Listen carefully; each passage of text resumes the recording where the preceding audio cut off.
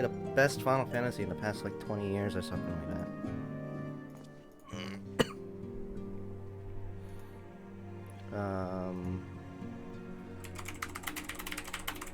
Just gonna pull up stats real quickly. Also gonna make sure to not forget the I really do just wanna fucking get Nitro for Discord so I can stream in something other than 720p, because that makes reading things die impossible. And yo.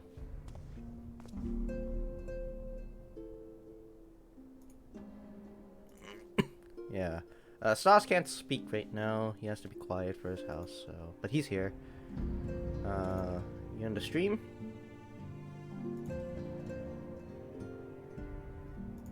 Okay, alright. Let's get to it then.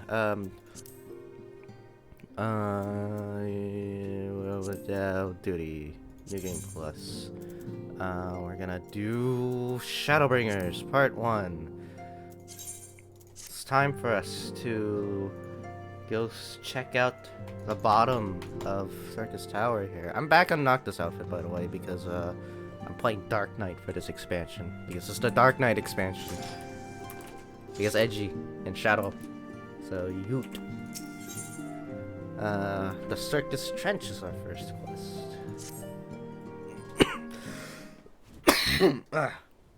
Excuse me. Good news, Somnus. We've had a stroke of luck in our search for the beacon. Apparently our colleagues have stumbled across a hidden path leading down into the hollows around the base of the Crystal Tower. A path I doubt we'd ever have found had the Ironworks and the Suns not added their numbers to the party. Thanks to them, we have eager eyes aplenty down there, checking under rocks and peering into every nook and cranny. Still, it sounds like there's a lot of ground to cover. Then we'd better go give a hand.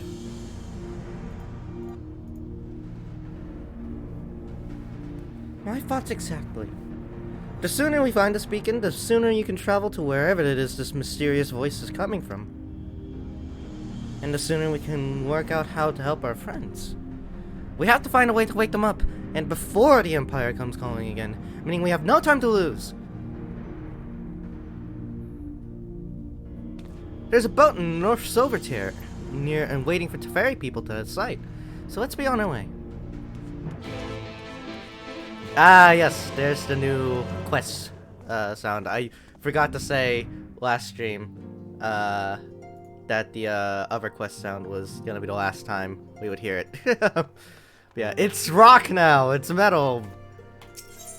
It's got the electric guitar now because fucking Shadowbringers edgy. That's gonna be the same in Endwalker, I'm sure.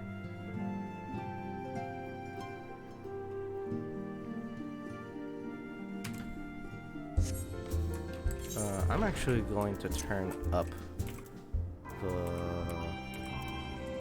some volume things. Maybe turn up master volume to max so that voices can be loud. Yeah, let's do that.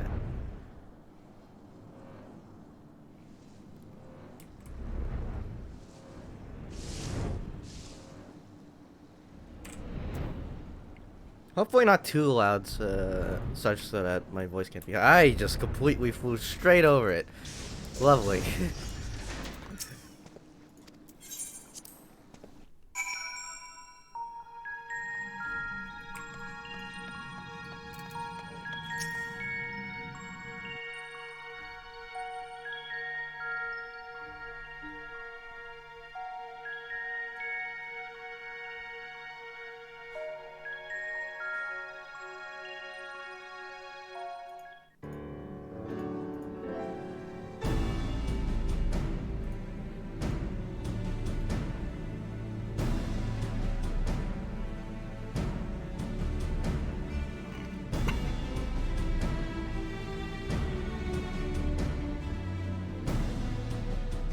Look how many people there are!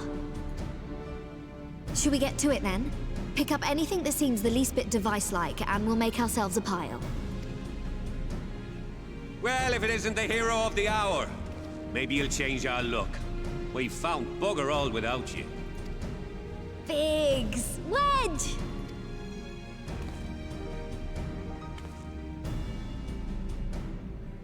Aye, aye. Well, we could hardly say no to a call for aid from the Scions. Jesse called it the chief of some other business. So we'll be working twice as hard to make up for his not being here. Thrice as hard, even. Thank you, both of you. I'm sure we'll find that beacon in no time.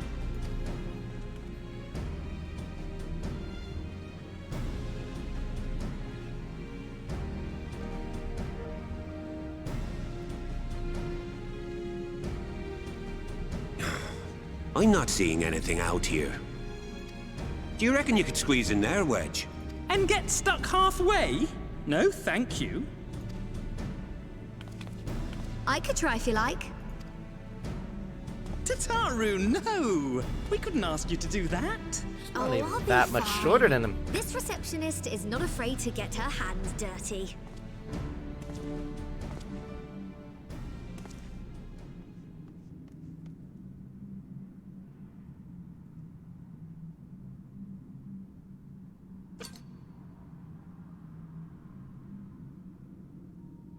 Sorry, I meant to say, the scholars haven't finished their preliminary assessment of the site yet, so we're not supposed to venture too far in. What's that you got there? It's got the Ironworks insignia. We're not allowed to venture too Now far in, that why? looks promising. Isn't that the Ironworks symbol? Counterfeiters? Now I have you. You are right. What's happening?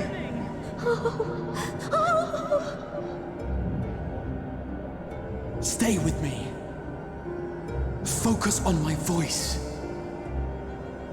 Let expanse contract. Eon become instant. Wait, this must be it. The device. Well, this is supposed to happen. Throw wide the gates that we may pass.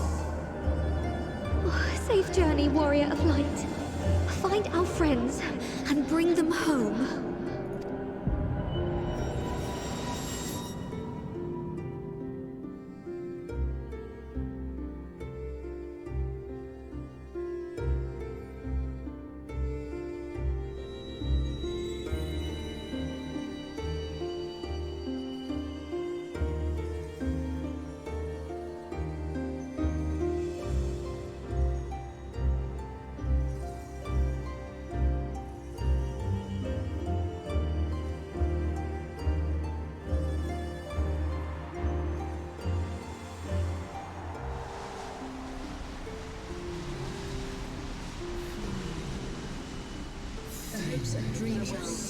Isn't it for fate of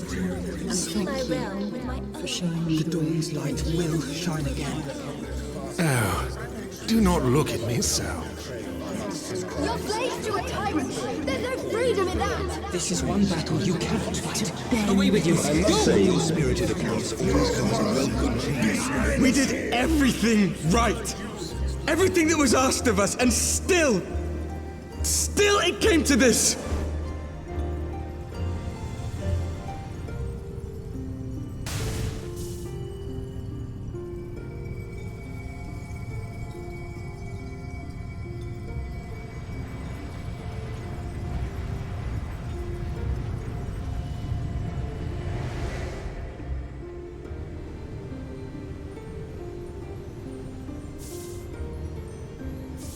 Your time has not yet come.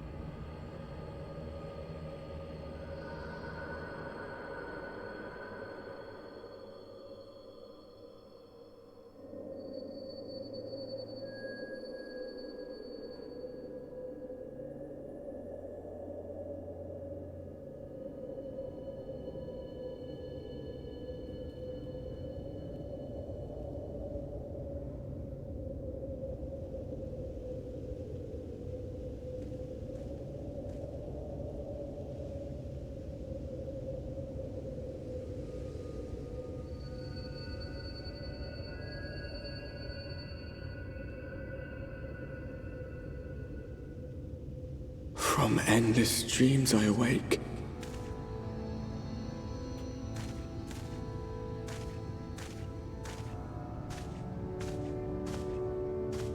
Something vague, yet urgent, calls me to action once more.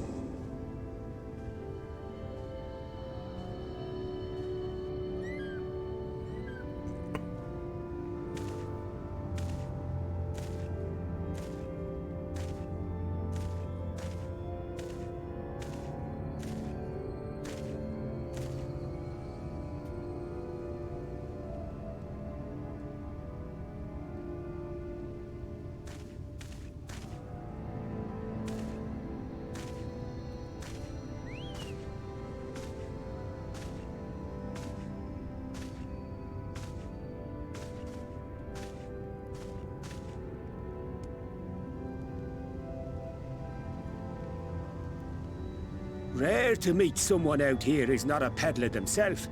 What brings you into the wilds this time of night? Nighttime? Doesn't look quite like nighttime to me. What do you mean, this time of night?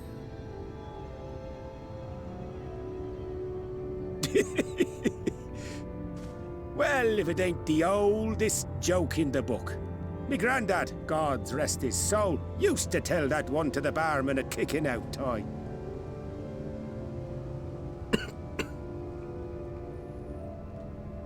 And when, pray tell, did we last have a dark night? You rotten old drunk, you, he'd reply.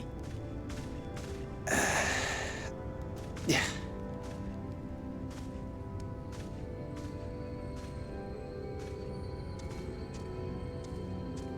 Over 100 bleeding years ago, that's when.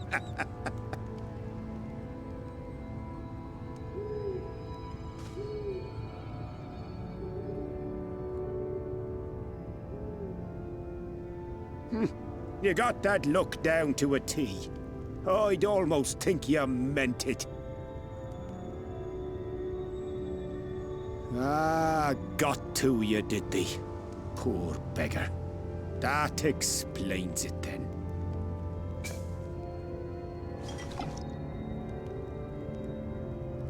Yeah, no thanks.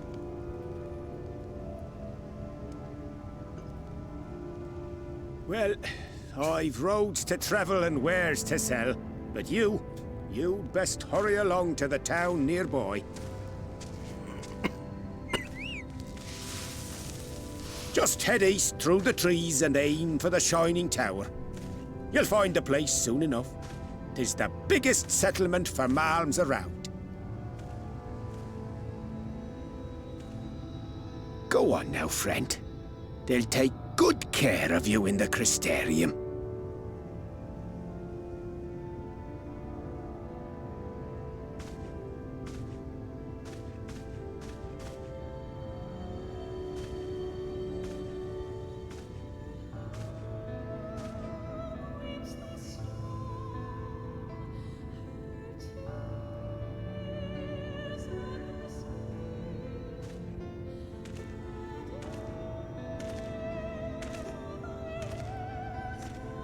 Dizzying heights it rises, the gleaming spire.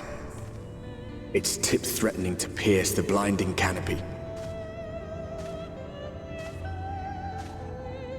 There, it will all begin anew. Between dark and light, the pure and the corrupt. The one true struggle.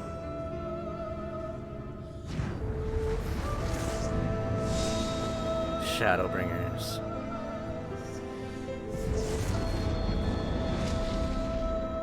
Yeah, there's your title drop.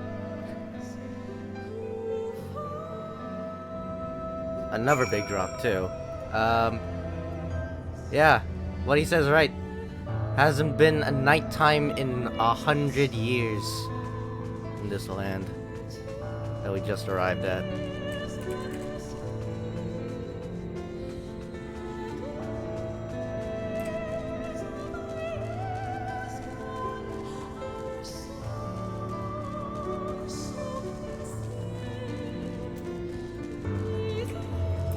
about to learn why that is in a little bit too. But, I mean, I know I said it before when we went to Kugane, but we are certainly not in Kansas anymore.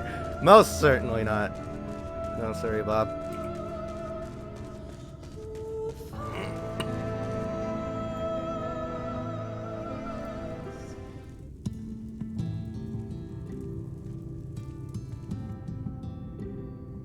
Halt!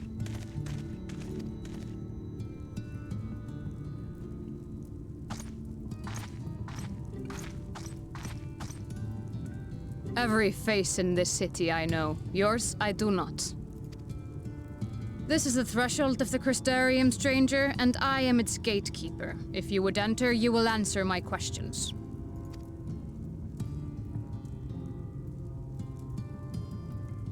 From where do you hail?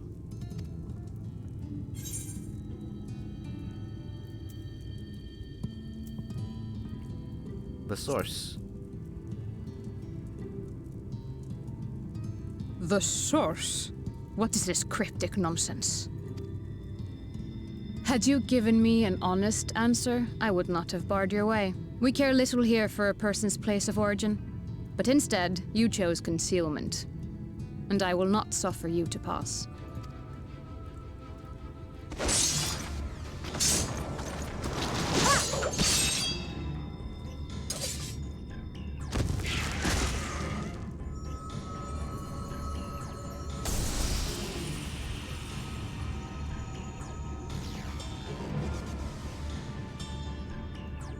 That one had eaten. It must have gulped down the whole hand, ring and all.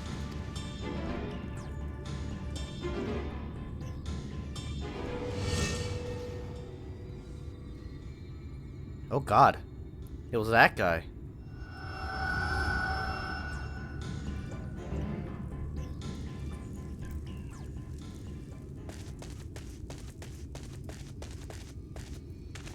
Everything all right, Captain?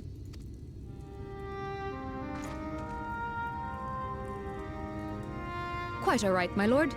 Just a stray sin eater, and a weak one at that. I see.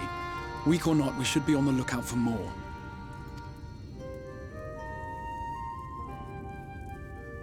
But I see you've met my guest. I will escort him to the Crystarium myself, if you've no objections. Another of your mysterious friends, is it? I should have known. Very well. I'll inform the others your guest is to be given the run of the city.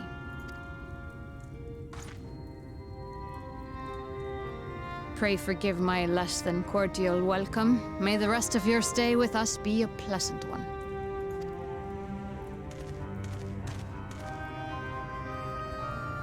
Come with me. I will answer whatever questions you have when we are somewhere more private.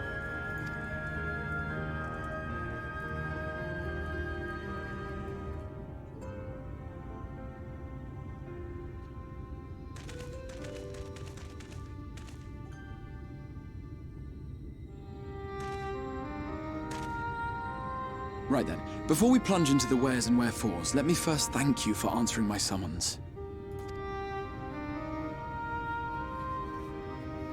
I had intended to bring you directly to my personal quarters, but I fear my aim was slightly off.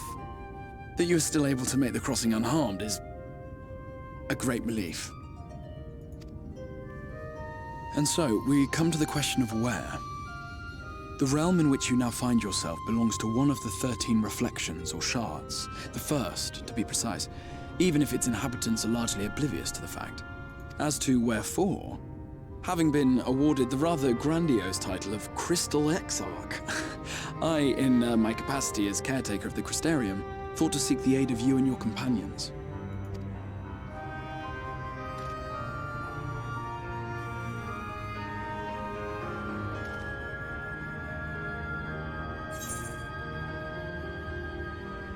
Do you have any idea how much trouble you've caused?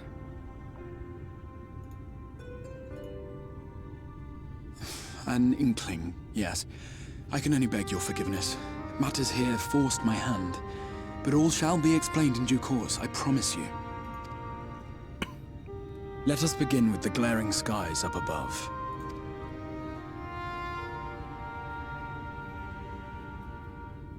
Here in the first, the world has been all but consumed by primordial light.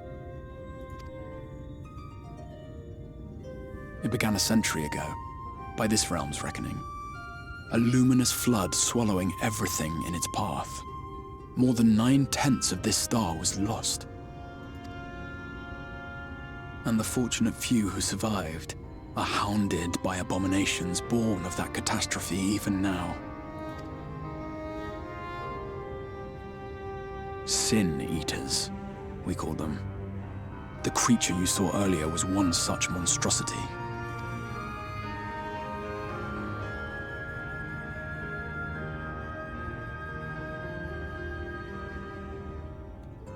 It was to save the First from this menace that I learned to bridge the rift between worlds.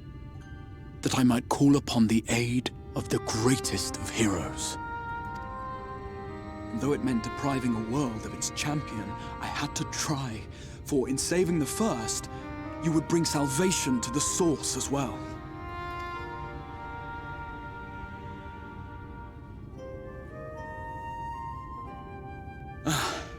But what manner of host harangues his guests in the middle of the road? Let us continue our talk within the Crystarium.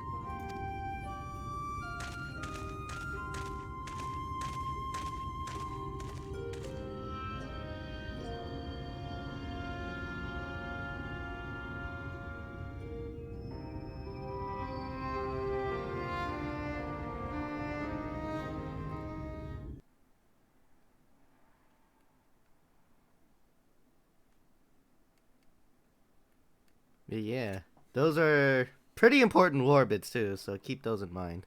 100 years ago, flood of light. Primordial light flooded the world.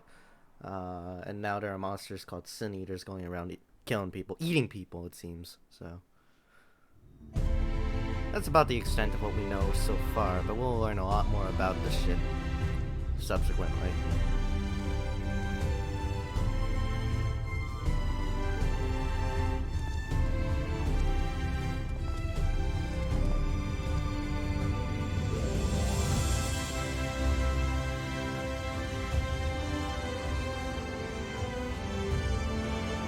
Such a proud and vibrant city. The sole sanctuary for the living in a world all but resigned to oblivion.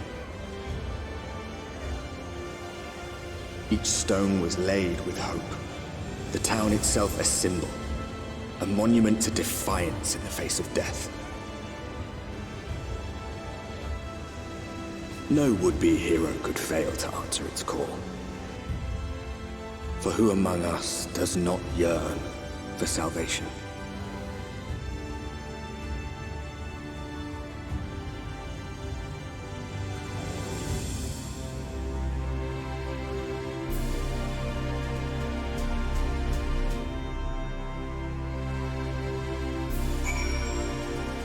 Yep, and this right here is the Crystarium. As you can see, Crystal Tower in the background as well. It's the central monument to this place. It's also what it's named after. And if you've noticed, yeah, we also have narration for this expansion as well. It's narrated by a character we may or may not have already met. It's not this guy, that's for sure. And here we are. Welcome, my friend, to Crystarium. Crystarium. I've been pronouncing this thing Crystarium for like years, so I'm trying to. I need. Yeah.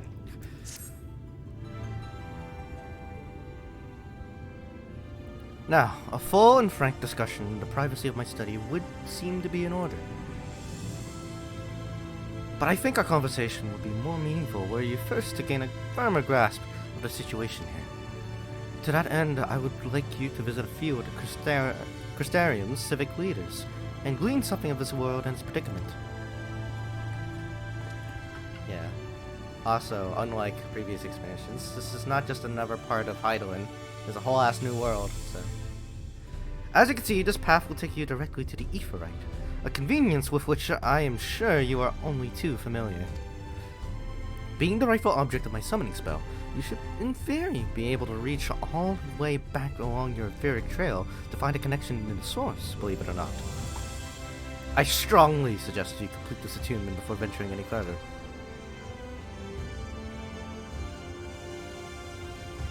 After you've done so, walk up the steps next to the Aetheryte, and head out to the left to arrive at the Crystalline Mean.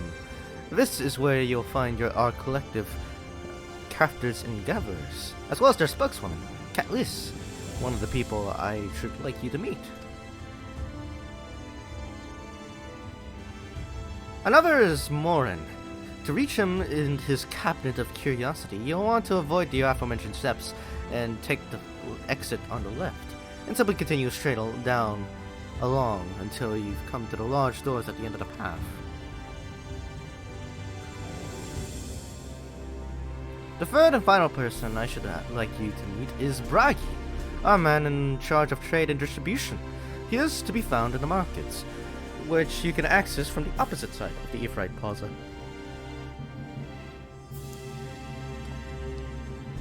In seeking out each of my colleagues, you will visit the major districts of the city and hopefully gain a feel for the place. I trust my directions were simple enough. Crystal clear. Pun very much intended. Ha! Very good! I can see the layout of the Crystarium owes more to historic necessity than planning, but I'm sure you'll learn its twists and turns before long. In all honesty, the true challenge may be in finding the right way to approach its citizens. As you discovered during your encounter with the Captain, the people of this world are unaware of the existence of other stars, and will struggle to accept the truth of your origin. That being the case, when they ask whence you hail, as they inevitably will, I suggest you claim to share a homeland with the Crystal Exarch. There is an unspoken rule here about peering too deeply into that particular mystery. When you've finished making the rounds, pray meet me at the large courtyard in the center of town. Until then.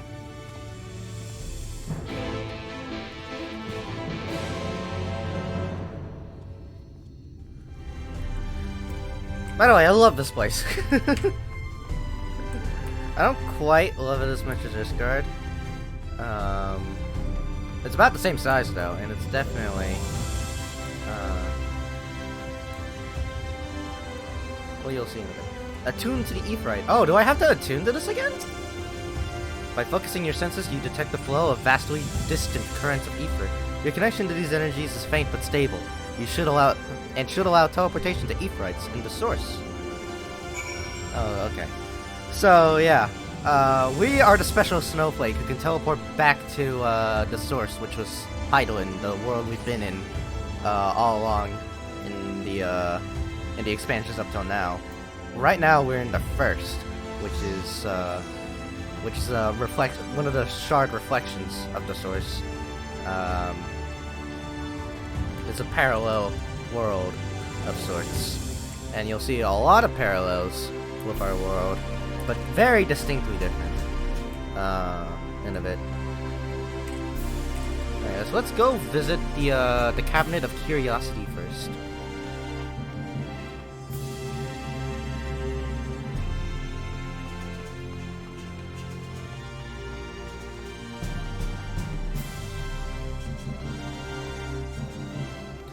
So here is the Trivium, actually.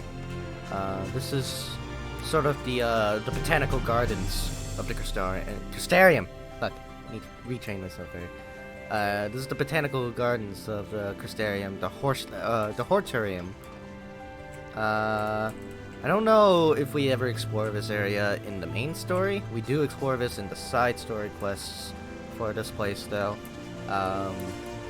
And it's basically the botanical gardens of this place.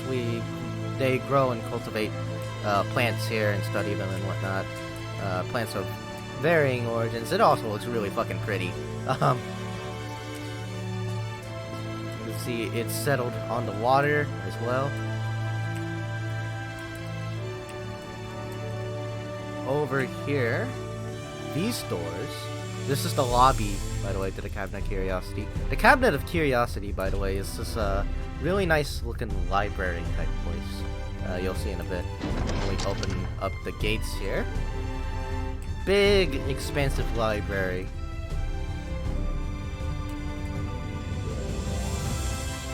I mean, like, the name Cabinet of Curiosity would suggest library, but still.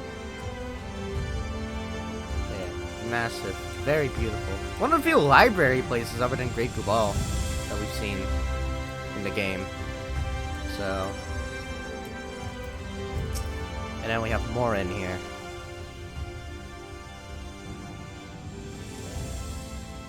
Excuse me, sir. Are you recently come to the city, perchance? I'm quite familiar with our civic rules, you see. And, well...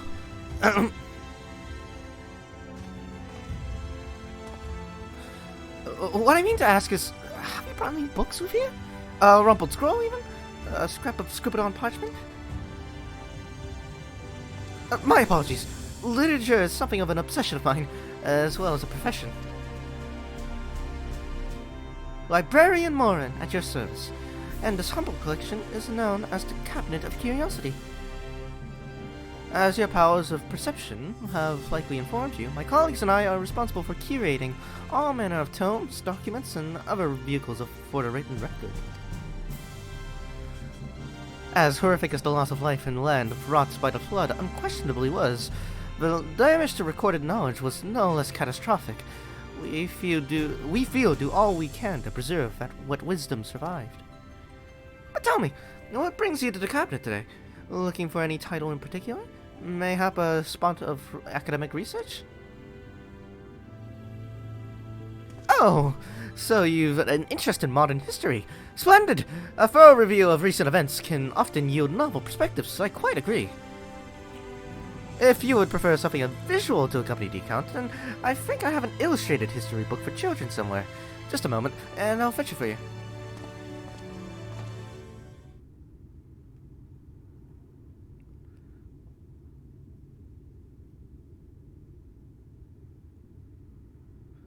And here we are. Would you like to pull up a chair? Make yourself more comfortable. On with the lesson, then.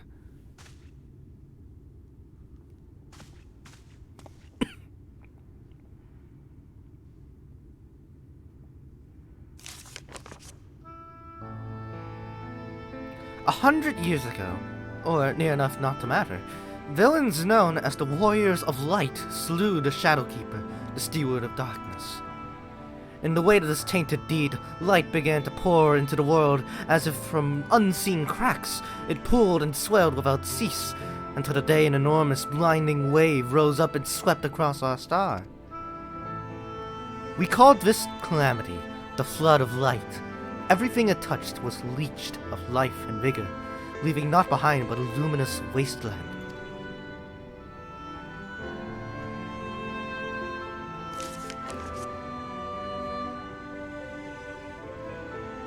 Yet, just when it seemed that all would be lost, a savior appeared before us. The Oracle of Light.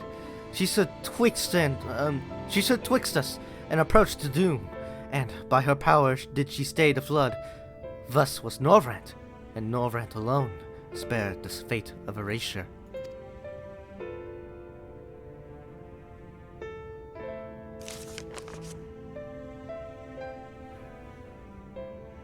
Tragedy would, however, arrive in another form. From the blasted emptiness descended horrors of strange and terrible aspect to bedevil the few folk who survived. These sin-eaters were light incarnate, and their fulgent presence stole the night from Norvrant's sky. Even now, they circle the remaining bastions of civilization, ever on the hunt for us, ever hungering for our flesh.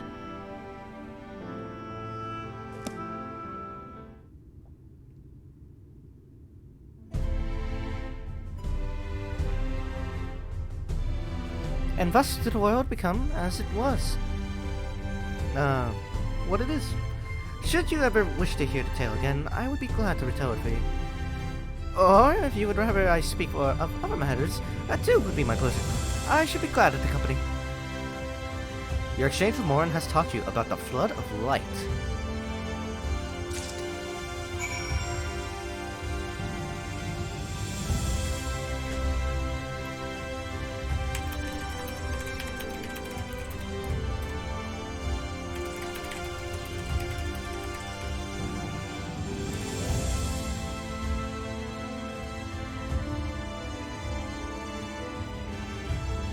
Alright, yeah, that was the history, recent history, the last 100 years of this world. Norvrent, by the way, is basically this world's equivalent to Eorzea. It's the one single, like, you know, this whole continent. And it's the single continent that was, spared in the, Flood of Light. Thanks to that Oracle of Light that we saw. More on that character in a moment.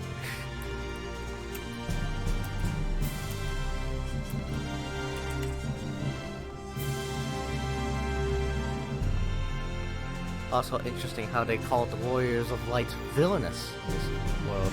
Apparently the Warriors of Light of this world were the ones who brought upon this calamity.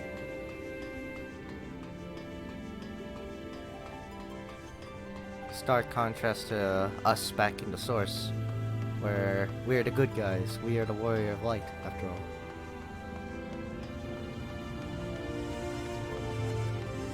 I'm sure we'll learn more about that in due time as well.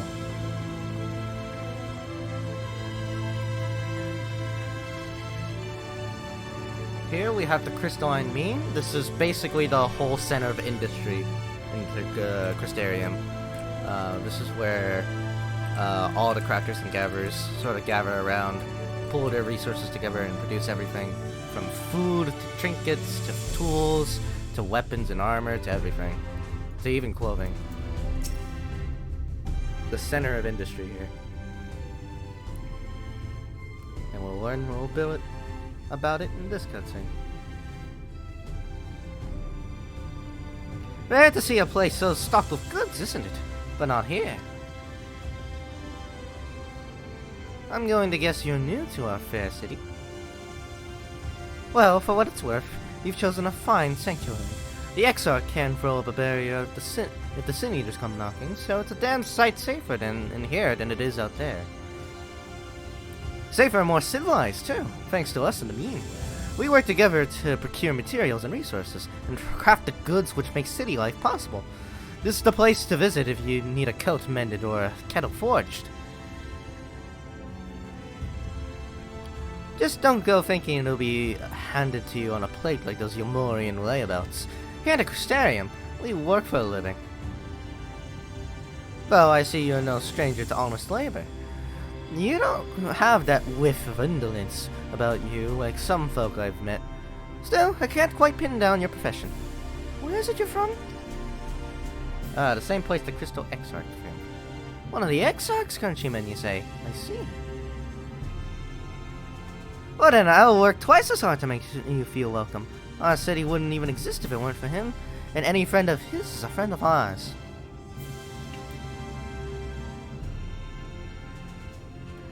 It's really quite incredible when you think about it. They say his grand magic summoned the Crystal Tower into existence.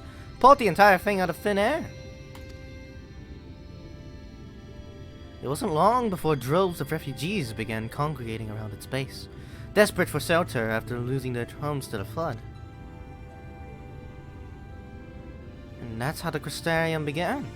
As the Exarch's invitation, buildings started growing up, and with the help of some curious relics brought forth from the tower, the place gradually expanded into a thriving metropolis you see today. The city stood here for decades now, yet the eldest among us swear the Exarch looks exactly the same as he did back then. He is indeed a man of many mysteries, but for all his secrecy he has never yet let us down. So if he, and you, wish to remain silent about your shared homeland, then the folk here will respect your wish for privacy. I am, however, more than a little curious to see any crafting talent you might be hiding. If you've ought to contribute on that front, be sure to come back and visit once you've had a chance to settle in. Just ask for Catless, and I'll find you a niche here in the Crystalline Mean. You can help us keep the cogs of the city greased and turning. Your exchange with Catless has taught you about life in the Crystarium. Crystarium! Anyways, yeah, if you're a crafter or gatherer, you can come here and do a cute little side story quest. for your respective crafter and or dabber. They're tied to portions of industry rather than whether or not they're a crafter or gaffer in this case. So, like, say you're producing food, you could do that quest with either a culinarian or a botanist. Or if you're producing weapons and armor, you can do that as either a miner or an armorer slash blacksmith slash whatever. If you're weaving clothes, same thing, botanist and weaver, right? Oh, culinarian also includes fisher as well.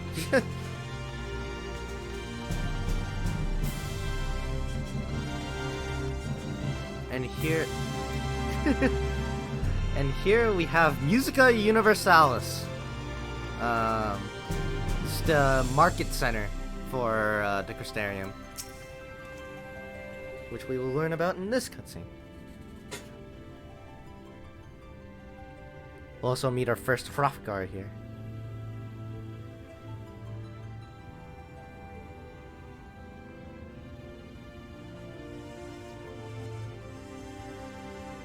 New to the city, friend. The spinning head and wide eyes give you away. Welcome. My name is Bragi, and I'm the master of these markets.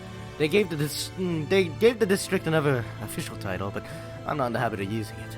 Too floored by half. In any case, our merchants stock a range of equipment for Misto, such as yourself. So, finding something in your size shouldn't be a problem. I'm sorry, did you say Misto?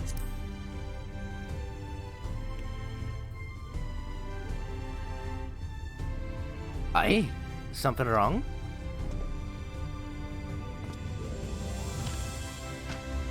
And now we learned, they call the races other names in this world. So we're gonna learn what they call the other names. By the way, this is what they call the other races in other Final Fantasy games, actually. Say for Misto is a new one. V is a new one. Other ones, let's see if we can straighten this out. See the two in front of us? The shorter one is a hume. The taller one is an elf. Yeah, these are just straight up elves. In this world.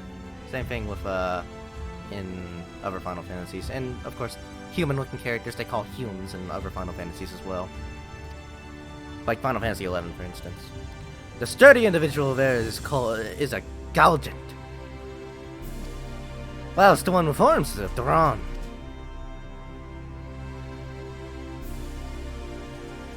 And then you have the large, scaly chaps with long tails and a knack for raising livestock.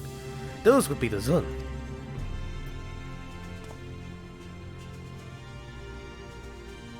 Which is apparently not the name you know them by. Now I'm curious to know which far-flung region you hail from. It's the same place as Crystal Exarch. There they call folk like me Mikote. Ah, the same as the Exarch, eh? Well, that explains it. You don't get much further flung than that. We've had a few of our lot pass through in recent years, and despite their oblivious learning, they've floundered over the simplest things. But not to worry. Should you find yourself confused by the local language or customs, I'll be here to answer your questions. Your exchange with Bragi has taught you about the peoples of the First. Yeah, so the Viera in this world are called V's, I believe. And the Hrothgar, I think I talked about the Hrothgar before, how nobody plays them. They are called, I actually don't remember what they're called. Are they called Ronso in this game, actually? Hold up. Yeah, they're called the Ronso.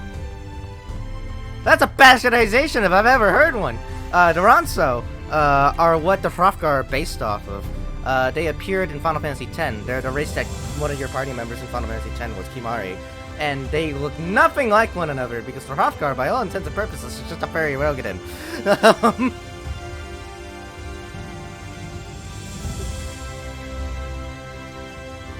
But I guess in this world, they just straight up call them Ronso. I mean, in actuality, it makes more sense because that's what we've known these races by for years. Same thing with humans and elves. Even though the Elzen are quite distinct from normal fantasy elves by the fact that their ears are like knife-shaped and protrude out of their heads rather than like pointing upwards. They also have long-ass necks. They're still elves. Humans are what, you know, Cloud or Squall or Lightning are, you know, they're normal human beings. The Duran are an interesting one because that's the original name of the Aura, back when they were just a concept, rather than because the Aura are original to 14. Same thing with Rogadins, I believe, and Lalafels as well. I actually don't know what they call Lalafels in this world. No, I do know what they call Lalafels in this world. Guess what they call Lalafels in this world?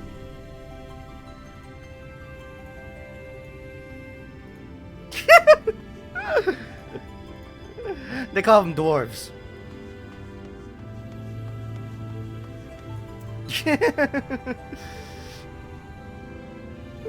It is better than lollies, exactly.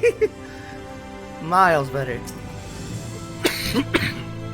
Anyways, well, how did you fare? Did my colleagues help you form a clear picture of this world and its people?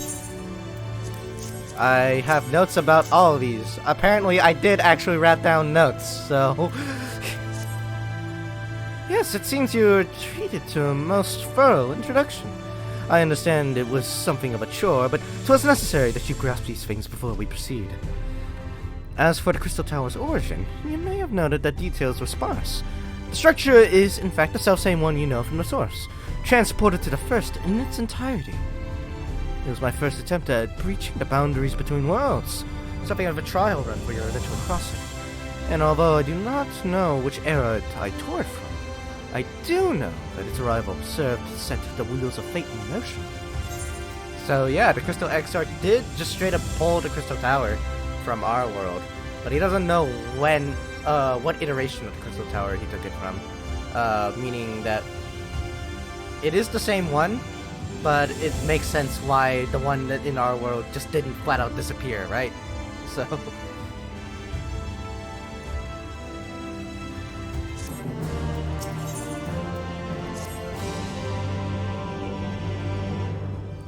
You've done as I requested, learning something of the world in which you find yourself. Now, it's time I fulfilled my half of the bargain, and explained what has befallen your comrades.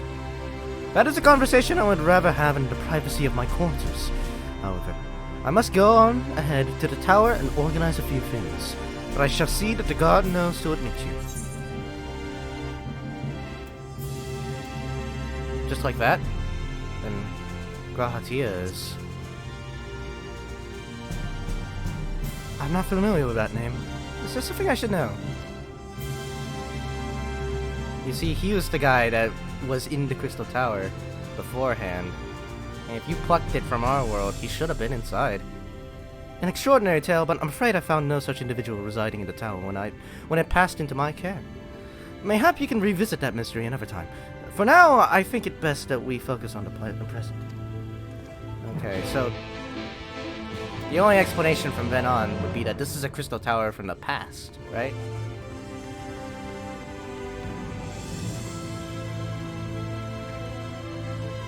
Or, you know, Graha's dead. One of the two. No. We'll learn more about what happened. Yeah, maybe it did get yeeted back into our world. I don't know. I mean, I do know. I know everything about it, but I'm trying to, like, egg you on here. We'll learn so much more about the Crystal Tower's existence here at the end of Shadowbringers. And I literally mean the end of it, so...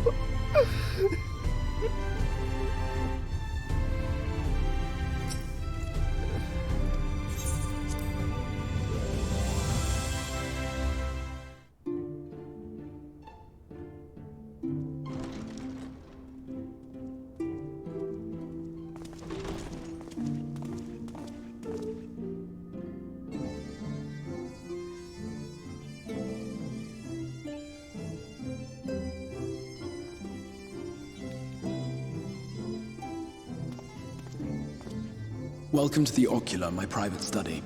We can speak here without fear of being overheard. I have much to explain, but the truths which I must touch upon in doing so would cause only distress and confusion to the people of this world. Pray keep that in mind. Now, I am sure you are desperate to know the fate of your fellow Scions. To put it simply, they are here in the First. Their arrival, however, was not as recent as you may imagine. Here, time flows at a different pace from that of the Source. In the space of a single hour in your home world, an entire year might pass in the First, and the reverse could also be true. The pace fluctuates without rhyme or reason, and it cannot be predicted. That said, we seem to be entering a period of near equivalence, and thus, for the moment, you need not overly concern yourself with the passage of time. As for your companions, however, Y'shtola and Urianger have dwelled here for 3 winters, all told, while Thancred's count stands at 5. Even our more recent arrivals, Alphino and Alize, have lived in the First for almost a year. My intention had been to summon only you, but the art of reaching across worlds has proven exceedingly difficult to master. Thus it was that my fumbling hand closed upon those to whom your fate is most closely bound as well.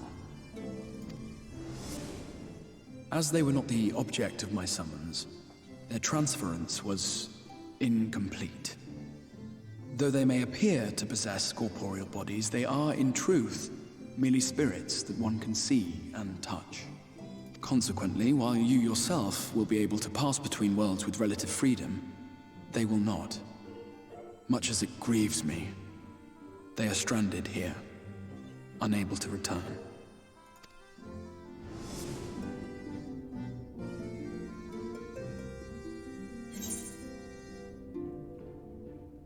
What have I been doing all this time?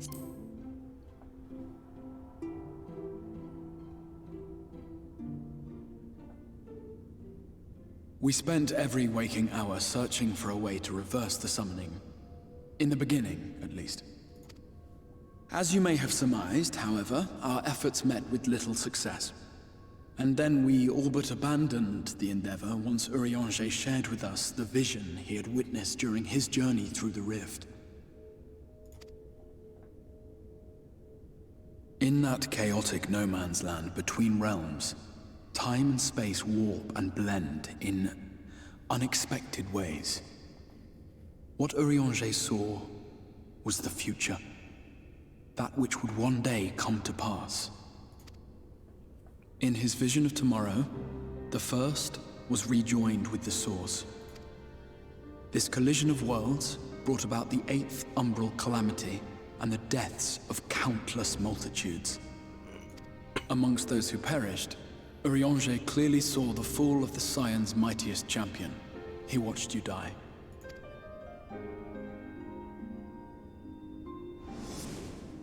And thus did the Scions embrace their exile, and began searching this world for a means to forestall the coming catastrophe in yours. Their souls are stranded in the First, yes, but they have fought on, desperate to save their home and you from destruction. Nor have their efforts been in vain, for it was they who finally established that the elimination of the Sin Eaters will indeed serve to prevent the calamity. Considering these circumstances of our meeting, you would be forgiven for doubting my version of events. And so, before all else, I would suggest you track down your comrades and hear the tale from their lips. I shall of course be happy to assist in these reunions, and you need not make any decisions regarding your involvement until you are certain of where you stand. Meanwhile, I promise I will not rest until I have found a way to help your friends return home. What say you? Have I earned your trust for the moment, at least?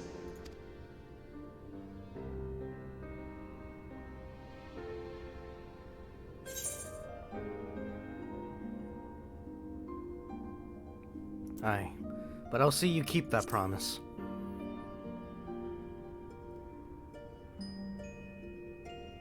Excellent. You will not regret this. With that settled, we shall have to see about getting you ready for the road. Traveling across the rift has no doubt left you weary. I will arrange for a room where you might rest in comfort. While it's being prepared, perhaps I can show you around.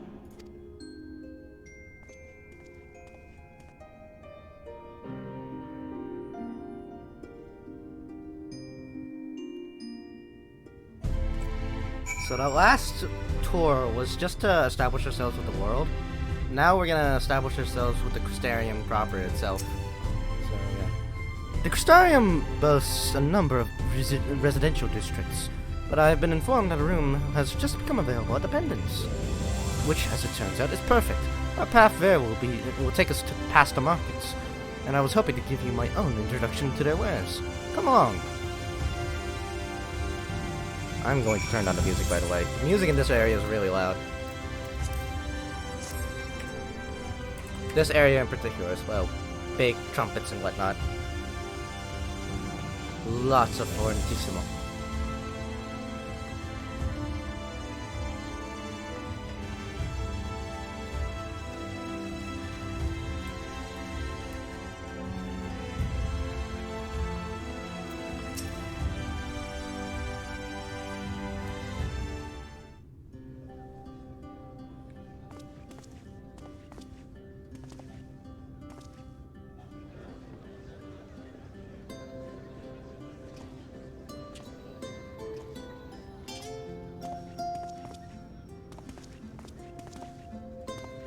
This is the Musica Universalis, the commercial heart of the Crystarium.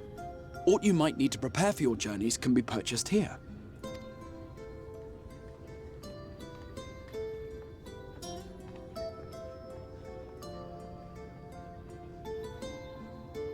Ah, yes. You must be curious about the currency. Fear not. The gil you carry will serve you well enough. Oh, thank God. Thank God. Gil is worth something in this world now. Each nation once minted its own coins, but 'twas all a jumbled mess following the flood. After much debate, the local merchants eventually elected to revert to the old ways, wherein a coin's value was decided by the worth of its metal. As for a unit of measurement, we agreed upon the term gil, a word borrowed from coins uncovered within the Crystal Tower here. Ah, there was this gil in the Crystal Tower, so they were like, oh, we'll just call all these coins gil. It's interesting because in other Final Fantasies, gil is just sort of this catch-all term for money, right? Like in 7, for instance, like you don't even see a bag of gil. It's just like, and in 13, they're credits. They're just the name of the credits that you have. So. And as our traders peddled their wares across the land, so too did our usage of gil become common practice. From what your stola tells me, a standard coin from the source equates to exactly 1 gil here, or near enough not to matter. Yeah, so there's no confusing conversion ratings that I need to focus on. Not that it matters anyway. That all gets automatically converted. Our way of life has benefited greatly from the artifacts we recovered from the tower, some of which may be familiar to you. They have phones!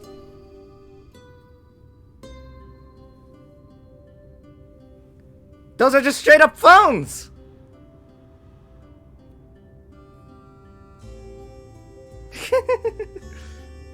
I'm resisting the urge to buy myself a smartphone. But I fear it would not be practical for us to provide everything to which you are accustomed. You shall need a means to access the commodities of your homeworld. Avan Kerm Sin? Yes, I'm here. Of course I'm here. What amusements do you have for me today?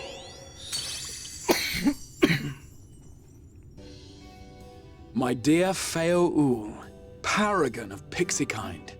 For you, I have the most vital task. This right here is a pixie. They exist only in the first, as far as I'm concerned. And, well, they're pixies. I don't think it really goes much deeper than the fact that they're pixies, so... This fine gentleman is a friend from a distant realm. and we have need of a means to ferry things back and forth from his home. Might you be able to assist us in this matter?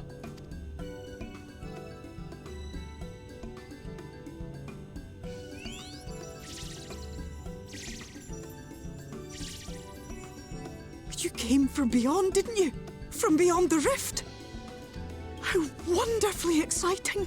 What a brave and reckless and marvellous thing you did! You've the heart of a pixie, you do. After careful consideration, I have decided to grant you my assistance. Make a pact with me and the fun can begin. But answer me this, traveller. Did your garments come with you when you crossed over? Your teeth? Your nails?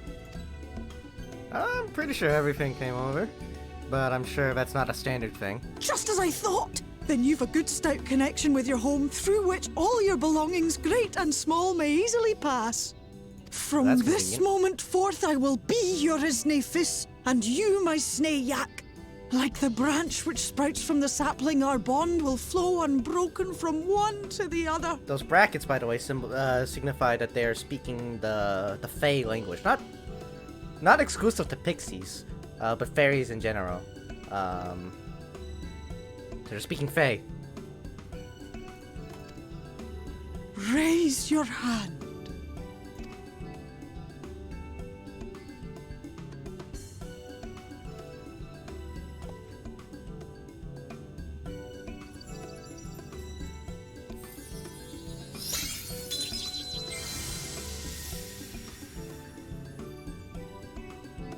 Tis done. We are bound now, dearest sapling. Come then. Make your request. Tell me your desire. I wish to visit this world of yours. Mayhap a message to your friends in the Source to inform them of your safe arrival. Send a message to Tataru. Consider it done.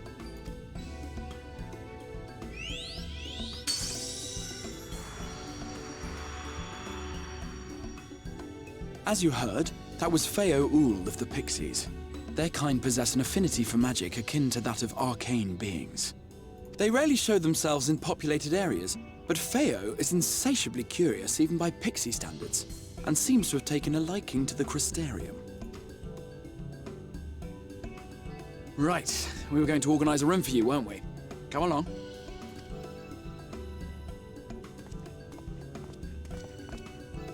So Fail is our excuse to have our retainers in the first. She's a stand-in for our retainers, so we won't actually see our retainers, but she'll send our items back to them, so that we can have universal storage. As a result of your pact with Fail, you can now have access to delivery moogles, market boards, and summoning bells while in the first. Oh yeah, right, market boards. She's your ticket to the market boards of the rest of the world as well, where you can buy shit. Really, really cute and clever. I like it. I need to use the restroom, so I'll BRB.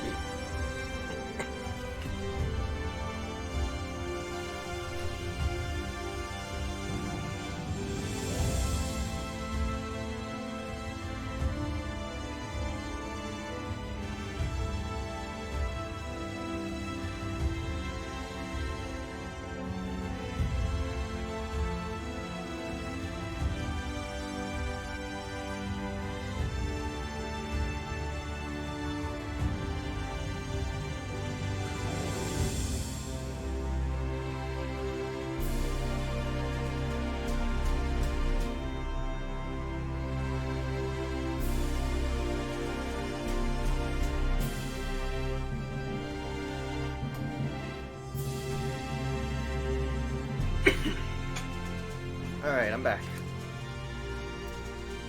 Time for us to visit the only inn room in Norvrant, by the way. Basically the only housing available to us in Norvrant. It's a very important location still, because it is. Yeah, and I mean, Norvrant is nowhere near as gargantuan as Eorzea is, especially after the flood. So, there you are. I was just finalizing the matter of your accommodation. You'll have a private room here at the Pendants for the duration of your stay, to make use as you see fit. When you are ready to retire, the manager will show you to your lodgings. Pray, rest and recuperate, and we shall reconvene at the Ocular anon. I believe that covers all the practical concerns.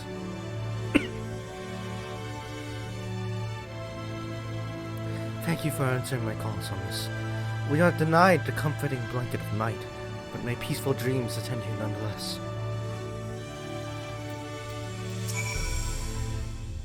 A pleasure to meet you, and welcome to your new home at Independence. Your room is ready. Did you care to retire?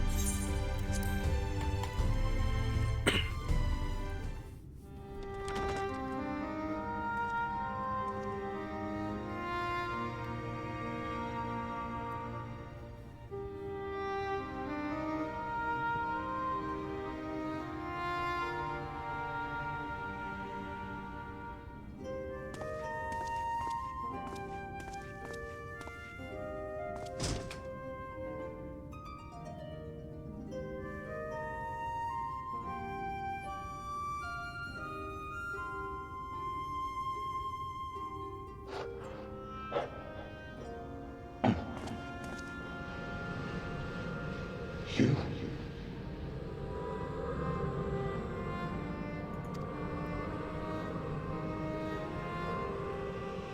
You recognize this fine gentleman? I know you. You're the warrior of light from the source.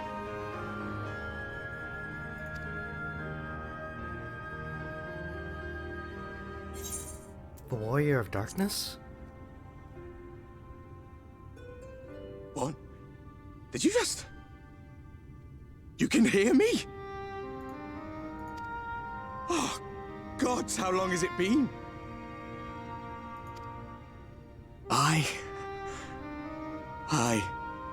That was what I called myself in your world. The warrior of darkness. My real name is Ardbert. I used an alias in the source. A daft one, looking back. His real name is Ardbert. If you recall my tale, it was my comrades and I who caused the flood.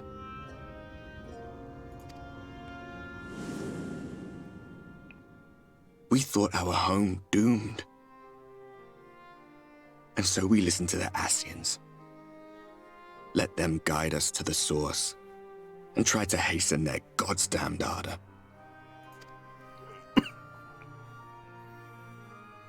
I remember when we fell, defeated by you and yours. I remember our audience with Minfilia. How she listened to our pleas and returned our souls to the First.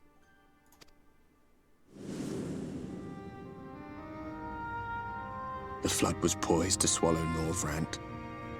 Minfilia and my friends, they surrendered what little they had left to hold it back. Just faded away, leaving me to bear witness.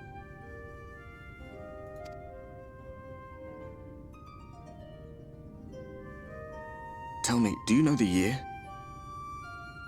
How much time has passed since we caused the flood?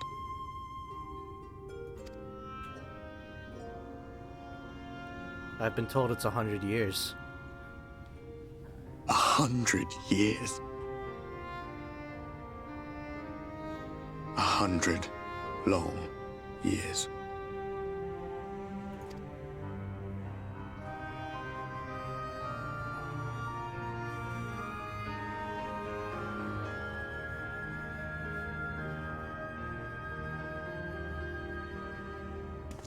He's a ghost!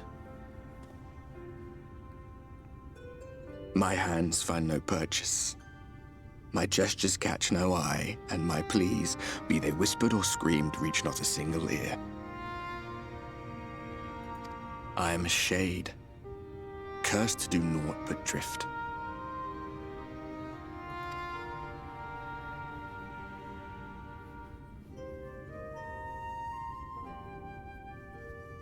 I feel as if I've been walking forever. I hardly noticed when my mind and body began to fray at the edges. bang. My senses were sharp again. I felt like a fish being reeled in, and before I knew it, I found myself in this room. Why is it that you can see me? What are you even doing here, come to that?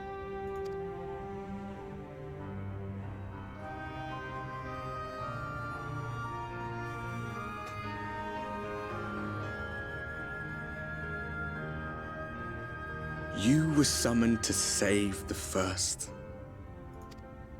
A waste of time. This world is beyond saving, like those who try to save it.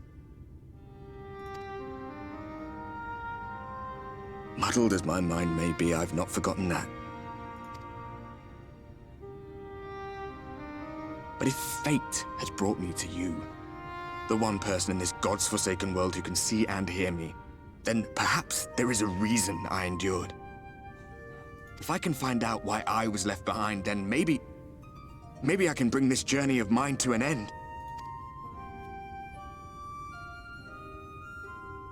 Well, I'll be watching, Warrior of Light. But do me a favor. Be careful out there. This world has had its fill of heroes.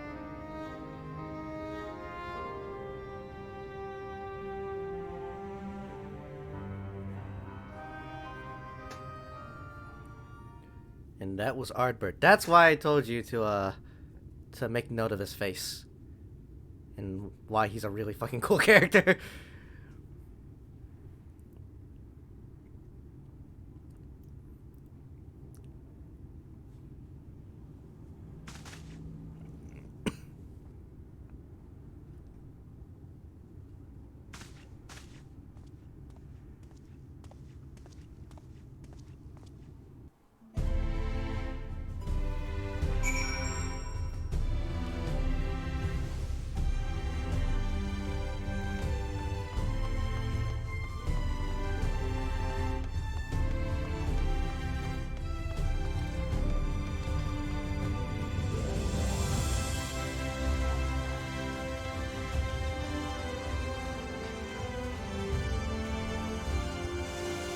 Let's go meet the Exarch at the Ocular now. Now that we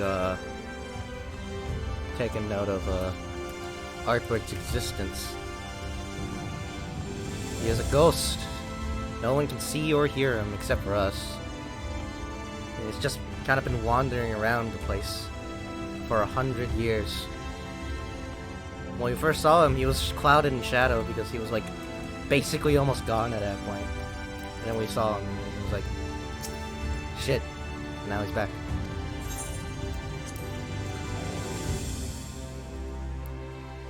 It's probably also obvious, but like he was the warrior, one of the warriors of light that caused the flood of light.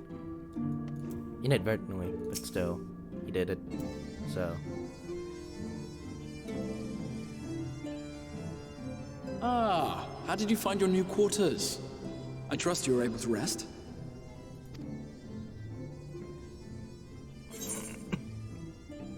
I, had a ghostly visitor. I was not aware the room was haunted, and you were rather tired. Well, should you receive another visitation, be sure to let me know. Now, let us return to the subject of the Scion's whereabouts.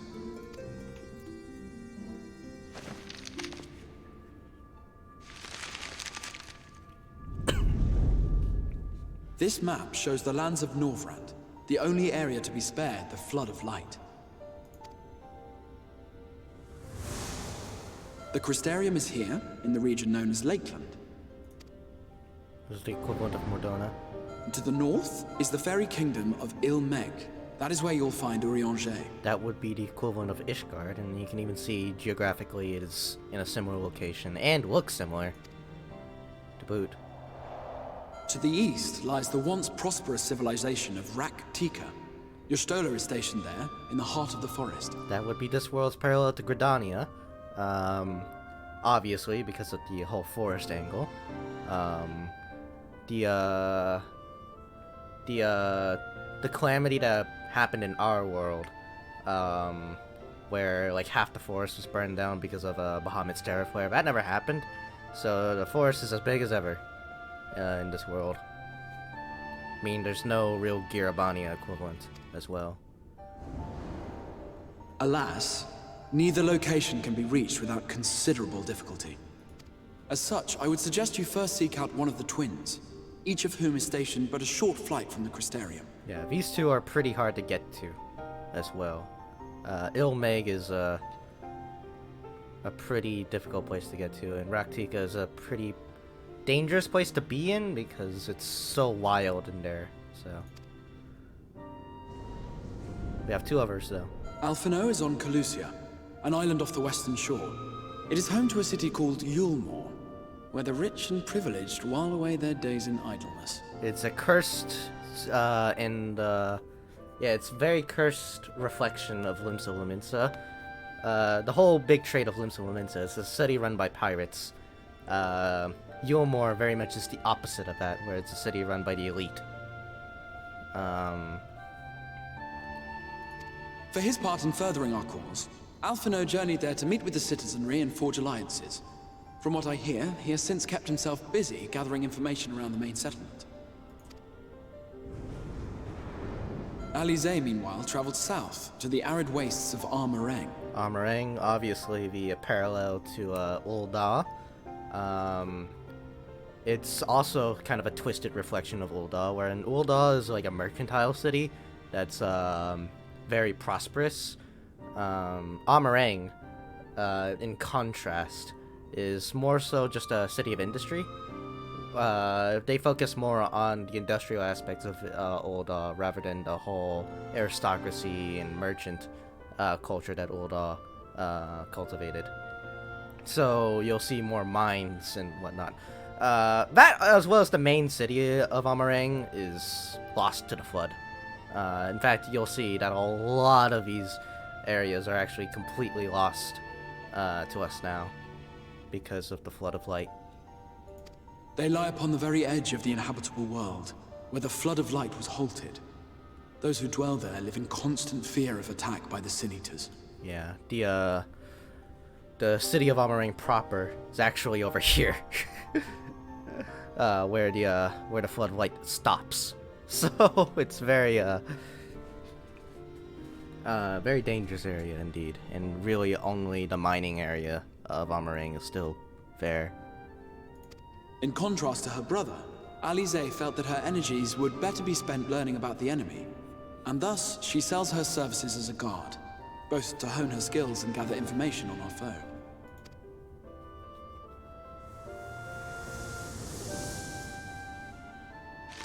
And that is Norvrant, and where So, our friends are. Will it be Calicia or Armorang? It matters not which you choose to visit first. Simply inform me once you have made your decision, and I will see to it that you are provided with a suitable mount.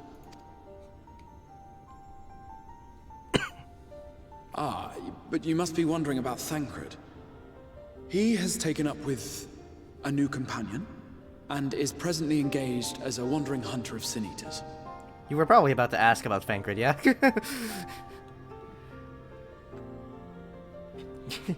Yeah, Thancred is a wandering Sin Eater hunter now, so... Being ever on the move, his whereabouts are often difficult to ascertain, but I am certain your paths will cross ere long. As big of a place as Norvrant is, it's no bigger than Eorzea, so... Might be argued that it's actually smaller than Eorzea, actually, but... that's very arguable.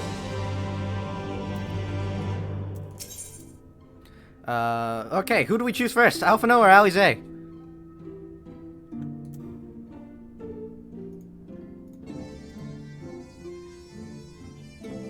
Alright, Alphino it is. You will visit Alphino in Calusia, then? Excellent. As I mentioned, your destination is an island off the west coast, so you will need a mount capable of making the journey. Here's a letter of introduction, presented to Zem Jinmai, the master of the beasts at Temenos Rookery, and he will take care of her. When you see Alphino, be sure to pass on my warmest regards.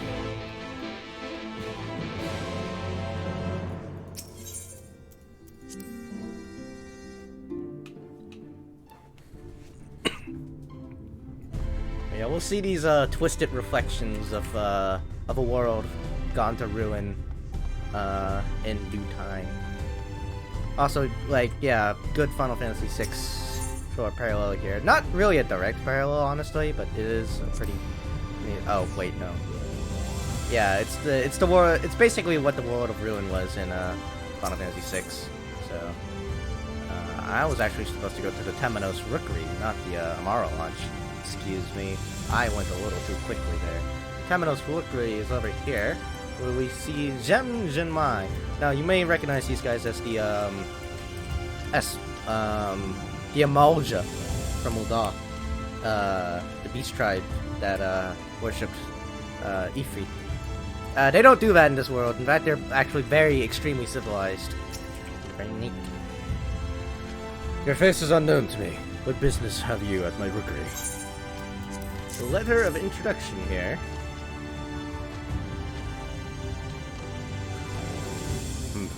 Signed by the Exarch, no less. Yes, I can provide you with an Amaro for passage to Clusia. I will pick you out a friendly whelp. Not a chocobo, then? A chocobo? You hail from one of Norvrant's more isolated settlements, perchance? I hear there are a few places where they ride to little else. But here in the Crystarium, mounts like that grey fellow there are far more commonly used.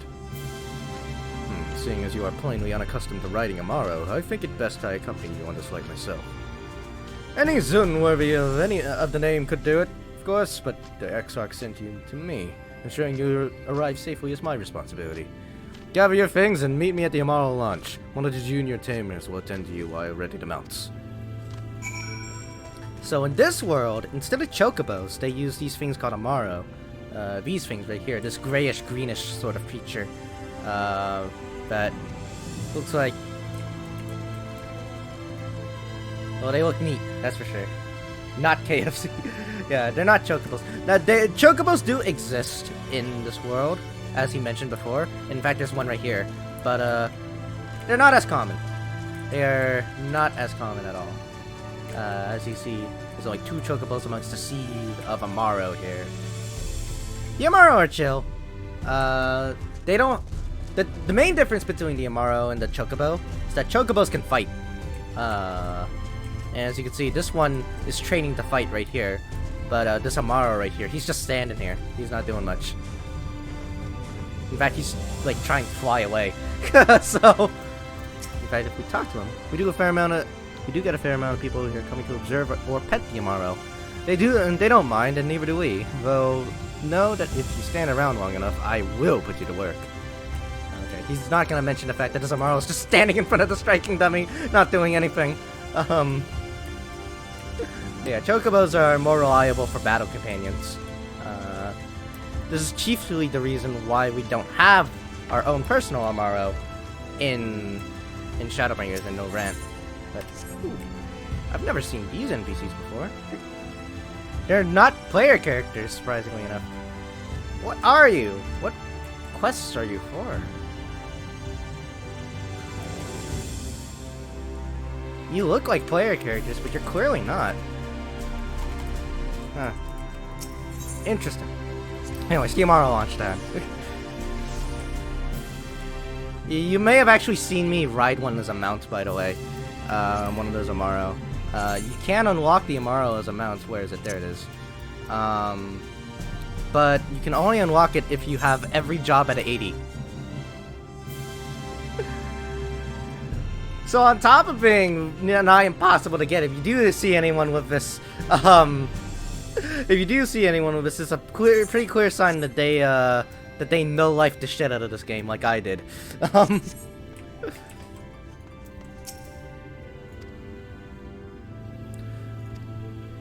You can now travel to Clusia, speak with the aspiring Amaro tamer to fly to the island. You can also use your Ether Compass to assist with locating ether currents in new regions. Should you lose this compass, speak with Jasperin at the Amaro launch in the Crystarium to obtain another. Lost compasses can also be replaced by speaking with Gibrillant in the Forgotten Night and Foundation back in Ishgard. Yes, we have the Ether compass system again, the Ether current shit. We have to find those again because it's a new area. Though I don't, because I already gotten them all. But yeah. The whistling breeze, mute. The pounding surf, frozen. Time itself takes a breath. At Light's Edge, all is perfectly still. The world captured in a painting, locked in a moment. Music, faint and fleeting, drifts coastward on the lifeless air.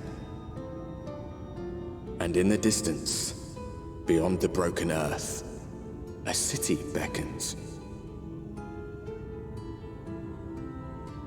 Oh, by the way, the narrator, you probably pieced this together already. The narrator is indeed Artbert. So, yeah, character's cool. Artbert is our narrator for this journey, in particular. Artbert's a chill guy. He really is. We arrived. This is Cracked Shell Beach on the eastern coast of Kalusia. We should be safe here for the present. Compared to the mainland, Sin Eater attacks are far less prevalent, and the native beasts are not any more dangerous than elsewhere. It is the people you should be wary of. That right there is Yilmor. Spy you that city in the distance? That is Yilmor, the island's main settlement. It rivals the Crystarium in scale, and was once an ally in our battle amongst the abominations. For years, the Umurian elite have fancied themselves the masters of what remains of our broken world. They have gone as far as to offer the leaders of our other settlements their protection, if we bend the knee. But to say the ideals are questionable would be putting it mildly. The Crystarium is one among many who resist their heavy-handed authority. And while we are not at war, our relationship with Yilmor is strained at best. It may be wise to conceal your ties with the Exarch during your stay here, especially in the vicinity of the city.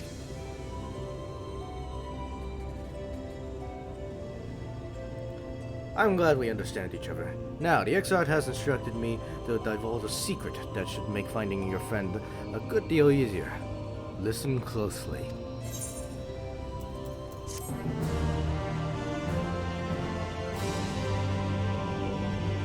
I actually really like this area too. It's very interesting in terms of lore. If you head south along the coast, you'll eventually come to a fisherman's shack. A friend of the Crystarium lives there. A man who goes by the name of Eivor. Eivor keeps an eye on everything that happens in Kalusia, and we'll be able to point you in the right direction. Just hand him a spring of thyme. That will let him know you can be trusted. Here, this should be enough. Find your friend. I will stay here with you tomorrow until you are ready to return.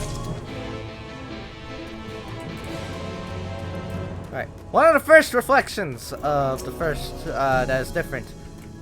Hobgoblins. Distinctly different from normal goblins, obviously. They're enemy mobs that aren't smart, then they look stupid, and I hate them. Also, very traditional enemies in Final Fantasy would be hobgoblins. Another traditional enemy, Twisted, is this thing over here. It's a reflection of a Gubu. Yes, a Gubu. Obviously not. It is a Mount. I'm not even gonna try and pronounce that, but it's a different enemy. You'll see plenty of that over here in the first.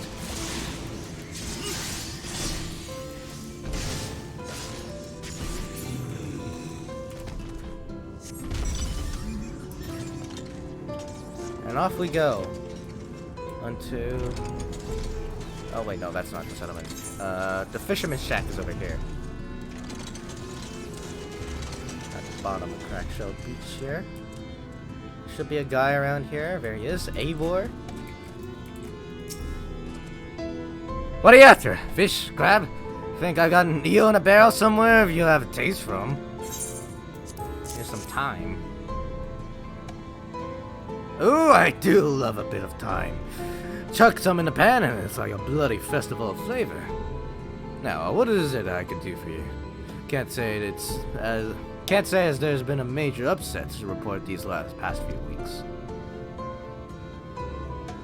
The boy in blue, have you seen him? Alphino? Alphino, eh? Hey, I know the one. A young champion of the downtrodden. He almost richer than all of Norvrant put together, but it's a different story for them as live outside the city. Most spend every waking moment just trying to stay alive, which makes your friend's dedication to helping others stand out all the more. Aye, I can hazard a guess as to where he is now. Get a message to him, but he'll need somewhere quiet to meet, away from prying eyes. Make for Steeltide. There's a fishing village just up the path here. You're looking for a rundown excuse for a tavern the locals called Leaky Keel. Wait there and I'll see that Alphino joins you.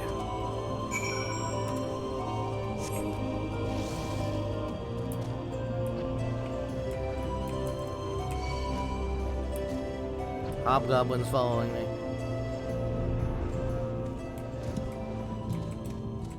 Hobgoblin's still following me? Okay.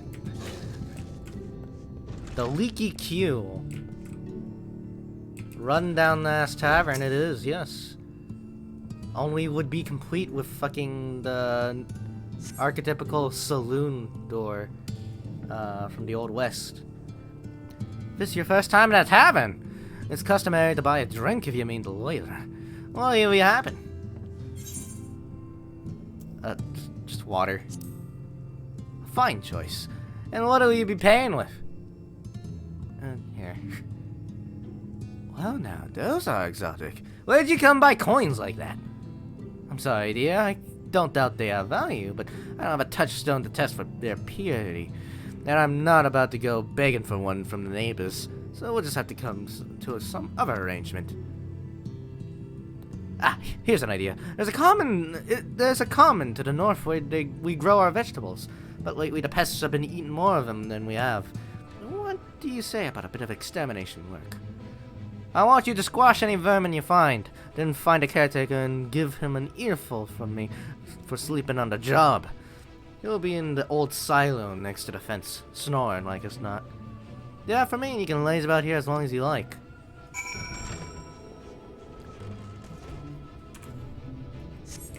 In all fairness, we are literally nobodies in this land, so... So extermination of pests is, it's back to the old motto.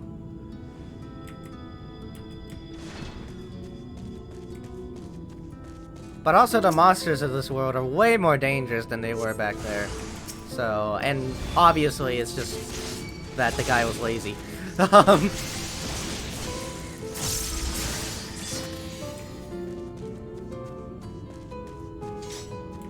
Actually, where is the guy? That's another question.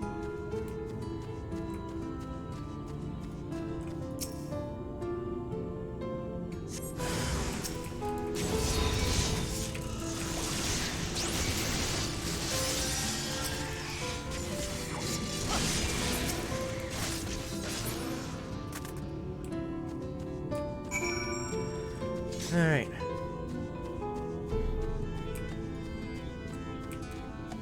It's not very happy music that's playing, isn't it?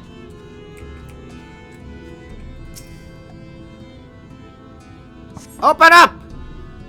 No response. Maybe you need to knock louder. No response. Perhaps the occupant is hard of hearing. Perhaps he is hard of hearing. Let us knock the loudest we possibly knock.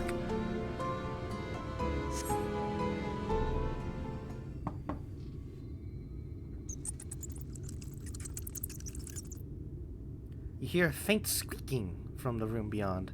Time to burst in and save the day, brave adventurer. I'm here to save lives. No one is home, and judging by the lack of furniture, they haven't been for some time. The gnawed scraps of vegetables on the floor suggest rats have taken up residence in their absence. Oh. Well, then I think there's only one other... I think there's only one other fate that this guy could have possibly done other than sleeping on the job. I think we're not the only ones who are trying to deal with pests, is what I'm trying to say. Yeah, like I said, this world is way more dangerous than back in Eorzea. So it makes way more sense for people to hire on our services. Especially since we're strong looking. Welcome back, dear. And what did that good-for-nothing caretaker have to say for himself? I'm afraid he's dead. Gone? Must have left to join the rest of the hopefuls. Huh? Gate Town, outside Yilmar? You don't have a clue what I'm talking about, do you? And there I was thinking you were another dreamer. Oh, never mind all that. Take a seat wherever you like, dear. You've more than earned it. I'll even throw in another drink on the house.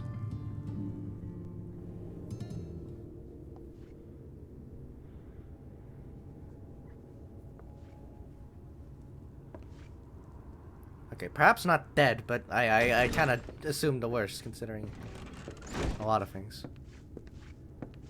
And how is business today, Mistress Theva? Is that the boy I hear? Oh, frenetic. Look, I have a new customer.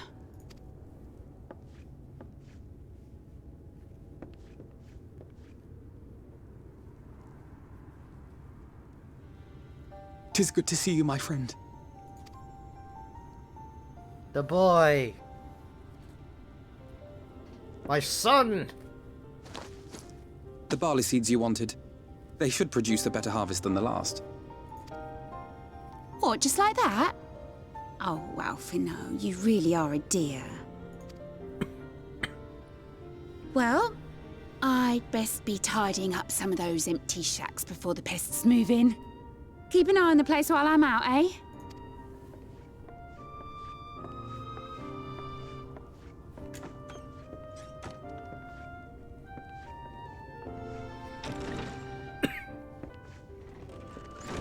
It seems an age since last we spoke. Not since the prisoner exchange in Doma. And Yotsu. It has been even longer for me, of course, if you count the days I've spent here. But the time has only added to the relief I feel seeing you safe and well. Me? I was more worried about you. Huh. Alize said much the same thing. I don't think I've ever had such a scolding. But I believe an exchange of news is in order. Come, tell me of your arrival and all that came before. Yada yada yada, I'm new here. I'm new in town.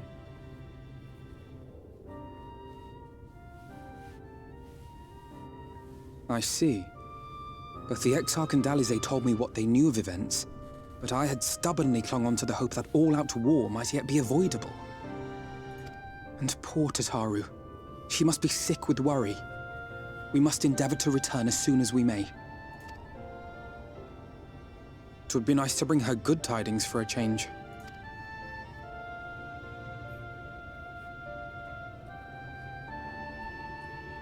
But before we bid this world farewell, we must first ensure that it is not rejoined to the source. We must prevent the 8th Umbral calamity. Urianger's vision of the future has, I fear, every chance of coming true. By his description, the catalyst for the calamity was a formless and deadly weapon employed by the Garlean Empire.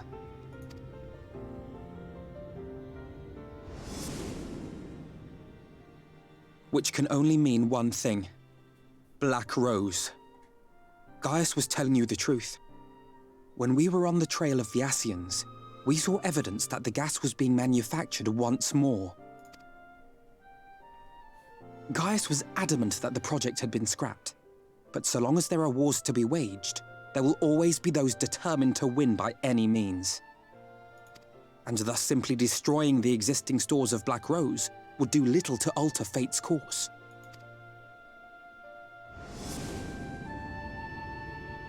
In that sense, our involuntary journey here to the First was something of a boon.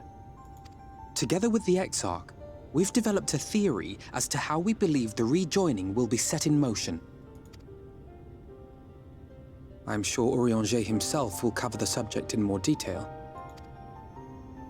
But I can tell you the process requires that both worlds, the Source and the First, be facing an existential threat.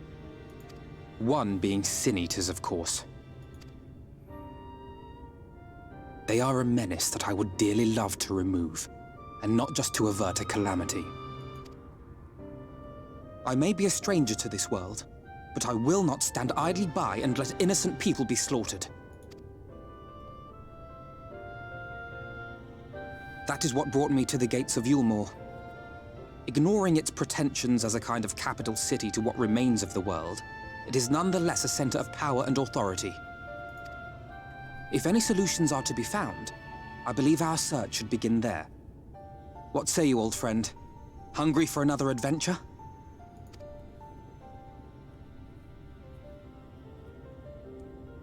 Of course.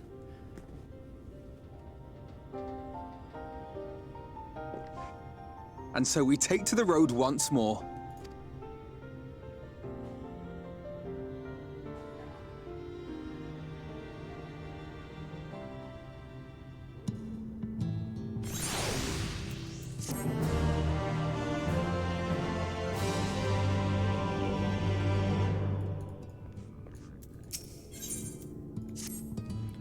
Assuming you have no objections, let's make our way directly to the city outskirts. If we time our arrival just right, you may be lucky enough to see why I have yet to set foot in Yulmore, despite my best efforts to do so. Come, from here we must head west, and then cross a small bridge.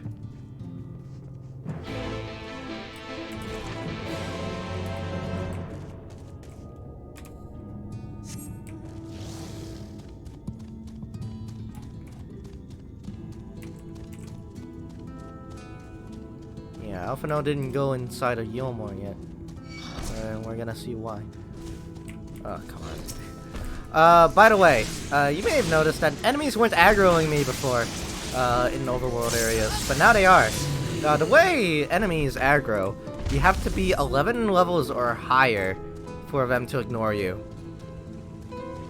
It's cruel, but that means that every mob of the current expansion, no matter what level they are, especially comparative to you, will aggro you no matter what. So you'll see a lot more overworld encounters of either me running away from things, Joseph Joestar style, or me fighting things, Jotaro style. So, Clusia seems peaceful, does it not? Almost familiar. I had a similar impression of Crystarium. Even in this distant world, people are much the same.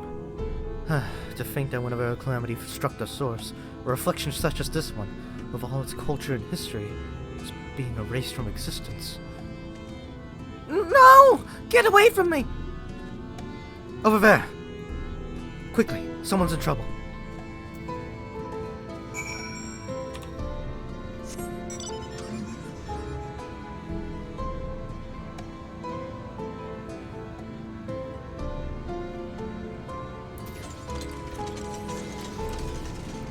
Oh, our first Sin Eater fight. Oh, fake the fates. Look out!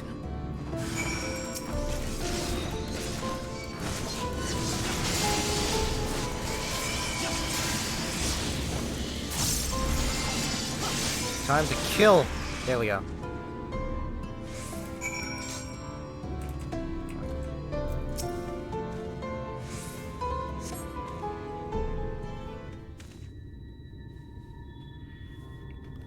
My poor heart.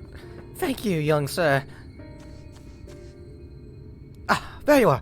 In my haste, I lost my bearings, but I see you have the situation well in hand. Fine work. Are you all right, madam? Just a few bruises from where I fell. Nothing compared to what I was in store for me before this brave soul came to my rescue. I honestly thought I was done for. My feet are not as swift as they once were, and I knew there was no one left to hear me scream. Not that I let that stop me. I should probably leave my old house behind and queue up outside Yulmore with the rest of them. doubt those fancy lords and ladies would welcome an old crone like me. Still, even a shack near the gate has to be safer than here. One would only hope. Either way, I suggest you avoid wandering alone, lest you make the Sin Eaters' task any easier. Thank you again. You saved my life. Now, I'm sure a strapping lad like you has little to fear, but I wouldn't linger long in this place. There's naught to be had here but cobwebs and memories.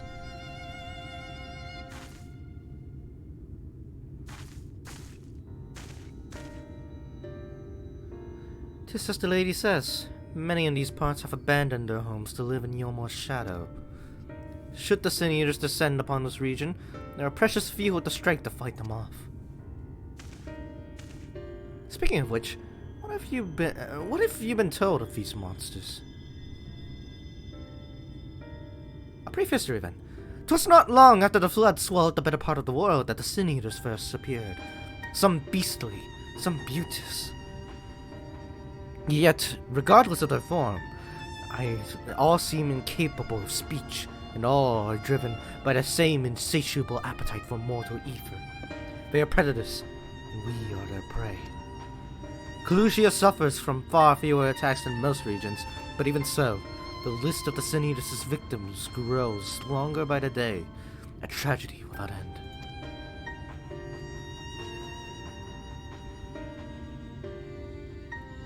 Still, we have won a small victory this time, at least. Now, shall we press on? We need to return to where the road forks and follow the path that leads west.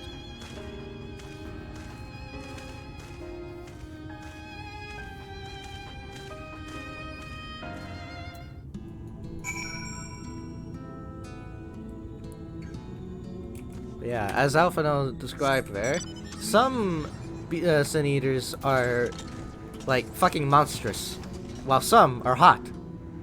So, oh, doubtless there will not be. There will be a distinction. You'll see, but not yet. We haven't seen the hot ones yet. Right. We need to go up here to the gates leading up to Yomor.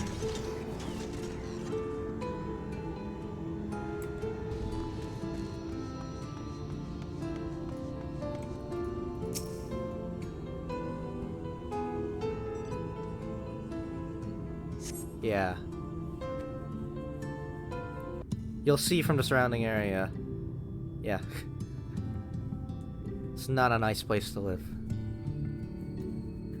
That gate up ahead is known as the Open Arms, and Yulmore itself lies beyond. This, meanwhile, is the aptly named Gate Town, the dwelling place of the many desperate souls who hope to be chosen to live in the city proper.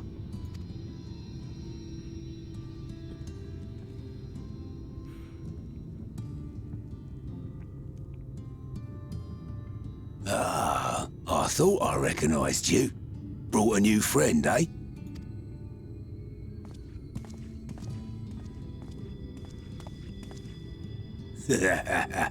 I'll bet you got a trick or two up your sleeve. Maybe even 3. Care to show me?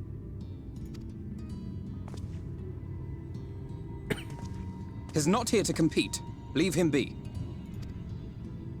What? I was only making conversation.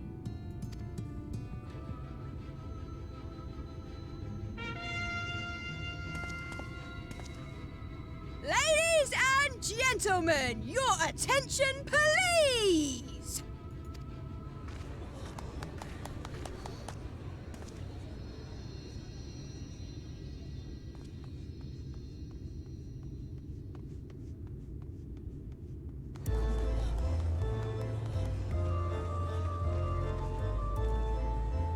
Greetings to our hopeful petitioners, one and all! Yulmore extends its warmest regards. Let it be known that a lady of distinction wishes to dine on fish divine. We seek a master culinarian who can guarantee seafood perfection. Dazzle the matron with your delicious dishes, and life in the city will be yours to enjoy, even on days when fish is not on the menu. Who among you will answer the call? Name yourself or another, we may not at all. Fish, is it? Was there anyone? What about that girl? Do you recall how I said Yulmore was a center of power and authority? Well, that is not the only reason for its fame. It is also known as the City of Final Pleasures. The noble and the wealthy who survived the flood gathered here to live out the rest of their days in decadent abandon. A poor man could sooner pass through the Iron Needle than Yulmore's gates. The only way the common folk can enter this perverted paradise is if they fulfill the whim of one of the privileged, and so they are picked over like market produce.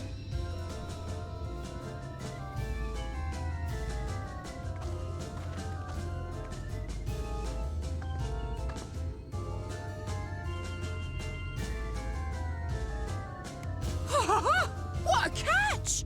We'll not be throwing this one back. Having seen your all too obvious charms, we welcome you with open arms. Come, join us in the City of Splendor and live out your life in an ecstasy of endeavor.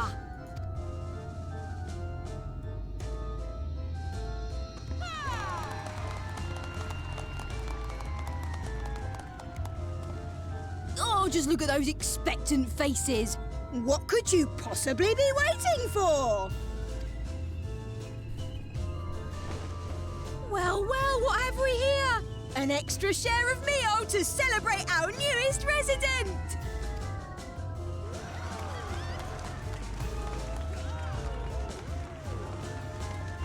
For you! Ah, look! Enjoy! Thank goodness. Over here! Meal is a foodstuff which Yulmore routinely doles out to the people of Gatetown, and apparently a staple for its citizens as well. Many here rely on it to survive in these times of scarcity, yet the whole arrangement just seems... well, let's just say it leaves a bad taste in my mouth.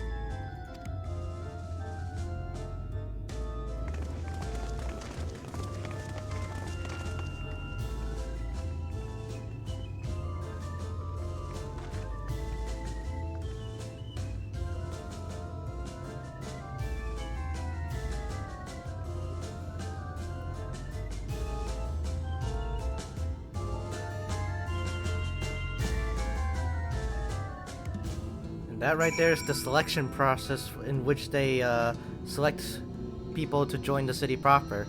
It's a very twisted thing. Basically, if Lanowska and Limsa Lominsa were like New Orleans, this is like revolutionary France. Is essentially what it's like. Vastly different. Now you understand why my attempts to enter the city have thus far come to naught. The dubious privilege of residency must be won via a contest with ever-changing rules. They say this policy has been in place for the past 2 decades, ever since Yulmore's current ruler came into power. Yet from what I have seen, it does more harm than good. Not only does it distract people from a shared struggle against the Sin Eaters, it robs them of their self-sufficiency. I've tried to propose ways they could improve their lot, but my words invariably fall on deaf ears. The attitude is so entrenched now, I worry that, well, mayhap you should take a turn around Gatetown and judge the situation for yourself. Well, mayhap it will.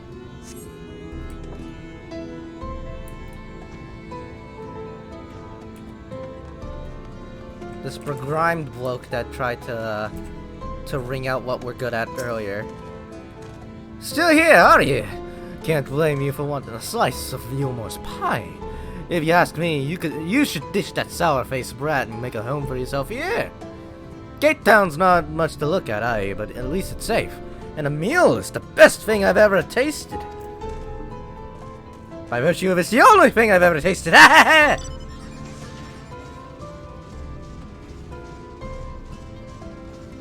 It's not the only thing he's ever tasted, trust me. But,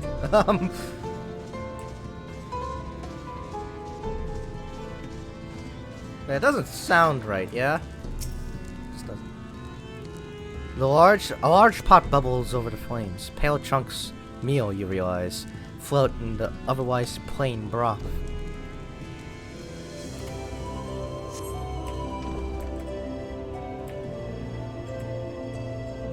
I swear to you, all I think about is not meal. I think, at least. Hold on, where's the last guy? There we go. Preoccupied petticoat. Just look at it. Can you imagine a more beautiful city? Every day I dream of the life that waits for me inside those walls. Oh, will they ever pick me?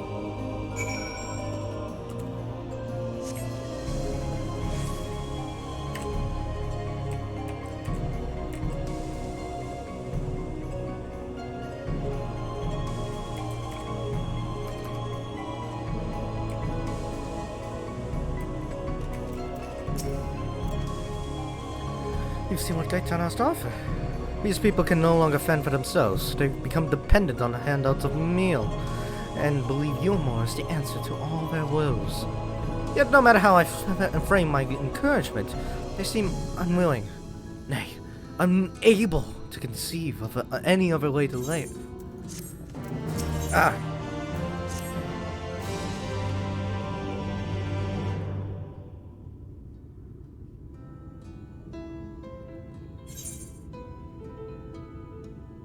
You disapprove of Yulmore?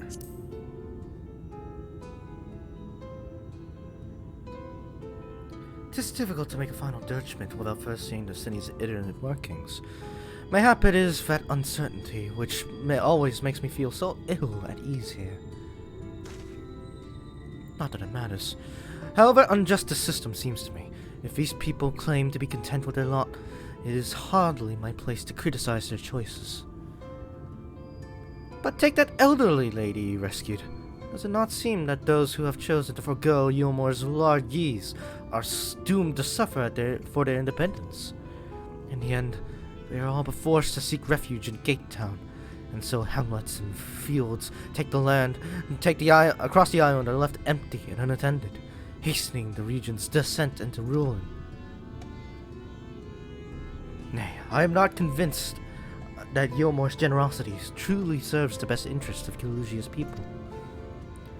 I am not so naive as to think there is a more miraculous solution to all this, yet I cannot help but frown at the sight of hard-working villagers struggling to survive, even as the chosen few rejoice at being plucked from poverty by the hands of a capricious noble. There has to be a better way. I will not know for sure, however, until I have taken those long-delayed steps through Yulmore's gates. 'Tis fortunate that you arrived when you did, Somnus. I have been working on a scheme to insinuate myself into the city, and if all goes to plan, it should come soon to fruition. There's a beast tribe who makes its homes in the seas surrounding the island. The Ondo they are called, though you and I know them as the Hagen. For the most part, they keep to themselves in their ocean grottos, and rarely have dealings with landowners. Ah, that's a stark contrast to the Sahagin. But as Tataru took such great pains to impress upon me during our stay in Kugane, business favors the bold, and so I reached out to them. I duly discovered that the Ondo are inordinately fond of land-grown produce, fresh fruits in particular, and when I offered to procure such goods for them, they promised to pay me in pearls. An attractive business venture for any prospective investor. Would you not agree? Surely, even the most jaded Yulmoran lord would have time for a merchant who can make pearls from plums and pumpkins. Yes, I've come a long way since my days of buying samurai swords without first negotiating a price. Fuck, he still remembers that. He's definitely come a long way indeed. Holy shit. Hasn't he?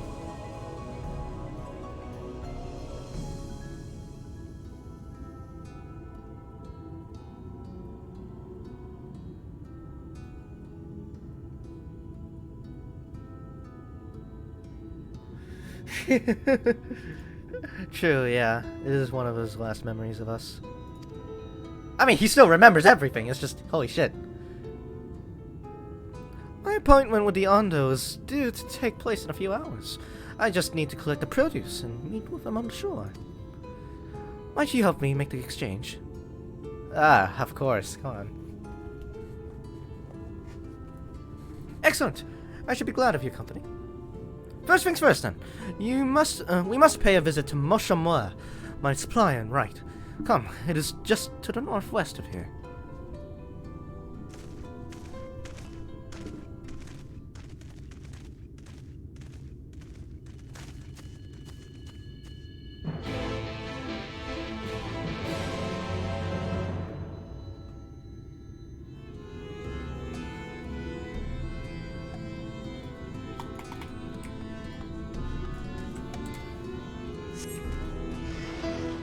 Alright, let's meet with the supplier.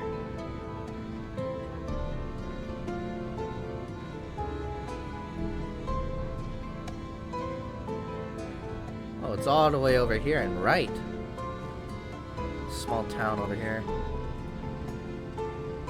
You may be wondering what the fuck that is, by the way. The giant-ass cliff with the big elevator-looking thing. That elevator hasn't been in service for hundreds of years, in this world's lore. And, the top of that cliff face is a particular place. We don't explore it yet until the end of Shadowbringers. So...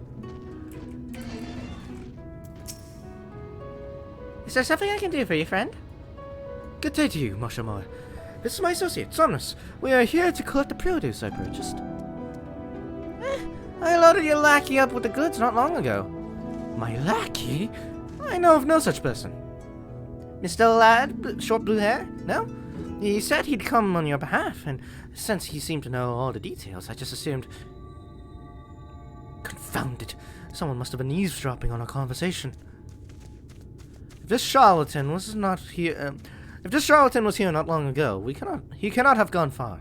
We should split up and search the area. You find a vantage point on the south side of the town. I shall take the west.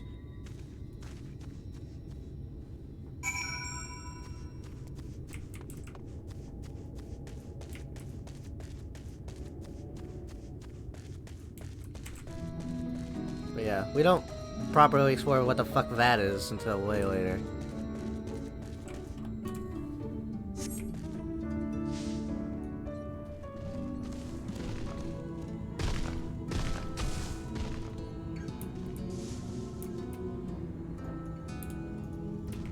Similarly, these docks over here, this port, hasn't been used in like hundreds of years as well. There's nowhere really to go by sea anymore, really. If you look at Norvrant's map, it's not really a lot to go by sea anymore. That's not the world map of Norvrant. Oh, here's the world map. Yeah, as you can see here, like there's only the mainland. And not a lot of people are privy to going to the mainland, in this case, so...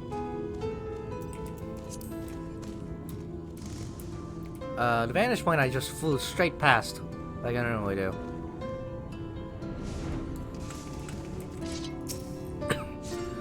Search for surrounding areas for a male mistle with short blue hair. You may move the camera as soon as well as zoom in and out. Target a likely suspect. And click on him. Right, point and click. Let's see here. Ah, there he is. That must be him. You've located your quarry.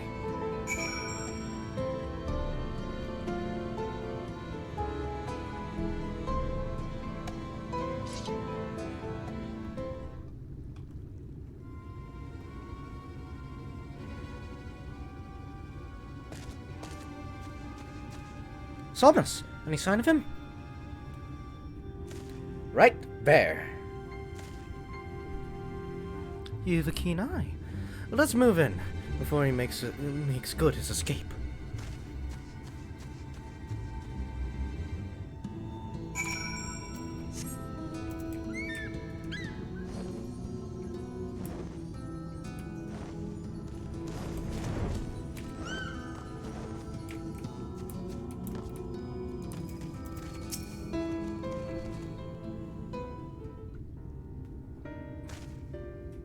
There you are.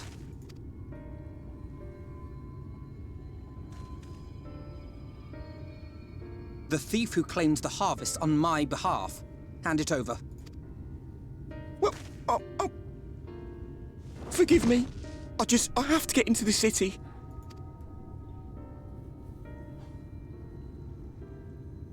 I have no family and all my friends have already been chosen.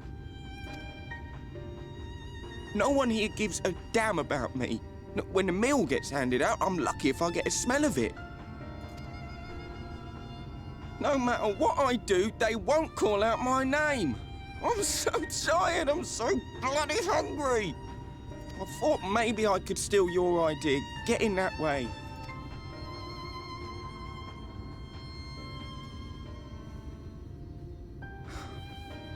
What is your name? Kai Shear. Tell me then, Kai Shear. Must it be Yulmore or nothing? What of the Crystarium? They may not offer charity, but you would be fairly compensated for any work you did. No, it has to be Yulmore. That's where all my friends are. We made a promise that we'd live together in paradise.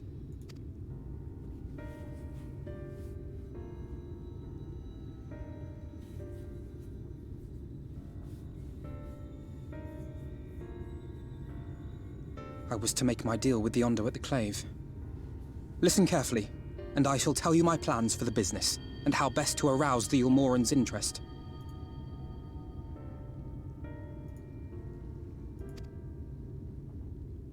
You'll give me your place? Just like that?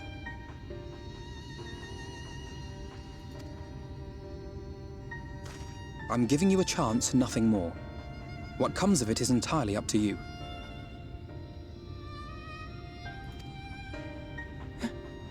I understand. Oh, thank you, thank you!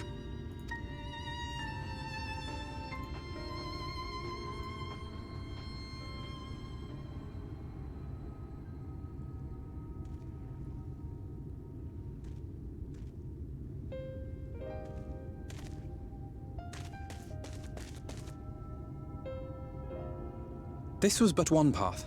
There will be others. But for young Kai Shear, it was the difference between life and death.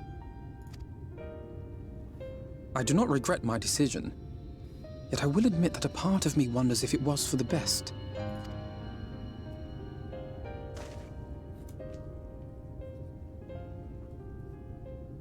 We strive to bring swift salvation to this world, that countless lives might be saved, not least your own. Even if it came at the cost of one man. Should I have forged on regardless?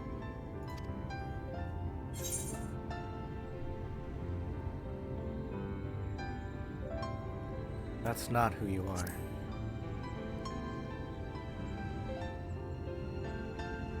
You're not just a plan man, you're a human being. I suppose not. Were Estinian here, he would most likely scoff at my soft-heartedness. Same old Alfino. Ever the slave to sentiment. Holy shit, that's an extremely good Estinian impression. But I thank you for your kind words nonetheless. Let us see to it that both these stories have a happy ending. Shall we return to Wright then?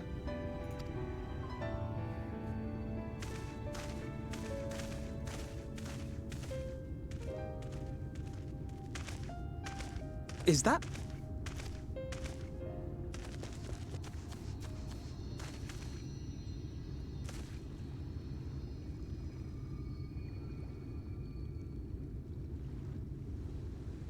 I can't be sure, but I think someone's in trouble.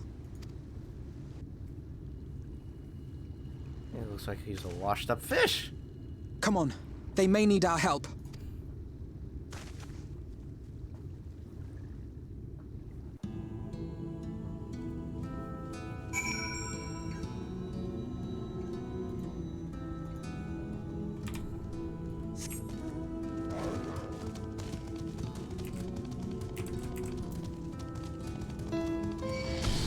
Oh, come on. I don't have time for this. I don't need EXP.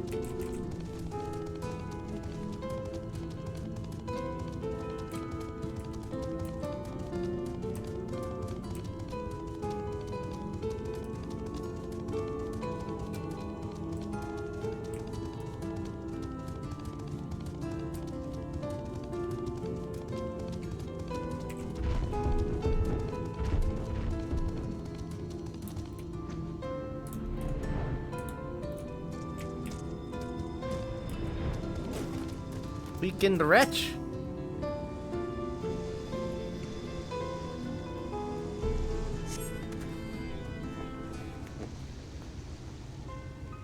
That should take care of the worst of his injuries. Mercy, mercy, I beg you.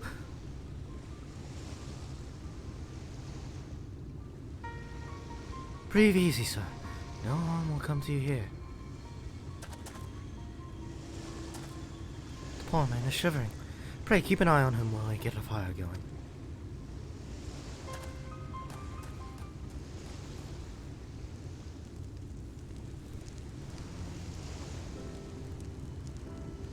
I thought for certain I was dead.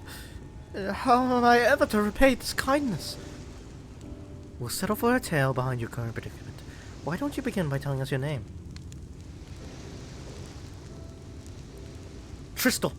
I was invited to Yomor to work as an artist.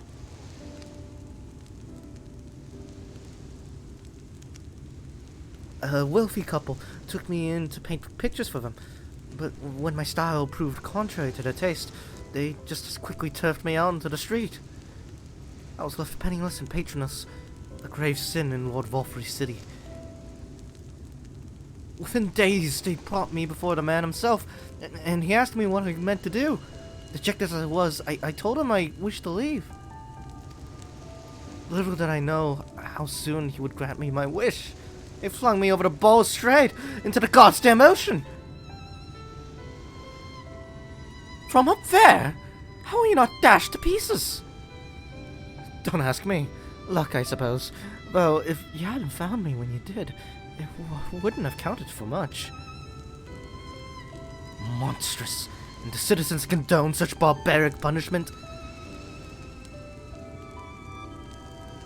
Oh, without a second thought! When Lord Volfrey passes judgment, no one as so as much as blinks, let alone argues. In Yomor, his word is law.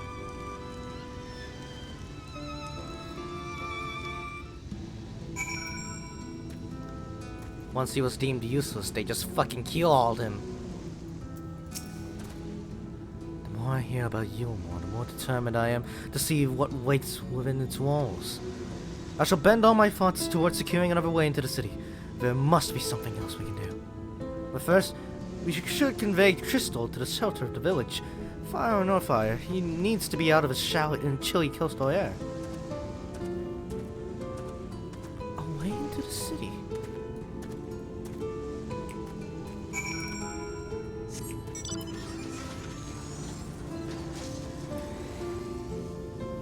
Back into the village we go. Right. The only real town here with independence, by the way. Or not independence, but like probably the only place with real autonomy. Very much just an old western town, really.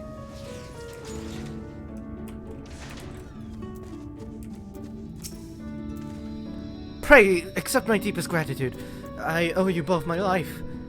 And, if you'll permit me, I would assist you in your attempt to enter Yomor, insofar as I am able, at any rate. To be frank, the thought of sending my saviors into that awful place makes me sick to my stomach, but since it's plain you've set your minds on it, you should take this. It's my favorite paintbrush.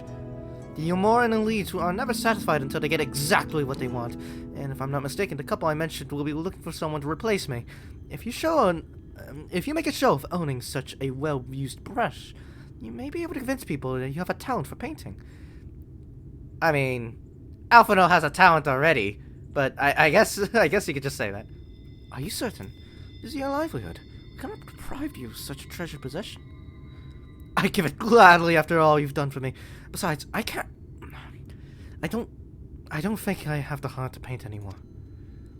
As to what I'll do instead, I honestly haven't decided, but I shan't stay long in this place. Not that the city brooding over me.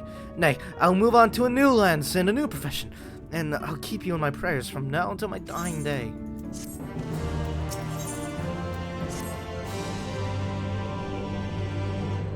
They say kindness is its own reward, but Tristel has repaid us with a gift as timely as this was expected. We will, however, need to act upon his advice before another painter steps in to fill the vacancy. Thankfully, I do have some modest skill with a brush. Ah, yes, he's modest. I like it. Modest, yeah, sure, modest skill. Nothing approaching that of a true artist, of course, but enough to play the role, would hope. He is so fucking humble, I love him. As for you, well, if you don't mind taking a subordinate role, mayhap you could pose as my assistant. Then it is settled.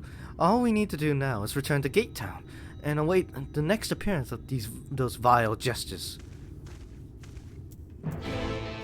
Yeah, he's kind of okay at drawing, you know. He can scribble a couple things or two, enough to convince people that he's a professional artist. I'm sure. It's not that much skill.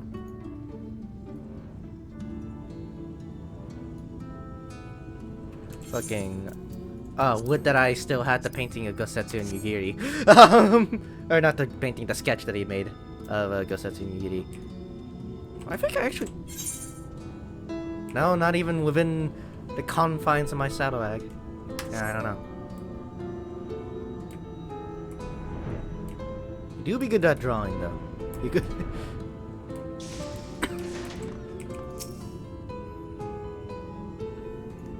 My baby boy. Come on, let's go.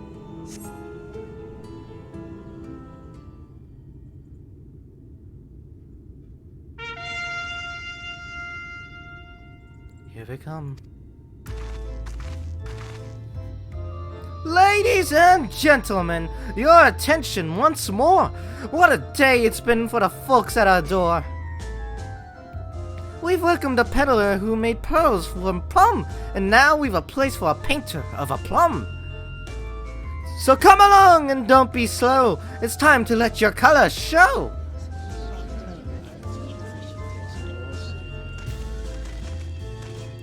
I can paint. Portraits, at least. Landscapes and still lifes are so rarely commissioned these days. Oh, I thought I spied some new faces in the crowd.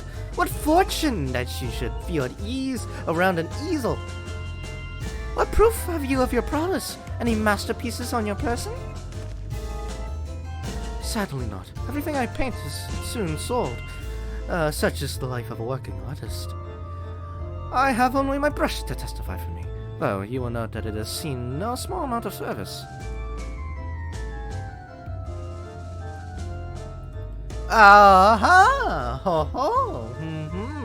Flecks of paint, both old and new. A tool much loved and much used.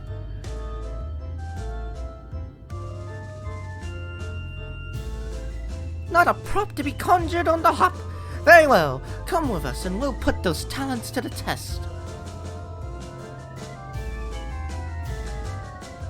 And who is this hanger-on? Well-wisher or parasite? Why, this is my assistant. He whose unfailing support allows my art to flourish.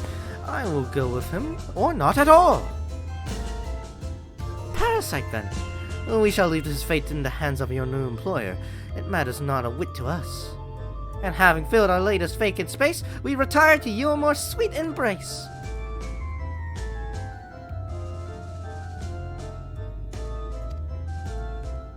Oh, mercy me, the meal! We almost took our leave without leaving a loving token. We must empty the sacks ere we make our way back.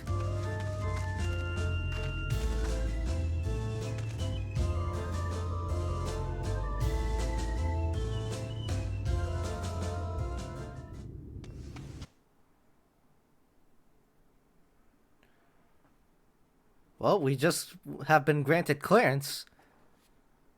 So, let's go in.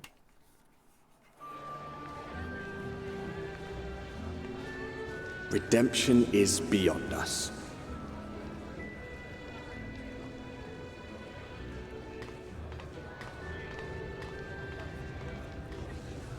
The lament of all but saints and fools, and the comfort of the lords and ladies of this accursed place.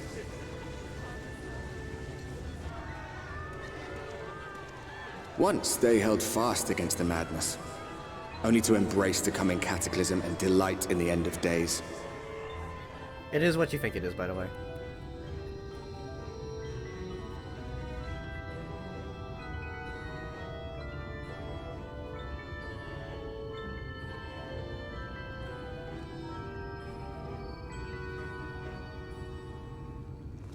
Perhaps in rapture they seek to lose themselves and the misery they share.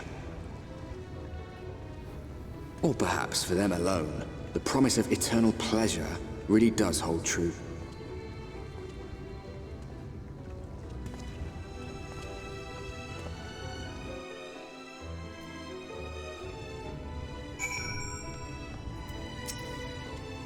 Welcome, welcome to the city of final pleasures. Feel free to weep at its magnificence. No, not even a single tear. Moving right along, then. Our first task is to register you as residents. You know, make it all nice and official. We'll smooth the way, so you just need to put on your happy faces and head through the joyous hall.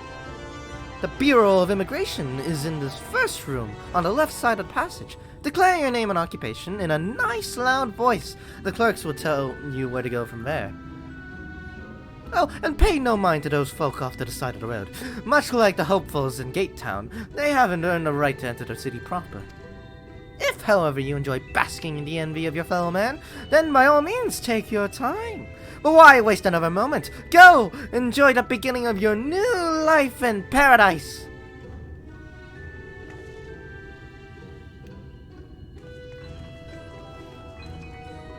The Bureau of Immigration, was it? I suppose we had better show ourselves willing for the time being. Yeah. Oh, I can't talk to the NPCs. That's... Wow, New Game Plus mode really does restrict a lot more than I thought it would. Then again, I'm pretty sure their dialogue is tied to a side quest, which is all very messy because that side quest can't be completed or even attempted without first doing the main story, so it's probably best that we didn't read that dialogue.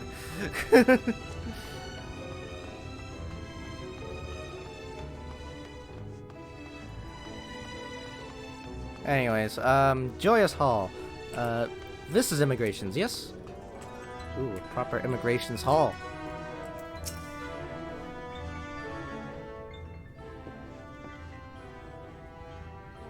Welcome to you, more fortunate friends. May I have your names? I'm Elfno, an artist, and this is Somnus, my assistant. Yes, I was informed of your imminent arrival.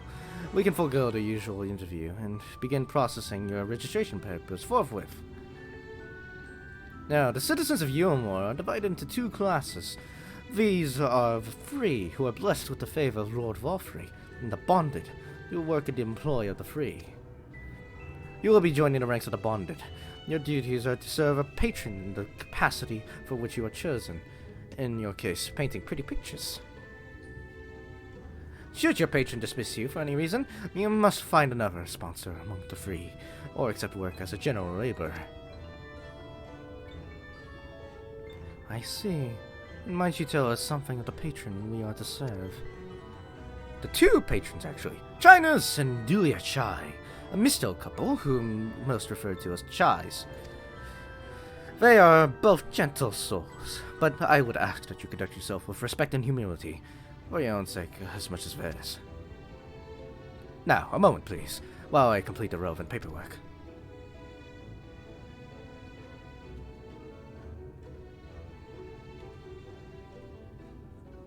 All in order. These are your registration documents. Take those papers next door and submit them to the clerk. Once they've been stamped, you'll officially be Yulmorian citizens. Enjoy your new life in paradise.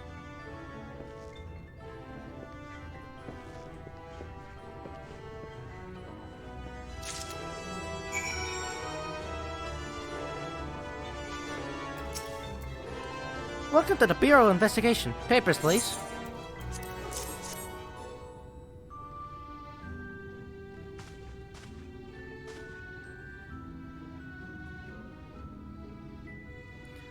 What have we here? Elfino, artist. Somnus, artist's assistants. To be employed in the service of Lord Chynuz and Lady Dulia Chai. Yes, everything's to be in order. Your registration is hereby approved. I think it best that we deliver you to the Chai residence before...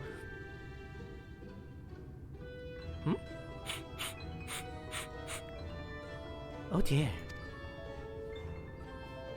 You smell hideous! Oh, way to put it bluntly. Did you crawl through here through a ditch? It's like an unholy miasma of dust and sweat and musk from some unwashed beast. Okay, now that's just... now that's just putting salt in the wound. Proceed directly to the delusory next door and scrub yourselves clean. Use whichever showers are free. After you've rinsed away that stench, you'll want to splash yourselves with this perfume. Liberally. Once you've made yourself presentable, then you may proceed to the Chai residence. Cornin, the guard by the stairs, will give you directions. Well, time for us to take a bath. I hadn't realized we were so... aromatic.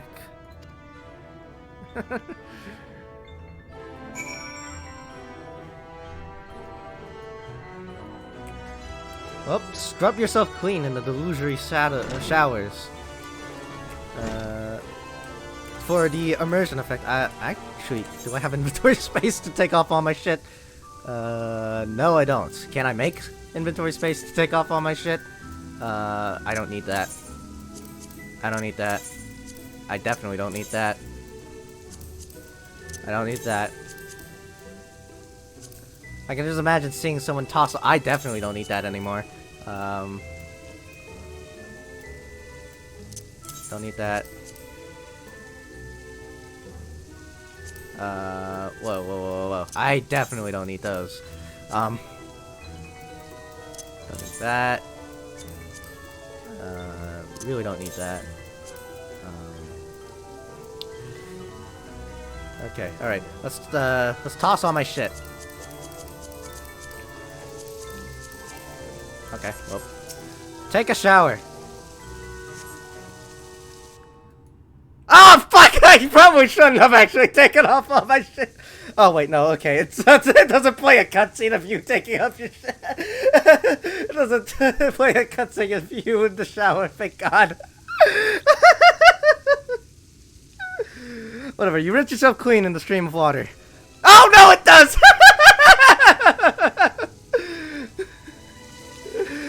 Oh, fuck. Well, at least it adds to the effect.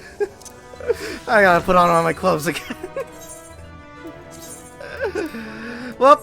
Oh no. We have to pay then.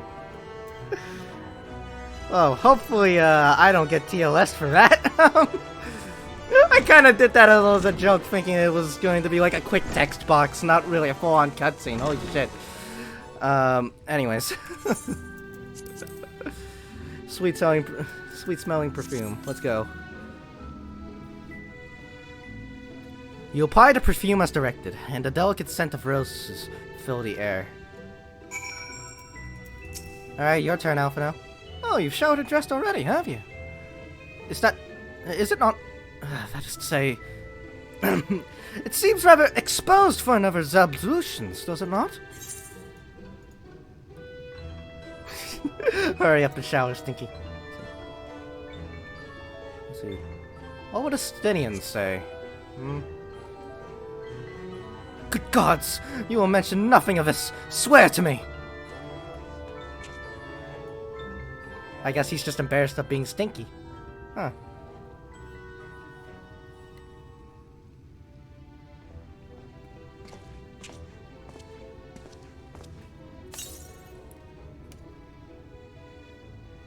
And there goes...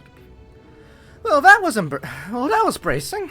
I believe the lingering smells of the road have been successfully expunged. Shall we go and present ourselves to our new patrons, then?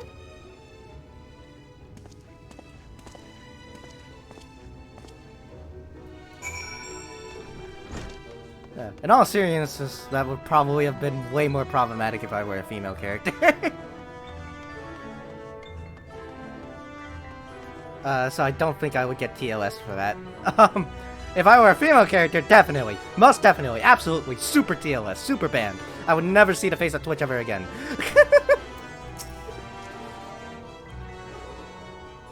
You're looking to present... Actually, if she were hot enough, I would get away scot-free. Anyways, you're looking to present yourself to the Chais, are you? Let me explain how the city's laid out then. Imagine 3 layers, one on top of the other. This layer is called the buttress. Above us, the understory, where the military has its headquarters. And above that, you have the canopy, which is where the free citizens of Yulmore spend their days. So if you want to find your new patrons, you'll need to keep climbing until you run out of stairs. Then look for the Grand Dame's Parlor. They'll be in there, like us not.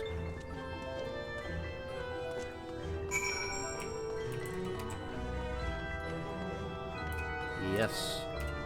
Lots of stairs. So we were in the buttress, which is like basically just the main entrance of Yulmore. Here we have, what do you call it again? The understory. This is where the military ranks serve to live. Although I don't know what the fuck the military would really ever do in this, in this city. But military does exist. And this is where their barracks are.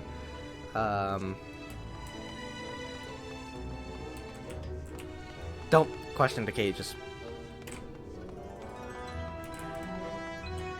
Yet. Then up here is the canopy. It is very garish. Here is the Ephraim Plaza. You'll see there's a shit ton of people here. Here's funny thing. Oh.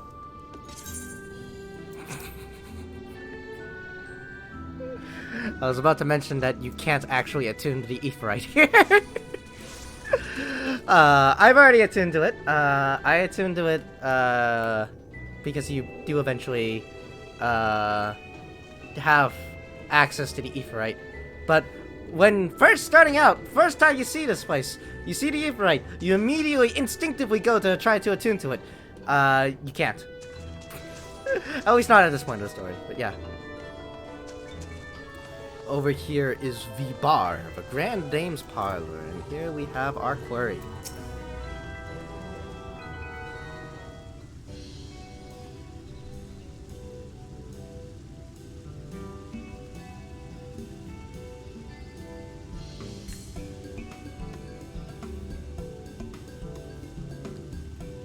Oh, who's this then? I'm sure my character had no idea Mikote can be that big.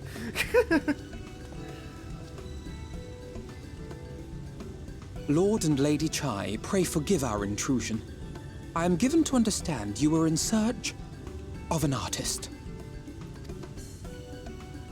Ah, you must be the new,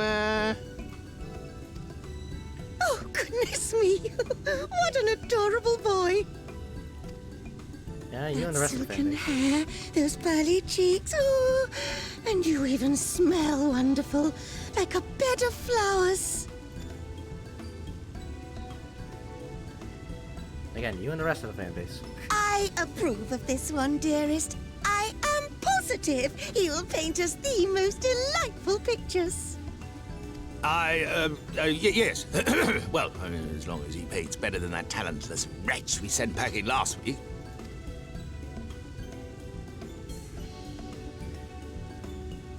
Wonderful, wonderful! Welcome to Yulmore. Alphino, if it please you, my lady. And this is my assistant. Your assistant? I've heard of folk bringing in family members, but this seems a bit irregular. Aren't you a little young to have a protege? We are family in all but name, my lord. Though we share no blood, we have stood by each other through life's many challenges, resolved to prevail together or not at all. Of all people, 'tis he who best understands my work. With his unique insight guiding my hand, the art I create is sure to satisfy your expectations. Once the picture has begun, of course, I shall have no need of constant encouragement. And so I wondered, rather than him being in your way, might it then be permissible for my assistant to explore the city he has so longed to see?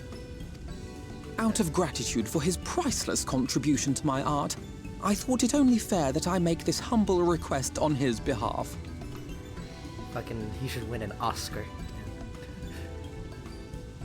Ooh, did you ever hear of such devotion? Of course your assistant must have his wish. He shall be free to roam to his heart's content. Isn't that right, darling? Oh, yes. Yes, of course, dearest. Quite right.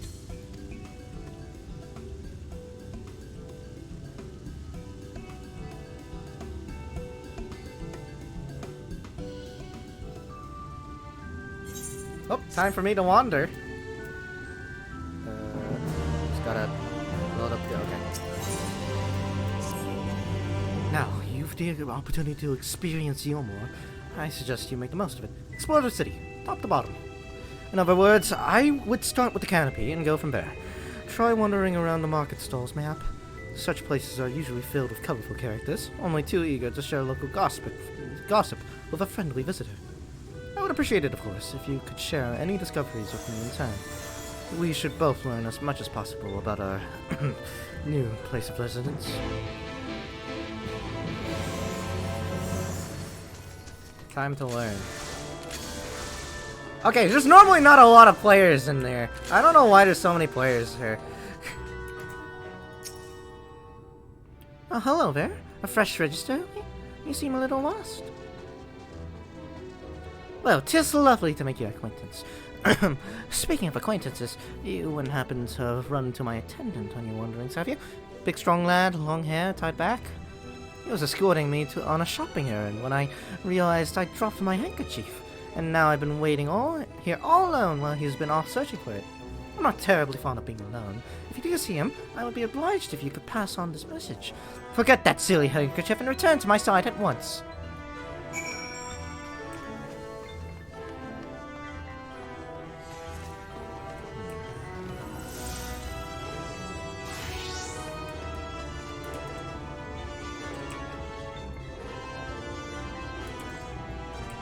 Whoa!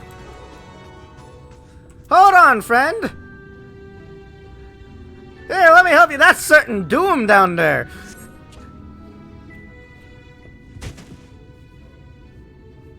Are you quite alright? Wicked white. That was too close. Thank you, friend. I don't know what I would have done if you hadn't come along. I was trying to rescue my lady's handkerchief, you see. The wind must have blown it over the edge, but luckily it caught on something. I thought if I could just stretch out far enough. You risked your life for a scrap of cloth?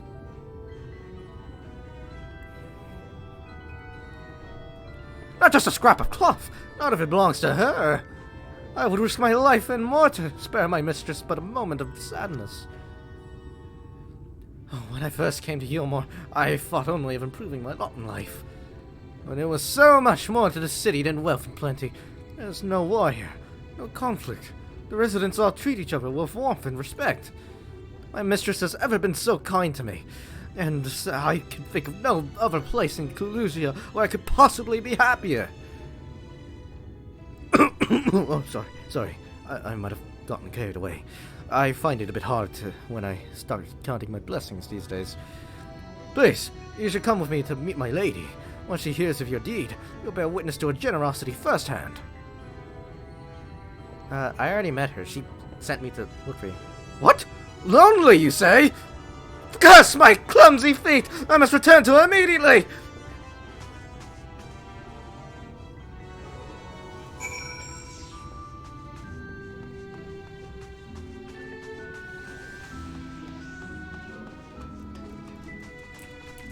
Here she is. My attendant told me everything. I am so very grateful you were there to offer your assistance.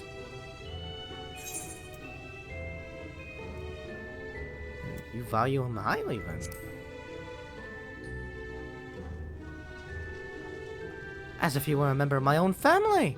I could not live the wonderful life I lead without him. We free citizens owe the bonded our unending gratitude.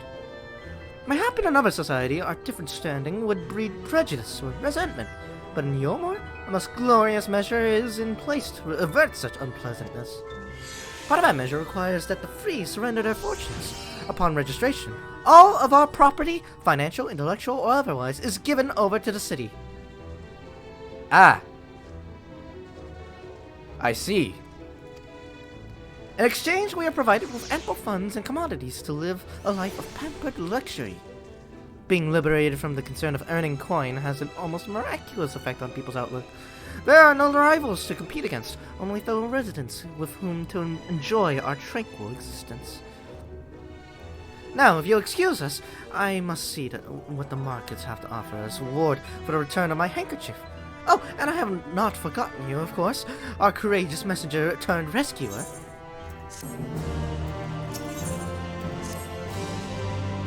All this talk of relying on the bonded, and I haven't given a thought as to what your duties might be. I hope I haven't interrupted your work unduly. Oh no, it's fine. I'm just here to wander. A tour of the city, is it? Then you really must visit the beehive. It's always buzzing with activity. Local humor. Anyway, a lady by the name of Tissia Bear usually has her seat near the entrance. She will gladly speak with you on any number of topics, assuming you find yourself on her good side. Yeah, Yomor is a communist city! Very much so. If it weren't obvious. Anyways. Yeah, this is the beehive. It is not as bustling as you would expect it to be. Yeah, Josiah would be proud. This is the beehive. It's not as bustling with player activity as you would think it would be, but it is what you think it is. It is indeed what you think it is. So.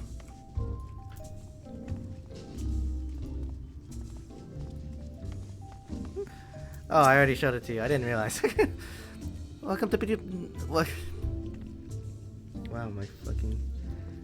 Yeah, I think I already mentioned a few months ago the reason why it's not as bustling is because it's like endgame area, like super endgame area, like Omega super endgame area, and people who are making alts don't necessarily reach endgame, and alts are part of the reason why ERP is a thing. So, anyways, welcome to the beehive, my little drone. Seeking the sting of excitement to liven up your day? I can tell at a glance when folk are new to our happy colony. It's the nervous fluttering, you see. Always gives them away. Why don't we play some cards to set you at ease, eh? A quick game of high or low. A simple matter of guessing who has the bigger hand. If you win, I'll grant you a single favor. Within reason, of course. Interested? Ready to play? Ready for a game of high or low, then? Let's play. Good for you. No time like the present, I say. Free cards for you, free for me. Flip one of yours over, and I flip two of mine.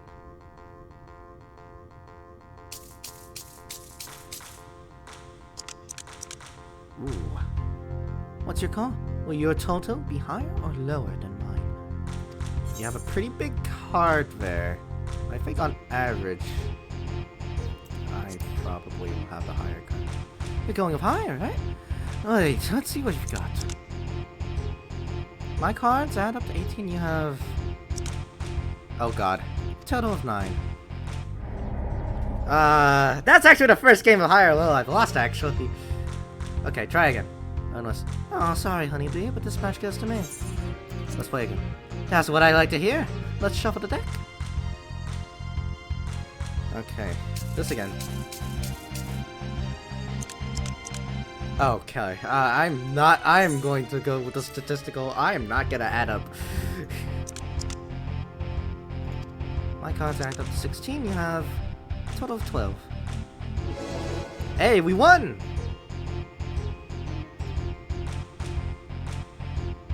Congratulations! Your guess was right. Usually I concede defeat at this point, but what do you say to a rematch? One more win, then we'll talk about that favor. Alright, I assume that's gonna be best 2 out of 3 rules then. We gotta win this one. Free cards for you, free cards for me. Alright, let's see here. Ooh. I got a strong hand here. I'm gonna say high for me. Oh yeah, definitely higher. A total of 21! There we go.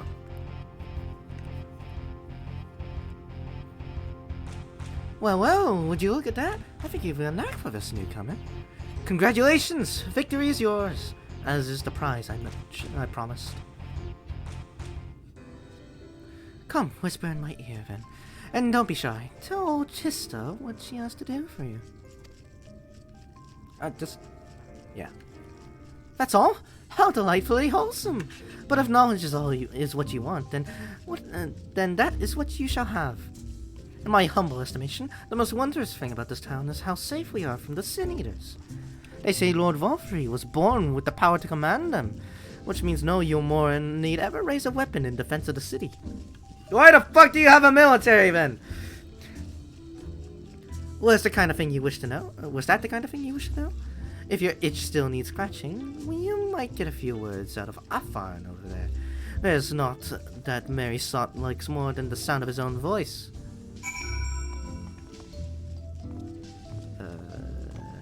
Oh. Oh, he is... Oh, he's living a life. What was that? New to you more, you say? Only just arrived and already you're looking to peel away the layers of mystery. Oh, I'm all for chatting. But you need to slow down and enjoy life, my friend. I'll tell you what. You hop on stage and give us a dance first. Then we can have a little talk. You gotta be kidding me. Well, no time like the present. I suppose he's a fan of Catboys, I see. Exotic though I may be, I'm sure.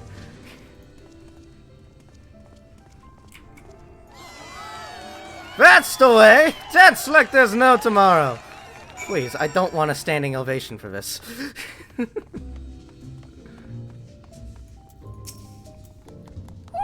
Well, that was a show! You're welcome to chant and clamber up on stage anytime you like. So, what was it you wanted to ask me? Ah, yes, something about our fair city. Well, I can tell you it wasn't always so peaceful as it is today. The Yomoran army may be the very essence of military might, but even our forces saw grievous losses in the war against the Sin Eaters. Things changed for us, so around 20 years ago now, when the old ruler's son came to power. He's got his way with the Eaters, you see. Turns them docile as house cats. I wouldn't be exaggerating to say they've become something of an ally to Yomor, no longer an enemy to be feared. And yet elsewhere, there are still fools who insist on fighting their losing battles. A toast to Lord Volfrey. You've gained a preliminary sense of the city. Chais and Alphino will be expecting your return. This doesn't leave. This doesn't leave the beehive. Hey, at the very... Well, I don't know. It would have been... It would have been a treat if it were the fucking cross-dressing scene from Final Fantasy VII, yeah? After all, the beehive is an explicit... a very explicit reference to the Honeybee Inn of 7, so... yeah, it would have been a trip. Would have been a trip. But I don't think they would be able to program something as sophisticated as that in this game. Oh shit, I never... Let's see. Oh, you've returned from your jaunt around the city so soon? You needn't be hurried back. Young Alphino has yet to put brushed up canvas. One cannot rush good art, I'm told. Or good artists, apparently. Ah, finally.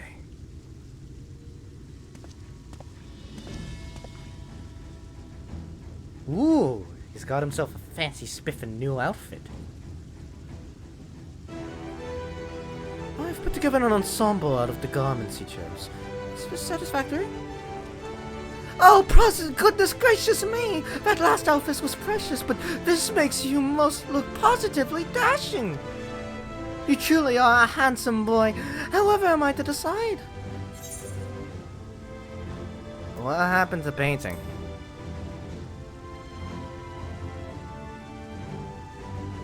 Exactly! The lad is an artist here. It's not a dress-up doll.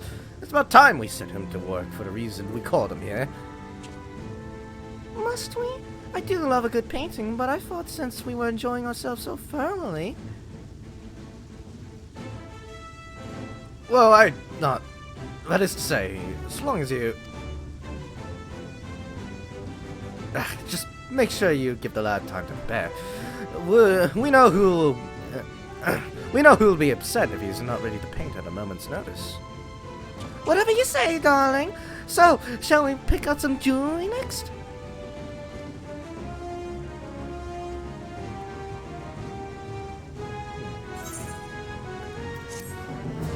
Oh shit, I didn't realize the name was a taste of honey. Cool!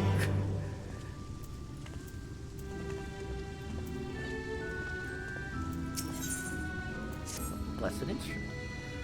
Lady Charlie has a very peculiar sense of beauty, and apparently that extends to how I should dress whilst painting. But his obsession of this works in our favor. The time I spend indulging these distractions is time you can use to continue your explorations. For this excursion, I'd like you to delve into the layer below us and sniff about the military headquarters. I'm sure the understory has its own tale to tell. Yeah, you must be wondering why the fuck they have a military if apparently the Sin Eaters are not harming them, right? Well, we're about to find out. We've seen the guards everywhere now and then. I would understand a police force, you know, because humans are humans, but like a whole ass military is something I wouldn't have expected. And besides, it seems that the people police each other more and more, so... Anyways, let's sniff out what we can sniff out here. Cages, firstly. There's cages in here.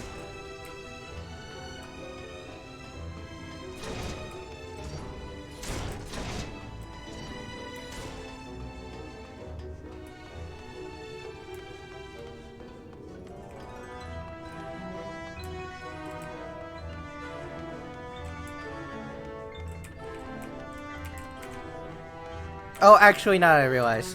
The military probably exists for hunts. Because hunts exist in this world, the same as in a previous world. And they operate the exact same way. They're world bosses, so I'm sure that's probably why. Why are you in a cage, my maiden? Why are you in a cage, and why are you crying? You're one of the bonded, aren't you? Like me? Please, I need your help! My throat, I can't sing anymore. I've been making excuses, but it's just not getting any better. If my patron thinks I'm of no use to him, then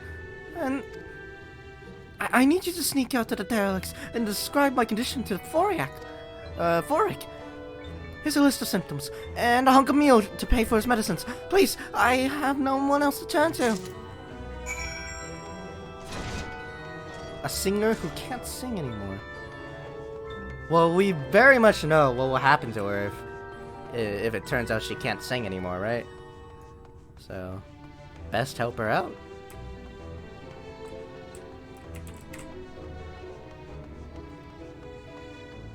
She's probably just in the cage to hide, don't worry. She's not in jail.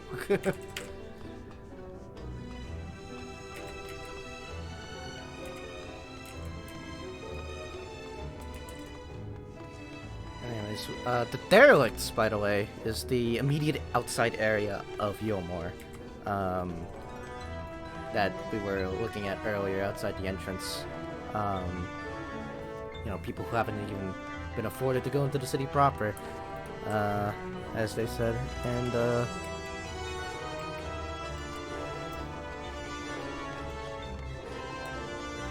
like, this is the height of fucking, like, extravagancy, too, by the way. Like, you have a giant door and then a smaller door to actually go through, yeah?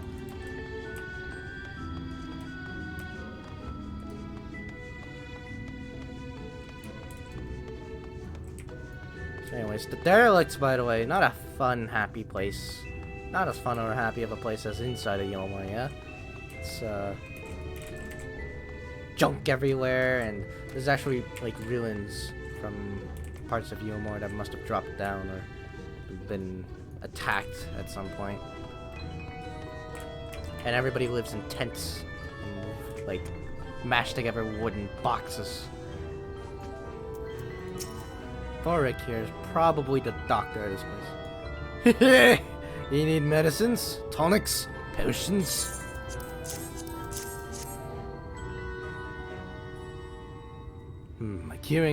A cure for an ailing voice, is it? No, no medicine will cure this. It thinks your songbird has a lump in her throat. It must be cut out, excised, and even when the voice may never heal completely. Poor little songbird. Would I kick her from the nest, I wonder? Or simply silence her chirps? Oh, your face! You didn't know? Of the many hopefuls who enter the city, very few are ever seen to leave. As corpses. Oh, you might see one or two fortunate fools hurled from the balconies, but the rest, gone. A town of nightmares it is. Not for the ship's rat. Oh, no. I'm content to scurry around down here and nibble on the crumbs which fall from the table. This consultation is over. You have my verdict, and I have my meal. Good day. Well, that doesn't help.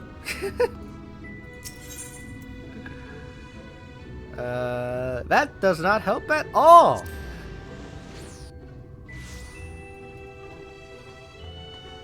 Well,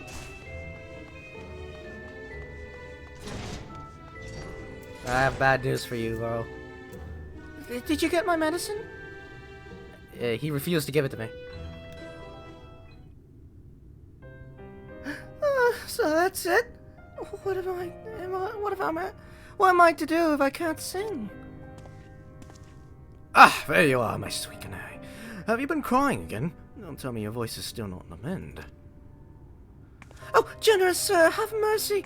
I've done all I can, but even the apothecary said...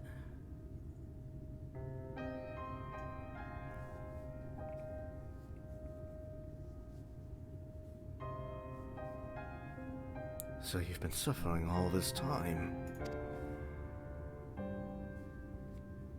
I'm sorry, my pet. I hadn't realized your affliction was this grave. But you needn't fret. I will not reward your hours of chilling by casting you out into the street. You are too kind, sir. But what am I to... What use am I if I cannot sing? I fear today I become more burden to you than treasure.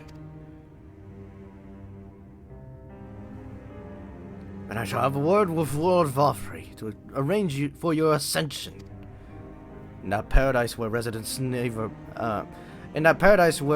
neither pain nor illness, will your song ring out clearly once again. Or mayhap you think it is a step too far. No, you would do that for me? Of course. Why, I would almost wish to hasten my own ascension, knowing your blessed instrument was waiting there to greet me.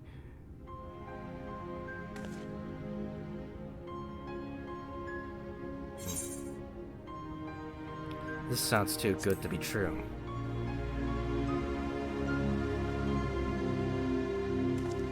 Ah, you must be a new rival to harbor such doubts. Allow me to allay your suspicions. As all know, the Sin Eaters exist to devour the sinful, but also do they serve to gather the souls of the innocent and shepherd them into celestial paradise. It is through Lord Valfrey that we learn this truth. It is through Lord Valfrey's grace that the free people of Yomor are destined to embrace salvation. We are blessed to spend our days surrounded by love and merriment, until at last we are called to our final rapture. Even the bonded may find a place within that host, should their patrons deem them worthy. Lord Valfrey truly is a great man, isn't he? Now, if you'll excuse us, we must be on our way. May you find external salvation for your compassion you have shown my precious canary.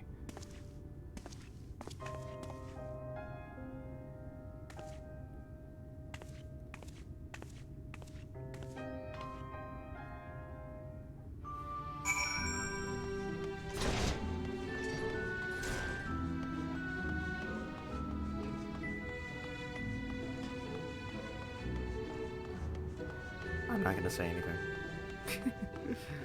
I'm not gonna say anything at all. I want to say so many things right now, but I'm not.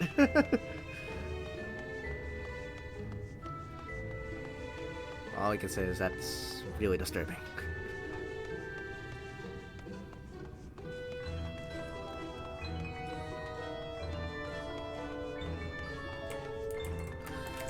Alright, let's sprint on over.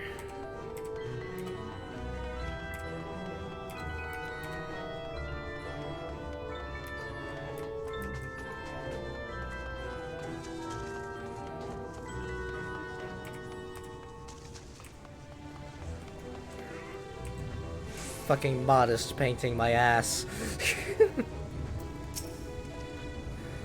It's good to see you back. You were taking so long, I began to worry something had happened. I'd begun sketching an outline for the portrait, but nay, the chies appear otherwise occupied. Will you share what your investigations have gleaned thus far? So, Lord Valfric boasts some manner of influence over the Sin-Eaters, does he? That would explain the reverence in which he is held by the citizenry. And as for this ascension business, I cannot help but be put in mind of that apothecary in his ominous remarks. If so many folk have entered the city over the years, then where did they go?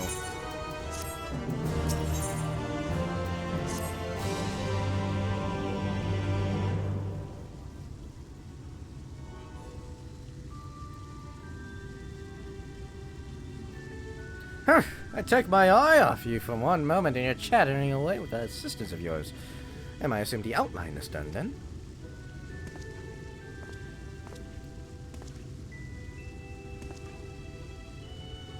What in the blazes?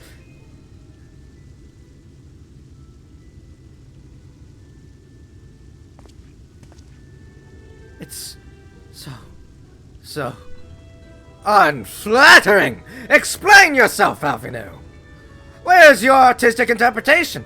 It would evoke images of affluence and nobility, and overwhelm the viewer of its boundless beauty. Lord Chai, you stated that this portrait was to commemorate your anniversary. Yours being a joyous union, it seemed to me that a realistic portrayal... Realistic? I don't want realism, I want perfection! A spectacle to slacken jaws and weaken knees, to make people cry out in amazement! Now fetch a blank canvas and...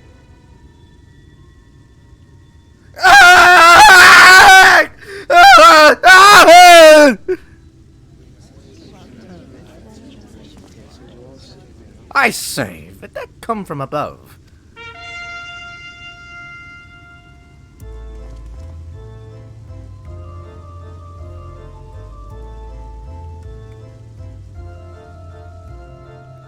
Ladies and gentlemen, your attention please! A tale to make you quiver and your noble blood freeze! There was a villain on the loose, set to ruin our fair city. But our Lord has caught him now, and his fate will not be pretty. Yes, the hammer of justice is poised to come crashing down, and one and all who'd watch it fall are invited to join his lordship in the offer.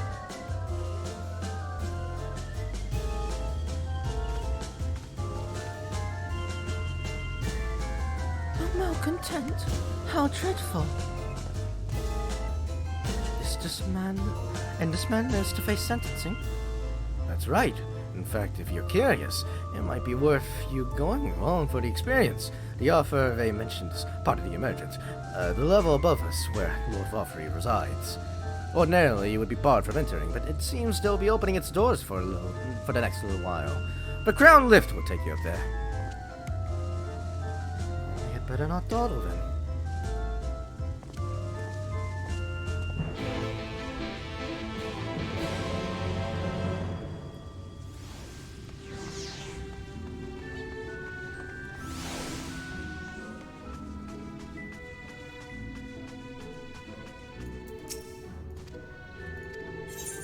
Well, up to the offer we go, then.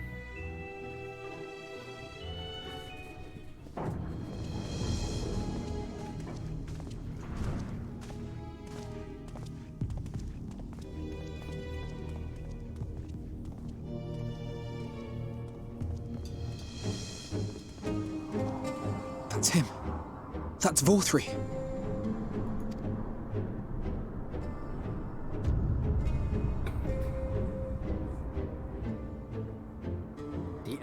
Shredder.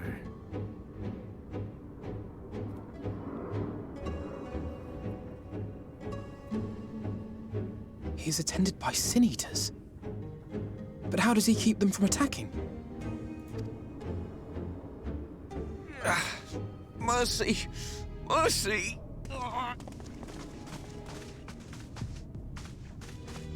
By the 12. Yikes, he's been cut! Oh, that is blood. Oh, that is real ass blood. Oh, not real ass, but still. What happened to you? That is blood. Who are these impudent louts?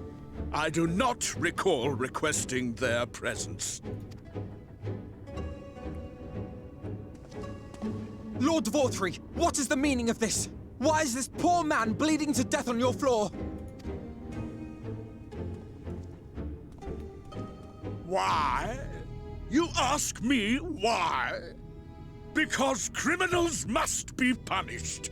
And this man is guilty of fraud. He came to us, claiming to be a man of business. Yet his subsequent conduct has shown him to be anything but. Yulm is a city built on love for one's fellow man. Those who have naught to give and live only to take are a blight upon our society! To atone for this crime, I ordered that he fling himself from the balcony. And he had the temerity to weep. Please, my lord, anything but that. What then is a man of mercy to do? But offer the sinner another way to show his contrition. Another way? Meaning what exactly?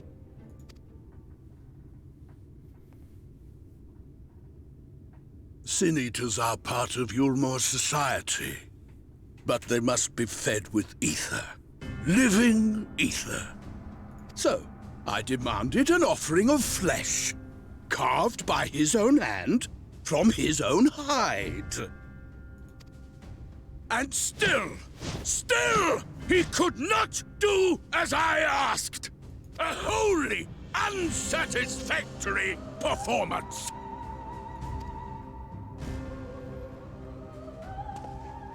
Tis true that Kaishir won his place here by fraud, but his actions were driven only by a desire to share in your paradise.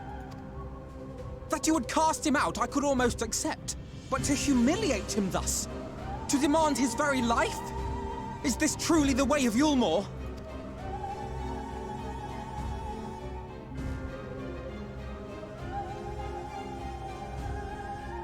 Oh, you dim, deluded child. Have you ever paused to consider what it takes to maintain such a paradise in this barren, broken world of ours? The guarantee of safety and stability.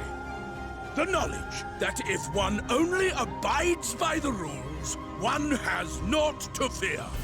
I alone can offer these things, for I alone can command the Sin-Eaters. And thus am I alone the voice of justice, and any who oppose me, villains to be punished.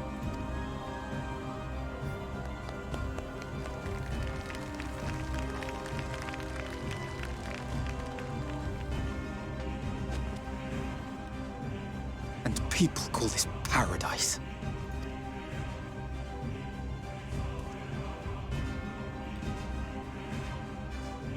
You were granted a place in my city for a particular skill. What was it? Painting. Oh, an artiste! Then you shall paint a picture for me of Yulmor. If I find your art pleasing, then I may excuse this display of insolence.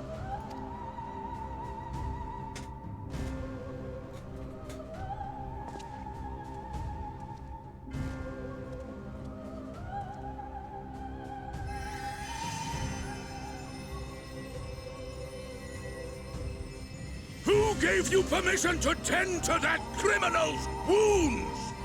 I told you to paint me a picture!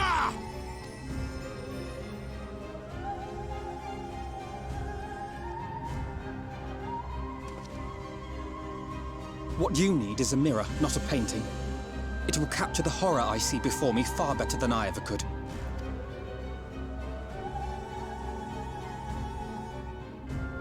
Can you walk? I think so.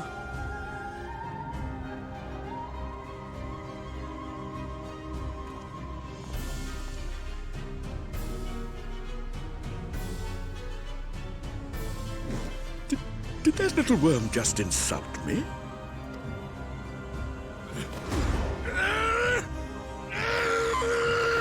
Oh man! I'll kill them! I'll kill them all! I'll enslave their minds! I'll torment them! Torture them! Then tear out their hearts!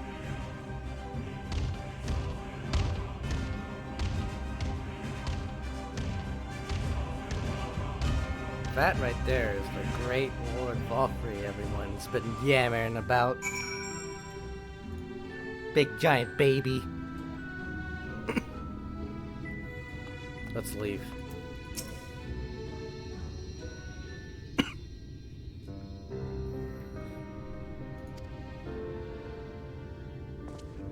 Forgive me.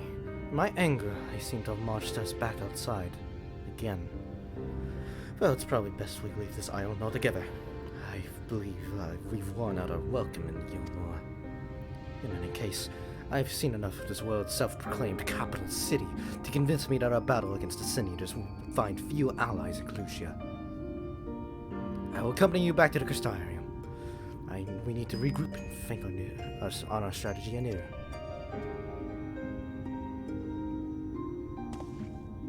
Kashi, I have done you a grave disservice. You were hungry and desperate, and I offered you a solution without once considering the risks inherent in you accepting it. If I had but known the price you would be made to pay. You made everything I needed. You gave me everything I needed to make your idea work. It was me who made a mess of things, not you. But even after all the trouble I caused, you still stepped in and saved me. And now Lord Valkyrie wants us all dead. Why not come back with us to the Crystarium? I am certain you will find work for you there. We can find work for you there, if you are willing. No, that would just be me leaning on your kindness again. I need to do some thinking. Learn how to stand on my own 2 feet. Very well. But you must promise you'll be careful. The Yomorans may yet come looking for us. I'll keep my head down, don't worry. And you take care too. Give me the chance to repay what you've done for me.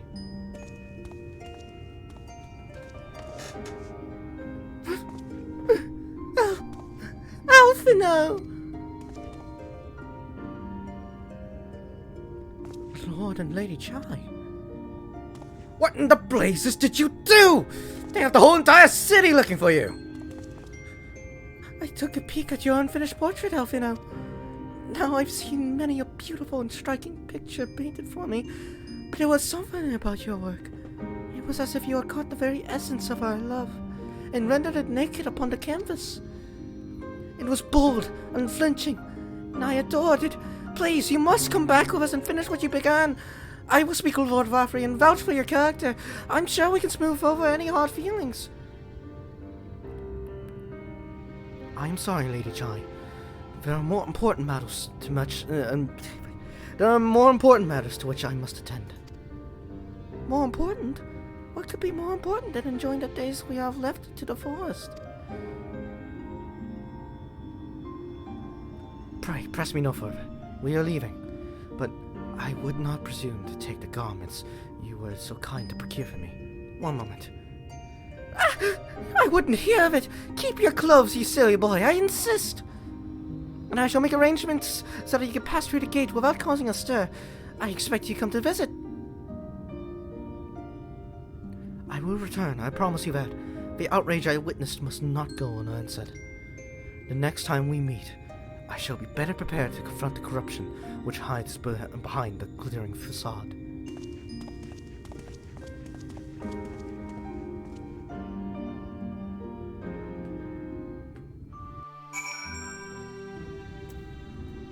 Yeah. We've been excommunicated, but that was our excuse to be able to go back. Oh, whenever we want. Not that we would ever want to go back, but, in case.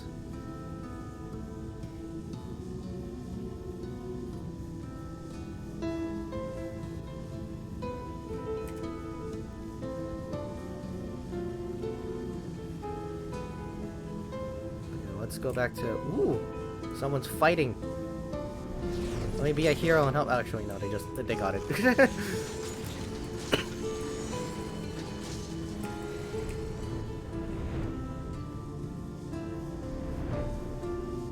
My mount speed is slow though. Am I sure I have mount speed here? In Norrat? Yes! Okay. I guess we'll have to wait for our second enhancements. Thank you, my friend, for staying on my side through this whole sordid endeavor. Whilst not quite the joyous outcome I had hoped for, our efforts have nevertheless answered a great many questions. Suffice it to say, our plans for saving the first are unlikely to involve the aid of Lord Valkyrie and his subjects. Come, we must speak with the Exarch and chart a new course. This is far from over.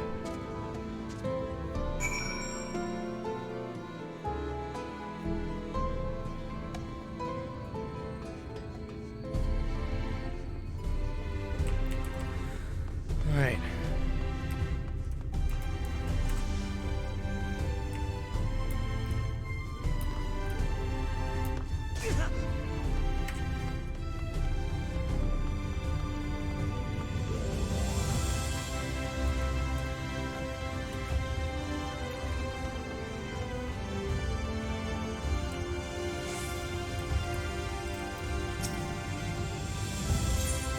Into the Arcura we go.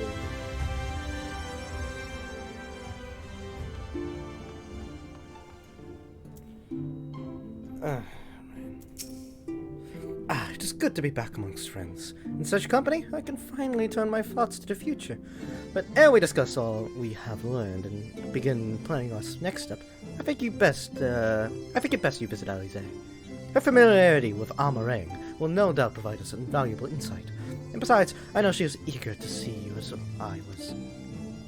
Bring a smile to her face, Somnus.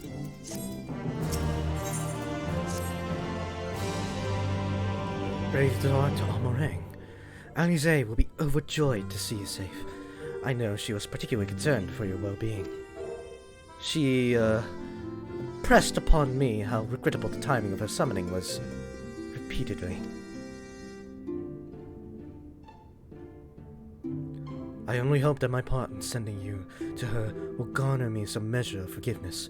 Here, this is a letter of introduction addressed to a man named Cassard, the master of a merchant caravan. There are few who know the ways of the desert as well as he does. Find him at the Yamaro Lodge, and he will see that you reach your destination. Before we leave, I'm going to go get a sip of water. Need water.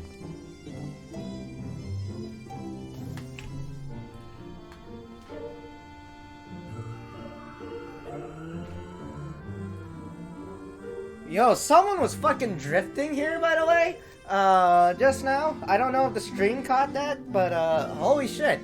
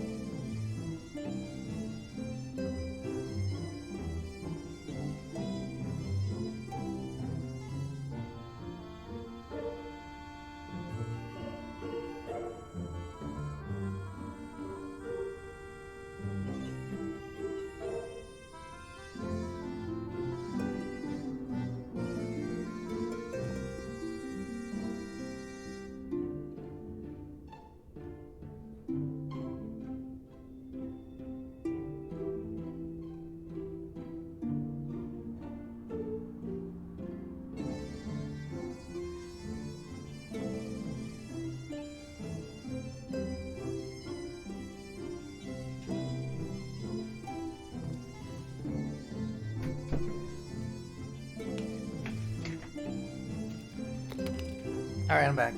No, it wasn't Donovan, I'm sure. Donovan is actually in the other server right now. Chatting it up.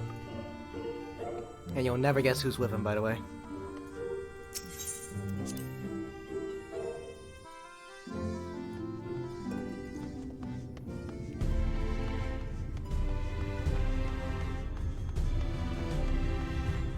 Alright, to the Amaro launch we go.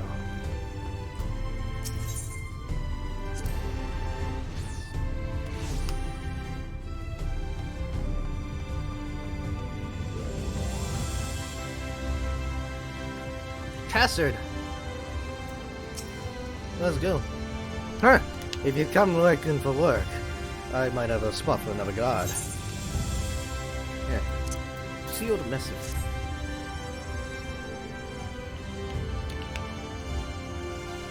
Oh, a friend of the Exarch. Hoping to meet someone in Amarang, are you? Then I shall be your guide. I was about to set off for our outpost there. As a matter of fact. So you can leave right away, assuming you have everything I need.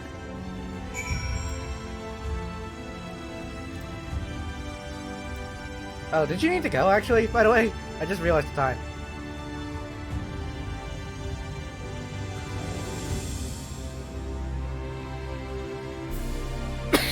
Okay, then let's take our break now, actually. Since you have to go now. Yeah. I'm gonna set up the BRB screen, actually. That is unfortunate timing. I just came back from getting a drink, but whatever.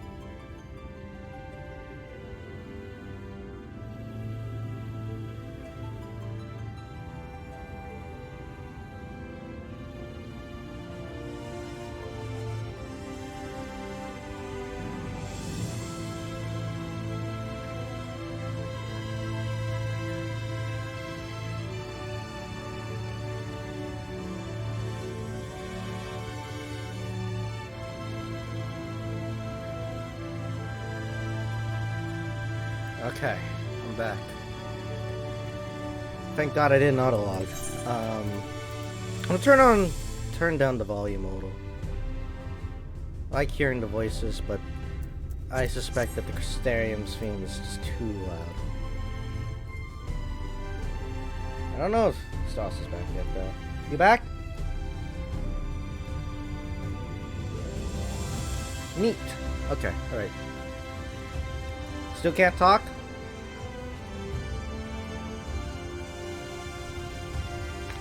Alright. Not as neat, but alright. Oh yeah, we're finally all set. Then off to the unforgiving sands we go.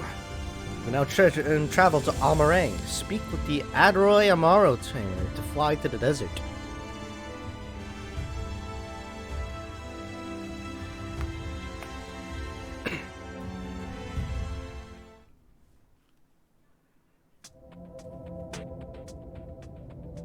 Arang. From this parched earth, the nation of Nabath, Arang once rose. When I journeyed here, long ago, I spoke with a sun-weathered elder. He told me Armarang meant majestic land in the language of his people.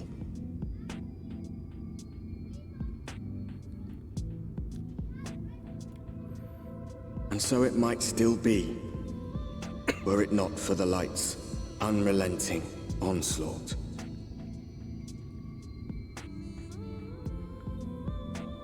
Almarang.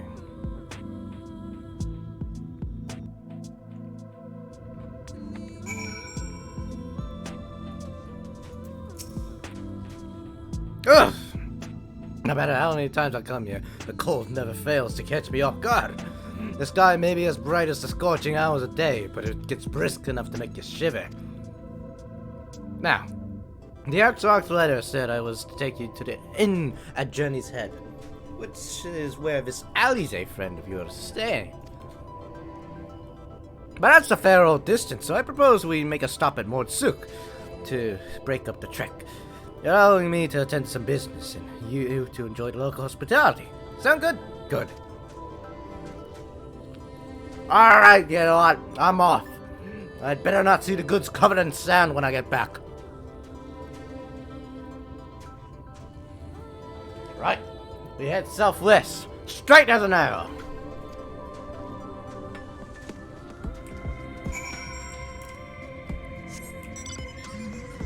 I will say, the music here is fucking phenomenal. I'll even turn up the music exclusively, so I can listen to it. Maybe not that loud.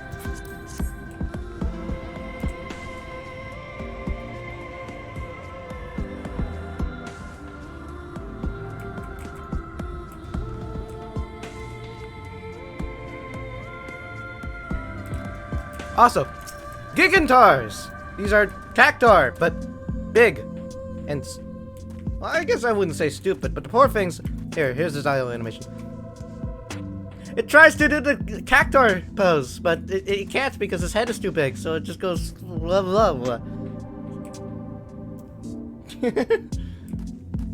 These things are adorable. I love them. It's a cursed-ass existence, though, because it'll always want to do the Cactar pose, but just, like, can't. Look, it's doing it again. Because of his big, stupid head.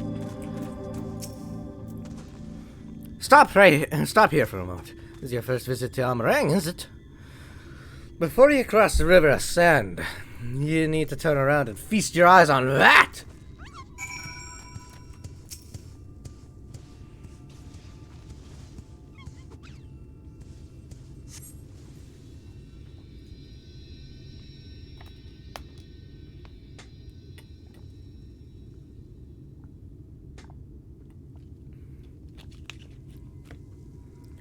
They built them big, didn't they?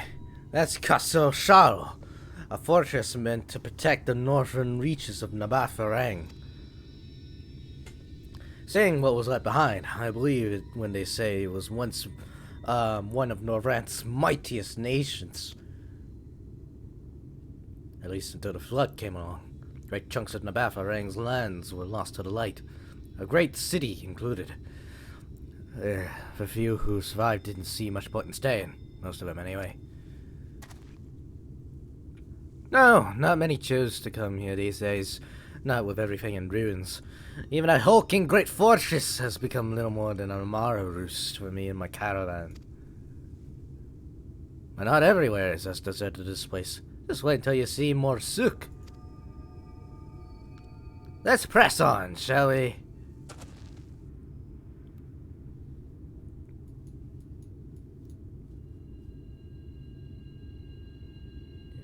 Nabatharang used to be the reflection of Ul'dah. It's assumed that it's pretty similar, although nowadays, at least, it's more so closely tied to like how hard you work rather than like whether or not you're rich. You know? Especially since all the rich people are gone. Anyways, there's a hunt. This red Gigantar, Malik Tender, is a hunt. I kill it, but it's level 80 and it could fuck me up. So I am not going to. Also, there would be much to the ire of the hunting community if I just killed it straight here. So, anyways, here's more souk. By the blessed shadow, I love this town. More souk. Not just full of more, but fumes of all manners of others too. It has long been a refuge for folk displaced after the flood, so the population is nothing if not diverse. Oh, have you met a Mord before? They might look like shifty little biters, but a more welcoming lot you could never wish to meet. Speaking of which, we should pay our respects to Master Yen. I'll go ahead and let him know we've arrived. So, a Mord is a kobold. And the kobolds of this world are less... Oh my god. 1 second.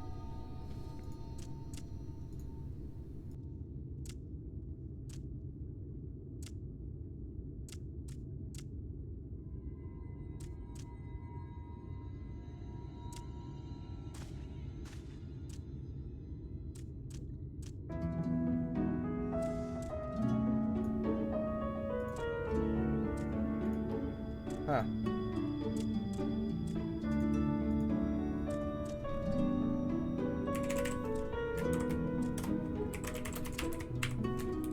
Must have been a wrong number.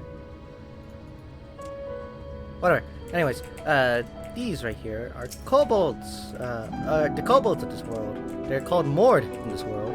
And instead of being miners and cave dwellers like they were, they're... Or at least the ones over here are merchants. They do still do mining, and they do still hoard like treasures and whatnot and minerals, but they share them and they sell them because clearly capitalism is way more powerful of a tool than hoarding things. So.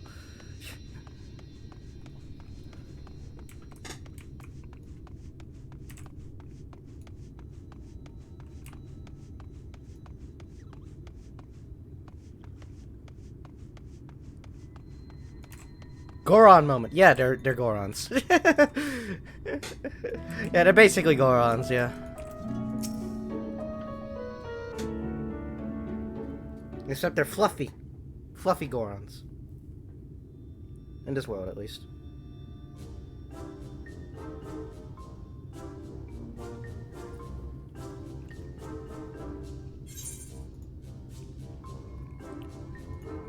What beady eyes.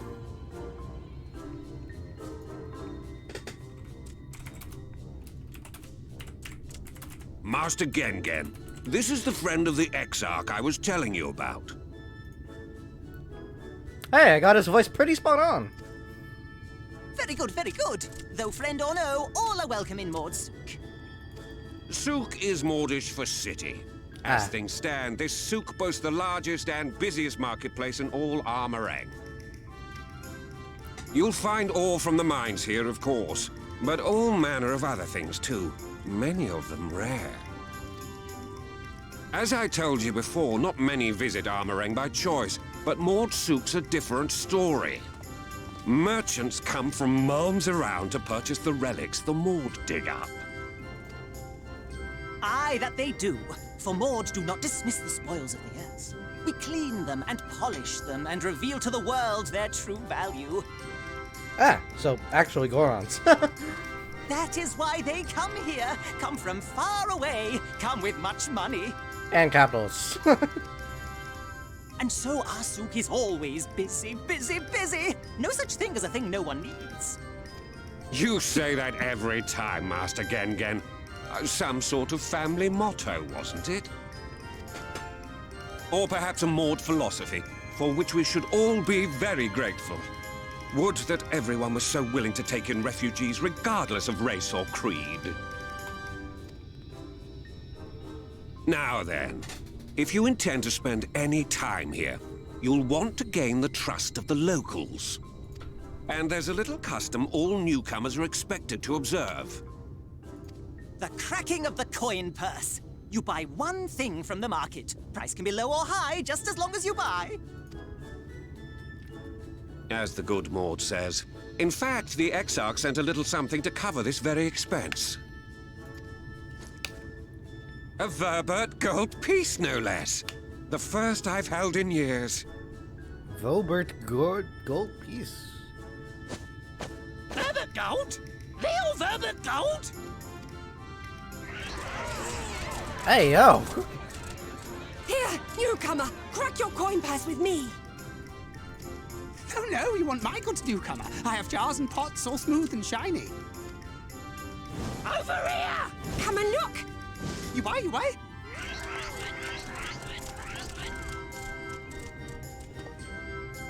Damn, this thing must be Enough stupid of that. valuable. Come, I say. This one must still journey through the barrens. Nothing bulky, nothing heavy, no pots. Nothing better for the road than a full belly. Spend that piece at Ronron's place, yes? Eat for 3 before you leave.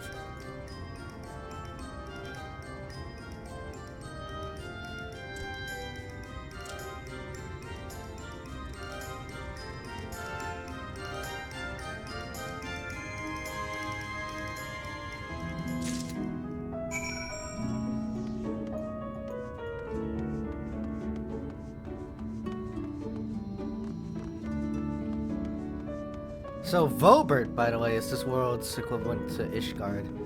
I know I said Ilmeg was, but Ilmeg is more so just the Kerfus area in general, rather than Ishgard proper. We'll see more about what that place is like after, probably in part 2. So, welcome to Ronron's, traveler. I have wares to empty your purse and fill your belly. Take your time, stare and sniff before you choose, but no drooling on the merchandise, yes?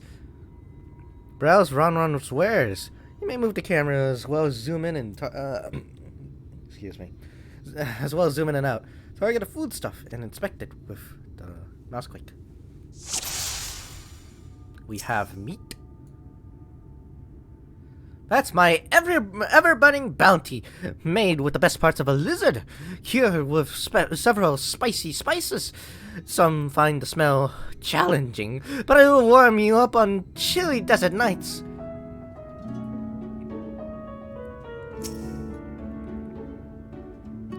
Oh, those you like! Chewy skewers! Find small frogs hiding under rocks, spear with stick, then roast over fire.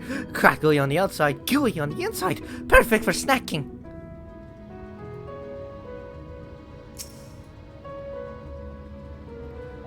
I call that mushloaf.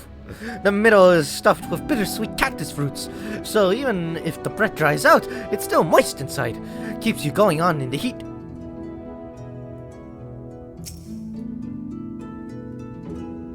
Everyone's favorite, plump white worms slathered in honey. Once you eat a glazed ringler, you'll never want any other treat.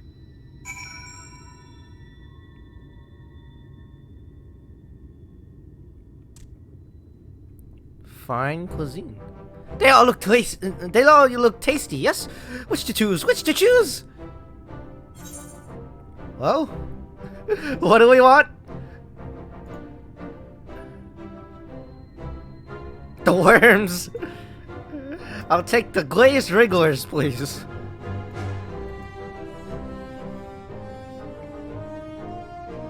Too good to resist, eh? That's what I would have chosen. You have the gold?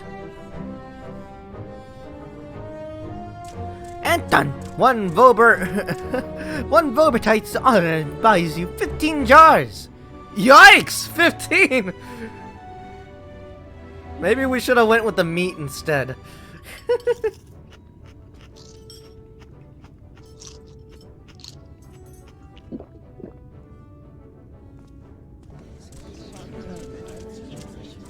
Oh yeah, definitely should have gone for the meat instead.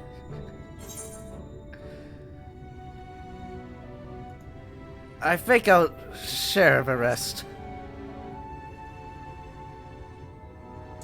Our visitor invites us to a feast! Let us give thanks for his great generosity and small appetite! I guess we're not sharing with Alize then. Sorry, Stas, but we're not sharing with her.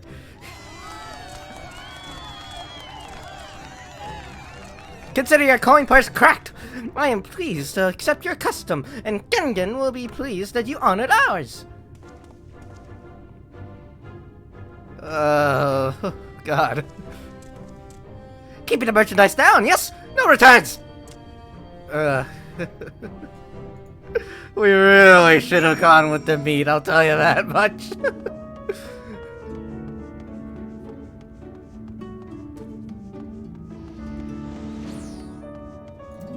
No, it doesn't! No, it fucking doesn't! You twisted individual, you twisted individual. You'll always be welcome in Mortsuk. If you need anything in Amarang, we are here to provide.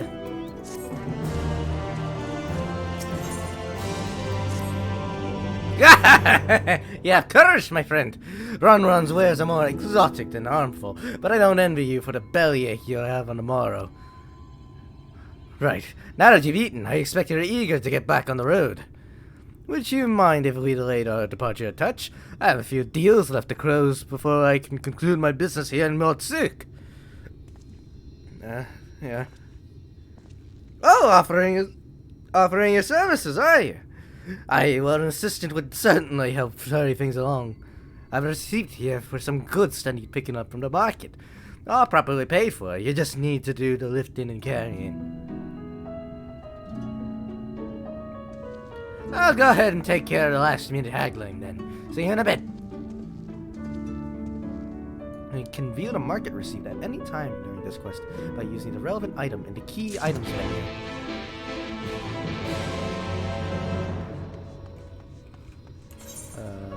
What do we need? Let's see. Table cactus from Tauntaun and iron ore from Toltol. Nabath Arang antiques from Mill to be collected from Momo. Okay.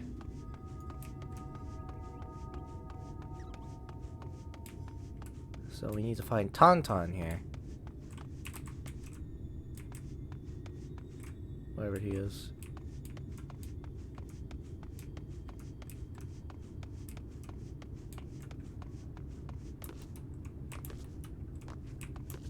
There's Toltol for the iron ore.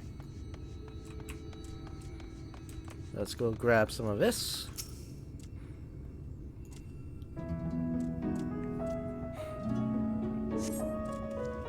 Cassett sent you, did he? Yeah, right.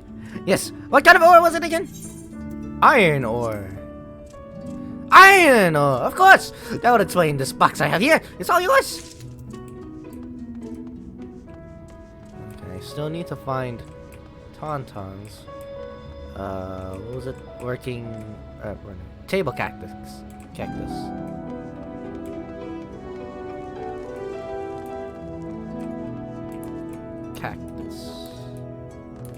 That's Zozo. Momo has the Nabath Arang antiques, so let's go grab the antique.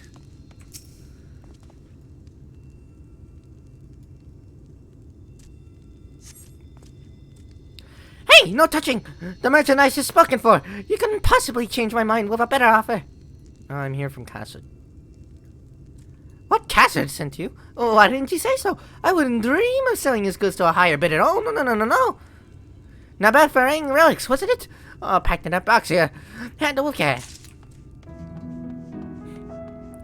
Still need to find a fucking table cactus.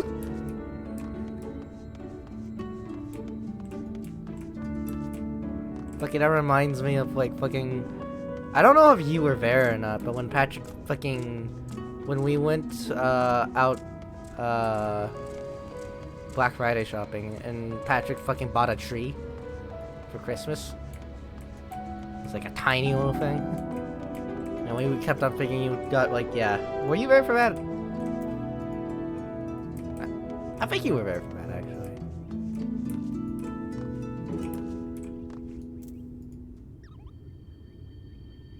Oh, yeah. Definitely. Yeah, and we kept on fucking waiting for him as well. Because, like, he was in there for an awfully long time, and we were like, he's really buying a fucking tree!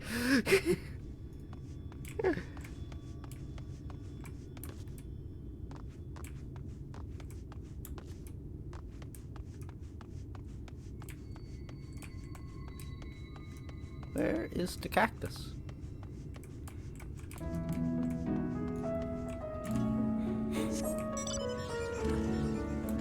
I'm gonna start mounting here, just to cover ground.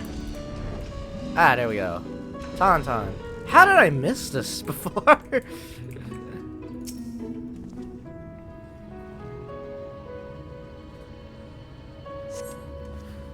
You came back. You came in with Cassidy, yes? Good. I can finally stop thinking about that sack. Please take your prickly practice. I used the restroom actually. Fuck. I drank too much water.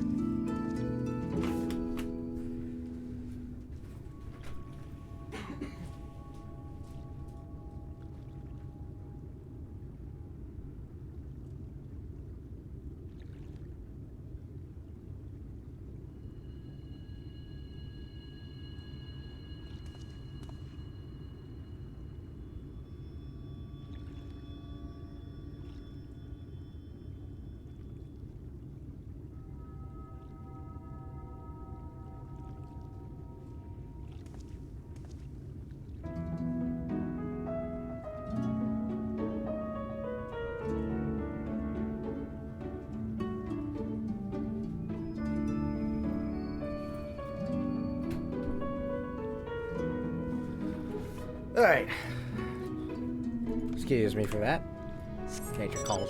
Let's go. Speak with Cassard.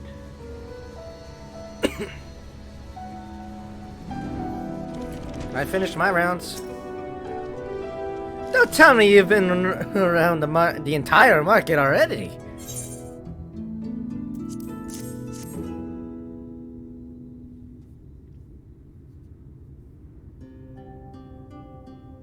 Aye, that's a lot. Alright, good luck! And quick work, too, considering you've not set foot in the place before. I thought you wanted to sit in the city like the Exarch, but something tells me you're not a stranger to visiting strange lands. Unfortunately, your efficiency prevents something of a problem. I'd hoped to conclude all my business before you returned, but it seems there's been some confusion over one of the orders I placed. I'll have to drag you and my middleman and sort this out. I'm sorry to make you sit around and twiddle your thumbs. Cassard? It feels like an age since I last saw you.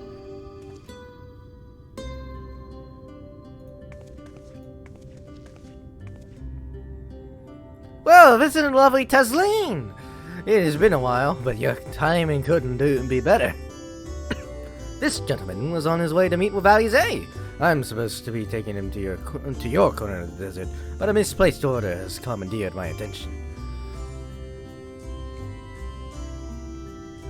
Wait, I know who you are. Alize has told me so much about you. You're Somnus, aren't you? I knew it! How wonderful to meet you in the flesh after hearing all those stories. I'm Tasleen. I work as a carer at the inn, and I've gotten to know Alize quite well since she took up guard duties there. Do you want me to take over Somnus's guide, Cassard? My shopping's all done, packed for the road, so it would be no trouble. That would be a great help, thank you. Well, looks like you'll be able to head straight out after all. My caravan and I will be in the area for a while yet. Seek me out when you have your fill of ring, and I'll send you back to the Crystarium.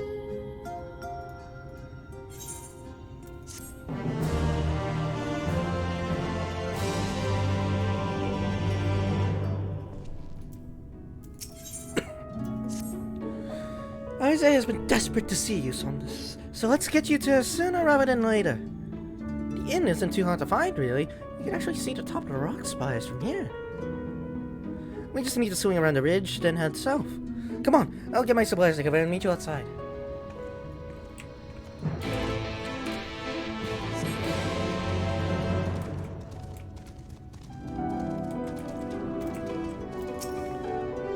All set? Oh, I should probably mention the wildlife. Most of them will leave you be if you keep your distance. The local coyotes have learned to prey on folk heading home from the markets. I usually swing a sword well enough to fend them off, but I may have loaded myself down with too many bargains today. Do you think you can handle any beasts that try to make a meal of us? Of course. I thought you might. Alize was always saying how much you... I mean, let's get going, shall we?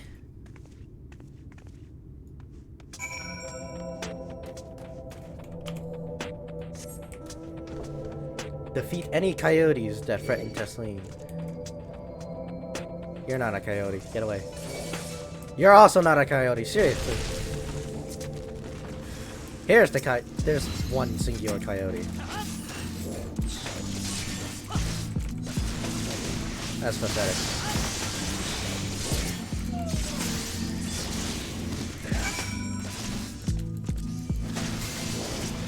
The mole was more threatening than the coyote. Sorry. There wasn't much time to shout for a warning. Were you beaten? Were you bitten? Those things can be nasty. And yet hardly a match for you, it seems. I'd always thought Alize was strong, but in her mind she was never... now it all makes sense. Well, we should push on.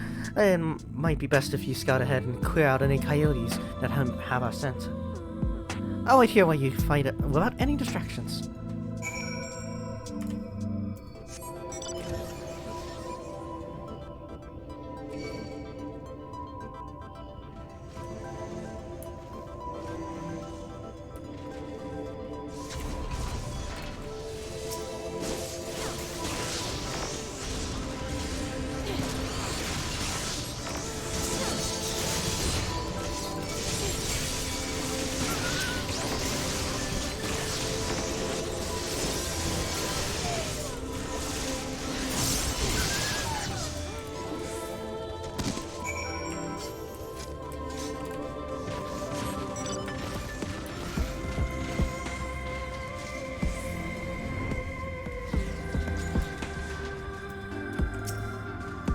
Oh, thank goodness you're back! I could hear the howling and snarling from here. Frightful creatures. Let's hope the rest have seen to your handiwork, and know how to avoid us now. I need to get these supplies back to the inn.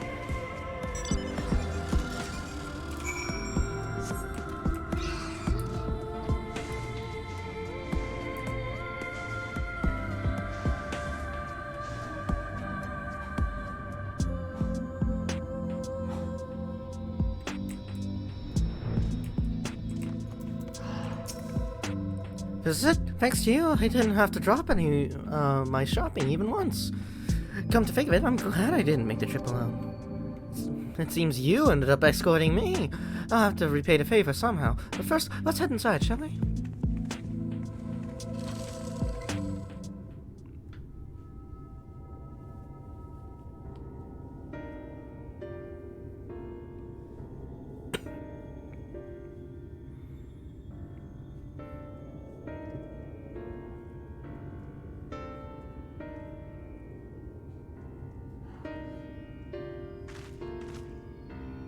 Welcome to the inn at Journey's Head. You might be our first visitor from the Crystarium ever since Alize arrived. It's not much, but it's home for the afflicted and a handful of carers. The afflicted? You don't know? I don't think I've ever met anyone besides Alize who was so unfamiliar with our situation here. Most folk have grown up knowing someone who knows someone. I might leave out something obvious, but it may be best to have Alize give you the full explanation. By the way, so there's a reason why back in Yomor there was something I wanted to say, but I couldn't say it because it would be a spoiler. This is the spoiler. We'll talk to Alize first. But case in point, if you did Alize's quest before doing Alphinaud's quest, Alphinaud's quest had a shit ton more disturbing implications to it. So, now where is she? It's better not to think about it right now, but you'll see. You will very much see. I think she might be on a patrol. You could wait, I suppose. Well, why not go and surprise her? She usually takes a look at things from the watchtower first, so you might be able to catch her there. It's not far. Head out the south side and you'll soon see it. I'll stay behind in case she comes back while you're gone.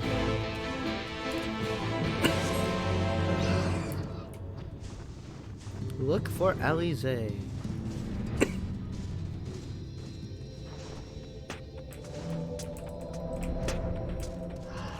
But Derek. This is the very edge of the flood, by the way. You can see this giant wall of crystal light here. This is where the flood ended. So, yeah, we're cutting it close here. Alize is nowhere to be seen, but you spot a fresh set of footprints on the ground, and they look to be right about the right size. Small footprints head off to the northwest.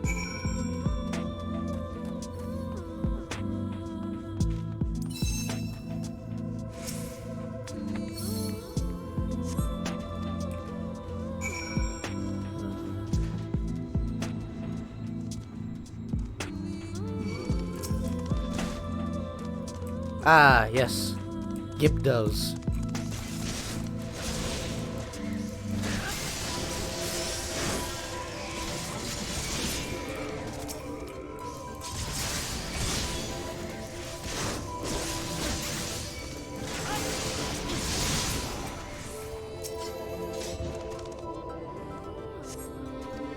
They curve around west.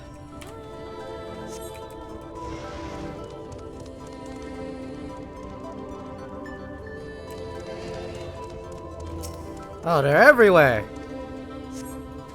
There are more tracks here, but they end in a mess of disturbed sand.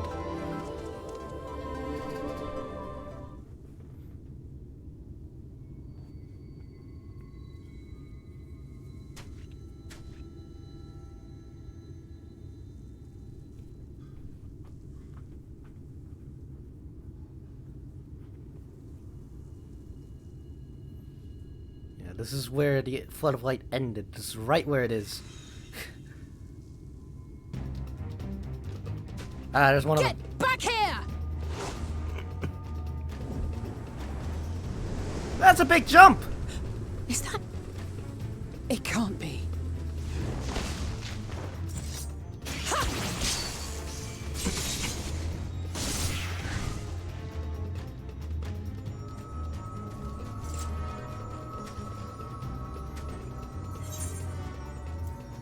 You almost lost that one.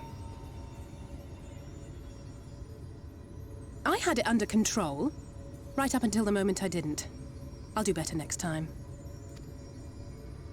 I knew you'd turn up sooner or later, but I had been hoping for sooner.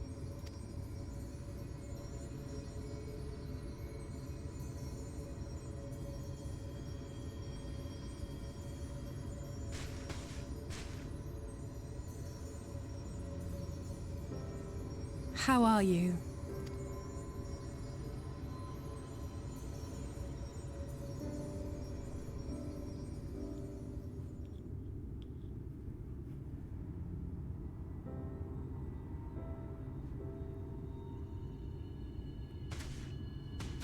we've fought them to a standstill, then?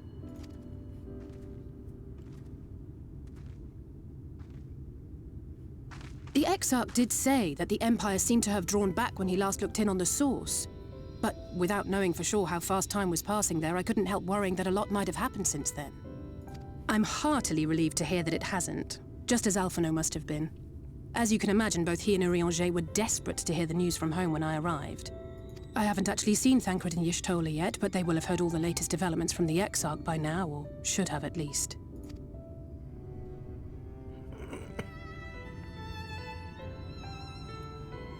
When I think of how frantic Tataru and the others must be, I want nothing more than to rush back and reassure them. But we still haven't found a way to reverse the summoning. And even if we had, we couldn't just ignore Urianger's vision. He may use 10 words where 1 would suffice, and they may often obscure as much as they reveal. But on this matter, he was as clear as day. I do not doubt for one moment that he saw what he claims. Nor how difficult it must have been to speak about them. The 8th Umbral Calamity and your death aren't exactly topics for idle conversation. As much as I might want to go home, I don't want to go home to that. We can't allow the rejoining to happen, which means we have to save the first from the Sin Eaters.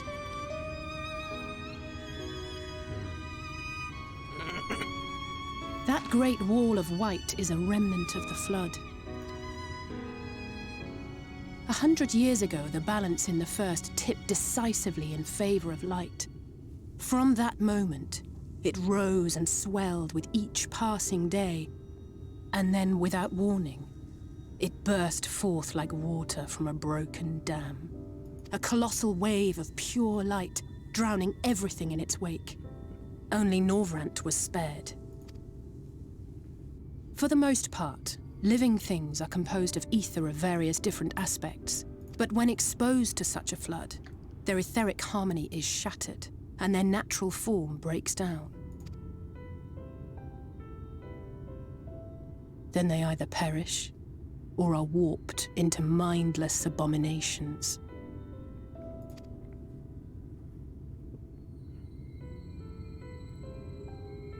You realize the implications of that, yes? Yes. That's how the Sin Eaters came to be. They were once living creatures, or people, that were caught in the path of the flood. Once the change is wrought, there is no going back. In that instant, they are gripped by an insatiable appetite for ether, and will happily gorge themselves on any living thing within reach. But even that is not the worst of it. The stronger Sin Eaters can plant light in us, like seeds in soil, corrupting our ether and triggering the birth of new monstrosities. They are creatures of base instinct that exist only to feed and to multiply. They feel no pity, know no remorse, and are utterly deaf to reason, which is why they must be destroyed. Every last one of them. So, by the way, that is what I was talking about before in Yomor. When they were talking about ascending, clearly that means that they were going to be turned into Sin Eaters. That girl that was crying about her not being able to sing, we're never seeing her again. And if we are, we'll have to kill her. That is the disturbing implications. If you played this quest before doing Alphino's quest in Yomor, then that quest becomes infinitely more disturbing than it normally otherwise would be.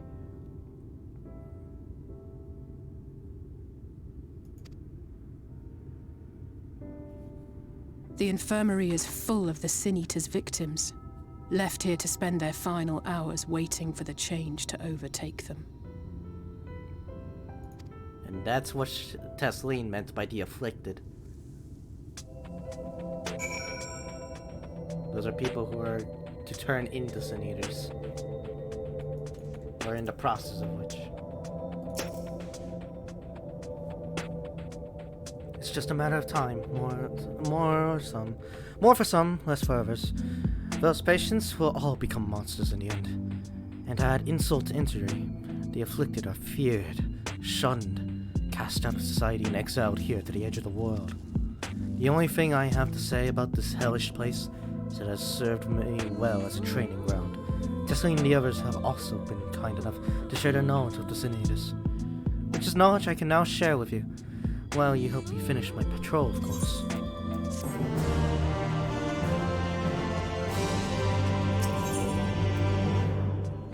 But yeah, again, fucking doing that quest in Yomor, where we helped out the girl who couldn't sing, and them talking about ascending, really did give me chills, man. Holy shit, right? After this revelation and knowing what I know about Sin Eaters, yeah. It is extremely chilling. They see it as a good thing. You realize that, right? It's fucked up. Here's what we'll do. I'll take the east side of the inn, and you clear the west. That way you can have an undiluted experience with the resident terrors. These marks on your map are where the usual trouble spots are. You can assume that any beast with a white hide or carapace is a Sin Eater, but you'll know for sure soon enough when they come slavering after your ether. Remember, it's kill or be killed with these monsters. Once you've slain whatever's prowling around out there, we can rendezvous near the north entrance. Good hunting.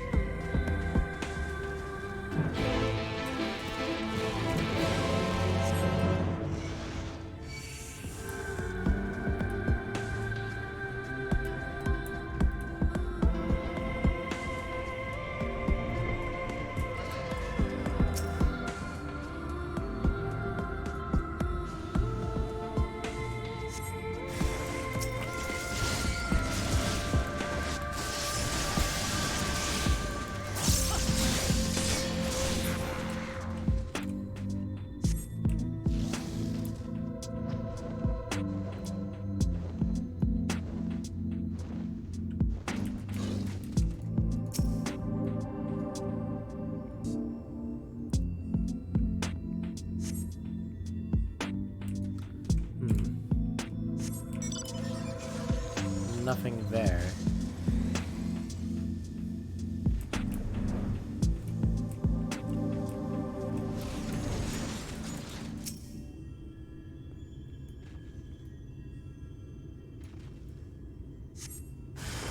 There we go.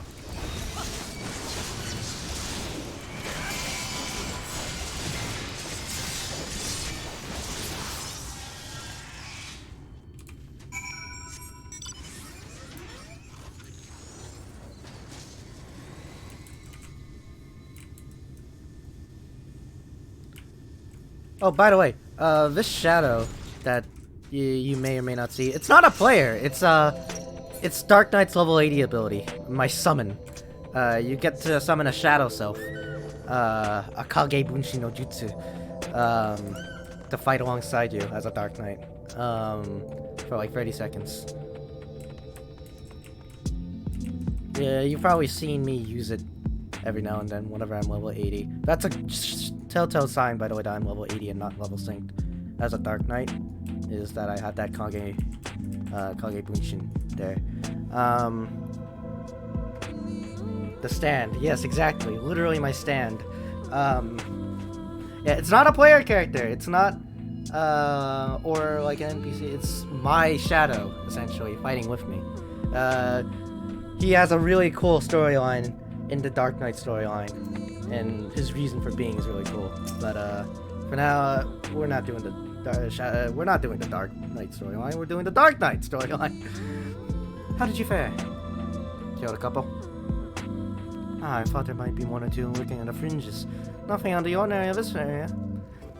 I expect you noticed it yourself, but individually these lesser Sin Eaters are no more deadly than any natural predator you might encounter in the desert. It's when they appear in numbers that they pose a threat, much like the Void Scent.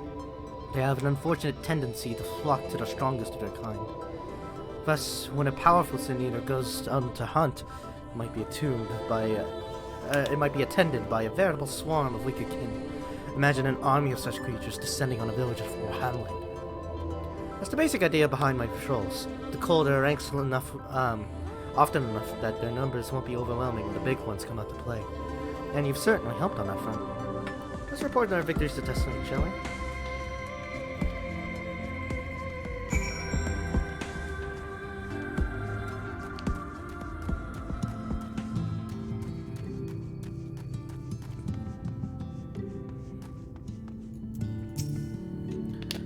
Icy tells me you helped her out on patrol. You have our thanks, and my apologies for leading you from one battle to another ever since the moment we first met. In any case, I'm glad to see the two of you found each other. You have no idea how badly Alize missed your company. Everything is always, if Somnus were here, he would... That's an exaggeration, and I don't sound like that either. I was simply trying to view matters from another perspective, and I respect Somnus's methods. Honestly, after seeing him in action, I can understand why. The way he leaps into the fray without hesitation, it really is something to behold. I might be a little smitten myself. Oh, looks like Alize has a little crush. I'm only teasing, though I've no doubt he deserves all the admiration he gets, just as you do.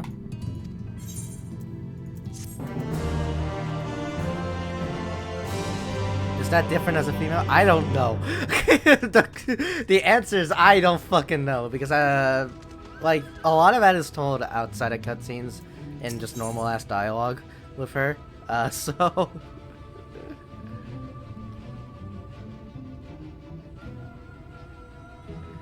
I don't know if it's different as a female or not. It very well could just be the same. It very well could be, yeah. I'd love to lay out a welcome meal, but the duties I put off when I went to the market are still waiting for me. There are 101 things that need doing. I'm sorry, but would you mind waiting here with Alize? What, and twiddle our thumbs while you work yourself to death? Surely there's something we can help you with. I could do with a hand, that's true. Thank you. You can start by helping me sort out the larder, Alize. While we do that, could you tend to a few patients too, perhaps? There are 3 in particular I meant to visit. It's just a matter of saying a few words to them and seeing that their skin isn't caked in sand. Their names are Pawnhill, Todd, and Howard. They may not give much in the way of a response, but I promise they'll be pleased to meet someone new.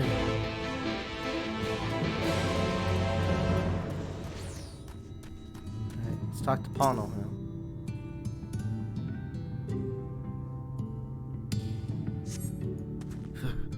Thank you. Then we have Talden. How you doing, bud? Talden glances up at you blankly, but you notice that the tension in his face ease slightly.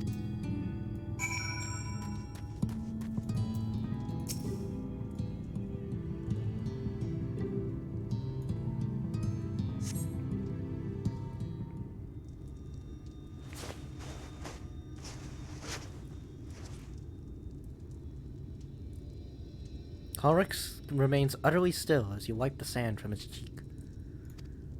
The texture of his skin has hardened into something akin to plaster.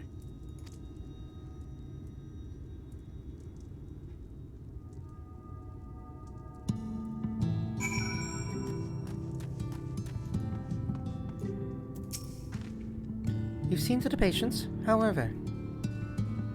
One could speak, one couldn't, one is stone. Good. That's good. I knew they would enjoy meeting you. I am concerned about Halric, though. I have to speak with the other carers, but I think his time may be near. We shall leave you to that discussion, and to have that discussion then. I was going to take Somnus to Mordsuk, if you have any errands that need doing. Well, I suppose there's one thing. Would you pick up a nectarine from the markets, please? Caster's caravan just passed through, so Ron should have some fresh food. Come then, Somnus. There's something I want you to see. Right after we stop at Ron's stall, of course.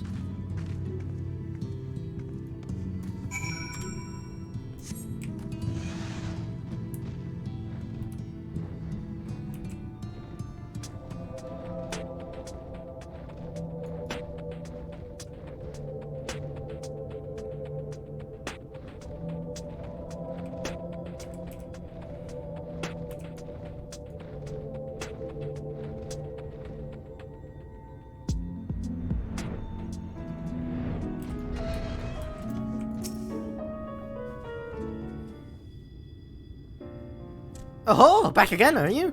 You need another taste of Ron's wares? Actually, we're looking to buy a nectarine. Do you have any in stock? Oh yes, nectarines, grapes, peaches, fresh and juicy. Given how richly you cracked your coin purse with me, I might still owe you food. Here, take this one, free charge!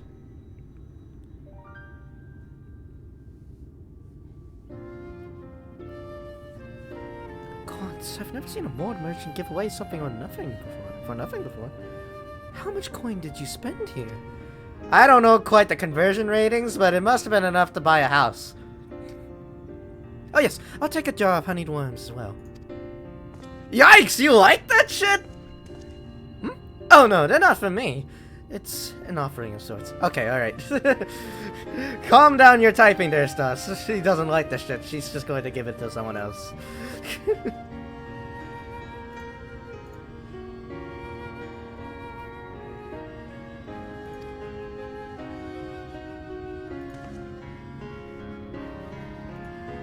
The worms, if you please.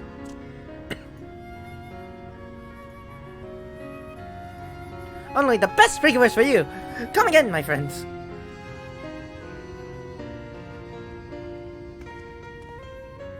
Right, that's our shopping chores taken care of.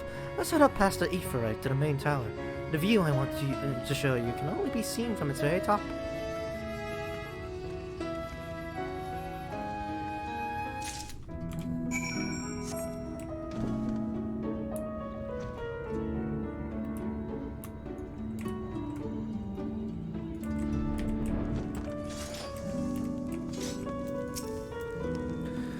Your precious worms. That buys us a trip to the top of the tower, does it not? Grace Wrigglers! You've actually brought them! I really shouldn't let you, but just this once, alright? Only once! Never fails, shall we?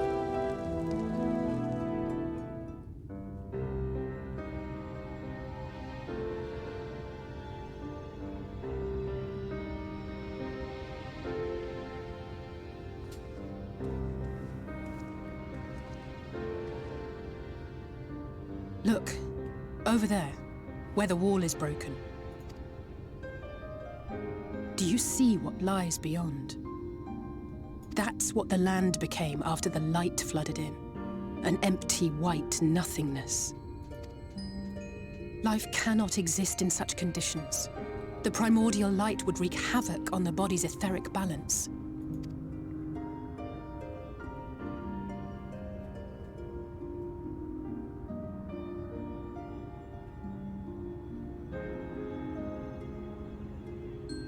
That nectarine you bought, it's Halric's favorite fruit.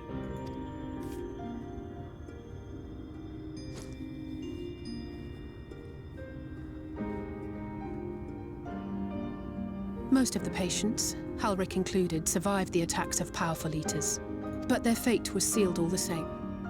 The monster's corruption has entered their bodies, and their very essence is being subsumed by light. The twisted state of the world itself just makes matters worse. Under normal circumstances, a person's ether naturally tends to equilibrium. But for these poor souls, the opposite is true. Sooner or later, every single one of them will turn.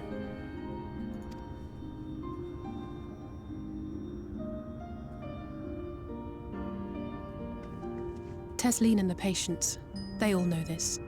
They know what has to be done before the change goes too far, before the eater within takes over.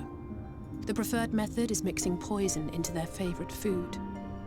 In my time here, I've borne witness to a lot of last meals.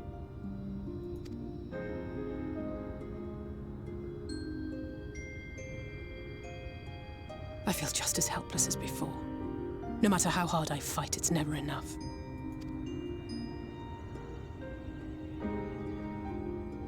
But it's a war I mean to wage, nonetheless. Speaking of wars, do you remember how I made you promise not to leave me and then promptly collapsed? Yeah, that was... Well, let's just say I had a few choice words for the Exarch concerning the timing of his summons. Well... But even if the fault lay with someone else, I couldn't shake the feeling that I'd abandon you on the battlefield. So I swore that I'd make up for my absence there by making a difference here. And that's what keeps me moving forward, even when things seem hopeless. At least you're open about that.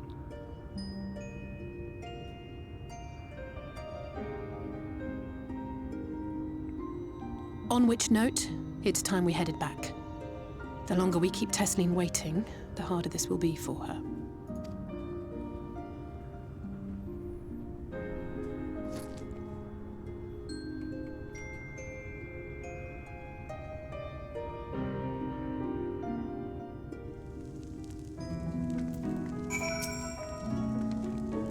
I'm glad I was able to show you that. When it comes to understanding the catastrophe which befell the first, one glimpse of the empty wasteland beyond the wall is worth more than an hour of Irianji's lecturing. I needed you to know beyond a doubt that Tesleen has no other choice. The nectaring will be a kindness. It isn't just the threat posed to others. When a person becomes an eater, the pain appears to be excruciating. The carers are truly fond of their wards and would spare them that suffering. It is their way of fighting back against a fate worse than death.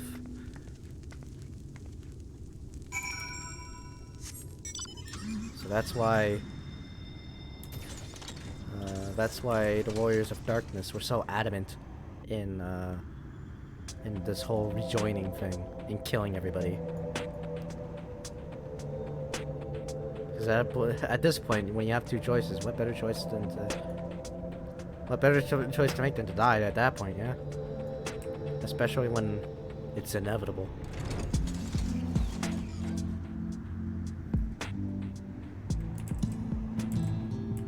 Of course, a rejoining is a bad thing to begin with, but you know, you can definitely see why they thought killing everybody was a mercy. Bathroom again, before the next cutscene.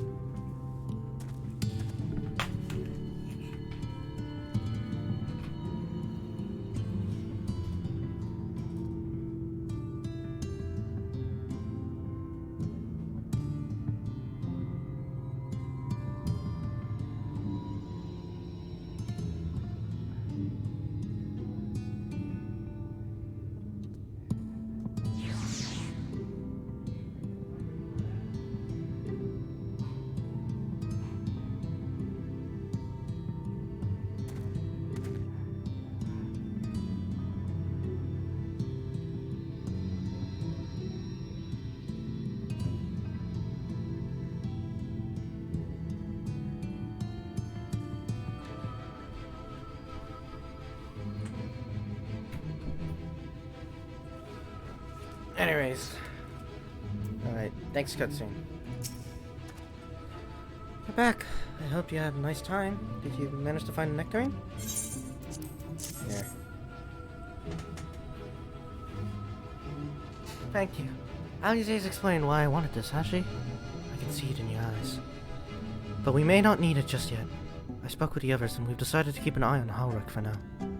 Thanks to you, though, if his time does come suddenly, we'll be ready to send him back on his way, with a taste of happier days. Well, nothing is going to happen for a little while yet, so let's see if we can't lighten the mood. We don't want our gloomy faces worrying the patients. I think it's time for that welcome meal, don't you? Take a seat and I'll make us a nice stew.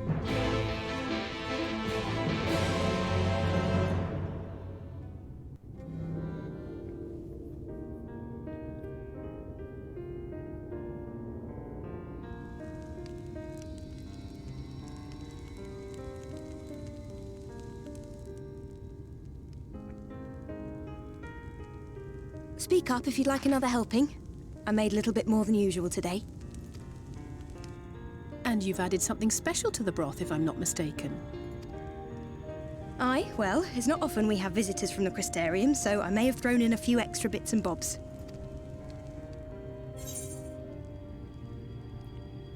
You needn't have gone through the trouble.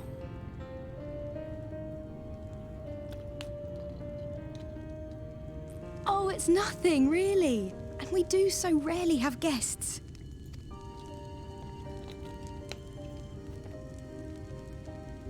In a place like this, you learn to take what moments of happiness you can get. I remember when I first came here with my mother. She was showing the early signs.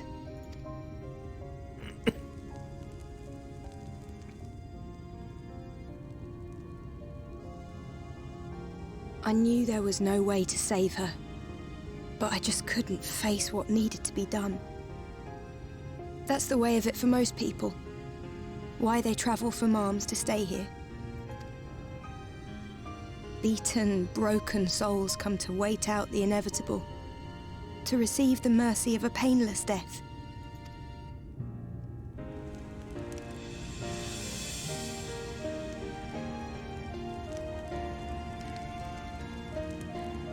When my mother finally left this world, I was mad with grief, but also thankful that her passing was a peaceful one.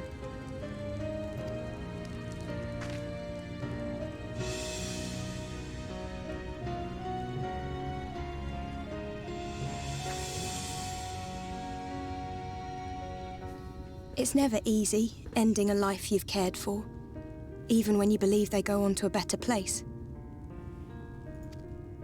I often find myself wishing the Warrior of Darkness would come and do that part for me.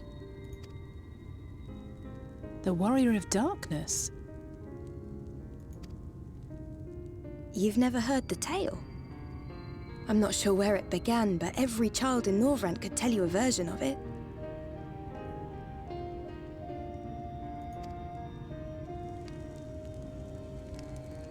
Warrior of Darkness, servant of death, take care of our souls at our dying breath.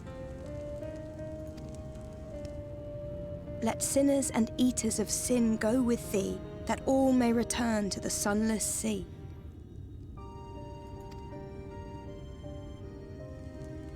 Well, that's the version I was taught anyway. It's just an old bedtime story. He's certainly never deigned to visit us here. Which is a good thing, surely. He sounds rather ominous. Do you think so? I always liked the idea that he treated every soul the same, even the Sin Eaters.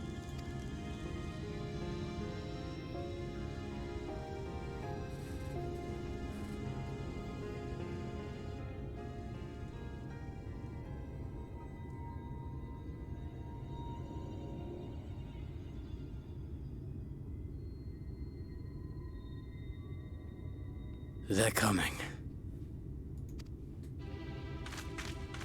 Desleen! Have you seen Halric? I swear, I only took my eyes off him for a moment.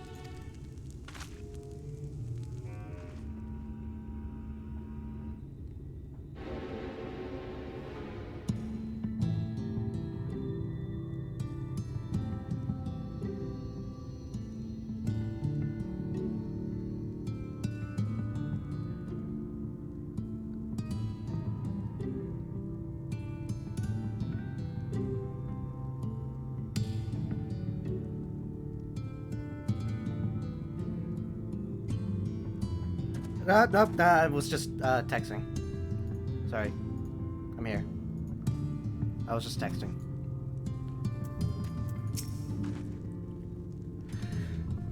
Yeah. Somnus, I say, we have to go for Halric. I don't know what's gotten into him, but if he's wandering out there alone...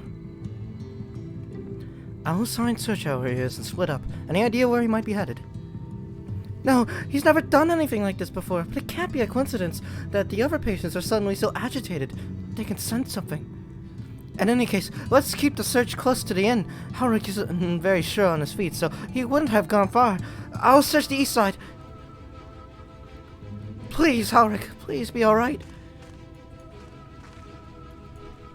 I'll cover the north and west then. You take everything from here to the south. Considering the urgency of this, I actually probably should apologize to the NPCs. Holy shit.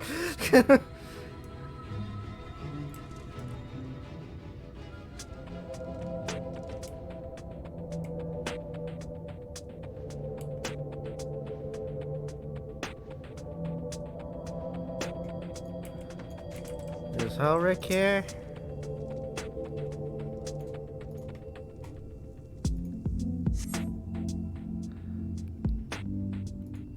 see no sign of Halric. Maybe he went further west.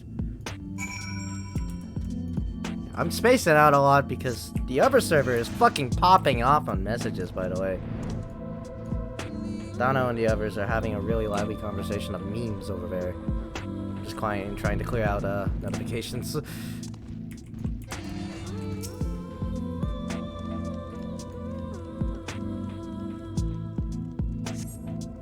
You scan your surroundings and search for Halric, and suddenly find yourself under attack! Holy yikes. That looks nice.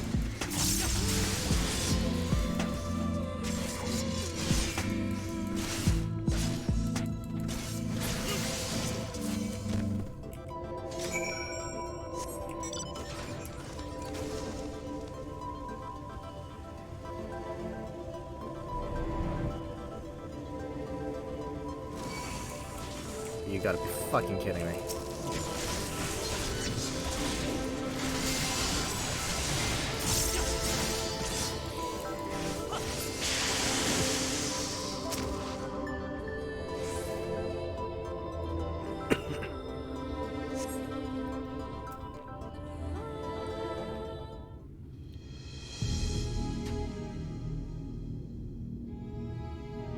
Any sign of him?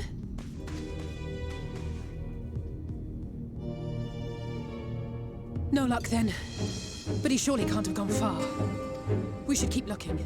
The Sin Eaters are out in force, and if we don't find him soon, you can be sure they will.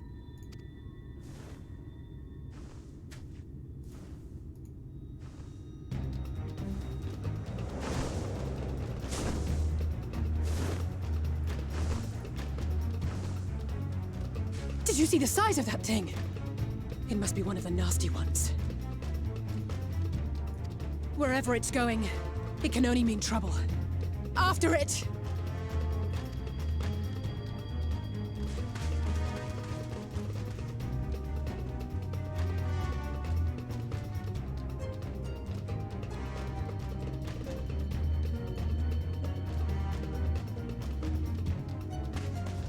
There it is! Is that... Oh no!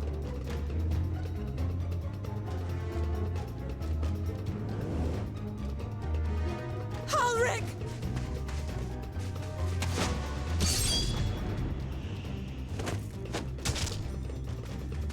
We have to run!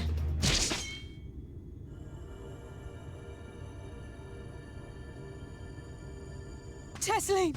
No!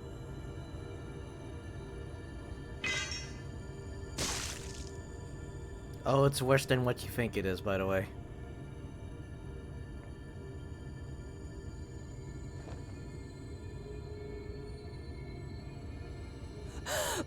We all deserve happiness, wherever we can find it. I wouldn't be as nonchalant as that, Stas. Is precious. No one should die in pain. Mother, I...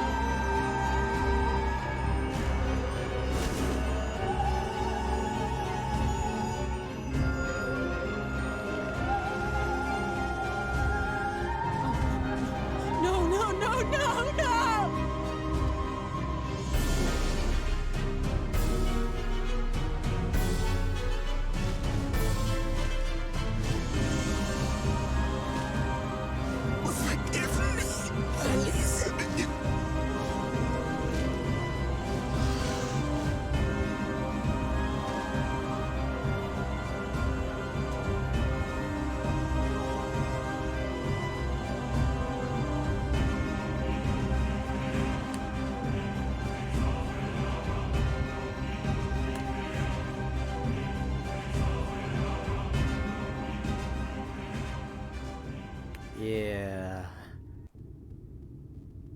I wouldn't have been as nonchalant like that. It's a very horrifying thing to witness something like that. It is very, very horrifying. And they made sure it looked fucking terrifying.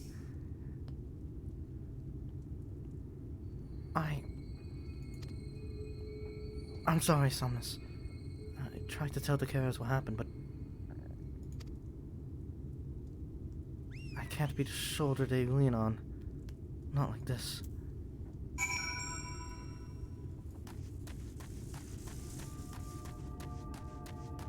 Yeah, it's not a happy time. Trust me, no. Fucking stop!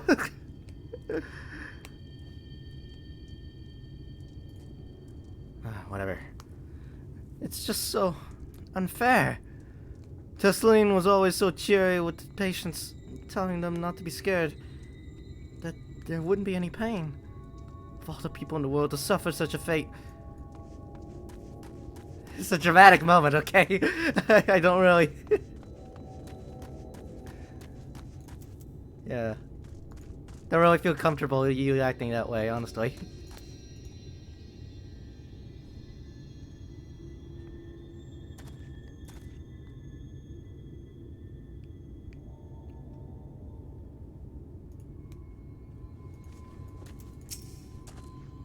Anyways, I imagine you're just as shocked as the rest of us, so I appreciate what you're doing here. Me? I can barely. I don't have the words. Without a body, we can't even give her a proper burial. And she cared about that sort of thing. About giving people the chance to say their goodbyes.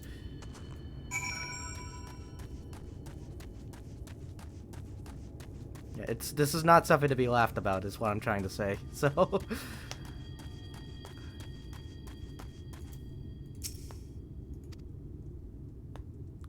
Haruk is as unresponsive as ever. He stands motionless, staring up into the sky where the Senators made their escape.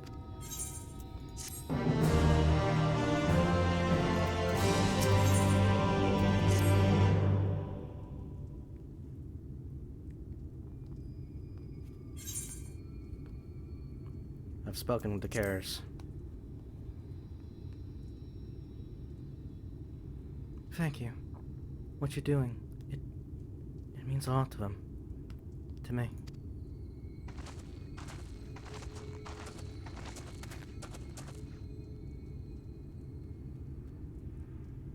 Sorry to interrupt. We realized we hadn't thanked you for rescuing Alric. You weren't hurt at all, were you? Hurt? There wasn't even a fight. I was too late. Too slow. I thought I could protect you. You can't blame yourself for things beyond your control. You've brought Alric back safe and sound. No one could have done any more. I'm sorry, but I've come to a decision. I won't be continuing my role here. I hope you'll forgive me for leaving you, and that you will delay Halric's last meal for as long as you possibly can. Not until it's too late, of course. Just give him what time you can. We always do. Of course, she would have done the same. Farewell, Halruck. Keep Tesseline's words close to your heart.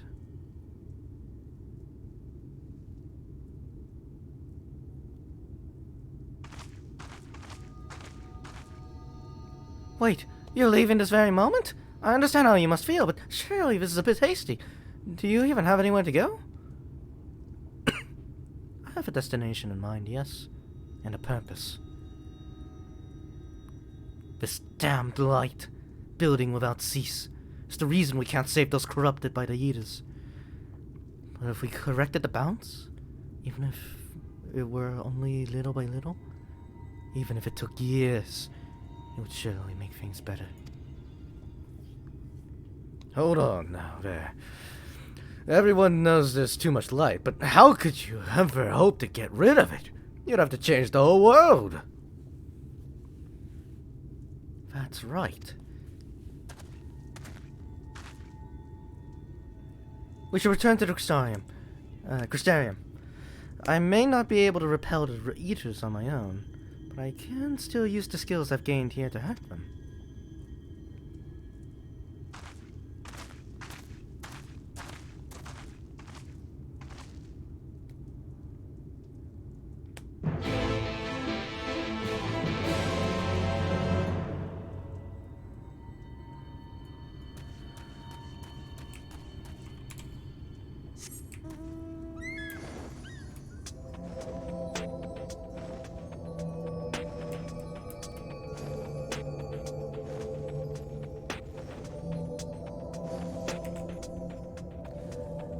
Yeah.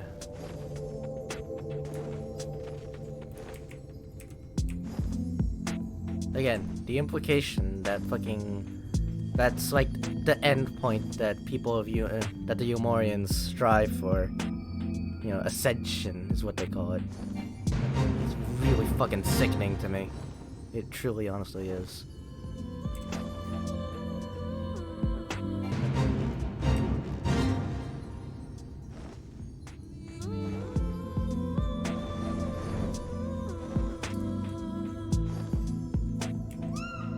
Also proves that like becoming a sin eater and transforming is a very painful thing to have happen to you as well. Well, with the vomiting and everything and the crying. Forgive me, Samus. I couldn't stay there a moment longer. But I was serious about what I said. While the men and women at the inn battle against this blight with kindness, I must fight in my own way, with steel. From Eorzea's sword in the darkness to Norvrant's sword in the light? Gods above, it feels like an age ago now. Miss Alize, is there anything I could do for you? Is there anything I can get you?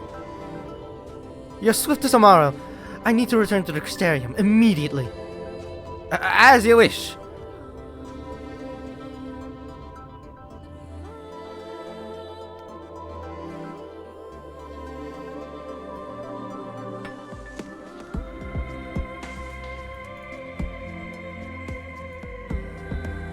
Also, if you couldn't tell, I very much connect with Alize on this whole issue, too. So, very much vicariously feeling this for her.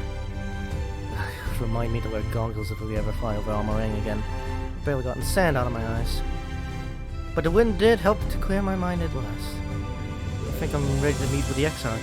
We need to talk about how we're going to wipe the Sin Eaters out, shall we?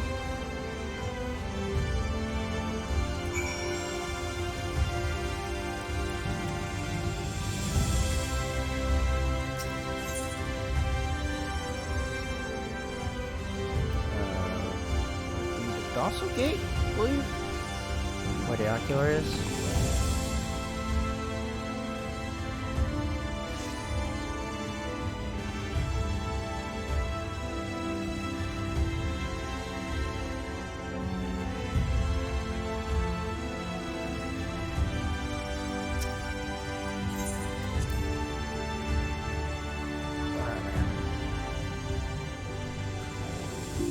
Alright, we have both the twins here.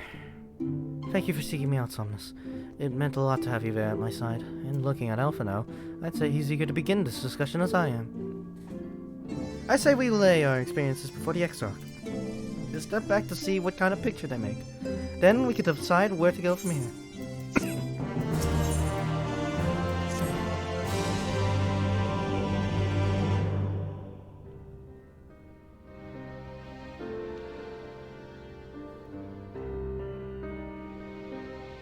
And so you return. Have you gained a better understanding of the crisis now faced by the First?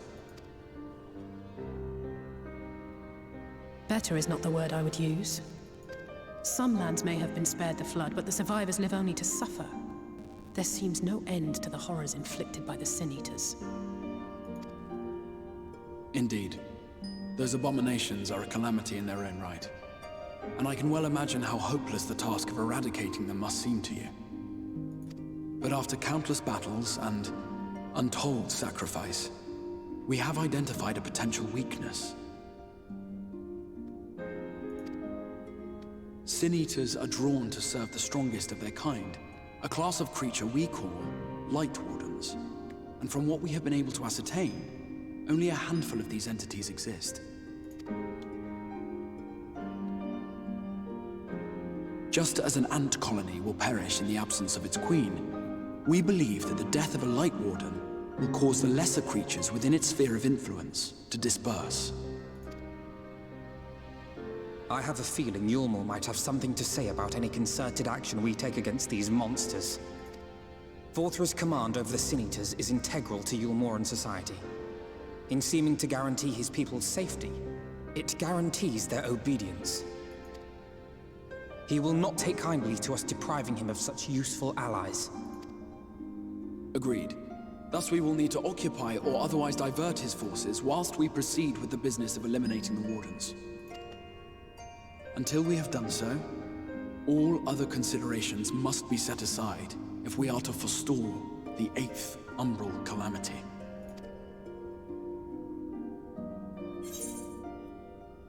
Are you sure that eliminating the Wardens will be enough?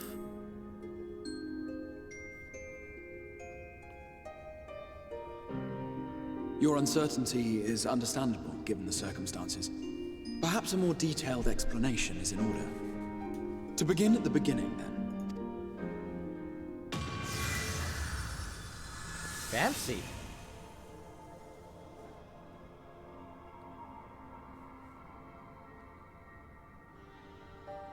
In the ancient past, a single star was divided into 14 worlds. This is the source, your home. These others are the 13 shards, in whose number we find the first. Though physically separate, they retain a connection to each other, and with the source especially.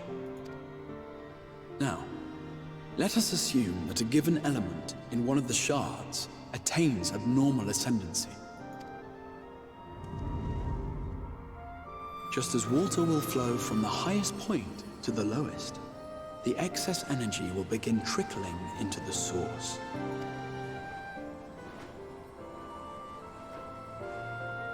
And such an influx of ether will of course exert a palpable influence.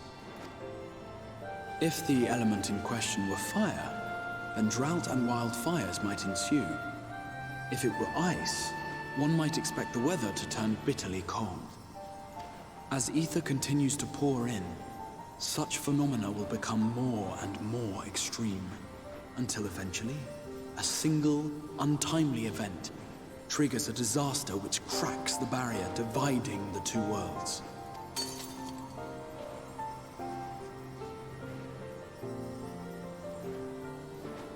What was once a trickle now becomes a deluge, sweeping the shard along to be rejoined with the source. At the same time, the element which held sway in the shard is unleashed in full, its energies amplifying the original disaster to truly catastrophic proportions. An earthquake thus magnified might strike with enough force to shatter continents. A tidal wave might swell to a size capable of drowning entire nations. These devastating events are what we refer to as umbral calamities.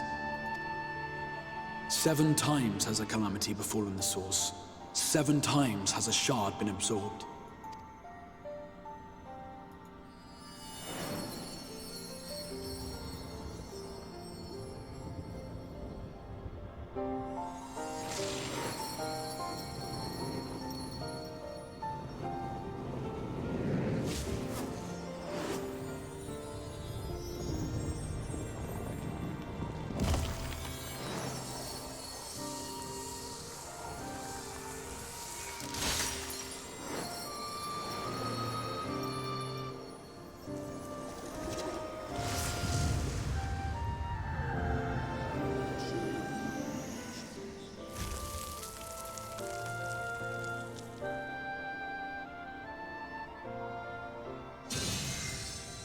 At present, the light-drowned realm of the First stands perilously close to meeting the conditions for a rejoining. It is the Sin-Eaters who are to blame for the Light's continued dominance. In addition to attracting their lesser kin, the Light Wardens I mentioned earlier radiate ether, saturating every corner of their territory with light. even here in the flood-spared region of Norvrand, their influence is strong enough to banish night from the sky. Thus, if we are to restore balance to the First and head off a potential calamity, it is imperative that we put each and every Light Warden to the sword. We've been doing our best to take the fight to the enemy ever since we first heard the Exarch's explanation. Though we have yet to claim any meaningful victories if truth be told. Apart from being confoundingly elusive, the Light Wardens possess a troublesome quality which compelled us to delay our plans until such time as you arrived.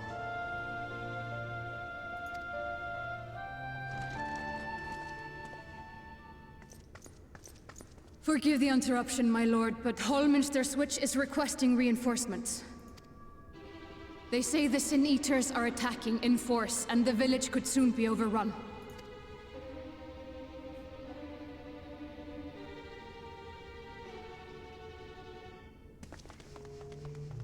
Alert the guard. We should be prepared in case the fighting reaches the Crystarium. You have command of our forces in the field, Captain, but hold off on entering the town until I arrive. That goes for Alphino and Alize as well. My lord.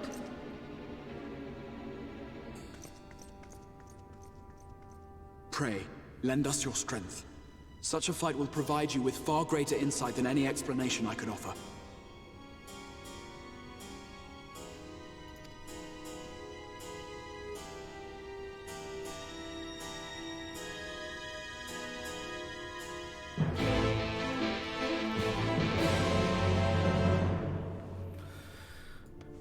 Alright.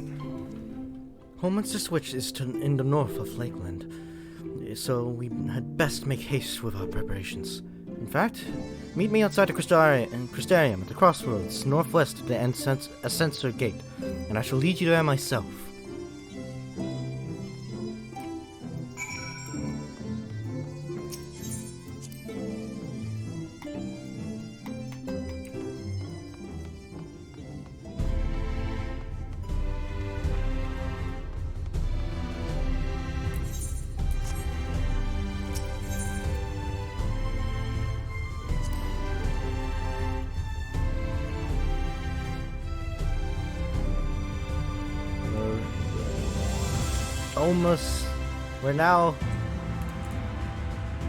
We now have clearance to explore Lakeland. This is where we landed when we were transported to the First. Saw purple trees because of the Crystal Tower's influence here. So we'll see a lot of purple trees. This is home to a pretty old civilization too, in Norvrand's world. So you'll probably see a lot of ruins as well. All set? If we follow this road north, we will arrive at the northern staging point. The village itself lies not far beyond. Quickly now!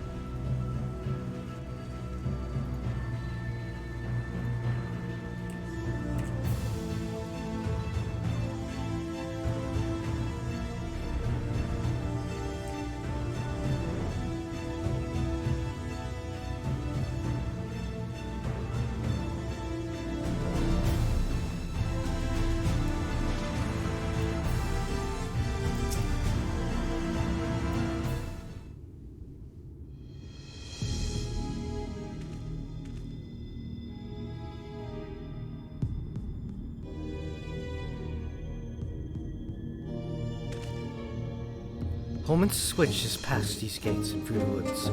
It is not exactly a near neighbor to the Crystarium, but as we occupy the same region, we have built up something of a cooperative relationship. What can we expect inside, Captain?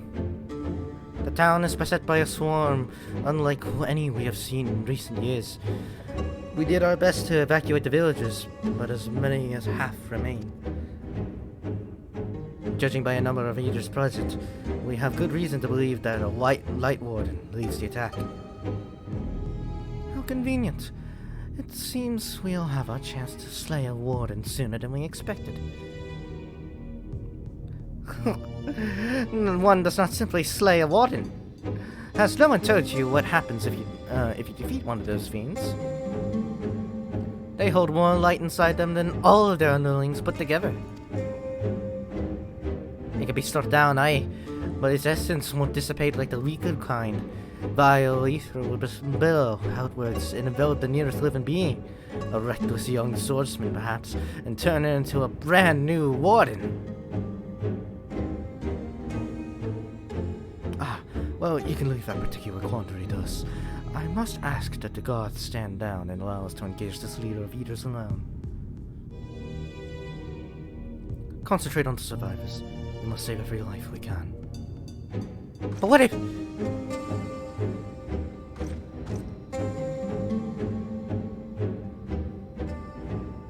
Understood, my lord. As captain of the guard, however, I will not watch you brave such danger without an escort from your ranks. I insist that I go with you.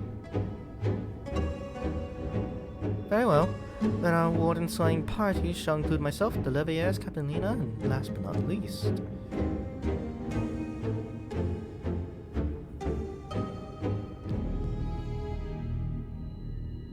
Formidable group indeed. Into Holminster we go. Once we reach the Light Warden, do not hold back. We strike to kill.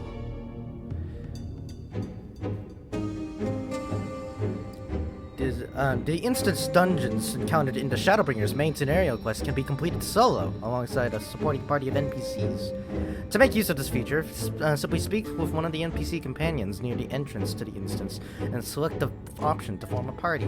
In forming a party, you will need to follow the same role restrictions imposed when using the Duty Finder. Alternatively, you can find party members via the Duty Finder as usual, and complete the instance with fellow players instead. Ah, I thought I was going to have to explain that. Whatever. So, yeah. We can do this with NPCs, so we don't have to slog and queue. Shadowbringers is the only expansion that can really do that, and it's really fucking neat. Very well.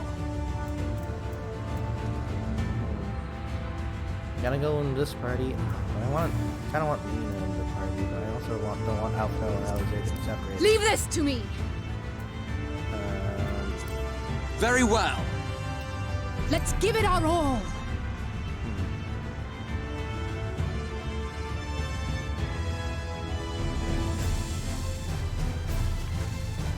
This is tough. Alright, let's do this party then. Even though Alphino and Alize have fun interactions, we can... we can view that anytime. Because you can, go into any instance with a party of NPCs, as long as it's an instance where you're able to go in with NPCs. But yeah, we don't have to slog and queue anymore. Here's the big difference, though. The NPCs, they kind of suck. Yeah, they're like the SAO bridge NPCs. But it's a good compromise. And I'll be fortunate that I'm going in here as a level 72 rather than level 71. I'm gonna try and restrict myself to double pulls here. Our Exarch boy can't handle a bigger pull. So, one of the chief reasons why NPCs suck. You'll notice that one of them is dying a lot faster than the other ones, huh? That's because they don't use AoE skills. They do not. There's some that do, granted. Sometimes they use AoE skills. Most, if not all the time, though, they don't. It's really quite a thing.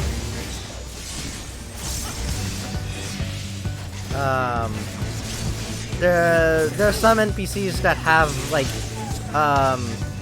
as part of their rotation, some NPCs actually do have AoE skills, but they only do that as part of their rotation. They don't actually do that actively whenever there's more than one enemy on screen.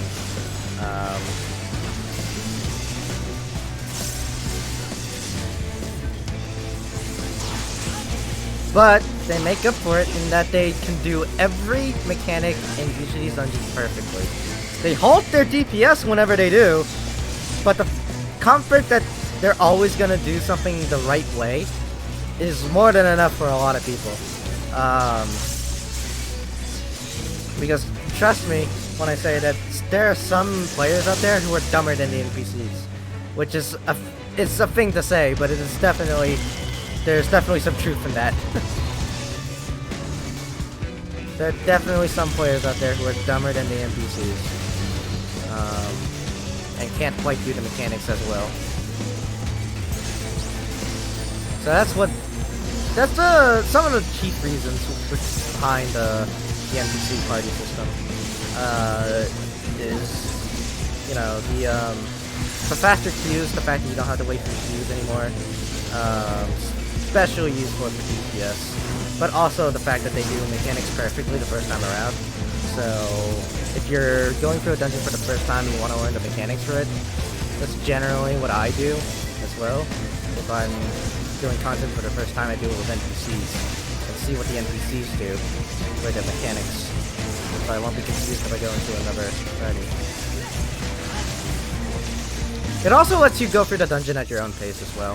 And there's some times when you would want to do that as well, because there's some dungeons that have some really cool like background elements.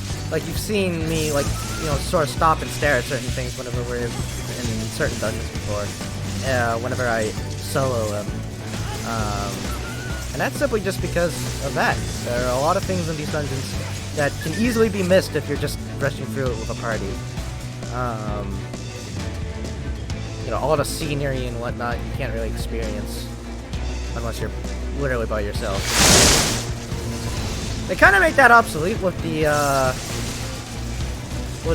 inclusion of the Explorer mode. Explorer mode is something that they added later on in Shadowbringers, where you can go in this dungeon in a completed state. So you go into this dungeon as if the dungeon was already complete. And you can use your mounts and change your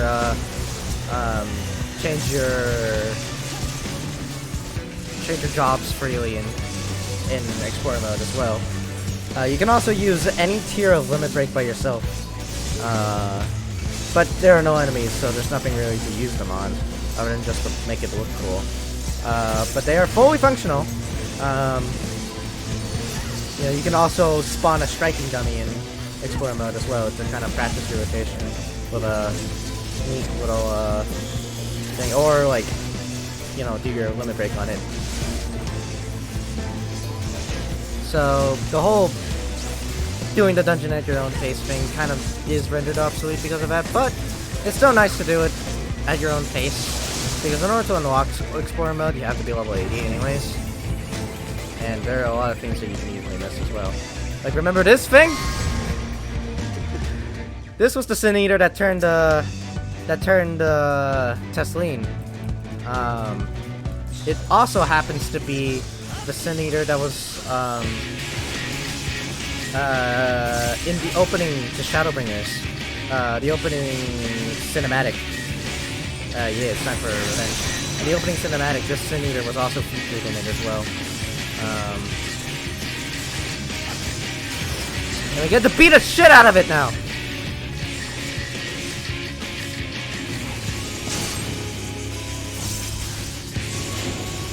Yeah, as you can see, the NPCs are avoiding every AoE, but they're not really doing their damage rotations while they're doing that.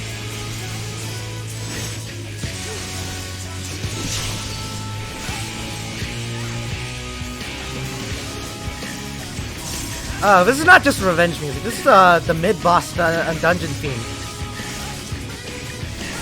This is just a normal-ass mid-boss dungeon theme. Or mid-dungeon boss theme for the expansion. Yeah. They went hard on the soundtrack, like I said.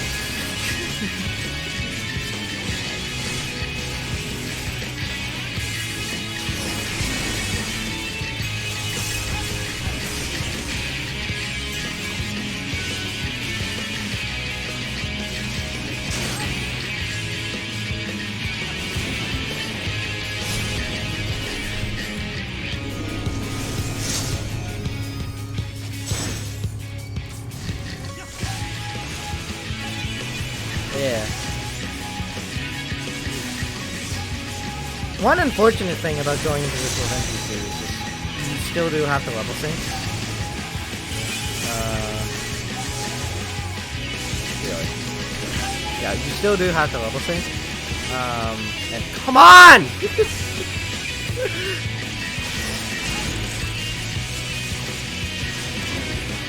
The reason why I got frustrated there is because Dark Knight has a skill called Delirium, which lasts for 10 seconds. And if you do it, Delirium lets you cast this move, Blood Spiller, the biggest, strongest move for free. Normally you would need 50 of Blood Gauge, this gauge right here, in order to cast it. But with Delirium on, you can cast it for free. And ideally, you want to cast 5, because that's how many DCBs will fit in a 10-second window. And Delirium lasts 10 seconds. I'll handle this. So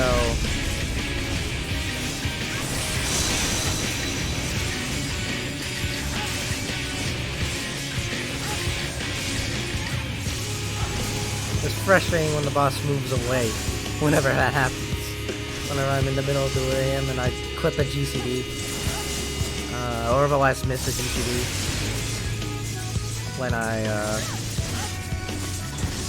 When it would be optimal to have it keep spinning for 10 seconds.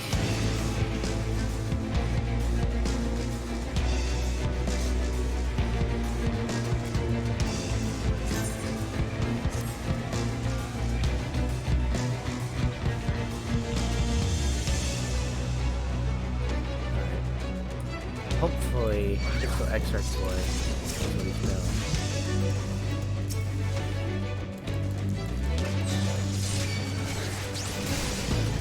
This is a tough pull, so as you notice here, they cast slow on you. It's very frustrating, especially now when I'm in my Delirium phase again.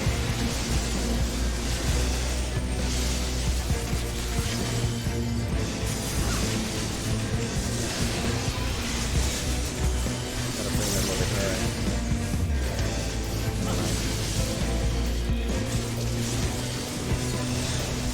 Oh no, don't cast Holy! Okay, thank God Black Knight popped.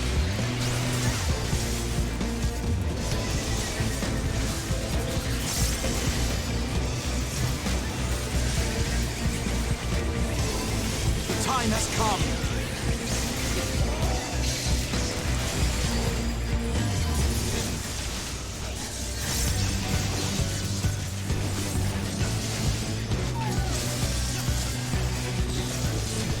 Like I said, like, it's slow. It's going to be slow because they don't AoE the NPCs. But it's not like they're dumb as bricks either. The comfort that I'm the only person who's dying is really one of the big things for tanks, one of the big incentives.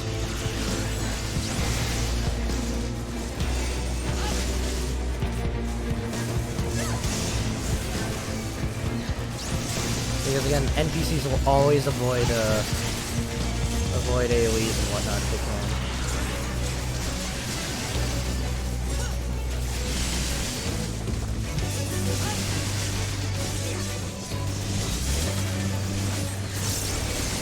Hey, except for Alice. Okay, so another thing about NPCs is that you know, they're still they're still the NPCs, so they have a. That was on me. They have the same sort of characteristics as their characters. So they'll have certain quirks unique quirks that they'll show off every now and then. That'll sort of characterize them as that particular character. Alize being the most annoying one. She's perfectly in character, but there are two things that she does that kind of frustrates me, and most people who run with her, by the way. She has a massive trigger finger on the limit break, and as we discussed back in the Shinryu fight, the limit break is shared with the party. Well, actually, no, not in this case. With the party, with NPC parties, they're not shared. But the fact of stand, she's one of the few who actually prioritize damage over over surviving. She's the type of person to stand in their AoEs before they finish their cast, so that they can finish their cast under spell.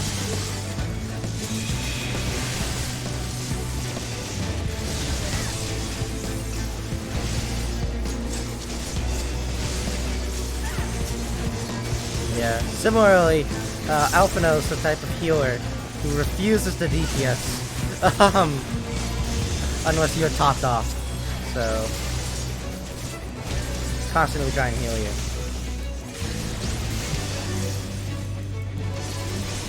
But as you can see here, the Crystal X are— oh fuck, I'm dying! The Crystal X are prioritizing damage over keeping me alive. To my detriment, I died there.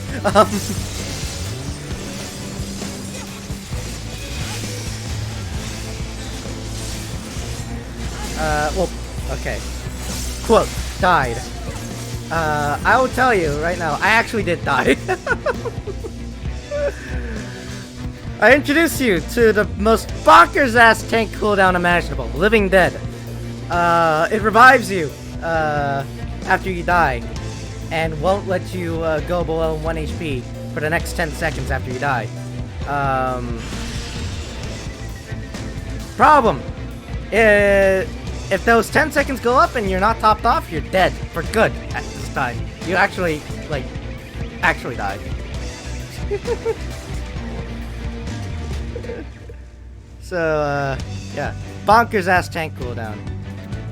The only other cooldown, tank cooldown that's also kind of bonkers is Gunbreaker Super Bolide. I think I mentioned this before, but it puts your HP at 1 instantaneously.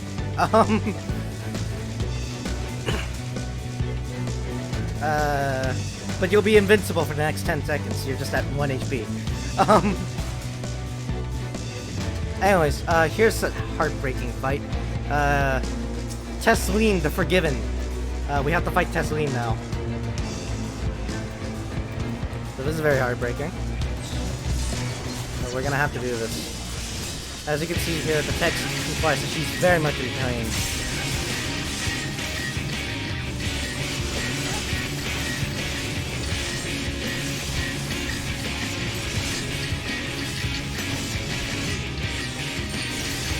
Yeah, we have to kill Tesleen now.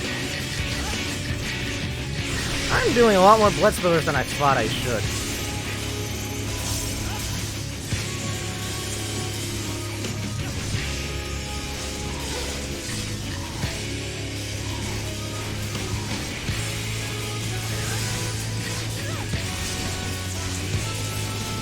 Yeah, as you can see, the NPCs are perfectly positioning themselves for perfect executions and mechanics. And in general, just like, they're not as fussy to deal with as player party members are. When it comes to that type of thing.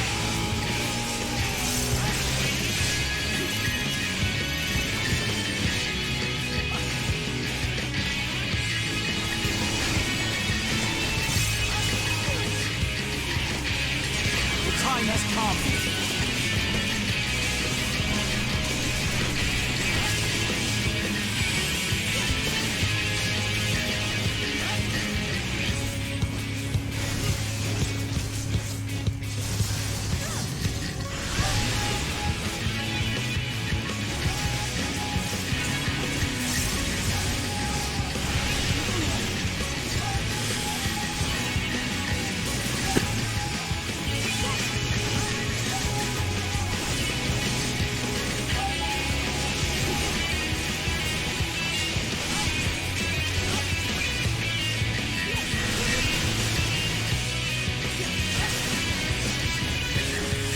Yeah, there are more characters that we unlock under the NPC system, by the way, that all have their own unique traits and quirks. I already mentioned that Alphino is very much the type of, Oh shit!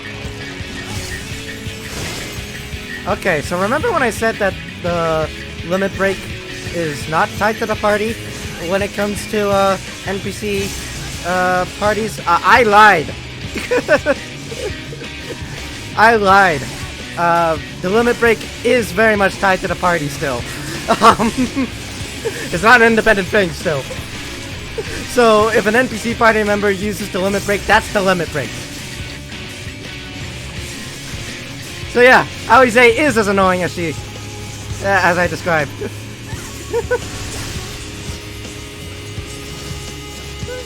Because Alize will basically have a trigger finger on that limit break. Either her or Lena here. Lena just used the limit break just now. I think she used the limit break back in the first fight as well.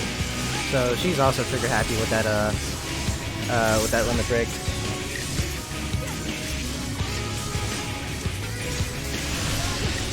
They both kind of use limit breaks at some of the most stupid times. Like I said, back in Shinryu, the party shares one limit break bar. And the same thing is here. I didn't think it would be the same thing here, but it is the same thing here. Holy shit.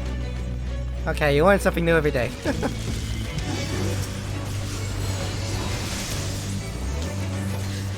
Yeah, I already mentioned Alphino. We'll prioritize healing you over doing damage. Which is nice, actually. Very nice. Especially when you're trying to do, like, bigger pulls.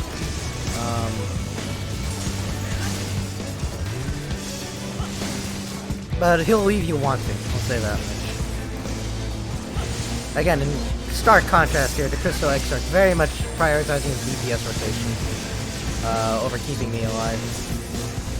As you no doubt could tell from me being at low health there. You underestimate me!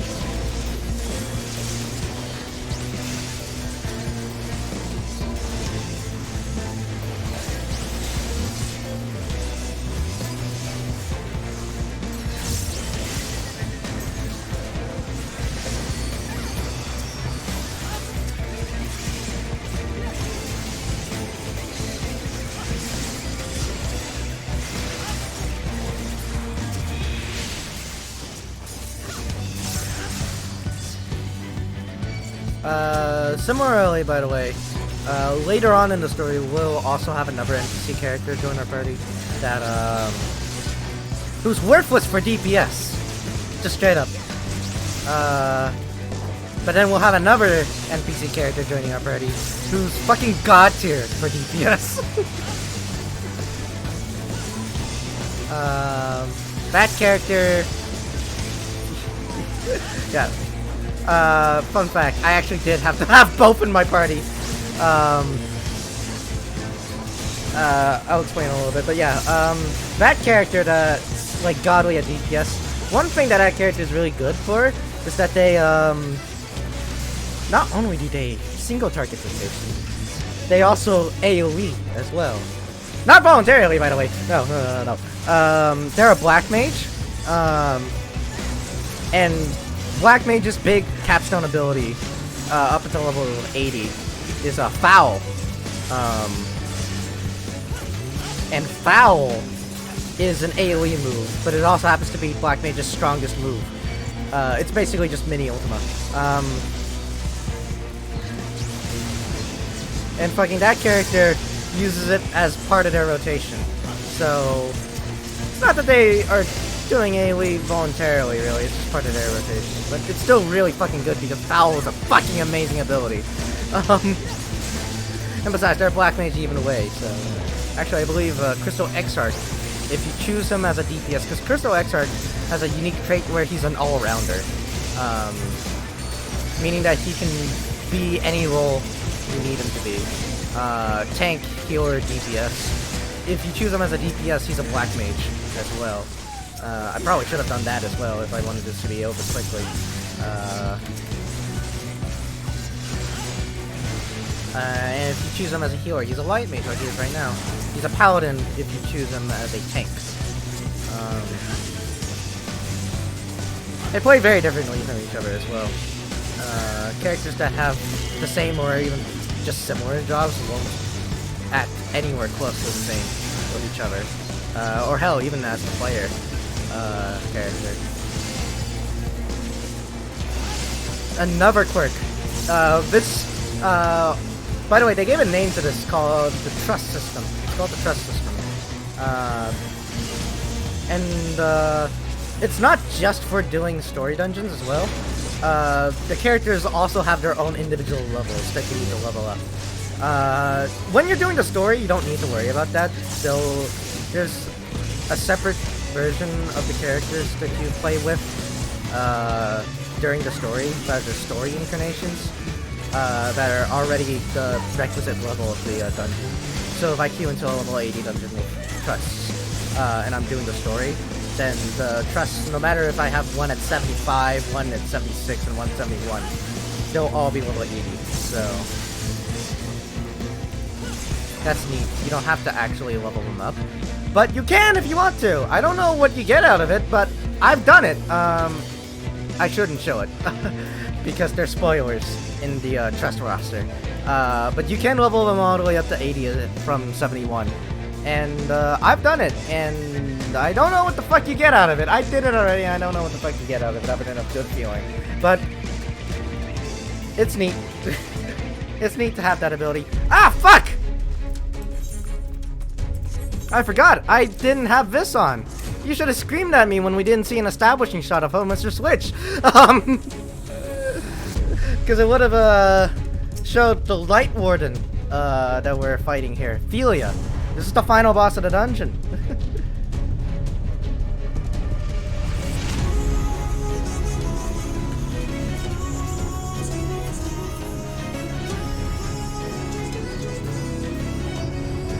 Fuck! Well, now that I noticed, whatever. I don't think we're gonna go through another dungeon in this part, so this was just useless. Well, actually, no. We'll at least see the victory screen. I'll see the victory screen at least. Alright, let's fight the Light Warden. This is the big nasty one that, what's the problem? Let's kill it.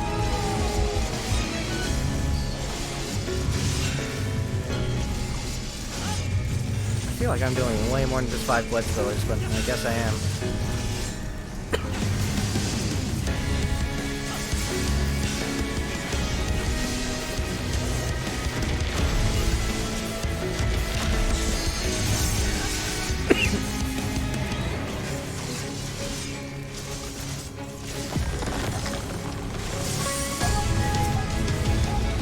By the way, the character that does shit DPS I was talking about before, they have the added caveat of being the most overly cautious being in the world.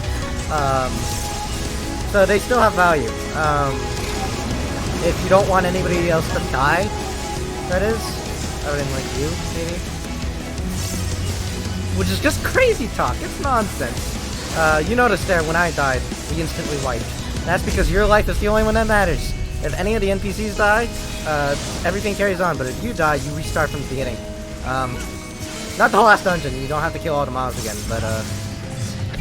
but it would be considered a wipe, if you die, versus if any of the NPCs die. So really, having an NPC that values life is not really, and living, or prioritizes their own lives. Basically, any NPC like that, except for Thancred, who is the only tank NPC. Any character that kind of prioritizes their own sort of well-being isn't really that valued. Again, except for Thancred, but that's because he's the only tank NPC. And I mean the only one, so...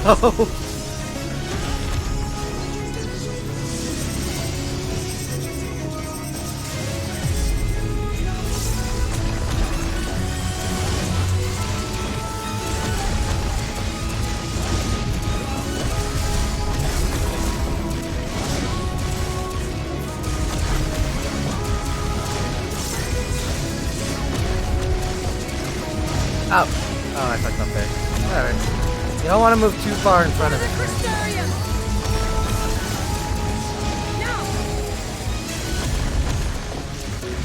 You're not actually thinking of doing that. You're not actually thinking of doing a limit break, are you? Oh, thank God you're not.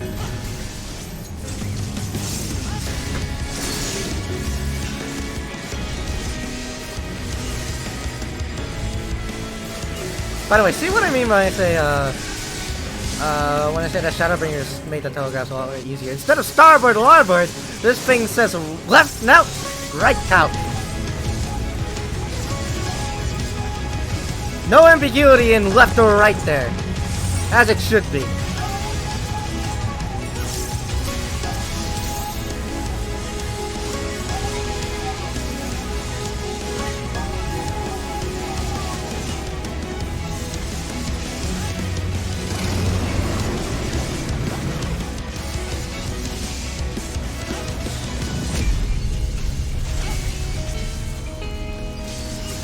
By the way, notice that the mid boss dungeon theme, or the mid dungeon boss theme, very distinctly different from the final dungeon boss theme. As you probably noticed already. I think they're about to use the limit break in a little bit, actually. Don't say I didn't warn you! Oh, look, there it goes with Lena immediately using it.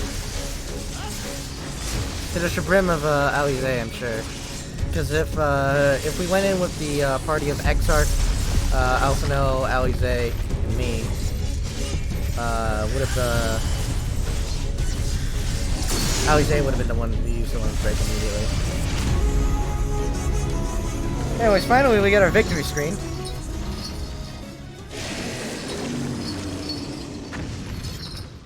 Beautiful.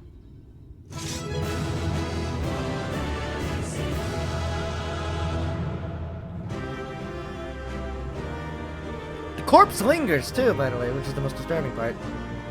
And also, any NPCs that you didn't invite into the party with you, just run up with you at the end of the victory screen, which is primarily why I felt it was still worth it to show the victory screen anyways. And they even stick around.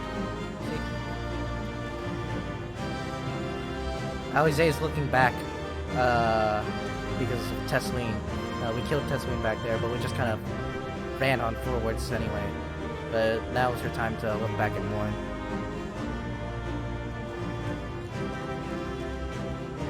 Alright, cool cutscene about to come up.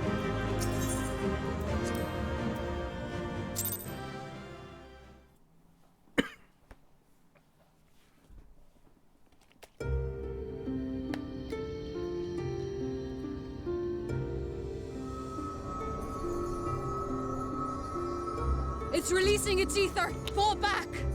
We cannot let it touch us! Quickly, my lord, we must withdraw! That will not be necessary, Captain. Though I appreciate your concern. The eternal light of these creatures has confounded us for nigh on 100 years. For each we have put down, another has risen up in its place, born of the self-same ether relinquished by its predecessor. But now we have a way to contain that corruption.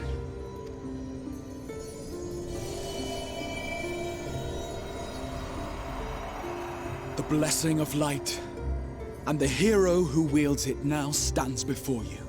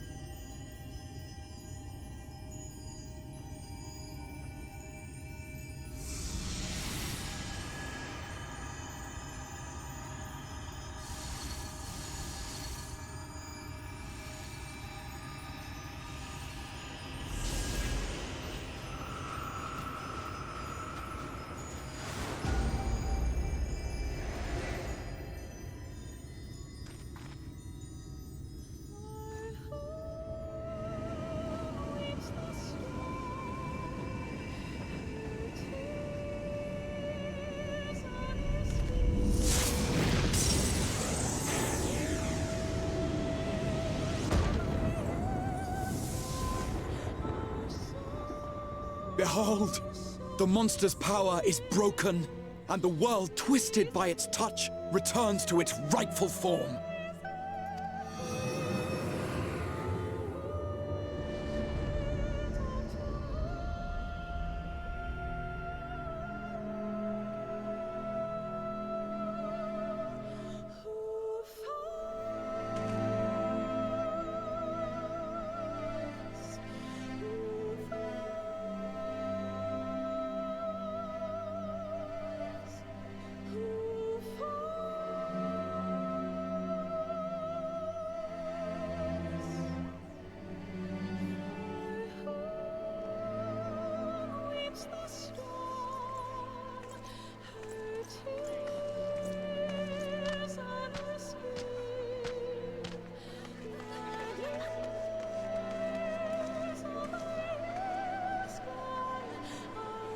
Scar. It can't be. What's happening?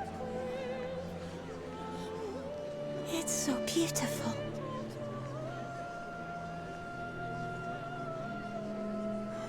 The sunless sea. The warrior of darkness has come.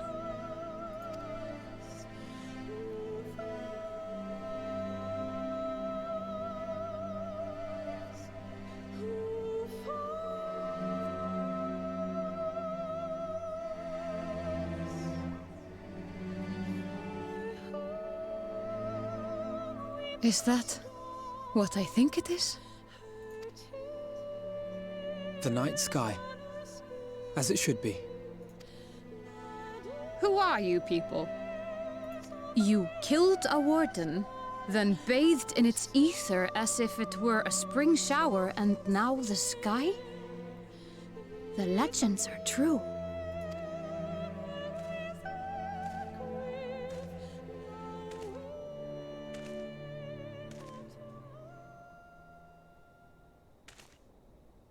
My lord?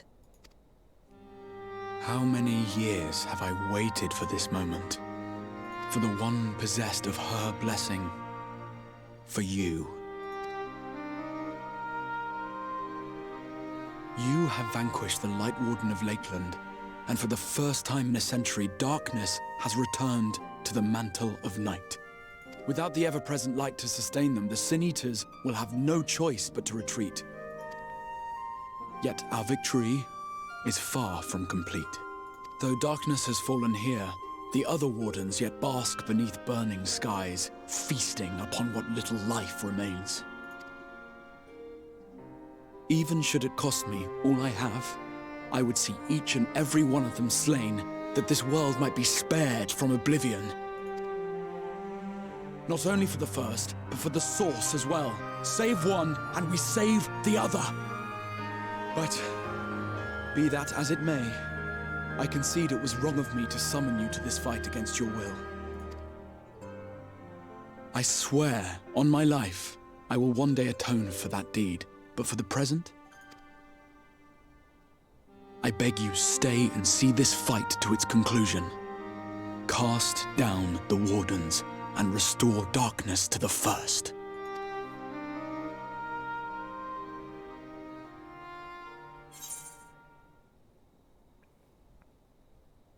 I will become the warrior you need.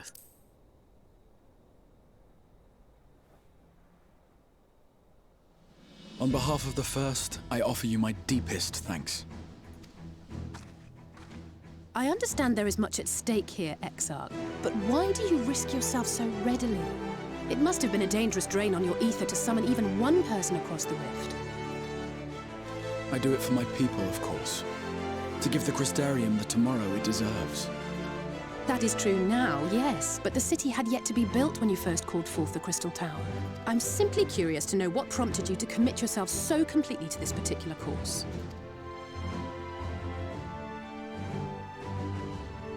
There are things which we can ill afford to lose.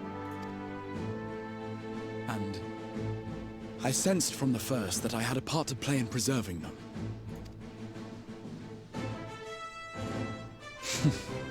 Forgive me. I fear the events of the day may have taken their toll. Despite appearances, I am an old man. One burdened with many difficult memories, some too painful to recall. Well then, I'm sorry for pressing you. It's a family failing, I'm afraid. One which has served us well more often than not. Needless to say, we will continue to fight at your side until the last Sin Eater is defeated. Come then, my warriors of darkness. Let us gather the surviving villagers and make our way back to the Crystarium.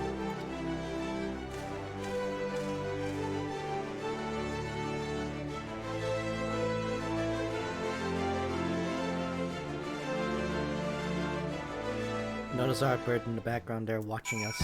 Don't panic! Don't panic! It's just daytime. This is what normal daytime looks like in the first. It's just normal daytime. Not normal daytime, aka everlasting light, would be yellow sky. In fact, the weather would actually be different. The weather here is indicating clear skies, but the weather would indicate everlasting light if it were still under the floodlight. So it's just daytime. It's so sad that we couldn't finish that dungeon while it was still nighttime in the game time, but hey, there's some things that you just can't control. So how quickly you have justified my faith in you. So many lives saved. The sky itself heralds your success. A single victory in a larger struggle, perhaps, but a momentous one nonetheless.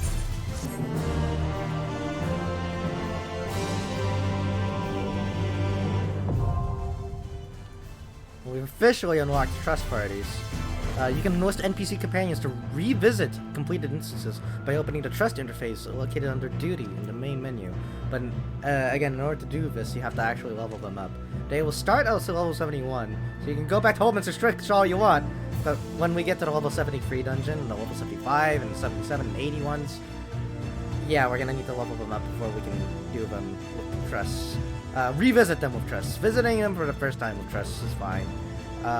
They'll level up for that, but we'll have to level them up again if we want to do them again, so... Of course, again, I leveled up all my trusts to 80. I can't show that menu to you because that will spoil everything, but,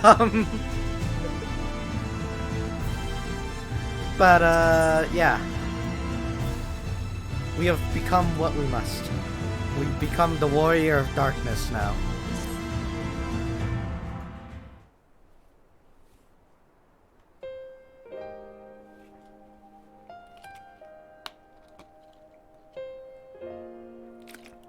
Now, as for how we proceed from here.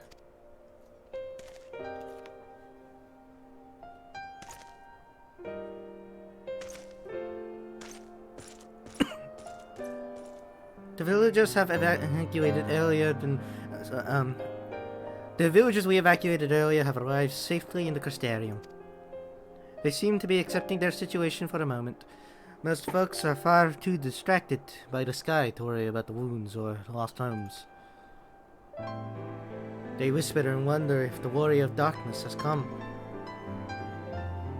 'Tis to be expected. Somnus, I have a favor to ask of you. Would you be so kind as to conceal your involvement in this endeavor for the time being? Seeing the light recede from Lakeland is a momentous occasion, and many will be swept up in a maelstrom of excitement and confusion. Should you come forth as the legendary warrior of darkness, I fear that, no matter how good your intentions, such an appearance would throw the city into disarray.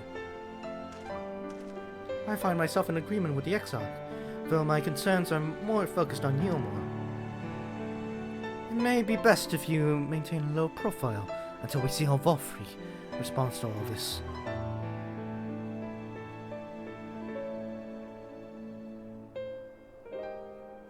My thanks. Though we cannot freely celebrate your success, pray allow your heart to be buoyed by the joy of our citizens, a joy you surely brought into being.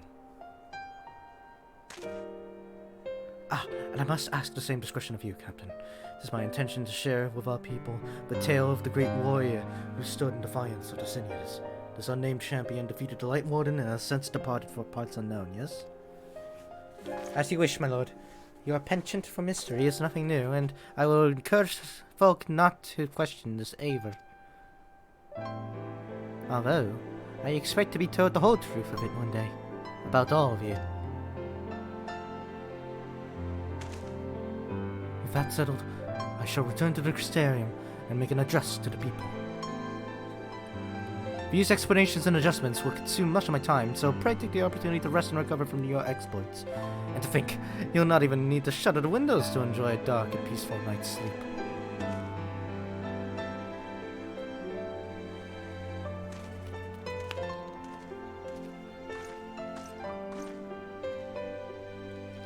I must stay behind and coordinate the evacuation of the remaining survivors.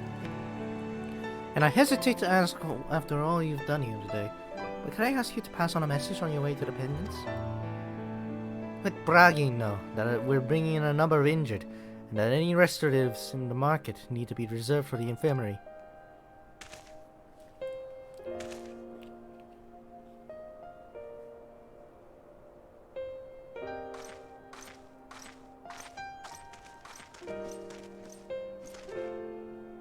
We should be making our own way back to the Crystarium. Crystarium! Slowly, mind you. Yeah, it wouldn't do to arrive too soon after the Exarch. I'm staying behind as well. There's something I need to check in on Holminster. We already went through the village top to bottom, how you say. We should all take the chance to rest, you included. I knew one of the Eaters, and I can't rest, not now.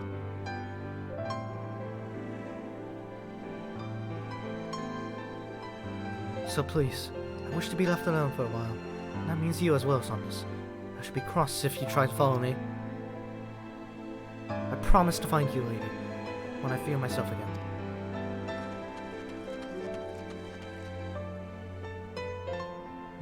Just you and me then, shall we?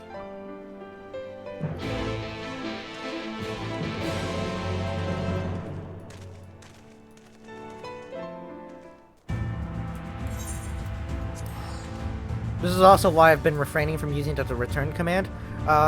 You can set an individual Aephorite as your home point, and you can use your return command to go to that home point free of charge instantly. Or not instantly, but free of charge.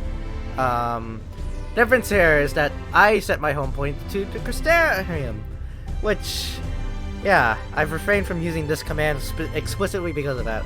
Because if we were to go here during any of my prior streams, lots of spoilers would have happened, so.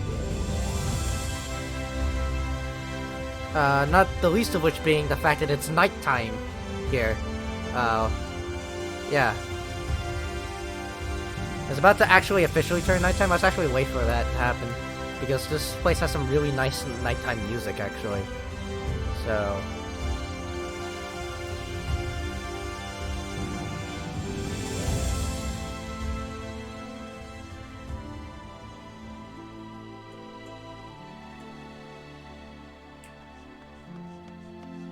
Yeah, I could spin the tale that this is like the other side of the Crystal Tower. But seeing how populated it is, it would be very, very hard to actually keep that lie up. So... Ooh, there's a May cosplayer! I mean, I get it's way too easy to cosplay Guilty Gear Strive May in this game, but it's cute. Oh, the Crystarium seems relatively ordered, wouldn't you say? The Exarch's speech must have been reassuring to hear. On the contrary, there is something jubilant in the air. I have a feeling this night won't be as peaceful as our hooded friend predicted. I think I shall take a brief stroll around town before retiring to my chambers. Once you've discharged your duty to Bragi, I suggest you do the same. Sleep well, Saunders. I hope untroubled dreams find you in Alizé above.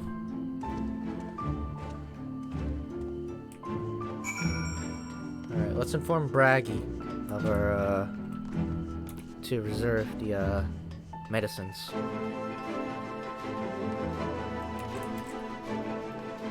Also, now, the lamps, the many lamps at the Crystarium actually have a purpose now.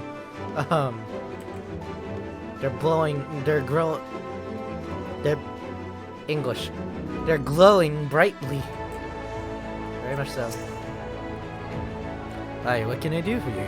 Looking to buy a lantern like every other stumbling soul in the city? Well, I see. Well, Captain Lena can rest assured that any potions I spot coming in will be set aside for the wounded. Hang on a moment. You're carrying messages for the guard. Does that mean you were there? The Battle of Holminster? A stout lad like you might want to pay a visit to the one upstairs. Make himself known. I'm sure Glennard can introduce you to some interesting opportunities.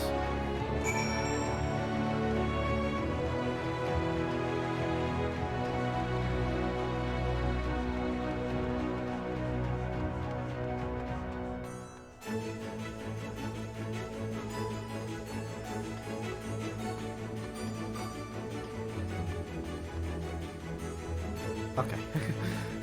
I didn't just bomb dropped a massive spoiler there. I think those NPCs disappear for New Game Plus. Makes sense. There are NPCs that show up here after the main quest, but they're tied to a side quest, so I was concerned.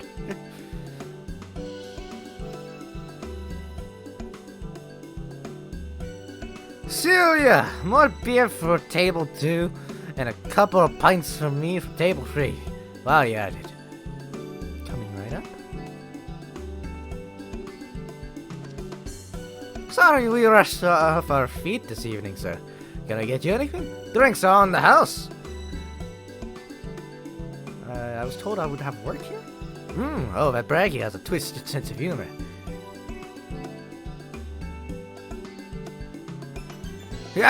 To think he'd send you to me at a time like this? The first real night in near 100 years as folks all riled up and then some. What's more, there was that Eater business at Hominster Switch. They say Light Warden was destroyed without a damn trace, and it was the Warrior of Darkness who did the deed. Yeah, totally. He must have been a really fucking cool guy. I really must apologize for Glenard. He's been almost as rowdy as our customers, and that's no small feat. A lot of our regulars are bounty hunters, you see.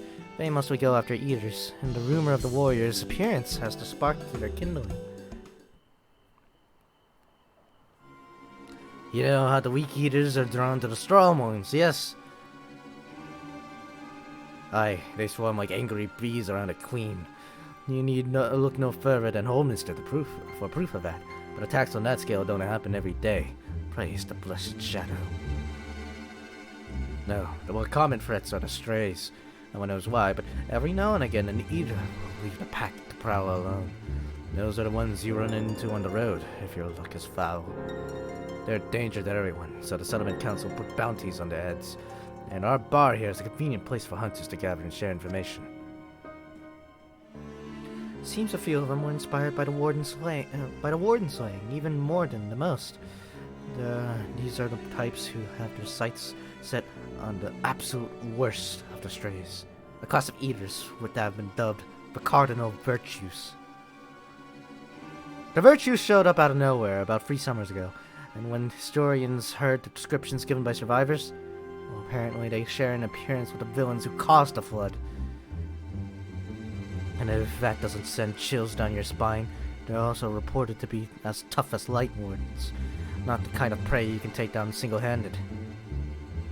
Our Virtue Hunters had all but given up, but knowing the Warrior of Darkness is out there has lit a fire in their bellies. Just look at them. That Hume over there with the oversized sword is Granson. He's in it for revenge. Wants to recruit a comrade in arms as tenacious as he is. The Mistle lad is Lou Reek. Don't be fooled by those dewy cheeks. He's as hard a hunter as they come. He just lost a partner and seems to be on the lookout for a new one. That's Cyric. Word is he seeks an expert in magecraft to fight the virtue he's after. Last we have Gyat, dwarf and drunkard both. Wanted to join forces with a healer, and only a healer. Something about needing a mender's wisdom. I've seen my share of competent veterans, and you have that look about you. Maybe you can introduce yourself to one of our hunters. Who knows? Together you might collect a bounty on a Cardinal Virtue. Now there's a grand idea! Imagine the prestige my bar would earn if we boasted the patronage of a successful Virtue Hunter. You've gained access to Roll Quest. I wanted to explain this too. Whatever. A separate quest line and story is now available for tank, physical DPS, magical DPS, and healer roles. In order to reach the final stages of the Shadowbringers main scenario, you must complete at least one role quest line. Speak with a Virtue Hunter at the Wandering Stales to accept a quest offer. We don't need to do that. Because, guess what? I've already done all of them. Every single one of them. Yeah. That does save time. We might do them if we do have time, though. because they're all really fucking cool. They're all really interesting.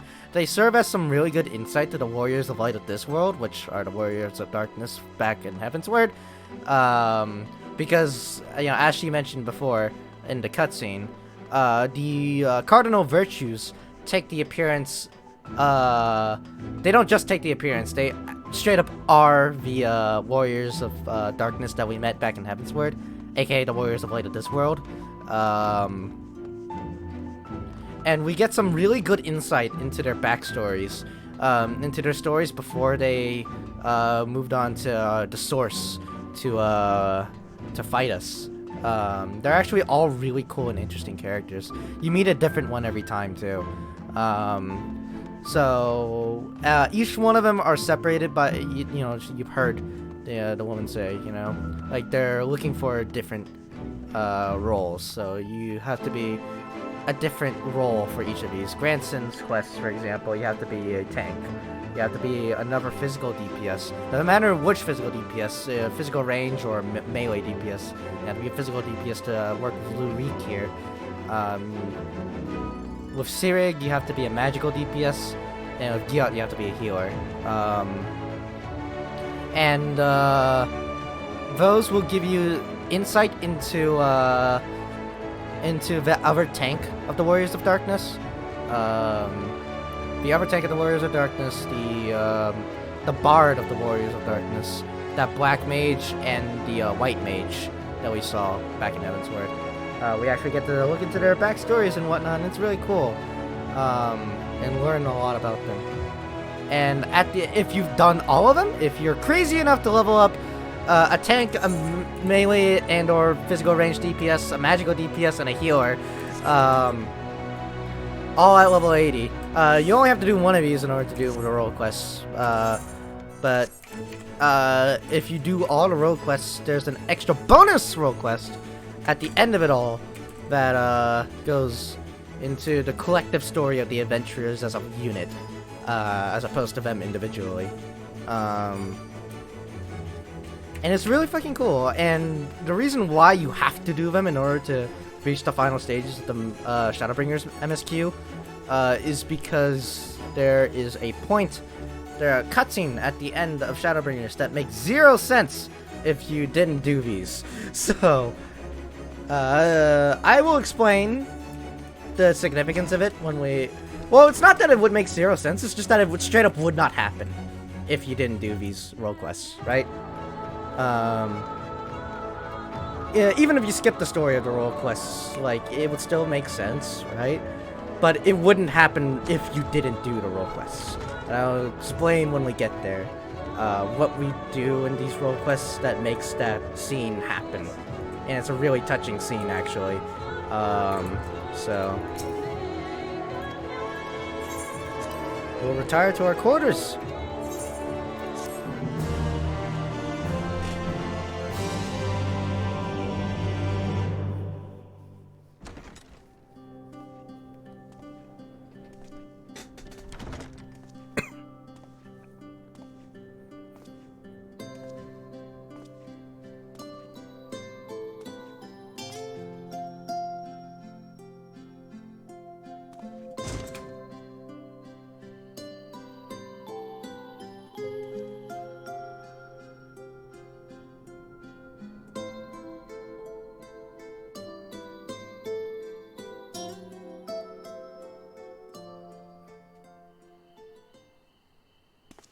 So it's your lot's turn to be the Warriors of Darkness, is it? It's funny how things work out. It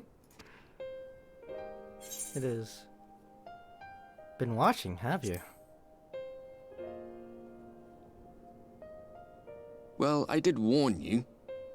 I followed you to Yulmore and then on to Armarang. And I was there when you slew the Light Warden.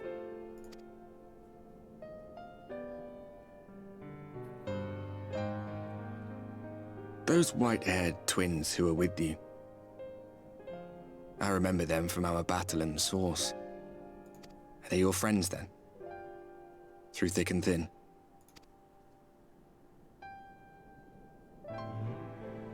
Aye. Then I suggest you keep them close. It's when you charge ahead trying to save someone else that you end up losing those you love. Not that you need telling, I'll bet you've lost plenty. But I wonder, what will it cost you this time? I don't remember when it was that I learned regret wasn't worth the bother. You get numb to it all over the years. The lost comrades, the broken promises, the abandoned principles. Just more nagging burdens to ignore.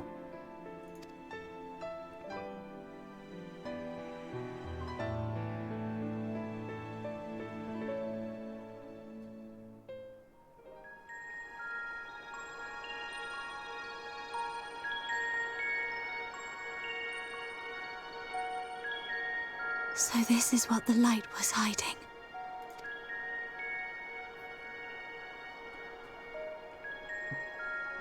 He's here. I must go to him.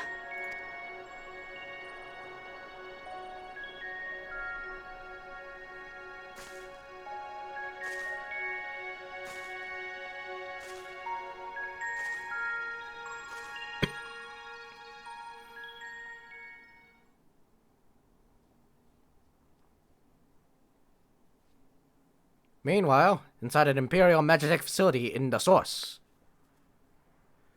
Oh yeah, we're back to this plotline. Intruders! Fan out and find them!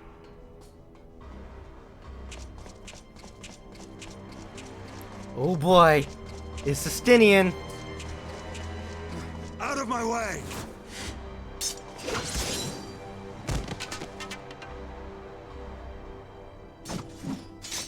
Stay your weapon. We are not your enemy.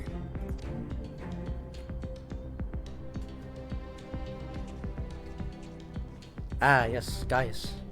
And his whole posse they made up. When the alarm sounded, I wondered what we had done to betray our presence. But I see now we are not the only intruders. Yeah, they're the only ones doing actual shit in the Source, so of course we would cut back to them, right?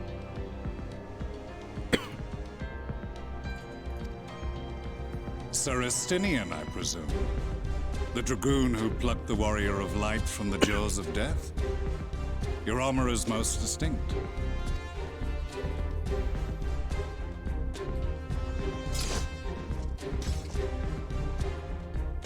Much as yours once was. But even without it, I see a former legator still has eyes and ears in unexpected places. Van Baelsar, in the flesh. Though I understand you prefer Shadow Hunter.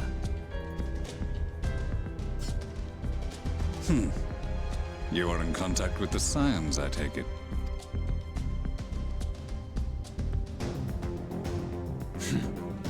Through no choice of my own. They tracked me down and conscripted me to their cause. I swear the receptionist was trained as a spy. Not that anyone can escape that Baldessian woman once she has caught the scent of your ether.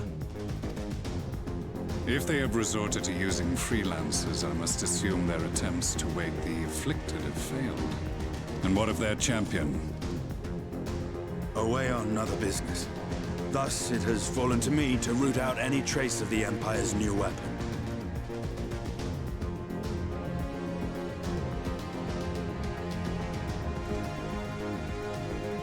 If it is Black Rose you seek, you are too late.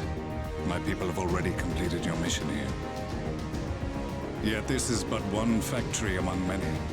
When they caught wind of our efforts, they built additional facilities to ensure production continues unabated. There will be no one left in the lands they conquer. No citizens to conscript. No skills to exploit. Nothing the Empire needs. And they will call it victory.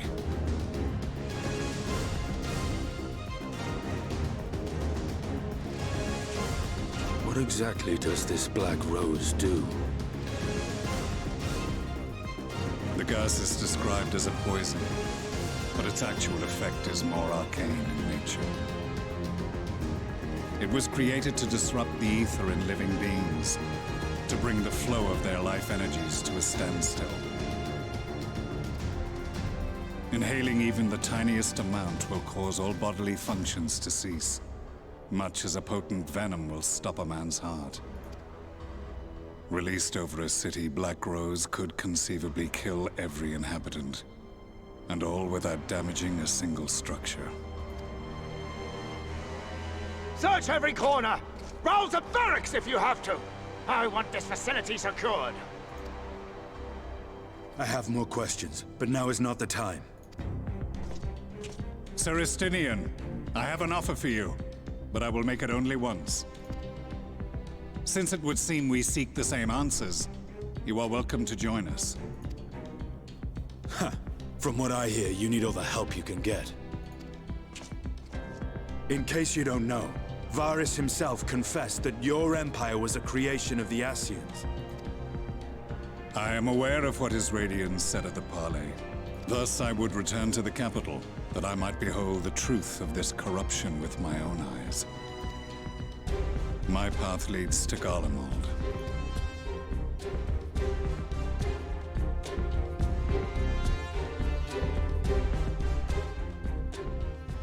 Badass teaming up with another badass? Come on.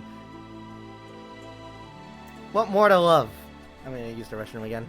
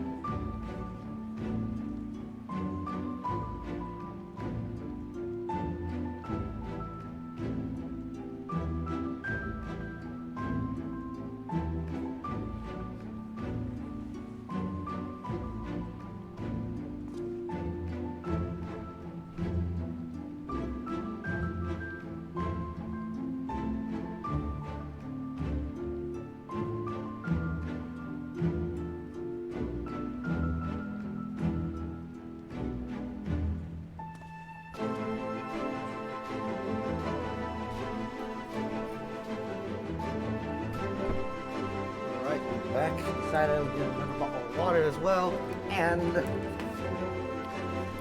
snack. Which one? Anyways, we're getting an unwelcome guest, apparently. I beg your pardon, sir, but do you perchance intend to head outside? If so, I would strongly advise you not to stray too far from the Crystarium. Word has it Yulmore has dispatched his military to Lakeland. Given the timing, one can only assume they did not welcome the return of the knight. Even now the Exarch is in the Ocular, deliberating a response. I'm gonna turn down the music too, by the way. It's clearly starting to get really loud. It's actually overpowering the voices a little bit, so...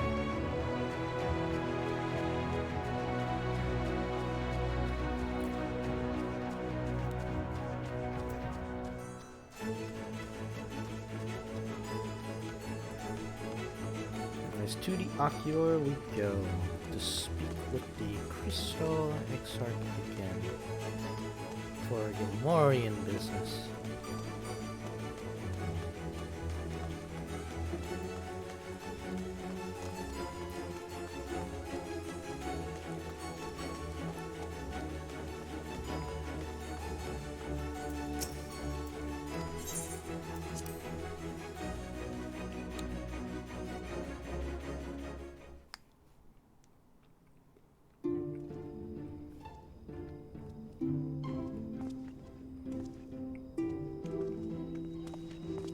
You are come at a good time.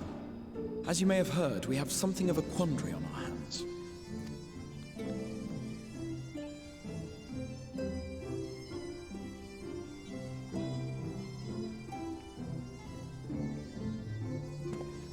Laxon Loft here in Lakeland. Yulmore has sent one of its airships. They have questions for us concerning the death of the Light Warden. Their emissary makes his way here even as we speak. I suppose the sky does rather give the game away. Indeed. 'Twas inevitable they would come knocking. The only question was how soon.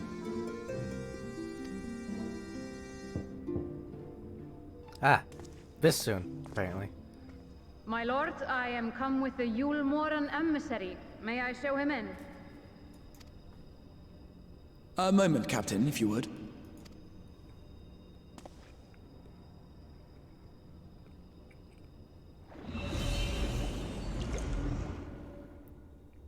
Everyone, gather round.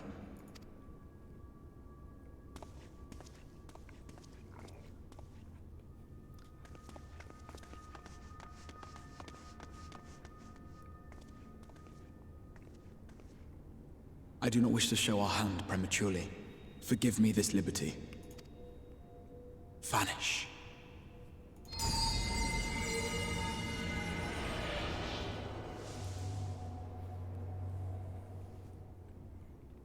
Powerful magic indeed. Enter.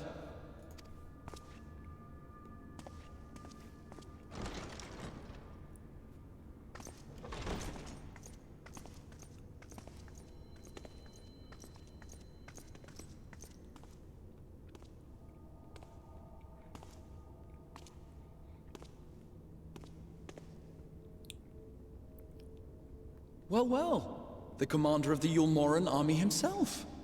To what do I owe the honor, General Ranjit?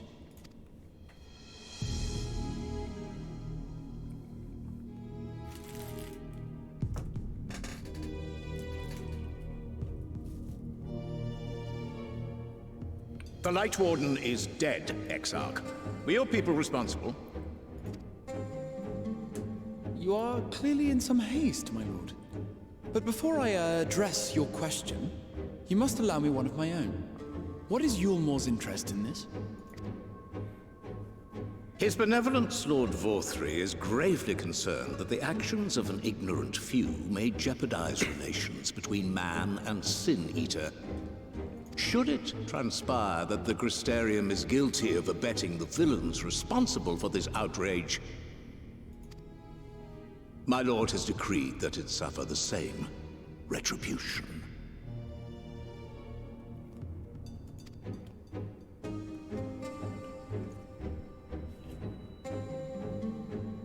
I see.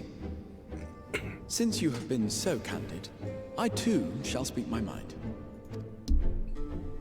Regardless of who is responsible, the Crystarium rejoices in the Light Warden's death and welcomes the return of the night sky. If Yulmor considers this tantamount to aiding those you term villains, then by all means, carry out your retribution. Know, however, that even should every innocent soul in the Crystarium perish, nothing can stop that which has been set in motion.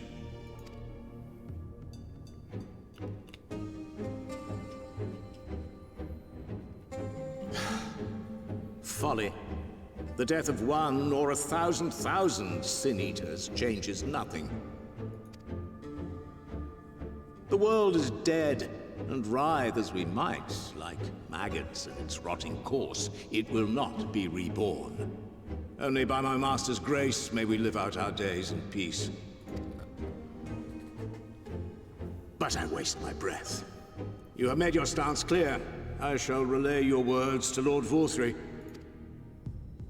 In the meantime, you would do well to counsel any here who have done more than merely rejoice in recent events, to throw themselves upon Yulmor's mercy, promptly.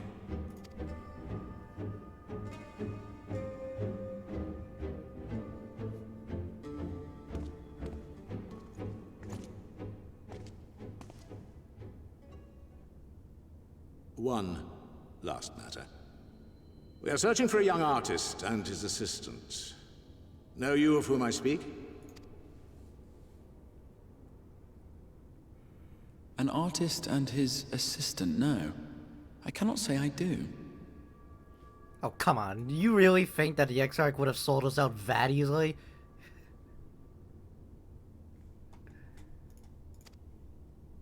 What a pity. Should they reveal themselves to you, I bid you hand them over at once. My master is most eager to see them again.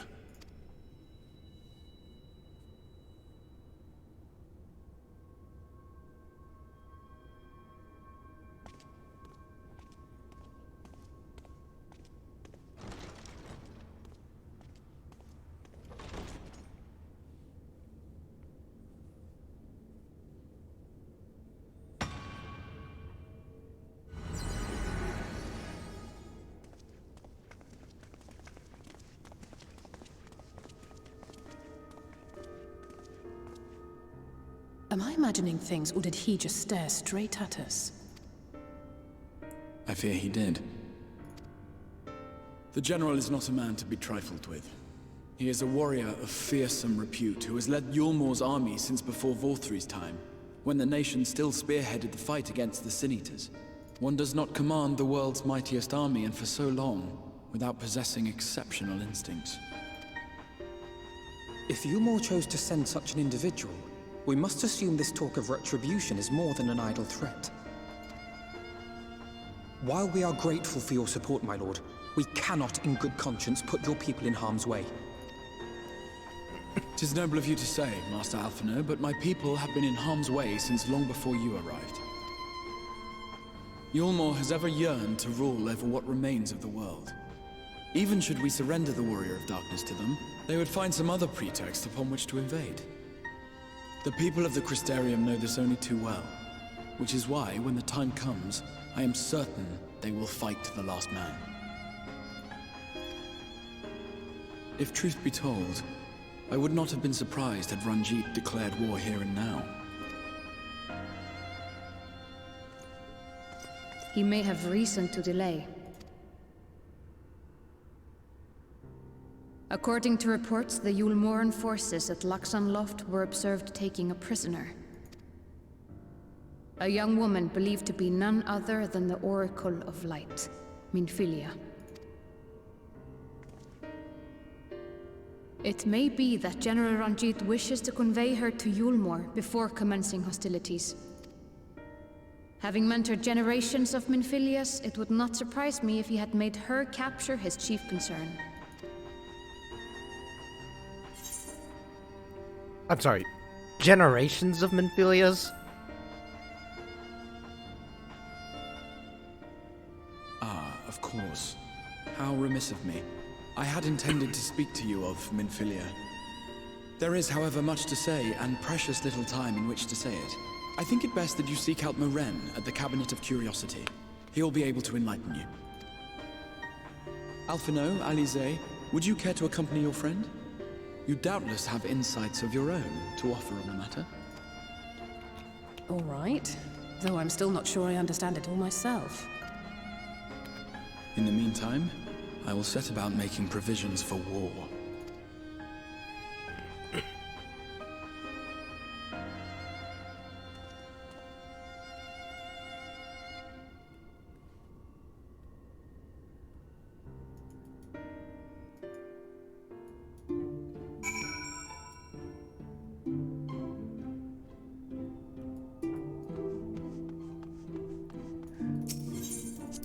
Again, fucking, like, did you really think that the Crystal Exarch would have sold us out like that? Like, he would not be the most simped over Final Fantasy simped over Final Fantasy character of all fucking time. If he did. Cabinet of Curiosity. Yeah, clearly the Yulmorians are looking for us. They hate us.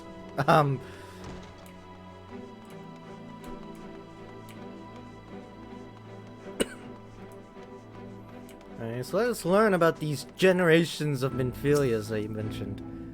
She mentioned, I should say, Lena. Yes, if you're after books pertaining to Warrior of Darkness, I'm afraid most are out on loan at present. They are experiencing quite a surge in popularity. I'm actually looking for Minfilia books. Oh, you wish to learn about the Oracle of Light? Then it would be my pleasure to assist. After I have finished off some few outstanding tasks, that is. While I attend to them, perhaps you can fetch me a book. The Illustrated Tale, the Oracle of Light, it's called. Though it's intended for younger readers, it provides an excellent summary of the subject matter, and the artwork is quite lovely besides. I would not hesitate to recommend it to anyone with an interest in learning about Minfilia. But you must see for yourself. The book must be located on the level below. Should, I say. For a while, there's a place for everything here, but everything is always in its place, despite my best efforts. In short, if the book is not where it should be, it will most certainly be somewhere it shouldn't. So, good luck!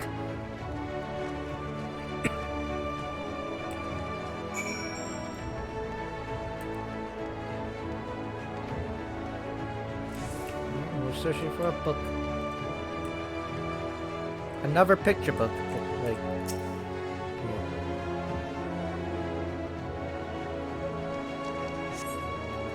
the book does not appear to be here. Okay, maybe further down. Also, probably, it's funny to hear some of the twins' dialogue sometimes. I don't know. I think Alize says something about like, oh, it feels patronizing to look for a picture book. I think. Oh no, she's just looking for a stepladder. Okay. Maybe it's in a cutscene or something. I don't know. Distinctly remember something of the sort, but I guess not.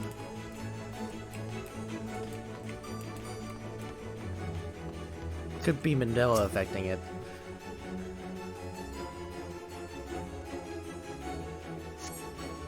Just as your eyes begin to blur, they finally come to rest on the copy of the illustrated tale of the Oracle of Light. There we go.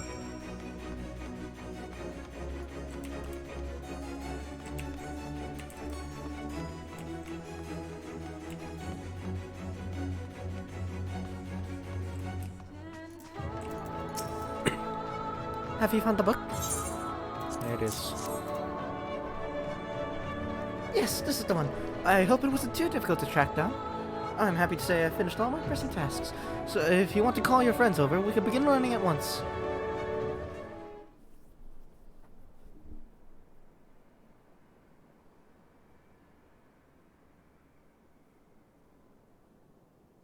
Without further ado then. It began 100 years ago, when the flood of light threatened to swallow Norvrant. Just as all seemed lost, a savior appeared who halted the all-consuming radiance, a maiden with hair of spun gold and eyes of clear sapphire. Naught was known about her save that her name was Minfilia, and for delivering the realm, she came to be revered as the Oracle of Light. After stopping the flood, the mysterious maiden vanished without a trace. 15 years later, her name would unexpectedly appear in the annals of history.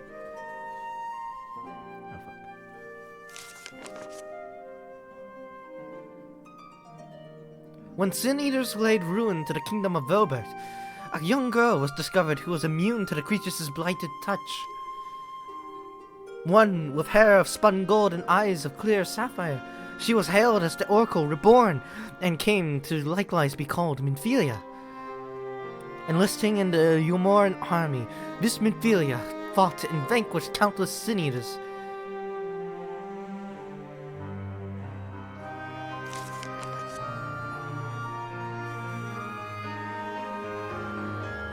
Alas, like so many other soldiers, she eventually met her end in battle. Yet with her dying breath, she whispered unto her grieving comrades, Minfilia will return. And true to her words, some years later, yet another young girl was discovered who possessed the selfsame eyes, that selfsame hair, and those selfsame powers. She too took the name Minfilia. She too fought Sin Eaters as a soldier of Yilmar, and she too fell in battle. Many more were to follow in her footsteps, and so the cycle continues to this day.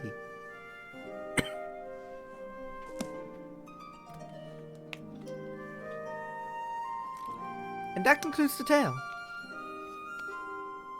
By their valor and sacrifice, these women have saved Norvrant on numerous occasions. And were it not for them, we might never have learned of the Light Wardens and their nature. They sound like formidable warriors. Some, perhaps. The truth is rather less simple.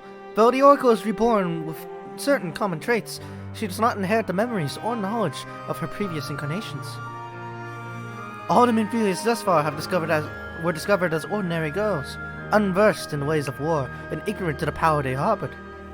While some embraced their fate and devoted themselves to training, others did not.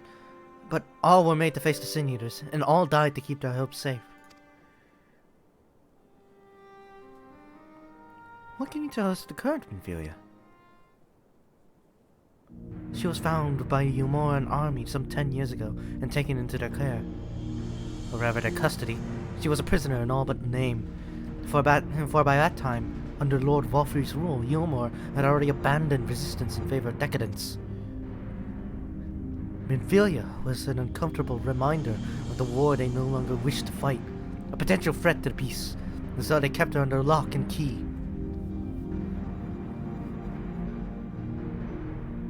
For a long while, we heard nothing more of her. We couldn't even be certain she was alive, save that it was the Umorans' best interest for her to remain under their control. But then, 3 years ago, a gallant soul stole into the city and rescued her from their clutches, just like a hero from the tales. Indeed. Well, I believe we now have a good grasp on Minfilia's tale. Thank you for your time, Morin. Might I trouble you for a word, Somnus? Outside? So that's why they're trying to find a Minfilia. She was rescued by some hero some 3 years ago.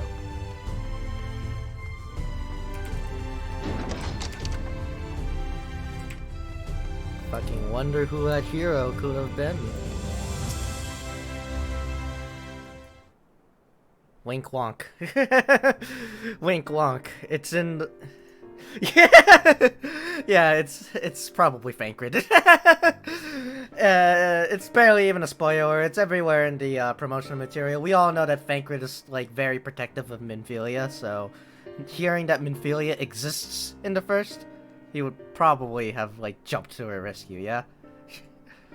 In fact, Alphino even says so himself here. As you will have already surmised, the gallant soul who rescued Minfilia was none other than our own dear Thancred. They have since been wandering the land together, never remaining in one place for long, which is why we have not yet had a chance to meet them.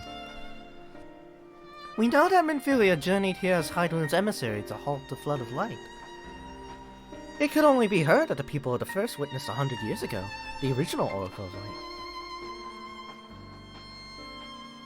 But while there's plainly some connection between the women we know and her namesakes, the fact that these girls do not share her memories must surely mean they are not the same person. Thancred has to understand that. I have no doubts that he understands. The question is how he feels. Regardless, the Thancred we know would not forsake his charge. If she has been captured, we may be certain he will not stand idly by.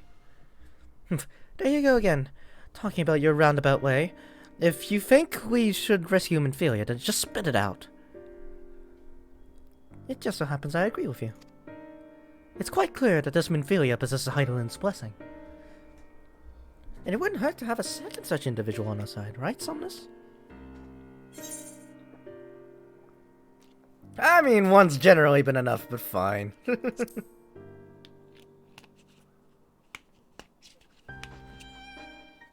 I see you've made up your minds. Exarch! What brings you here? A report and a proposal. First, the report. Our scouts have confirmed the Umoran forces at Laxon Loft do indeed have Minfilia in their custody. For the present, they are holding her there, but we can be certain they will move her to Yulmor ere long. Should that happen, we may be forced to give her up as lost. So if we mean to act, we should do so quickly. Which brings me to my proposal. I ask that you entrust this undertaking to us, the people of the Crystarium.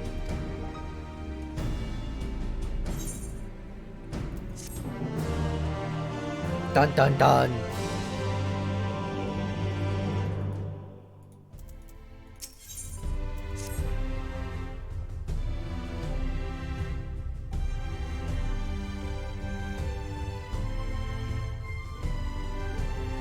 You are doubtless eager to attempt Minfilia's rescue, and with your combined strength, you may well succeed.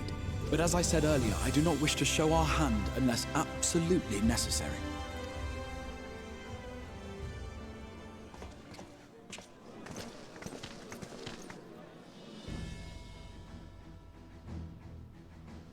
Twas not merely the night sky that you restored to us, but hope. Hope for the future of Norvrand. Unlike you, we cannot contend with the Light Wardens, but so long as hope burns in our hearts, we will fight on regardless. This I will prove to you.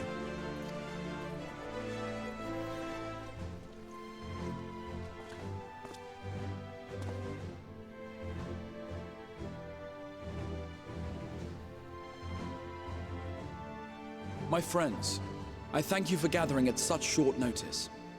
There is something I would ask you all. As many of you are aware, I received an emissary from Yulmore a short while ago in the form of General Ranjit. To my dismay, the General condemned the slaying of the Light Warden, and warned me in no uncertain terms that, should the Crystarium cast its lot with the Warrior of Darkness, there would be war.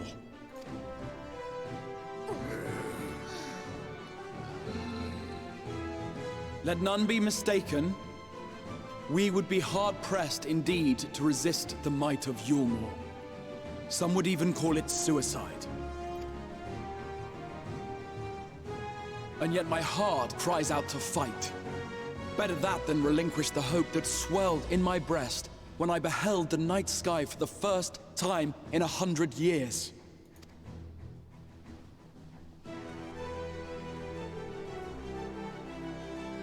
Or so says my heart.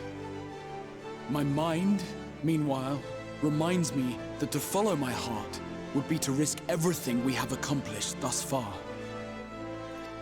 Clearly, this is not a decision to be made lightly, nor less alone. And so I put the question to you all. What should we do?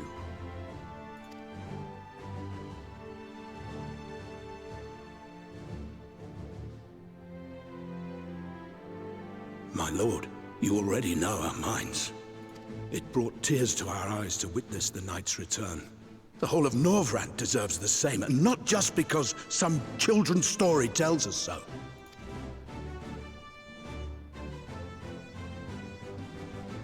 Yulmore's influence is far-reaching. Should war break out, trade would be subject to restrictions. The flow of goods will dry up, and we will struggle to make do with what little trickles through. But make do, we will. Wow, I butchered those two accents, huh? Aye, we can weather such hardships. Is that not the very thing the Crystarium was built for?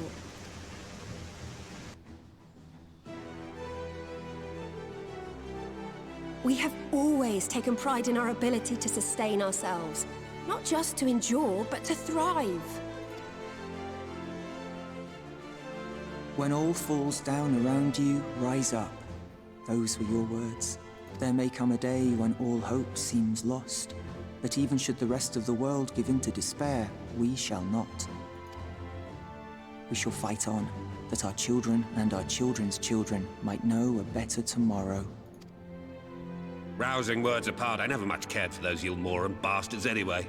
No better than common swindlers, most of them. Wouldn't know a fair deal if it came up and kissed them on the arse. Trust you to spoil the moment.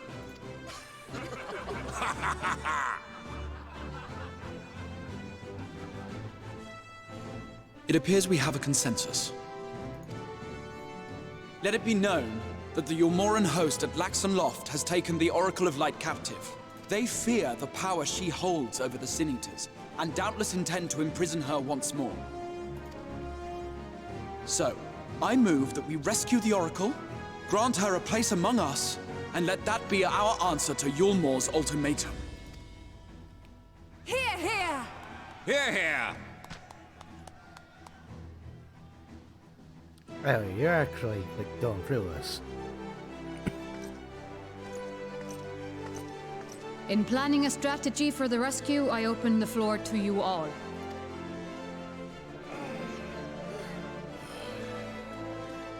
And there you have it. If Yulmore wishes to denounce us as villains, then we shall embrace our villainy. Will you do so as well?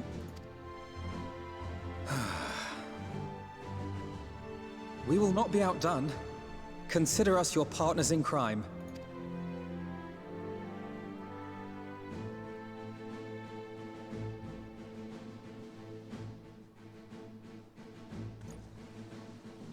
My lord, our proposal is as follows.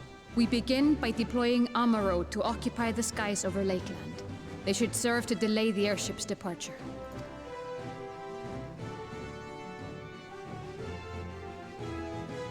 At the same time, we scatter dream powder from the air. Not all will succumb to its effects, but it should thin the enemy's numbers, affording us an opening to swoop in and liberate the Oracle.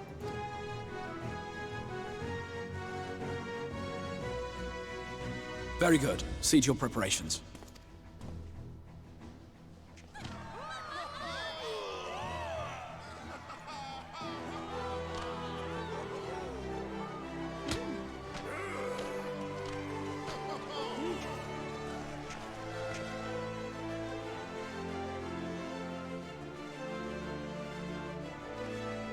And what exciting crimes would you have us commit?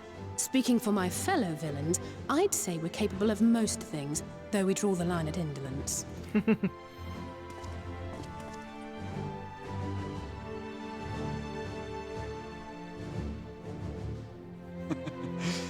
If excitement is your desire, then I bid you join the guard. Captain Lena will give you your orders.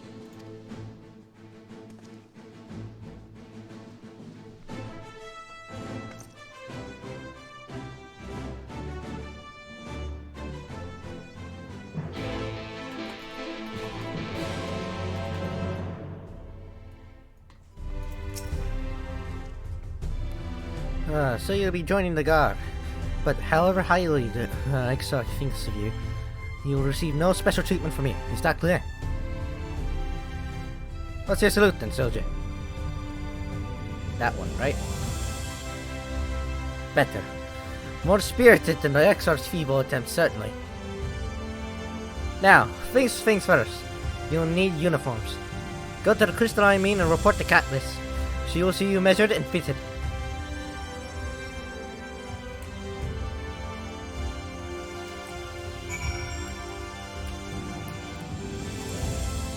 Uniforms it is. Crystalline mine.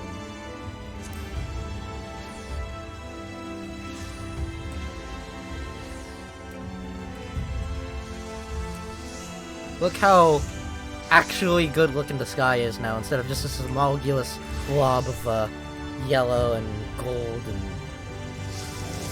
whatever other colors that aren't necessarily any primary colors, that's for sure. It's very pale up there when it's everlasting light. Clear blue skies, that's what it should look like. And there's the last of them. Your friends are being measured as we speak. Right this way. We'll see to it that you look your dashing best for your first outing.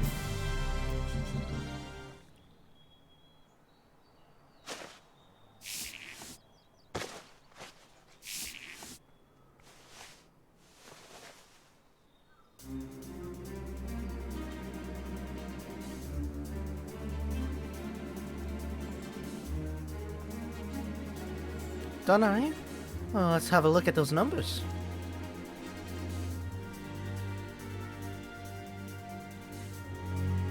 I see. How goes it? I'm sorry, Captain. I'm afraid we don't have anything on hand that's already fit. But we do have a few that are fairly close. We should be able to make them work with some minor adjustments. Very well then. See to it, and have the uniforms delivered directly to the field. I shall take this opportunity to brief you on the mission.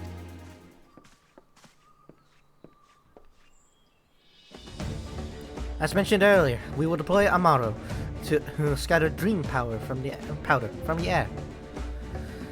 Once the powder takes effect, an elite unit will storm the fortress to rescue the Oracle. Her safe liberation is our sole objective. Engagement is to be avoided wherever possible. I assume we're to be part of said unit? Correct. The unit will be divided into 2 contingents, one deploying for Fort Job and the other from Hostile Imperative. You and Alphino will join the former. Somnus, meanwhile, you will join the latter with me.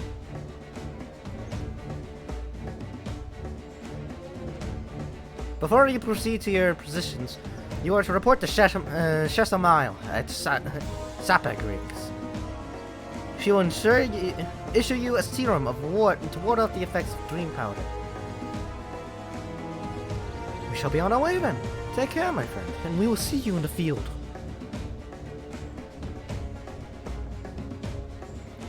It's quite far to the Imperative. So you may make use of an Amaro from the Rookery. After you've collected the serum, of course.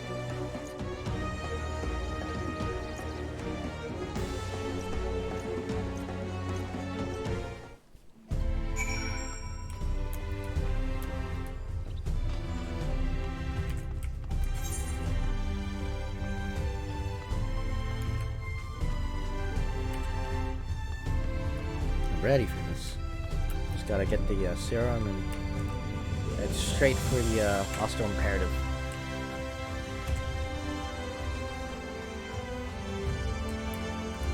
Whee! Ouch.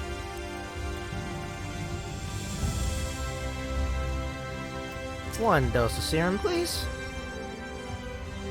Thank you. Drink the vial. Oh, I have to actually drink it in front of me.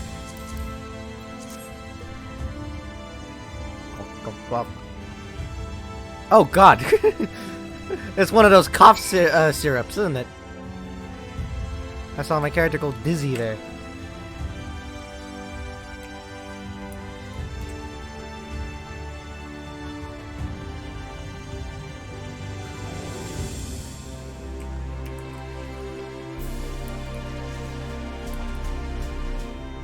I've always wondered what potions tasted like anyways. Like, the potions of typical RPGs are red for health. In Final Fantasy, they're green though, I think. Well, normal potions at least. I mean, in 14, there are like all sorts of colors, you know? There's red, and then there's like dark red, and pink, and orange, and blue. Plenty of blue. Take me to the Hostile Imperative.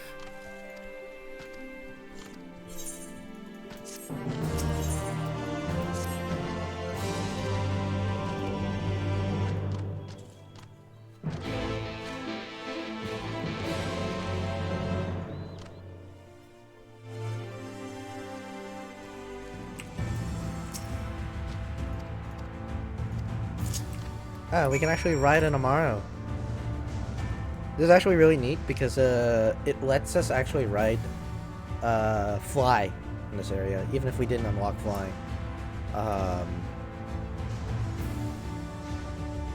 Of course, I have already unlocked flying ages ago, so it's barely any different for me. I also have a mount speed here. I don't think it gives you mount speed if you already had mount speed. Actually, I think it takes away your mount speed if you had mount speed already. I think, I'm not too sure.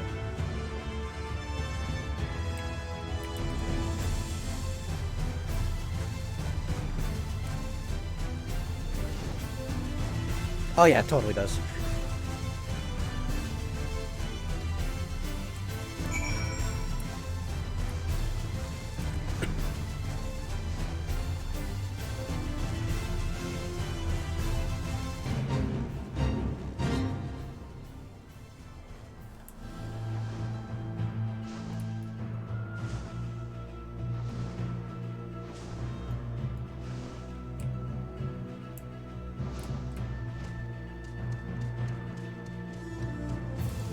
Where am I to present this? Oh, over here. The last tomorrow. Oh, I was delivering it. Okay. Oh, it would have been 2 birds with 1 stone. It transported me and it delivered the last one. Ironic. Or actually, rather just, I don't know, fucking amazing coincidence there. But as one William Knight said, there are no such thing as coincidences. The game's randomizer wanted me to write Amaro again.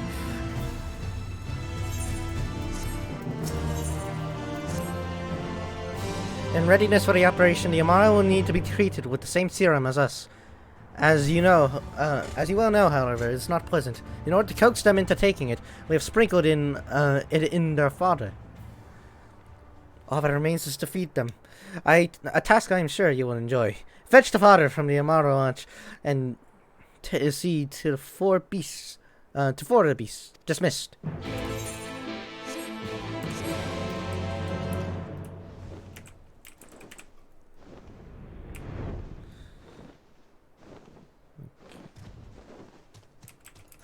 Treated fodder.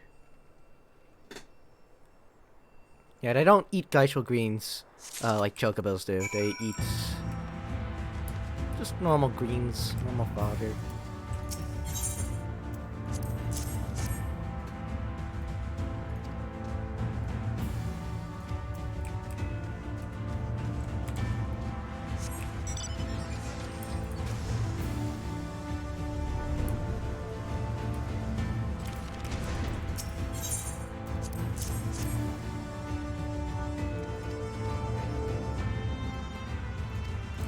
Absent-mindedly munches on the fodder. Just anxious Amaro.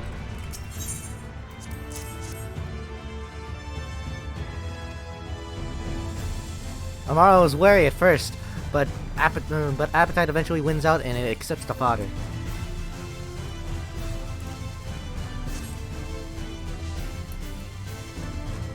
Equable Amaro. There you go.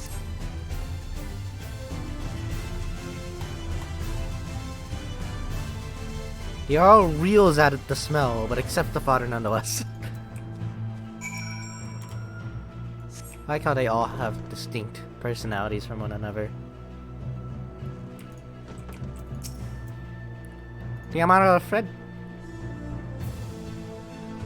Good. The rest have already been dosed, so we need not fear of our mounts coming to the dream powder. All units have now entered the final stages of their preparations. The time is nigh. Make ready and await deployment atop the main watchtower. I will send your uniform along as soon as it arrives. That is all. May night smile upon us. You may also have noticed that I have a very glowy weapon. It is the Heaven's Word relic weapon for Dark Knights. It is really flashy. Once we land, I'm gonna show it off again. Very flashy, showy and whatnot. I am not going to use this. I'm gonna use, do I have my other not so showy Dark Knight weapon with me, actually? Doesn't look like it. I'm not gonna waste time going back to the Crystarium to get, I don't need that anymore. Don't think I'm gonna waste time getting another one. So I think instead what I'm gonna do... Huh. Oh, no, I have this. Cryptworker's Guillotine. I have it glammed as the, as a more generic looking sword. It looks like Dragon Slayer from Berserk, doesn't it?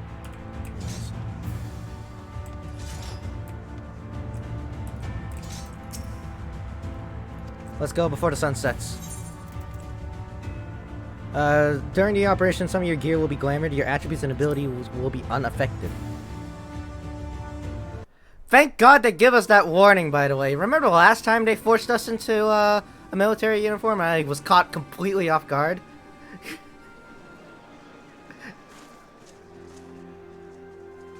It was so long ago, but now they issue out warnings whenever they do it, so thank God. Well, there's been Philia. And before you get an idea, she's like 15 in this incarnation. Keep moving.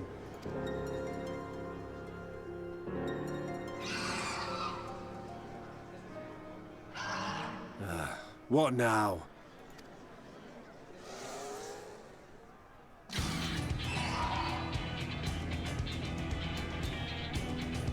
The Crystarium at a guess. Desperate fools. It'll take more than a handful of overgrown lizards to ground us.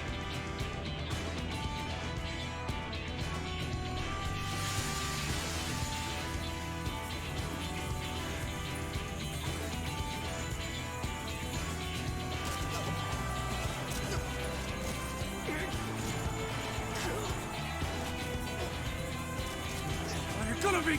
Sound the alarm!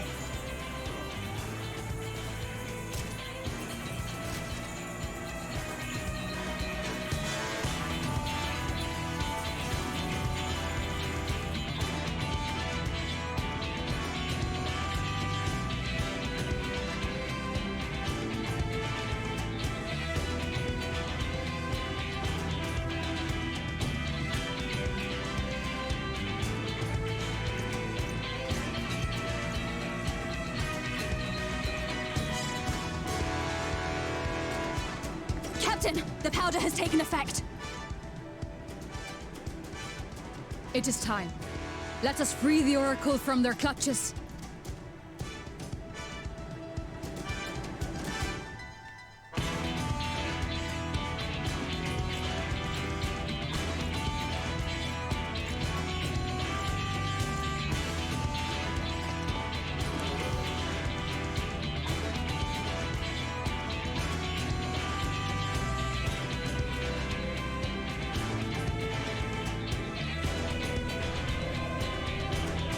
You liking this new rockin' soundtrack too, by the way?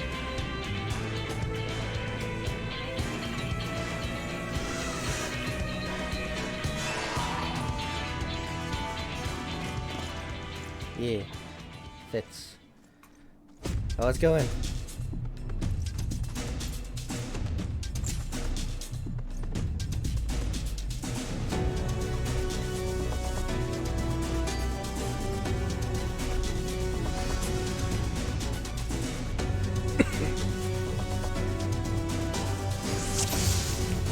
Fight your way to Nephilia.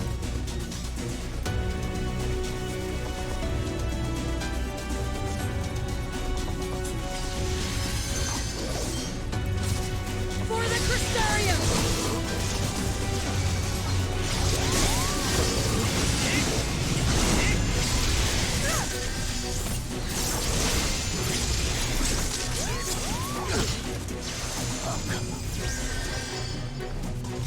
Look! The boy is in his outfit! Alright, let's go. Keep close to the wall. Oh, over here. This direction.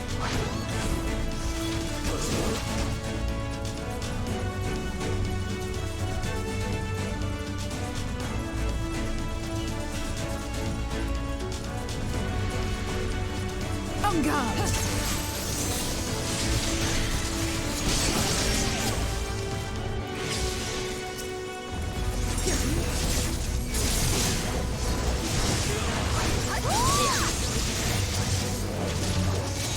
Really? You're a ranged character.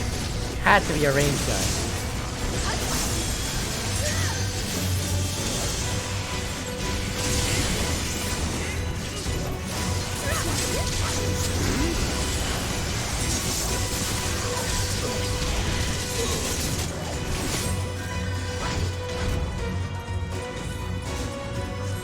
Alright, let's move on.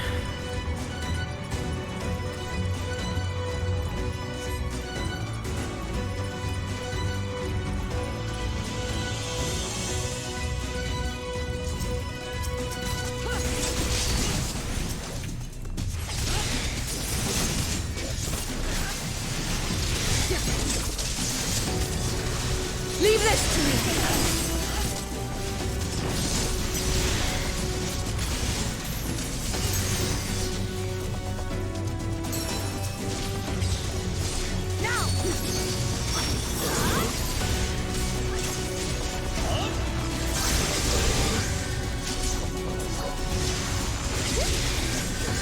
Let's give them a show!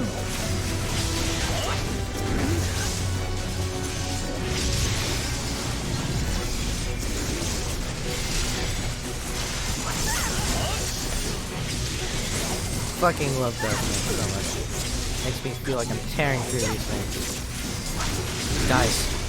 Well, things is a pretty accurate description of Yomorans anyways, but still.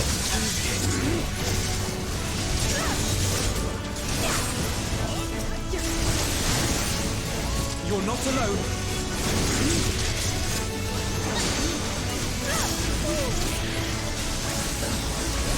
I will say, I kind of have absurd skill speed, so I'm doing all of these a lot faster, all of these attacks a lot faster than otherwise normally would or should.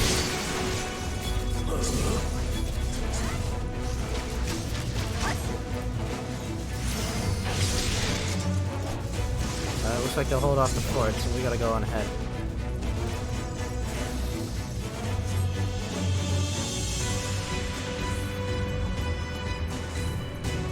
There's 2 more.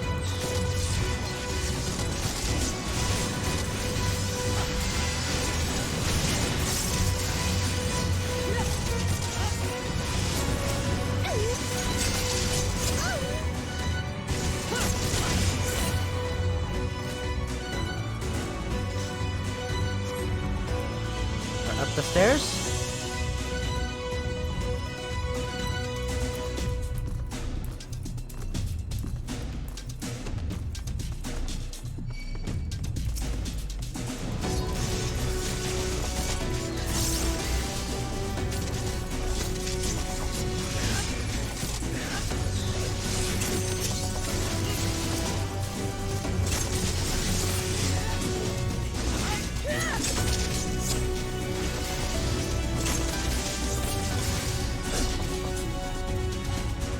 There's our girl. Let's help her out.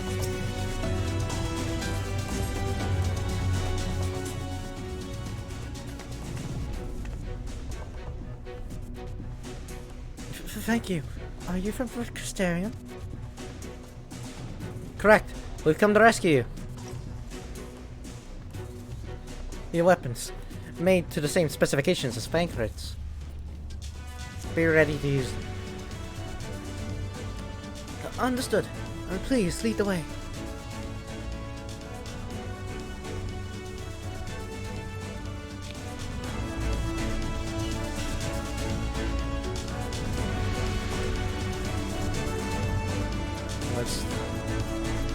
Let's get her out of here.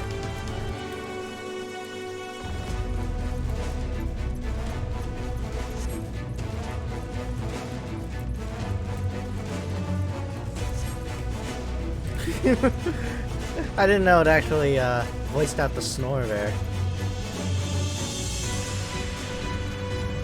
It's quiet. Too quiet. Is that Ranjit? This will not end well.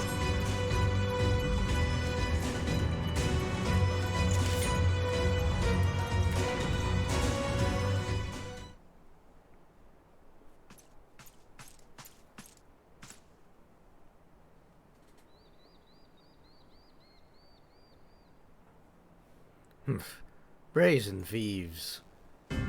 You will regret coming here.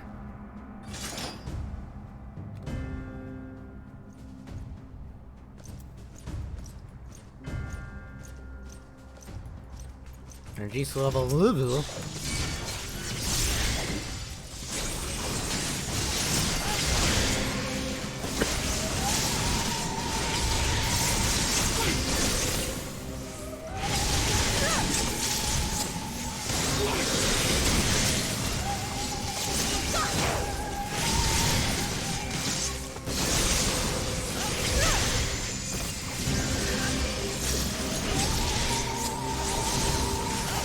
Yikes! Oh my god, look at Minfilia. Oh, she's just been fucking benched.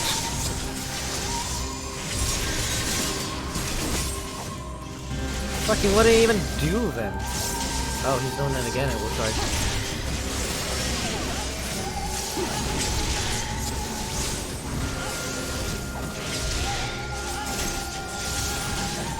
Vanity!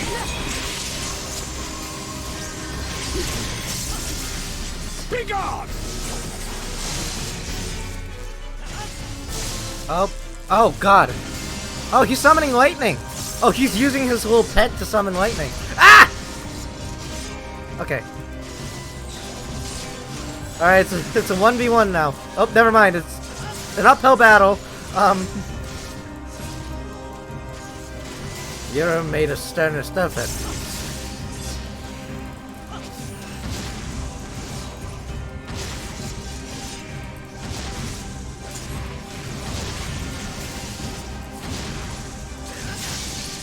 Oh god, okay.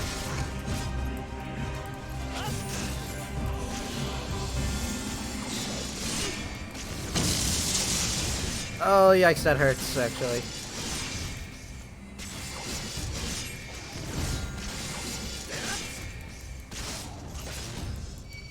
Alright, on to healing myself there.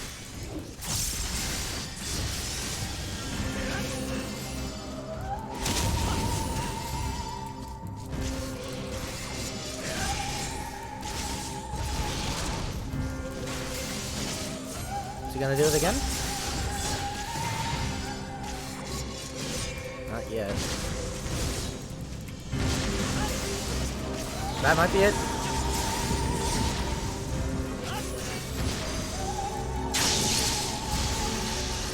No, that wasn't it. Well, whatever. Oh, I probably should have saved my MP there.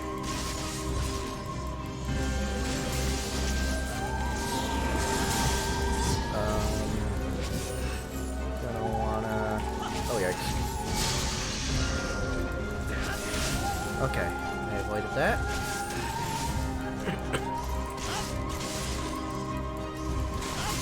Why do you persist in this folly?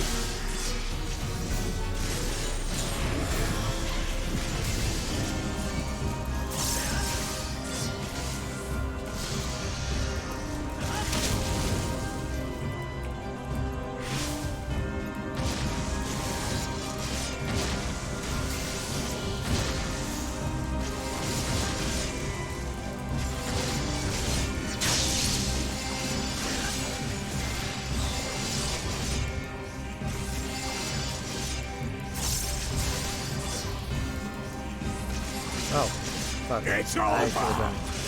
been keeping up. Ah. Okay. That's probably gonna cause a problem. Yeah, that's gonna cause a problem.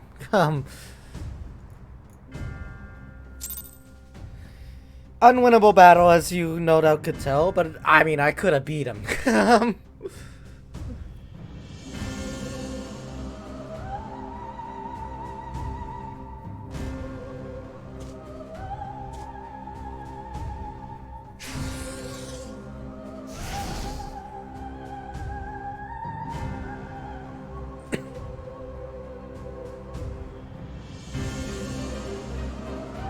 You, boy.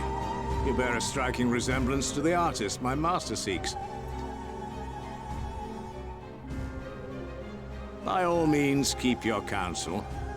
You will all have ample time to confess your crimes back in Yulmore.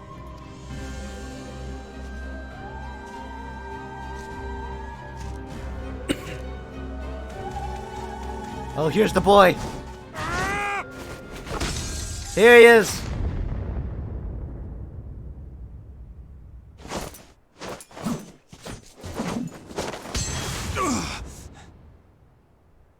Thancred?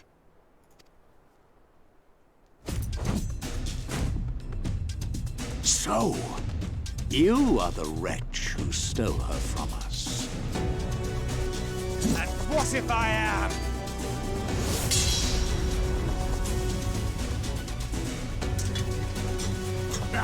What?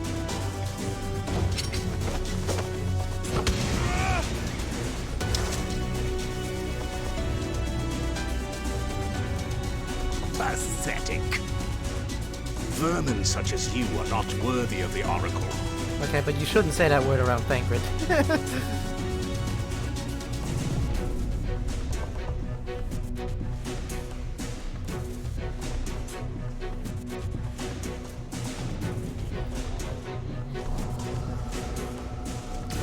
Oh man. Oh, that's a new one.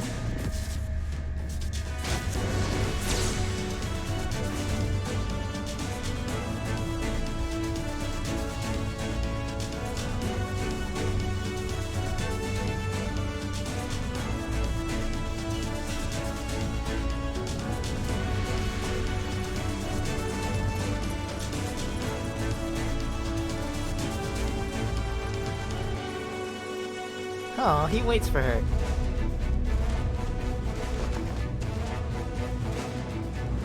Break! Oh! He just casted a break spell on him.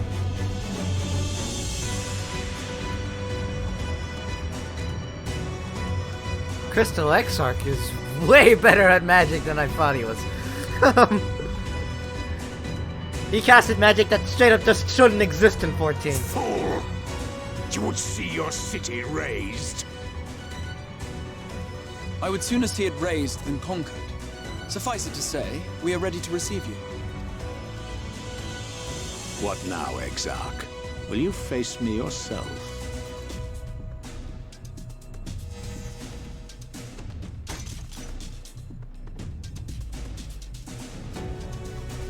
I think not, General. I've quite exhausted my tricks. If you mean to give chase, I will not stand in your way. But you would do well to tread warily, for your quarry goes to a place where even Yulmore dare not bear its steel. Ilmeg, the Fairy Kingdom.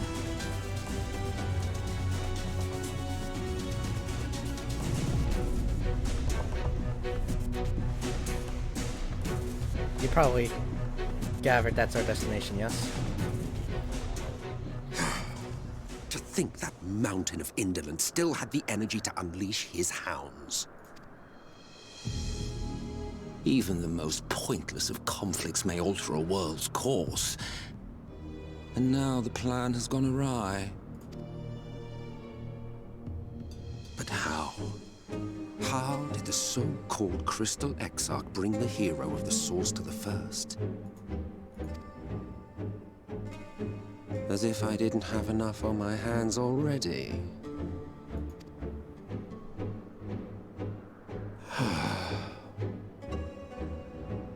Then again, with a soul such as that, mayhap there is another way. One which does not require bloodshed.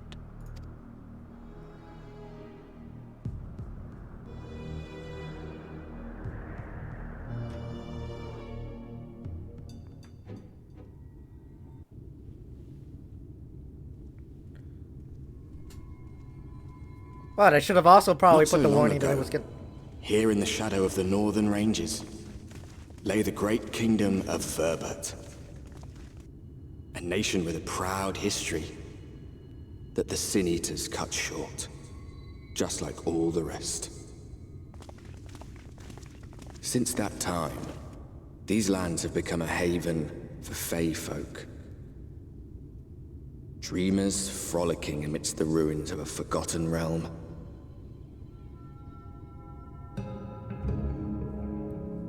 Yeah. As Artbird just narrated, that I almost talked over, by the way. This used to be Vobert, the kingdom that we've been hearing about all this time. We should be safe enough here.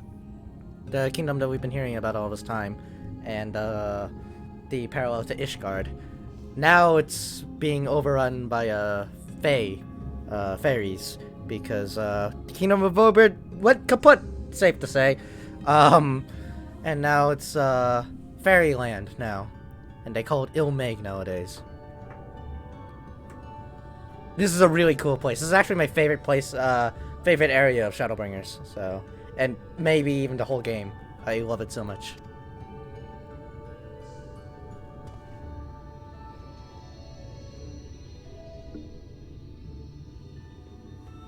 It's good to see you again, my friends.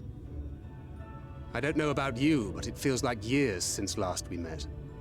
5 of them in my case.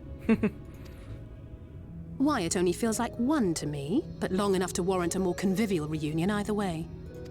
What are years? What brought you to Laxon Loft?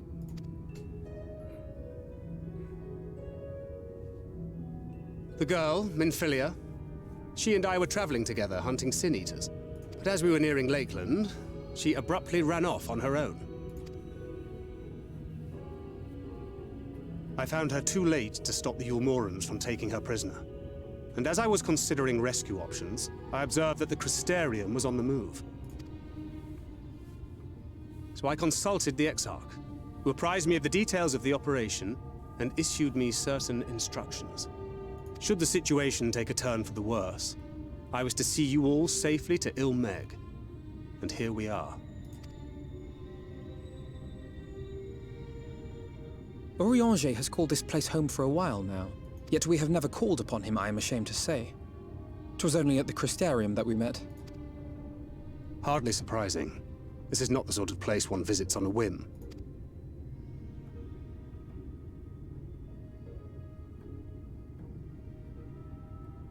Happily, having trespassed on Orianger's hospitality for a spell, Minfilia and I have an idea of how things work around here. Sooner or later, the Ilmorans will come after us. But before they do, the Exarch bids us accomplish two things. First, rendezvous with Orianger. And second, eliminate the Light Warden of this land.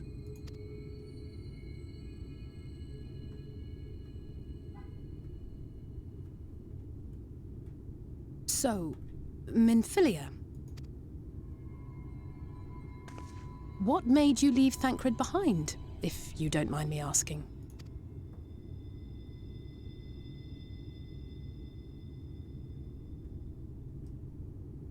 You. The hero from another world. I was asleep when I felt it. A presence. Someone I was meant to meet. They were close and I knew I had to go to them. But with all the commotion in Lakeland, I was afraid that Thancred wouldn't let me. And would I have been wrong? Had I arrived a moment later, you would be back in your cell in Yulmore.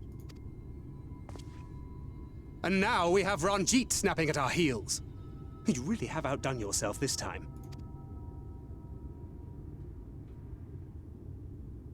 I'm sorry. Thank you for saving me.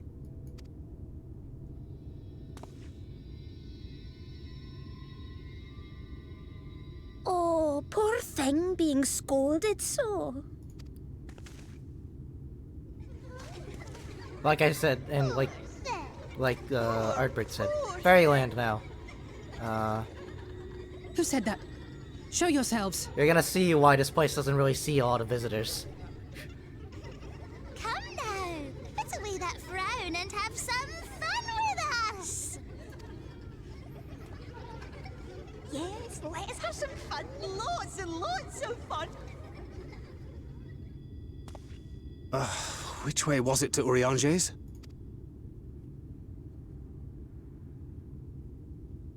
We've been there so many times, but I can't. Oh, why can't I remember?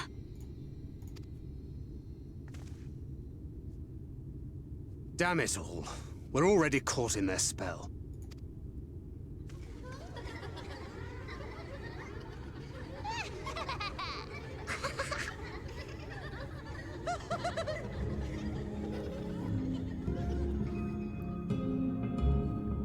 Yeah, suffice it to say, the pixies do a little bit of trolling whenever they see visitors. They describe it as play. Yeah, that's why this place doesn't really see a lot of visitors. Ilmeg is the fairy kingdom, and as one might expect, it is home to the fey folk. The most prominent among them being the pixies, who have a penchant for making mischief. It's specifically the pixies, yes. Specifically, pretty much exclusively, actually, the pixies like to fuck with people the most, so. They use powerful illusions to play tricks on all who venture into their domain. By way of an example, they can make a familiar path seem wholly unfamiliar, or lead you to believe you're somewhere you're not. And we are, now, I am sorry to say, entirely at their mercy. I'm going to use the restroom real quickly, by the way. I needed to use the restroom for a while. They should have put a warning that there was going to be like 50 cutscenes as well.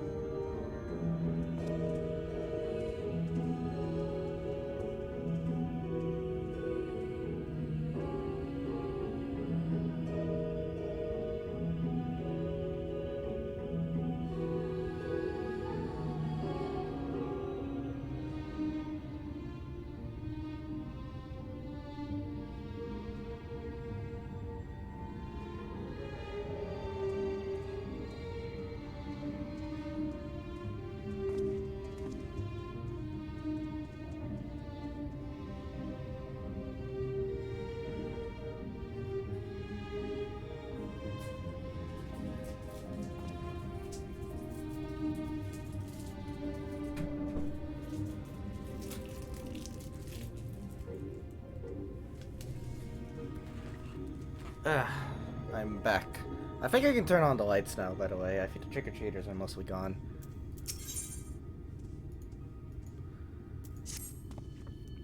As it stands, we cannot hope to find our way back to FFXIV NG. For that, we must convince the pixies to lift the spell. From what I could make of the voices, the creatures want to play with us. If that is the case, they should permit us to find their village. Lead her on. Come, I have a sneaky suspicion this path will lead us directly into their midst. Oh, and I should mention that Minfilia has been informed of our situation, of the different worlds in our mission. You may consider her an ally.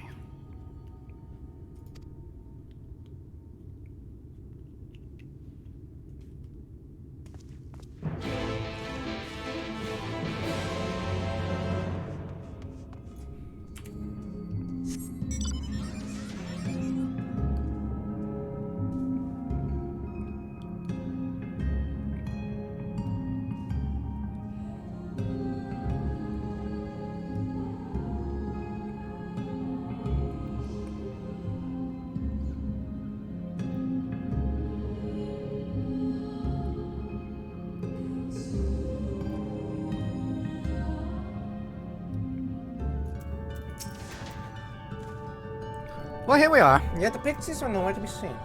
Knowing them, their games have already begun, in which case...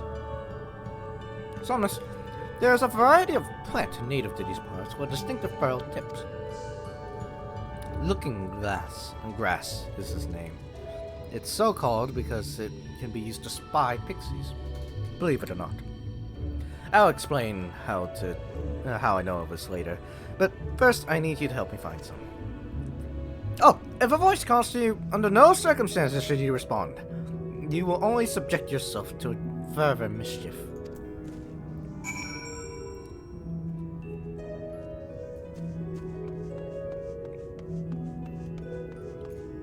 Looking grass, okay. Cute. Let's look for some. You search the scrub, but find nothing resembling looking grass. Suddenly, a voice rings out. Oh god, I gotta get my accent really thick here. Hee! Greetings, mortal! What is your name? Oh, you don't have a name. How very, very sad. I could have had so much fun with it.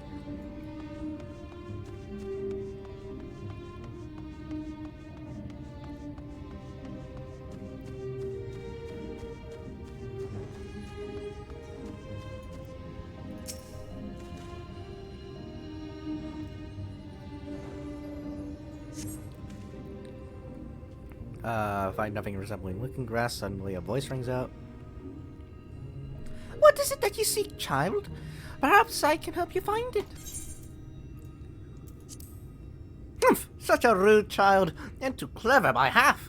I shall seek my fun elsewhere.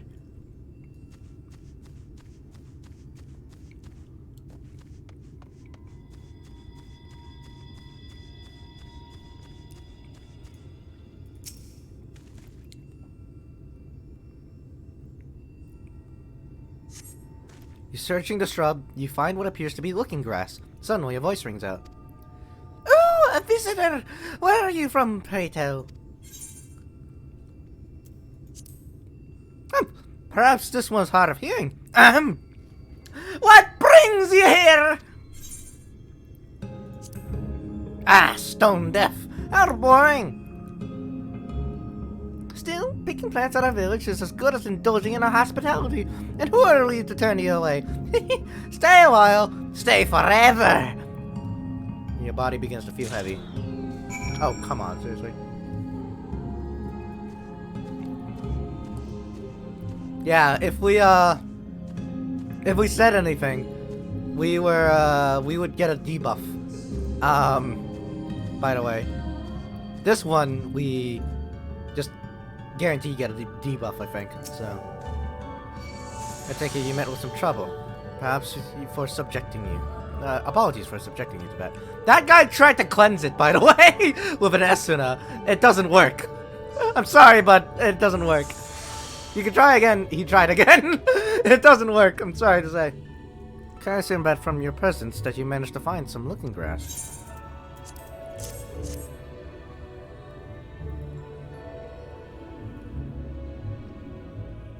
Yes, this is the stuff. Us armed. We should be able to see through the Pixies' veil of invisibility, and seeing them is the first step to dealing with them. Come, let's gather everyone and put Jay's little trick to good use.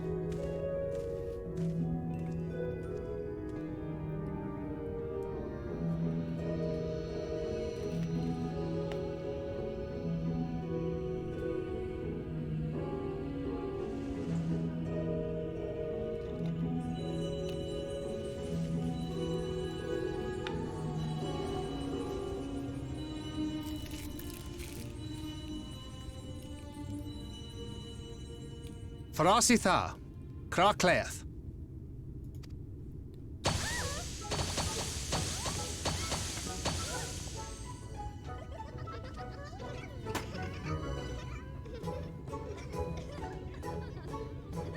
No! We are found! How did this mortal know our trick? Wait! I recognize their souls. These two have been here before. Look! Twins! How adorable! Oh! Lay with us! We have neither the time nor inclination to play. We have come to see Urianger. Oh yes, Urianger, the peculiar one. In return for a place in El Meg, he agreed to a riddle contest with us for 7 days and 7 nights without any sleep. Well. Oh, that was so much fun! We must do it again! I'm sure he'd be delighted. Now, if you'd be so kind as to lift your spell.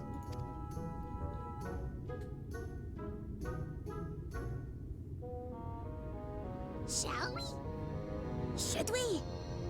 Would we? What now? I don't know, but this is their home, so we must indulge them.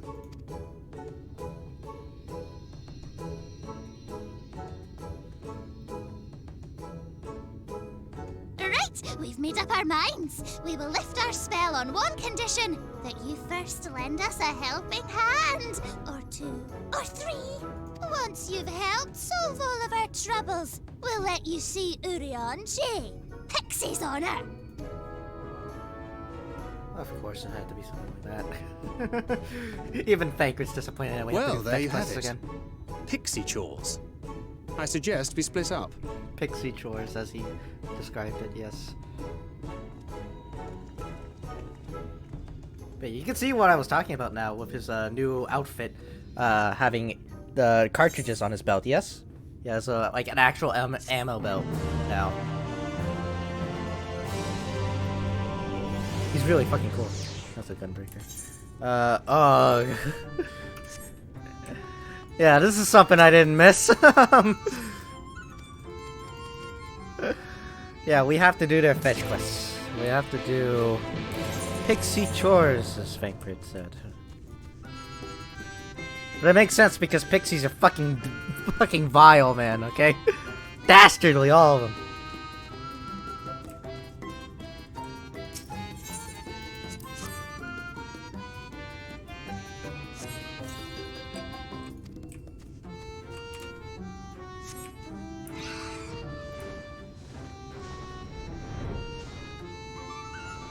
By the way, this is the theme of Liran, which is their little resident hometown city.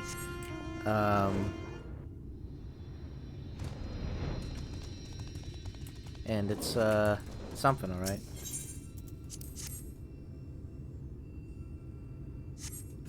Yeah, Ilmeg doesn't really look quite as pretty with the fog on currently. They'll lift the spell after we do these fetch quests, but I mean, we have to do the fetch quests, so win some, you lose some, yeah? How did I not miss these so, man? How I did not miss these so at all. One of these gone forever, but you know. That's the way the typical expansion goes. At least these should go by quickly, and it makes sense that we have to do these anyways.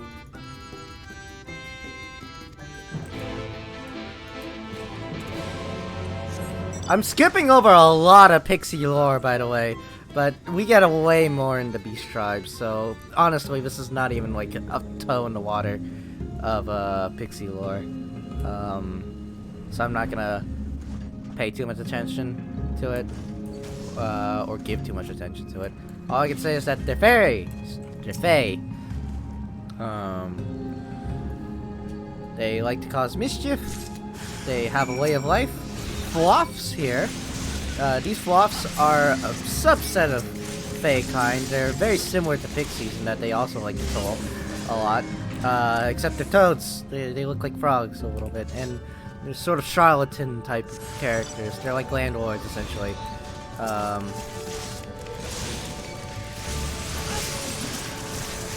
Kind of fun. I don't know.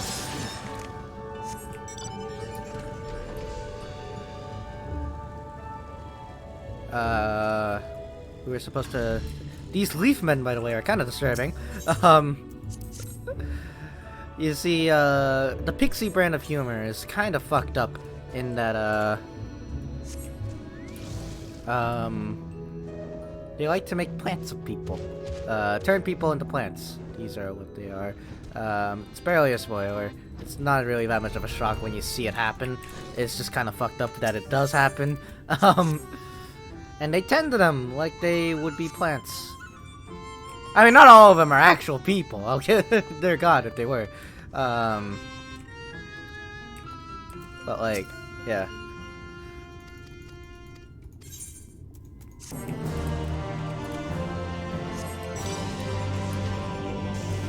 They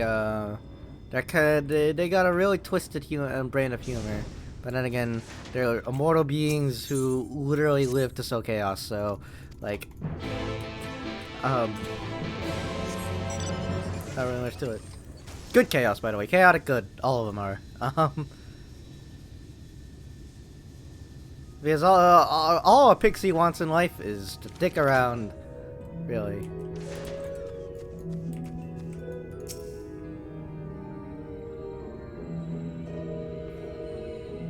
We do get some interesting creatures, like the soldier crawler here. Very much like something out of Alice in Wonderland.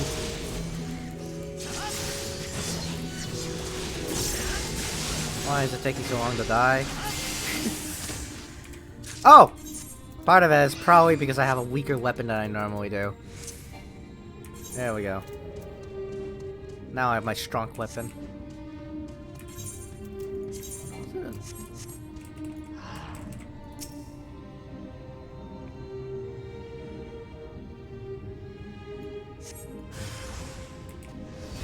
There we go.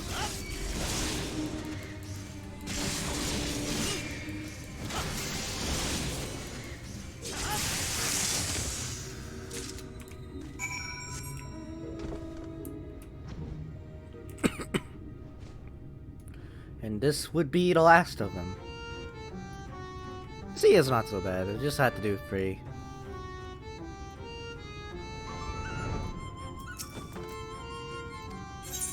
Here's your food.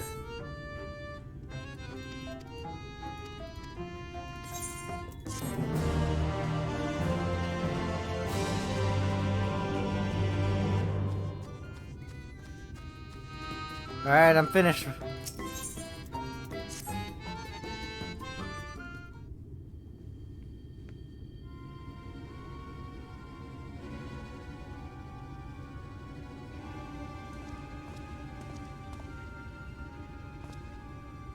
How goes it, Somnus? So, a mix of menial tasks and pranks. Yes, that pretty much sums up my own experience. They have no troubles worthy of the name.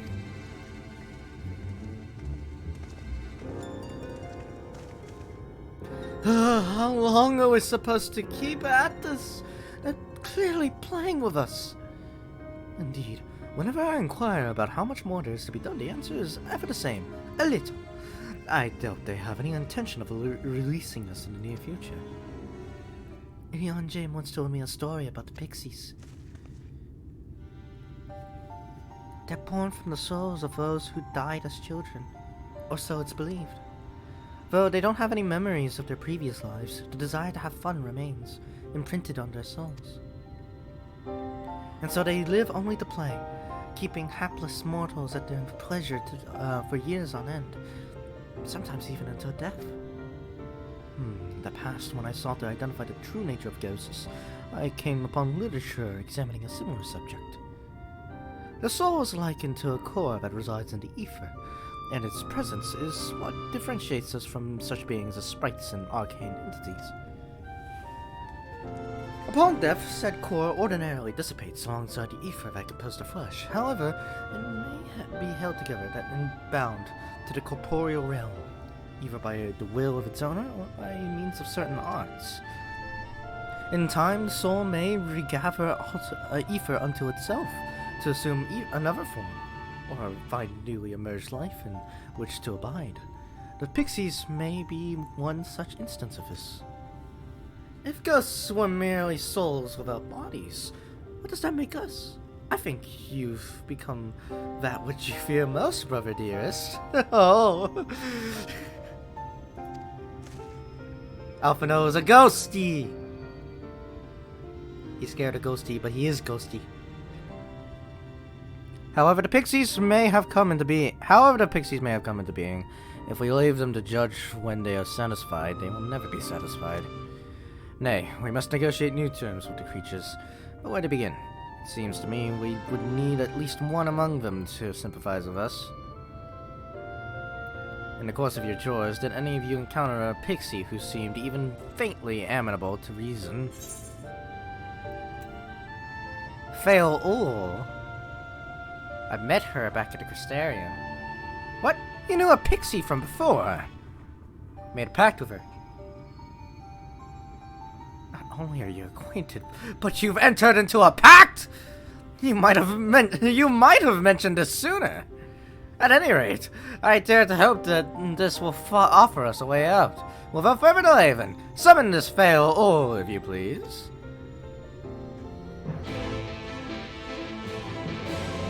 Alright, with the chat and mode say, use your keyboard or your software keyboard to enter fail all to summon your pixie friend at the designated location.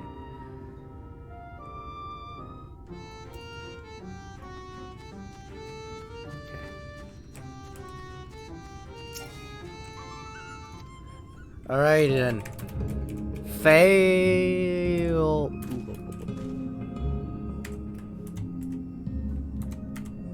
There we go. A voice rings out in your mind. So, my sapling has finally remembered about his lovely branch. But with such a half-hearted call, he may as well lop me off and cast me aside. I have no sapling. Fucking fine. Well, oh, okay, come on. Fine. Please fail. I need to summon you. I need you. Humph! Is that your idea of a fervent call? A sodden law could do more with fire. Oh my god. Oh, loveliest of branches, please. There's another player here. He's hearing all of this.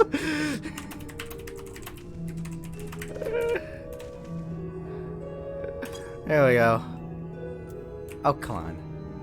I typed it wrong? Oh, come on. Fucking...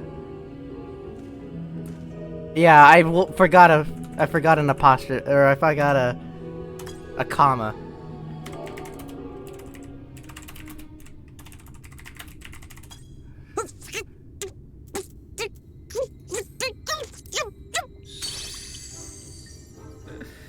There she is! Late! I've been waiting for you to summon me ever since you came here. Waiting and waiting and waiting. Well, if you're gonna make me do it like that, then you should have waited. but my sapling didn't so much as utter my name. Such a heartless thing he is. Cold and cruel and heartless!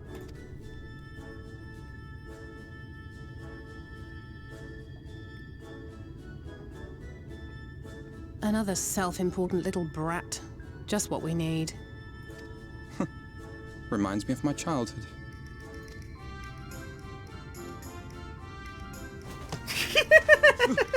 All right, I'm sorry. It was a joke. Honestly, just a joke. But just now you called for me so earnestly, so fervently. I couldn't possibly stay angry at you. I had to summon a fucking primal in order to summon you, God! Very well. As your lovely branch, I will lend you my strength.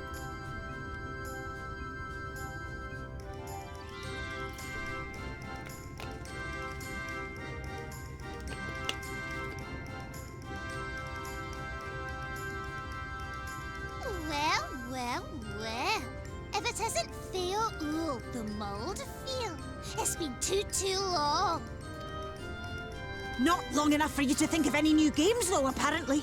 If I were you, I'd be bored of myself. Now let me make something clear.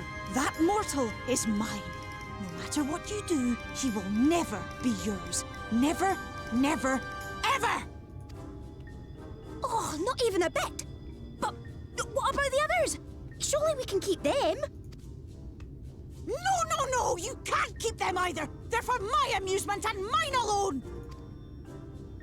And if you lay so much as a finger on my sapling, I'll scatter the contents of his bag all over your precious village. Oh, please don't do that. Please don't do that. That would be more trouble for me than it would be for them.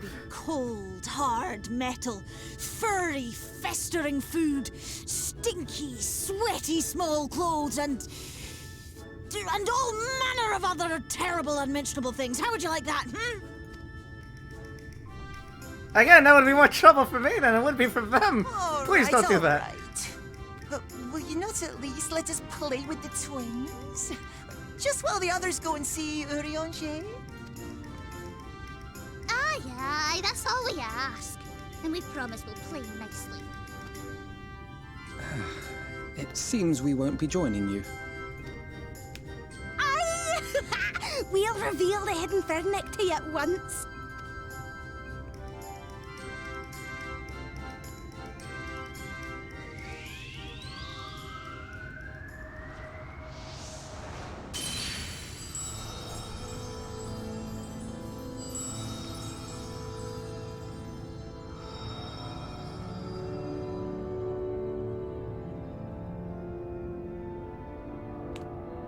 Here's Ilmeg in all its glory. So this is the true Ilmeg.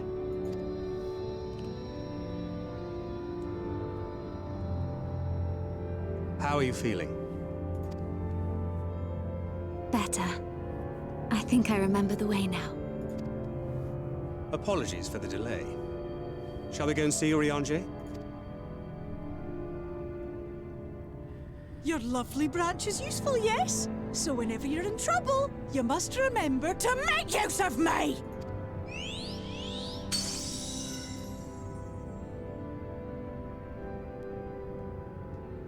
Hey, you're not gonna like Endwalker.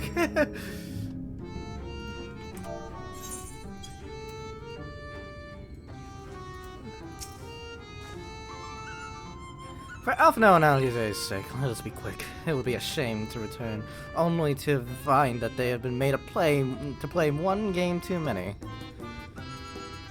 Now the place we seek is the abandoned manor of a nobleman and scholar. The Bookman's Shelves, it's called. After the fellow's vast collection of tomes, an agreeable habitat for our friend, I'm sure you'll agree. If we follow the path north, we should be able to find the place. Come on. So, Ilmeg, by the way, when it's stirring everlasting light like this, has this really cool sunbeam going down through the cloudy light here that goes over the castle in the center there. And it looks so fucking cool.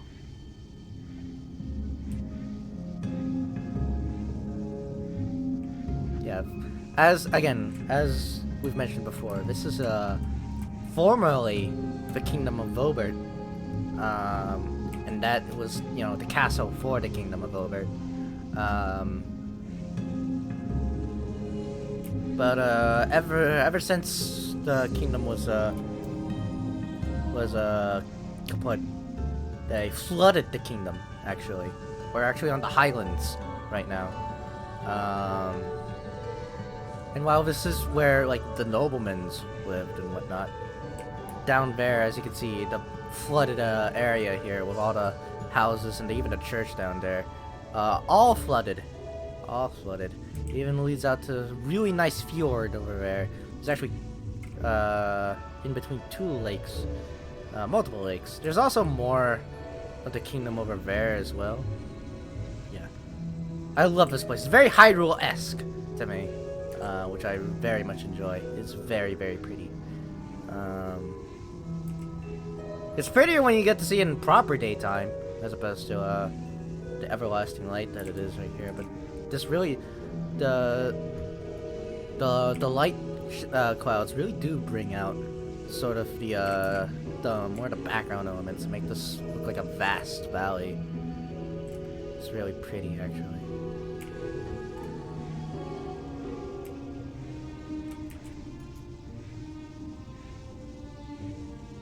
Yeah, most of the map really only orbits around the castle here. But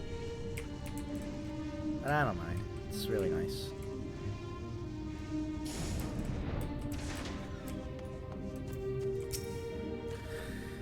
And here we are at long last. I give you Ryonjae's humble abode. Come, let's see if he's home.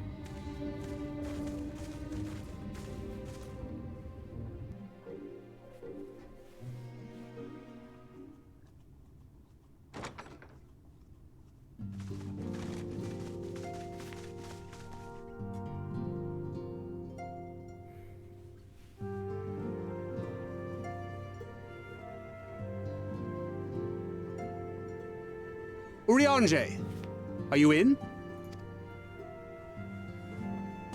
Unto a world weary of heroes, a hero wends his way.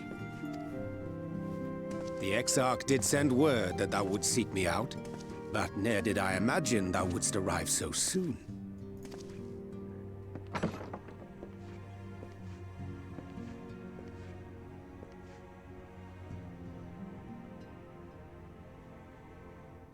Full glad am I to see thee once more, my friend, and none the worse for thy travails.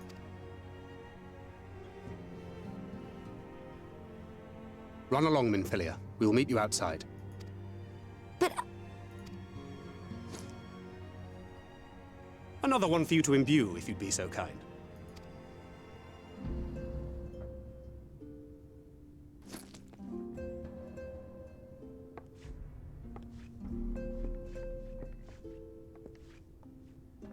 I take it thou hast met with our other comrades already? Save for your Stola, yes.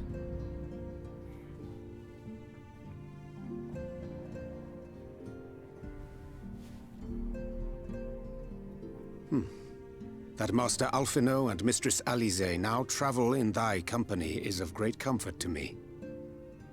As for the rest, it beginneth in earnest. The hunting of the Light Wardens, and perforce the war with Yulmore. Hark thee then to my words, and through them behold the vision that I did glimpse, that of the 8th Umbral Calamity.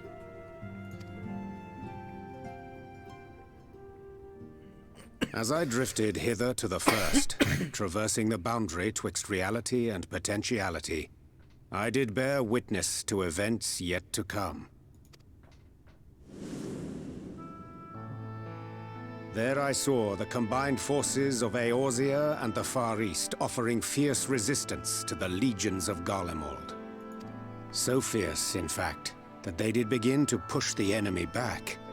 Ilm by painful ilm at first, then Yalm by Yalm, and Malm by Malm in time. Yet the joy they felt was short-lived, for in so doing they did force the Empire's hand. Faced with defeat, the Garleans turned to a weapon most vile. Black Rose. Its potency defied all reckoning. Once released, the gas took on a life of its own, wreaking untold carnage not only in Eorzea, but in the provinces of the Empire besides.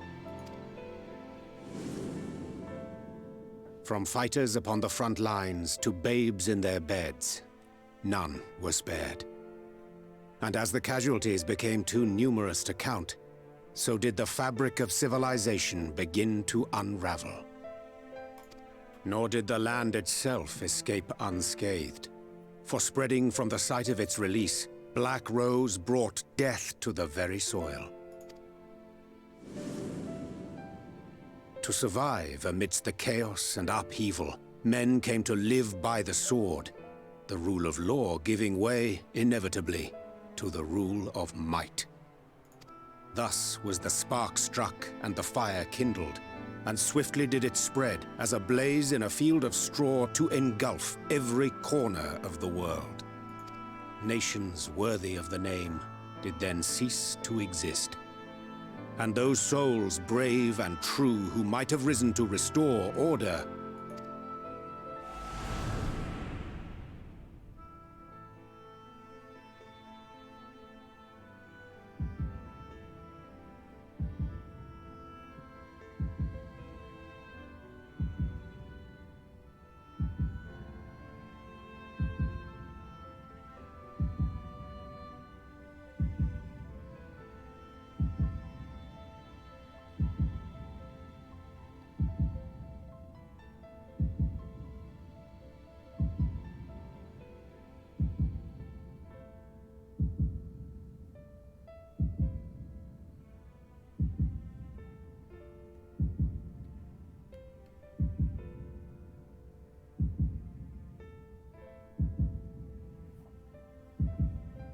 were no more. For the weapon spared not one, not even thee.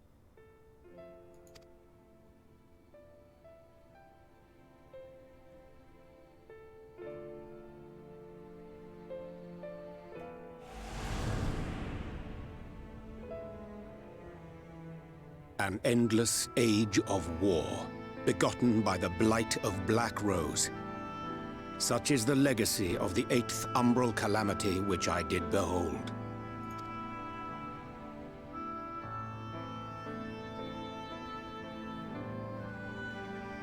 No matter the cost, we must forestall this tragedy. To that end, I have labored during my sojourn in this world, discovering in so doing the answer to a pressing mystery. That of Black Rose's inexplicable potency. Come.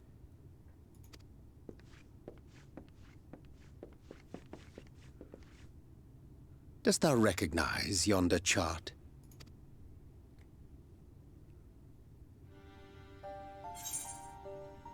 It's something to do with magic.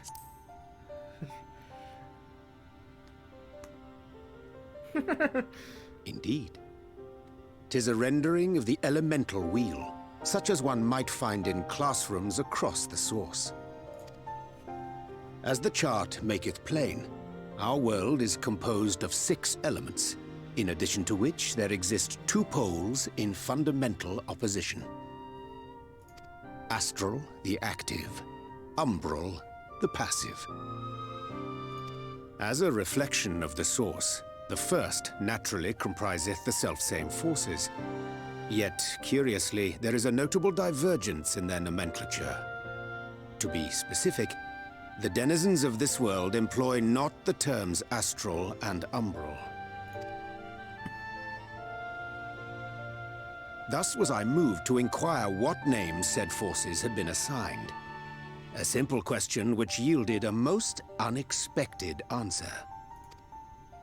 Upon demanding the name of the pole aligned with activity and growth, I was told that as life's myriad colors combine to produce black, the people of the first had called it darkness.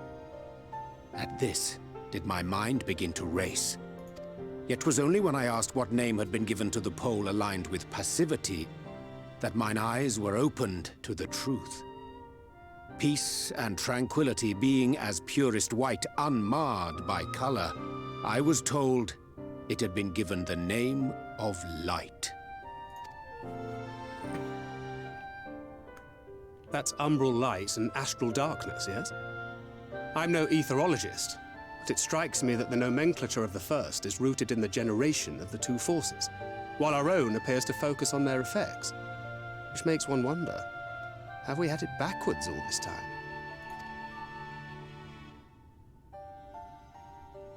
"'Tis indeed a compelling question, and one which beareth closer examination.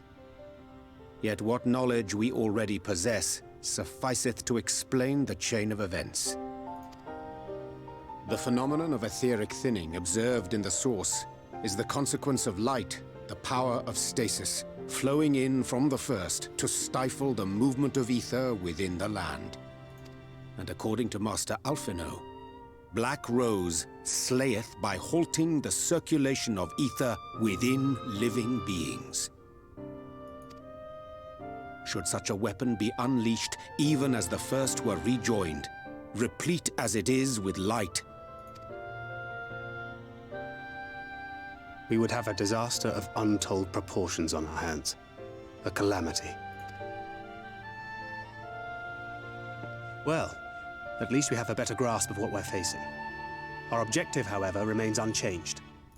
We are to eliminate the Light Warden of Ilmeg. Speaking of which, were you able to ascertain its whereabouts? Aye.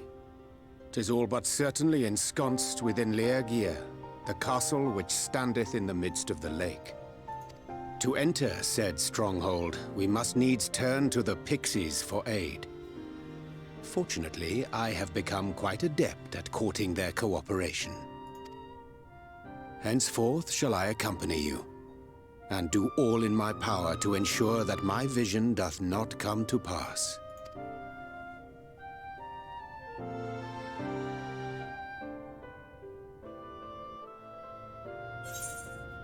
Unto the truth. That's some interesting lore bit about how the first views its magic, compared to how we in the source view the magic. Also, you may notice Urion J is now an astrologian. He has a deck of cards, and an astro globe. So, my friend, ere I speak of the task at hand, there is a question I would pose to thee. What thinkest thou of mine appearance? Did you take up astrology? Indeed. Though the night be lost behind the shroud of blinding light, doubt not that the stars shine still. I have chosen to avail myself of their guidance, that I might navigate the sea of uncertainty that stretcheth before us. For a blessing, my prior studies of astrology did provide me with adequate grounding in the art. But enough of myself. Let us now speak of our task. As I mentioned, if we are to enter Legia, we must needs gain the Pixies' cooperation. This is a simple matter of presenting unto them a suitable gift. I shall procure a selection of viands that shall please their palates. Banquet, pray assist me in this endeavor. Meanwhile, Somnus, I bid thee obtain that which will please their eyes. In these parts there abideth a vilekin known for its beauteous wings, the hawker. I shall lend thee a receptacle within within which thou mayest capture a weakened specimen.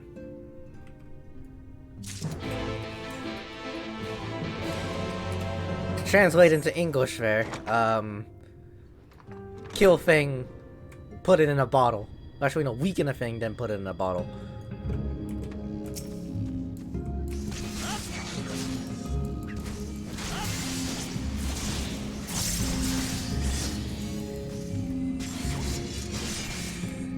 I think we're good enough to put this in a bottle now. There we go.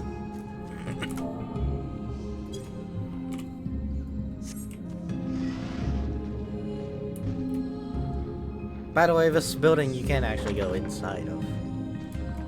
So, it's not like a different instance, even if it does have different music. Thou art returned. Wert thou able to capture a hawker? There you go. Ah, truly magnificent set of wings. I shall treat them at once to make faster, vibrant colors. Banquet too should return anon, upon which I shall ready all the items for presentation. Pray, take thine ease meanwhile.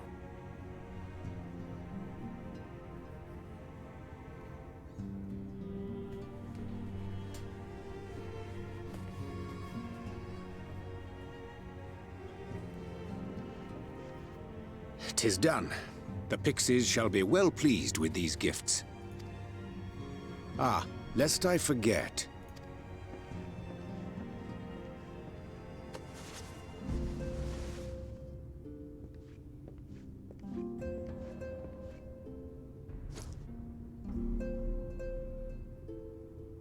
White Auracite. White Auracite, newly forged for thy use. When am I gonna use this? Our mission being to thwart a rejoining, we will most assuredly cross paths with those who crave the contrary. Our eternal enemies. Oh, so just in case we find an ass. Thus did I choose to abide in this ether-rich land, the better to fashion a trap for the Ascian's essence.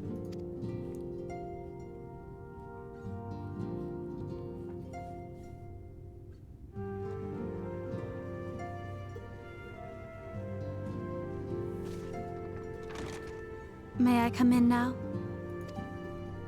You may indeed, assuming you've finished.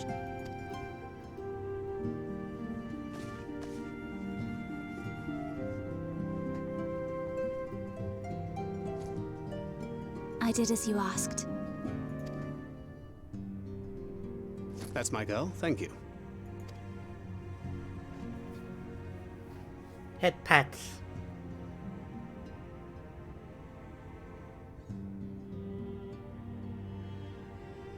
Good head pats. I should probably explain.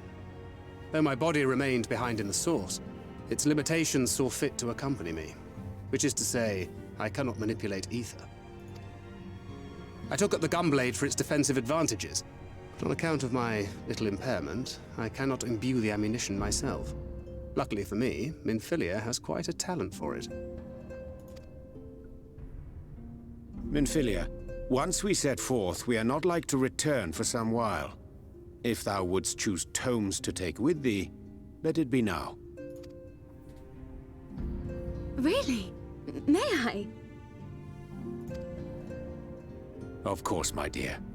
Yet have care thou dost not add overmuch to thy burden, lest I incur Thancred's ire.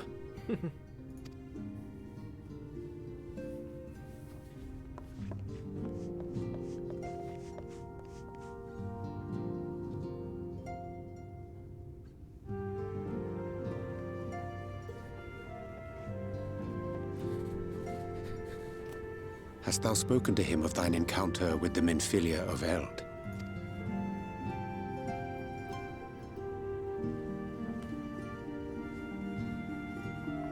Well, I suppose now is as good a time as any. As you know, I freed young Minfilia from captivity in Yulmore some 3 years past. Not long after, the two of us journeyed to the south of Armareng, to the edge of the Empty, where the flood was halted. 'Twas there that she awakened. The Minfilia of old. My Minfilia.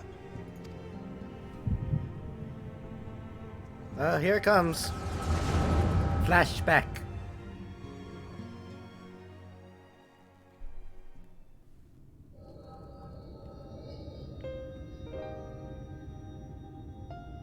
Tell me, what must I do to bring you back?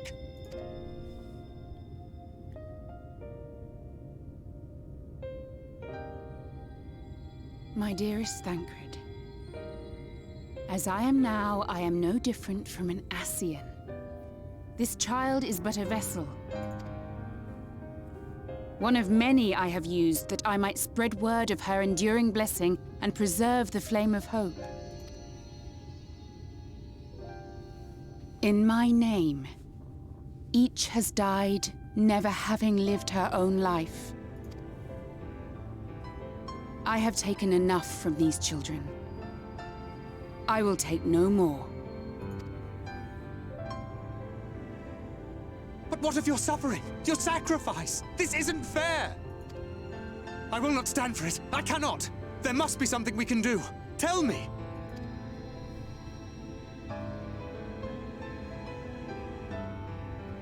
Should the day come when this child grows weary of fighting and wishes to cast it all aside, then shall I take up her burden. But should she wish instead to become the master of her own destiny, then shall I bequeath to her my all. Imbued with the strength that I reserve for rebirth, she may come to wield my powers as her own. And what of my wishes? What of Flamine's? What of all the people who love and care for you and want nothing more than to see you again?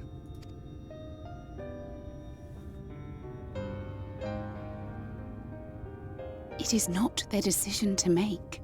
It is hers. This child's. This Minfilia's.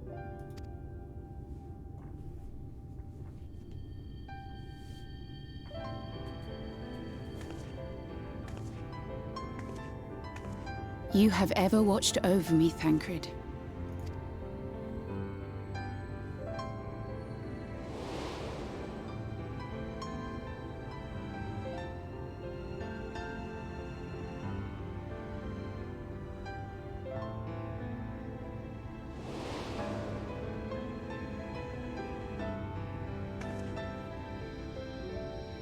Now I ask that you do the same for her.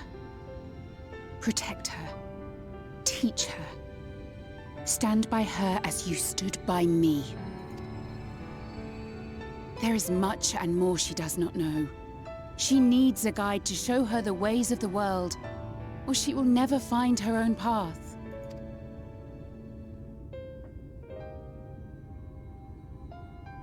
When the time comes, you will find me here. Until that day.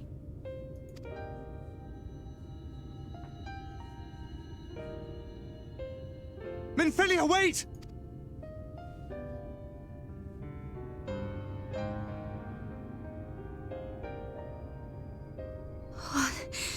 What happened?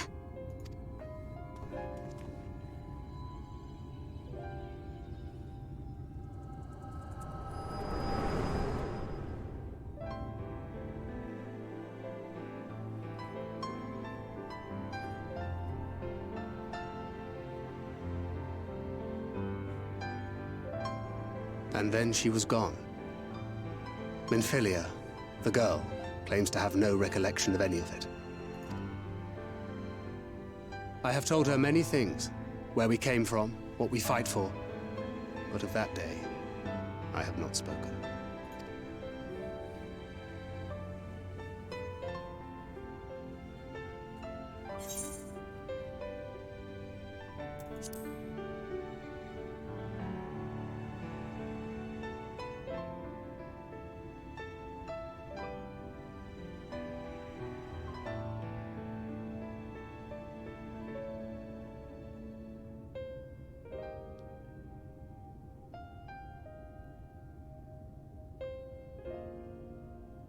With the coming of another possessed of the blessing of light, the first hath begun to rise up in defiance of its fate.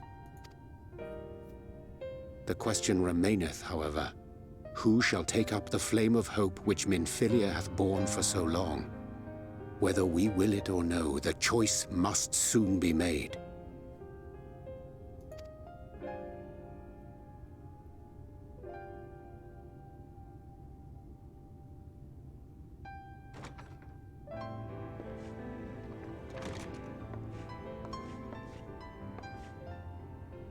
I'm sorry I took so long. It was so hard to choose. In the end, I settled on just the one. That is well. Now, if all is in order, let us set forth for Lida Loran.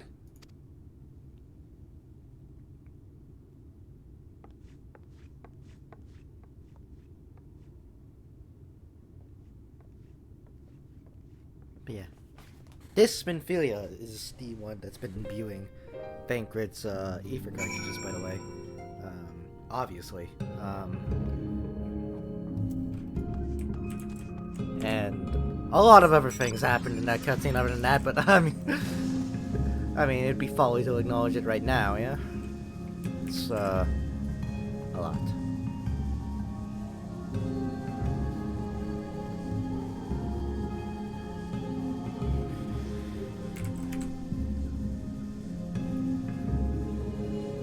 Yeah, I still can't get over how pretty everything is.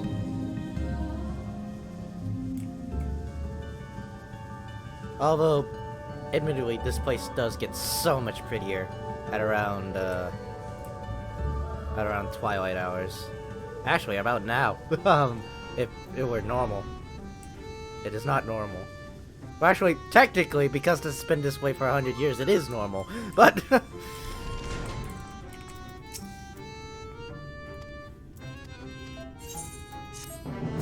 what I mean by normal is better, I should say.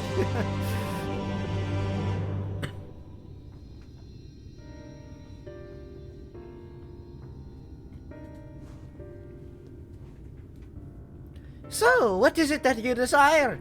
Rusty old coins like you mortals are wont to collect, perhaps? We are resolved to vanquish the Light Warden of this land. To that end, we desire entry to Lagia. What a strange thing to wish for! You might as well ask for your death!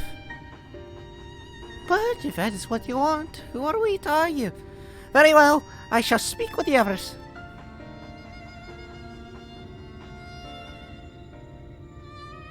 You've clearly been busy, Uriange. Would you be so kind as to let us and tell us what we've missed?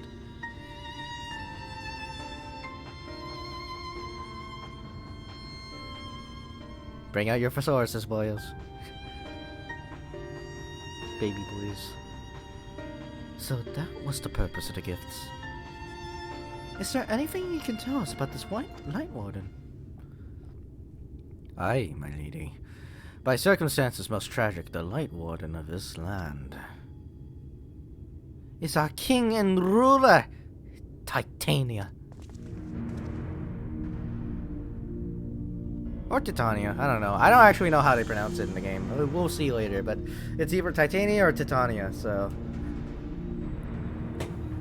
It was not always so, of course. Our king fought the first White Warden that that threatened our home, you see. Fought it and won. But all the horrible light that came out and went and corrupted them, turning them into a new Light Warden. Now they're king only in name, not remains of the wise and just ruler that used to be. We had no choice but to seal them in the castle. The magic for breaking the seal we divided into 4 and wove into a different relic to be kept far apart until the time was right.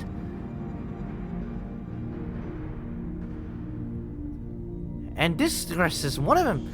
It's been in our safekeeping for years and years, and we've decided to entrust it to you. Are you sure? Of course! Custom demands it. For you're most certainly going to your deaths, we thought we should at least let you try. That way, we get to watch what happens. Of course, you can't break the seals unless you have the other relics too. The shell crown is with the Fuaf, the stone scepter with the Numo, and the crystal shoes are with the Amaro. Good luck finding them all. The facts thus disclosed confirm my known understanding. Our quest lieth now before us. First, let us hie to the lake, there to claim the shell crown from the Fuaf. If we call to them before the untouchable gate, they will answer.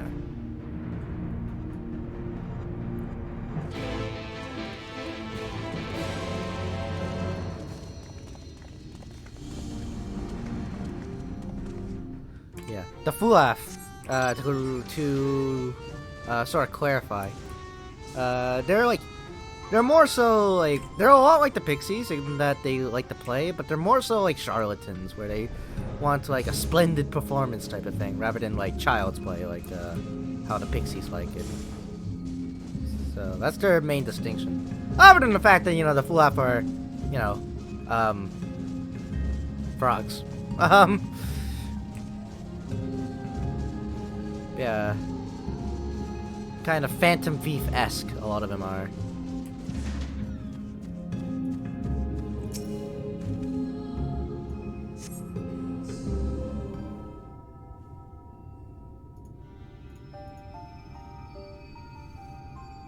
Hearken to me, O spirits of the water. We are come with an entreaty. Not in the talkative mood, apparently. I'm not exactly sure how the gate works. But if the Fulaf are our water spirits, perhaps we should take our search into the lake. I suppose a brief dip wouldn't hurt. We all know Thancred swims like an eel. What about you, Minfilia? I can swim well enough. Thancred taught me. Excellent! What about you, Oriange? I'm not sure I've ever asked.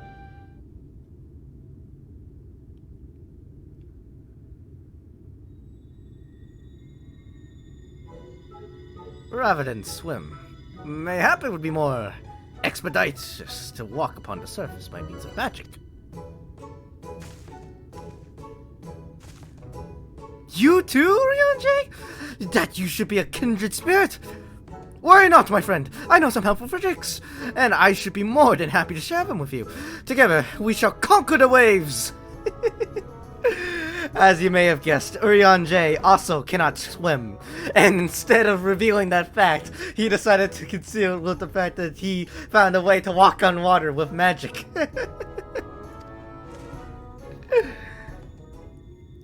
Well, aren't we a lively lot? And you have an entreaty for us, you say? An entreaty for mortals, what a treat! Aye, my comrades and I are on a quest to vanquish the Light Warden. To that end, we would humbly beg the loan of a shell crown, which we are given to understand is in the safekeeping of your people. Oh, is that all? Oh, of course, you may have it. You shall have it! Just like that? What do you want from us? Oh, no need to be suspicious. The crown simply doesn't mean much to us, is All. As a matter of fact, nothing means much to us, for we Fulaf are over before it's begun. For we Fulaf, it's over before it's begun, and we couldn't care less what becomes of the Fairy King, nor the world for that matter. Having said that, you so seldom have mortal visitors, it would seem a shame not to make the most of you. Touch the untouchable gate, and come hither to our domain, Don Meg. In your tongue, it means forbidden realm. Sounds forbidding, yes? And so it should, for we are one with the water. Our home wrought with ripples and waves and currents. Find your way through, give us thrilling sport, and we shall give you the crown. Well, we have our objective. Alright, so, my strength is yours! I guess we'll go with this party.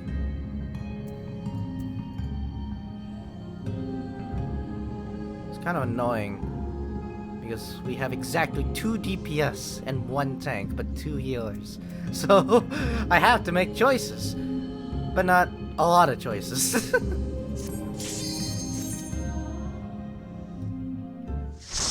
Let's just go with this. Hopefully I kept the cutscenes on. Yes, I did. Okay, alright.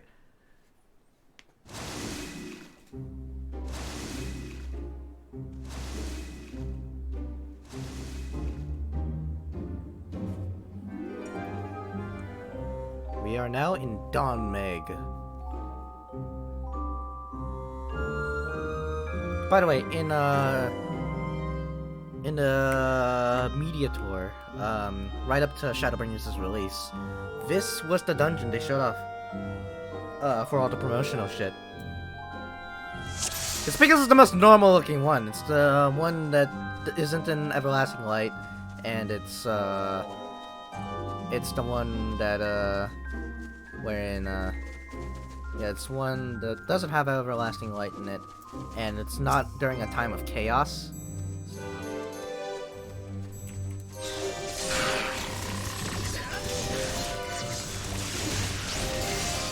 The enemies here also fucking hurt. I needed to put on my tank stance, I forgot that.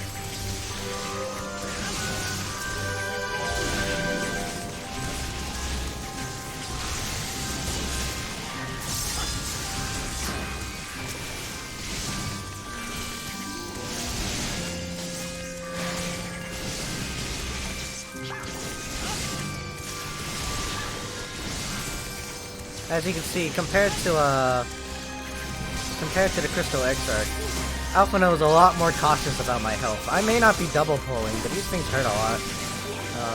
And he's healing me about like 75%, when the Crystal Exarch would have done like 25. Now I've got you. So very different healer than Exarch Polio.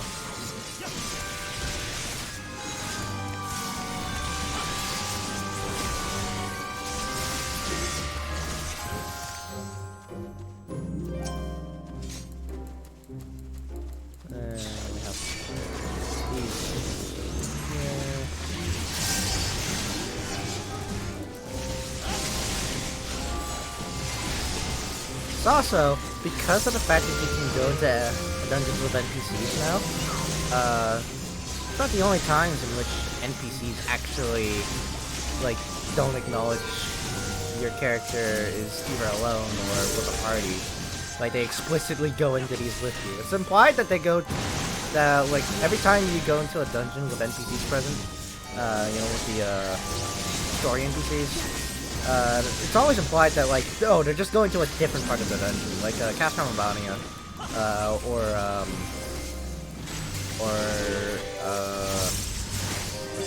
want to say Baldur's Gate, it's not it, it's, Bardam's Metal, yes, where, like, it's, like, they explicitly say, oh, I went for the same experience, just, like, at a different part of it, but this is, like, the first time in which they actually, like, oh, we went with you. This is pretty, by the way. Okay, I'm gonna try and do big pulls. Alphino seems to be healing me very well. So. Oh yeah, especially with an Adela like that? Yeah, definitely. Holy shit.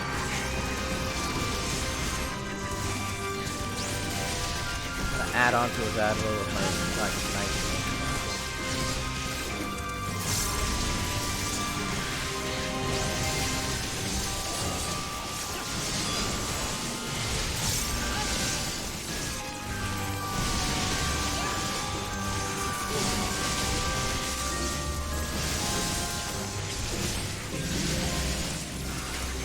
Although this will take a while, none of the characters I have in my party have AoE skills. This actually was a bad idea, but or they don't actively use them. That would be the difference maker.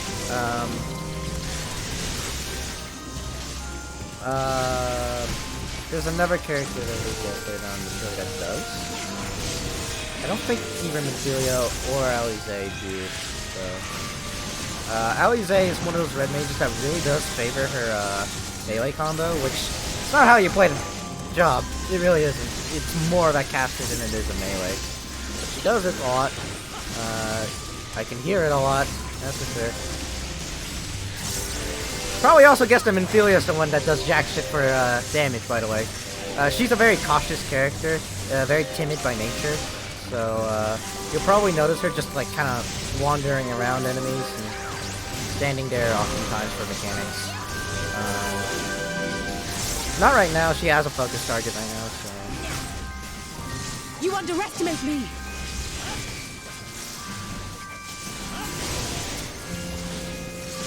Take this!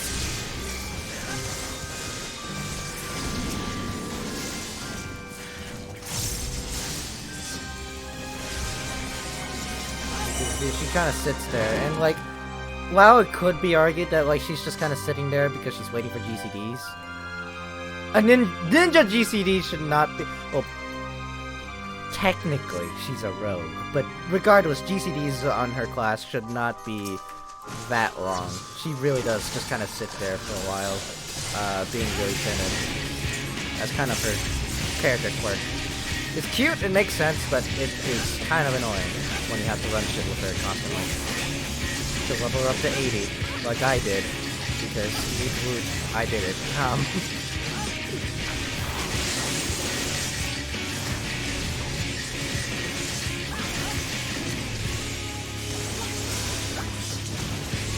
You'd be delighted to know, though, that they do all still prioritize mechanics. They actually halt their rotations to avoid mechanics.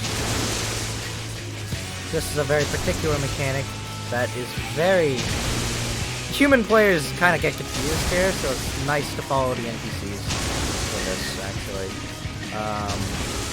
I say this and I don't follow the NPCs one bit.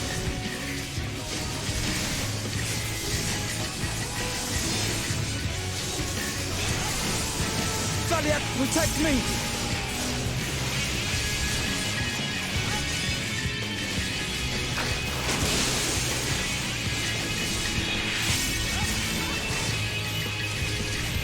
I still don't have my AoE mitigation. That's 76. Holy shit, that's a long time from now. Leave the healing to me.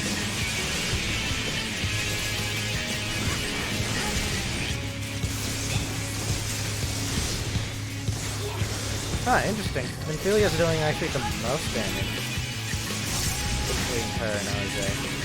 I guess that's by virtue of the fact that she's probably in melee range a lot more often than OJ is. So she probably has a lot more opportunities to actually hit the boss.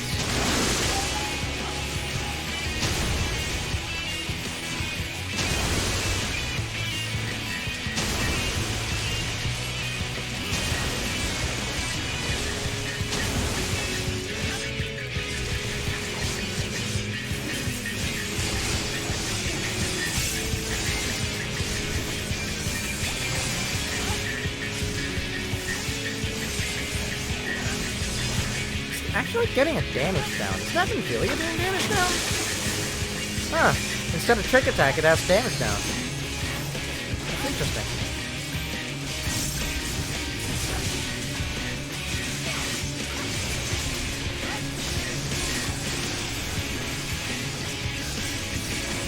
I just realized I was really far away from the mic. I don't know if I was too quiet or not for you to hear.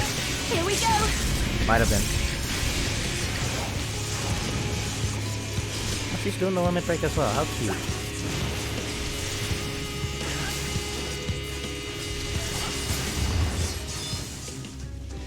Huh. That's a nice, interesting subversion of, Trick Attack.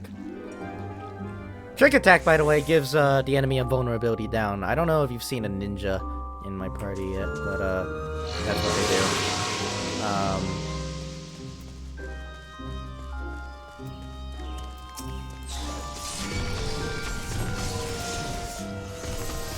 Be a big pull, so hopefully Alphino can pick up the speed here. It's not gonna be that horrendously bad to heal through, I don't think. It's a lot still.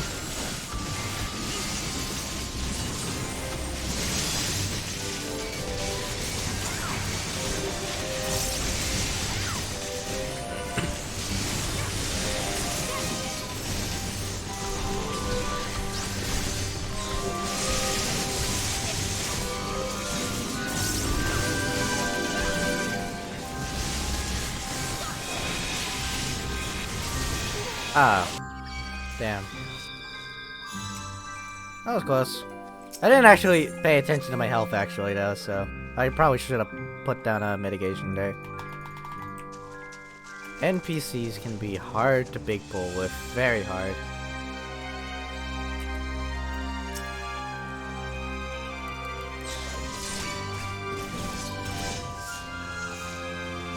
I'm gonna try it again because these bees should not be this tough. In which case, I don't even think they are even that tough.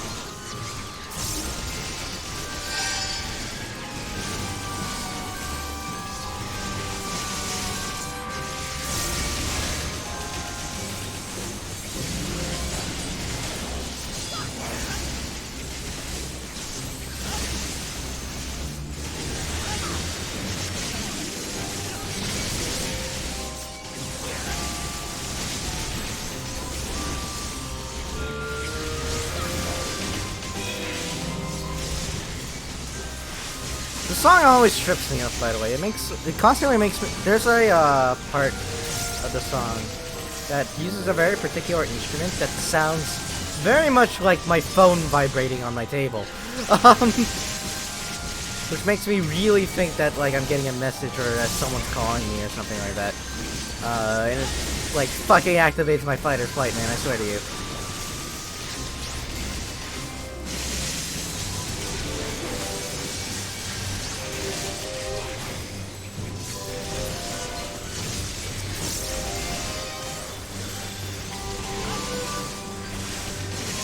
I don't know what the instrument is. I don't recognize it. It just sounds... I only recognize it as my phone vibrating. So, I don't even know what instrument it is. And I can't put my finger on what part of the song it is either, really. That was a long-ass pull, by the way. That pull normally does not take that long. When you're playing with player characters, but... I mean, I can't really reliably get insta-cues.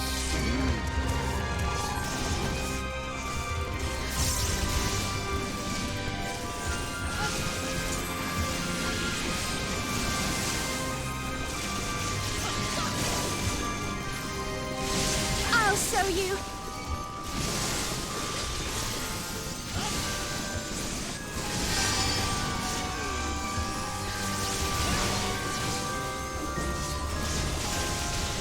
You're not seeing this, by the way, and I'm not reading it out, but trust dungeons are also really fun because in the chat, the characters will say things to each other, and it's different every time for different combinations of characters too. But they'll make comments about the dungeon and certain things in it.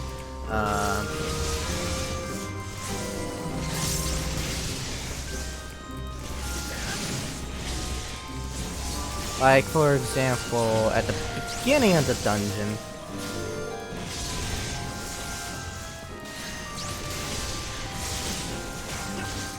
Alphino is very impressed that this is all an illusion. Because it is all an illusion, because of course it is, and there should be a really pale yellow sky above us, but now it's just clear skies. Alize takes note of the scenery and whatnot. It's mostly before and after fighting bosses that they make remarks.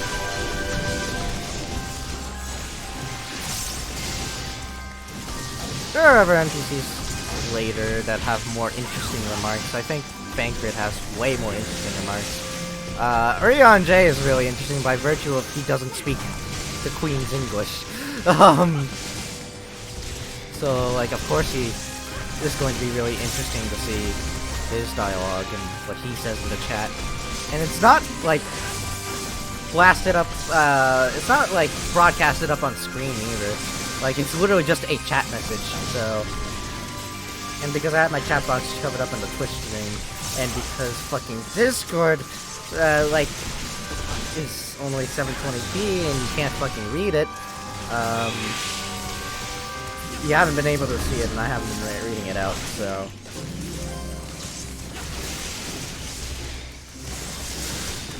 They say very different things every time, and with every combination, though, so...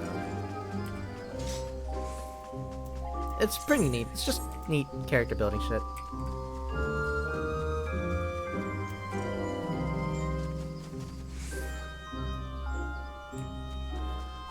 Let's go. Alright, this boss in particular is very, very frustrating with NPCs. If you're anything but a tank. I'll show you why in a minute. But this is very, very frustrating for us to deal with. Okay, for one, it moves to the center. It has this mechanic. It's about to do it, where I think. Yes. Okay, it has this mechanic where you have to interrupt the tethers from it, and each NPC has its own designated tether spot that may or may not conflict with the very spot you're trying to take. And you may... and you also notice it has 5 tethers. We're supposed to only give it 1 tether. It gives us the growing buff. We don't want this thing to grow full size, or at least we want it to grow full size as late as possible.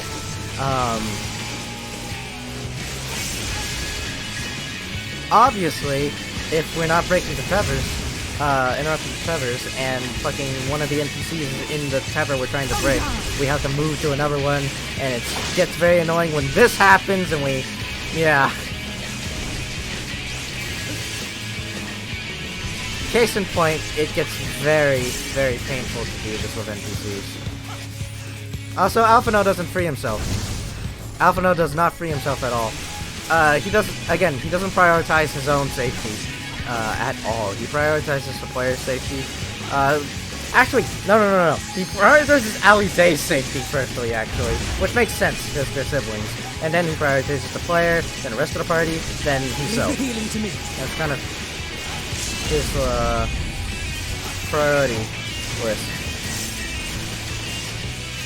It's pretty frustrating, but at the same time, very much in character. It makes sense. But it also means that, like,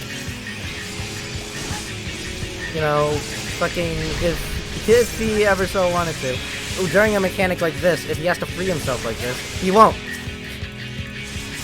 Yeah, as you can see, the NPCs go to pre-programmed locations.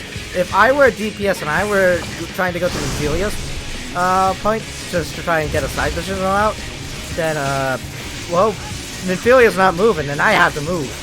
So, I can't save her. By all intents and purposes, if I were playing anything but a tank, I would also have to go to a separate location. Or I would also have to go into like a pre-programmed location. Except not really, because Tancred defaults all the time to oh my god. Tancred always defaults to where the tank's position is. Oh, poor Alphino. Okay. Like I said, Alphino does not prioritize his own safety. He'll try and do damage and heal others before he tries to free himself from those brambles there. So...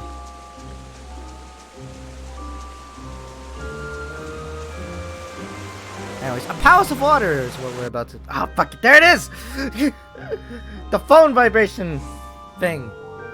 God, I, like, need to put my phone on my fucking lap so I can, like, assure myself that my phone's not vibrating.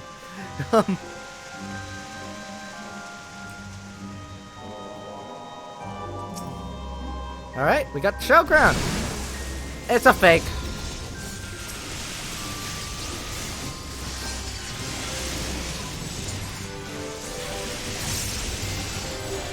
I mean, of course it's a fake. We wouldn't be finishing a dungeon without... yeah. Now I've got you. By the way, doing this is with NPCs is definitely going to muddy whatever the difference is between single-player instances and dungeons. Big catch-all. If you see a party list, it's a dungeon. That's it. If you see a party list, it's a dungeon. Oh god. If things are dying unnaturally slowly, it's a dungeon. If we're in here for more than 30 minutes, it's a dungeon. That's kind of the rule from now on. Not necessarily going to be dictated by whether or not I'm level 80 anymore. I mean, it wasn't before even. It just was probably easier then too, because there were like player characters with me. But now there aren't. Now there are NPCs again. Now I'm basically by myself. But yeah. Also seeing the trust system menu probably also is a good indicator of whether or not I'm going into a single-player instance, where I have to choose a party and whatnot. If I mention that, it'll probably be the dungeon as well. So. Leave the healing to me.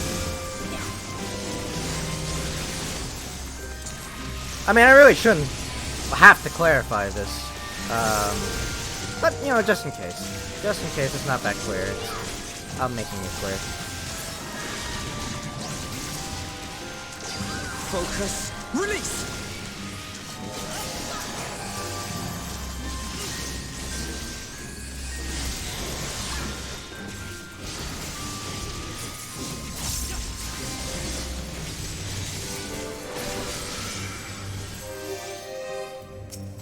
I cannot emphasize enough how slow NPC dungeons are compared to normal player party dungeons. Player parties are definitely way faster, but it's nice to see the NPCs with me. I'm very much attached to these characters anyway, so. Prefer them there than not there, really. It's also interesting to see their different quirks that they have in contrast to how the player plays their classes. Like I said before, like Nymphilia has a damage down buff, debuff, on top of trick attack, with its vulnerability down, debuff, or vulnerability up, I should say, debuff. Ninjas don't have that normally. I think another difference is Alphinaud is not using the full range of scholar skills that we get, which makes sense. Our scholar skills are a lot more ingrained with Arcanist than Scholar, really.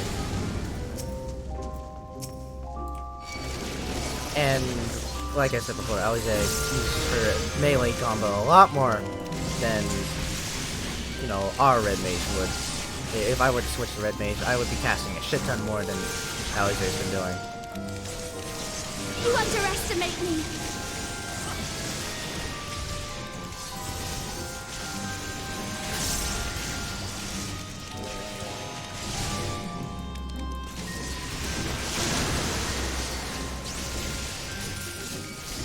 Leave the healing to me.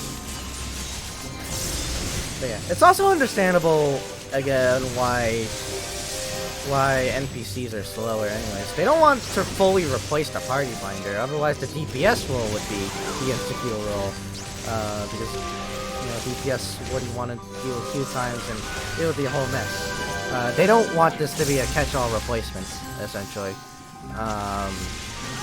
to these leveling dungeon parties and these normal dungeon parties in general.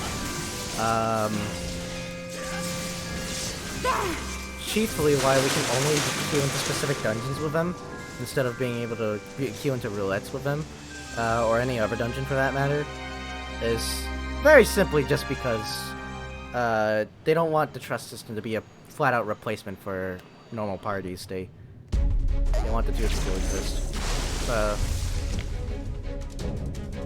Makes sense why it's like this. And now we have the Lake Lord, Ankfon. Let's see if they have interesting dialogue. That's a nice illusion, but you can't fool us. Is Alize going to be anyone to comment on this guy? Okay. They're different. They do have different comments depending on the party composition, though. So this is actually a really cool boss to do with trust. There's a mechanic that will very much show the colors of the different characters. And how different every character is compared to the others. You'll see later. It's very interesting.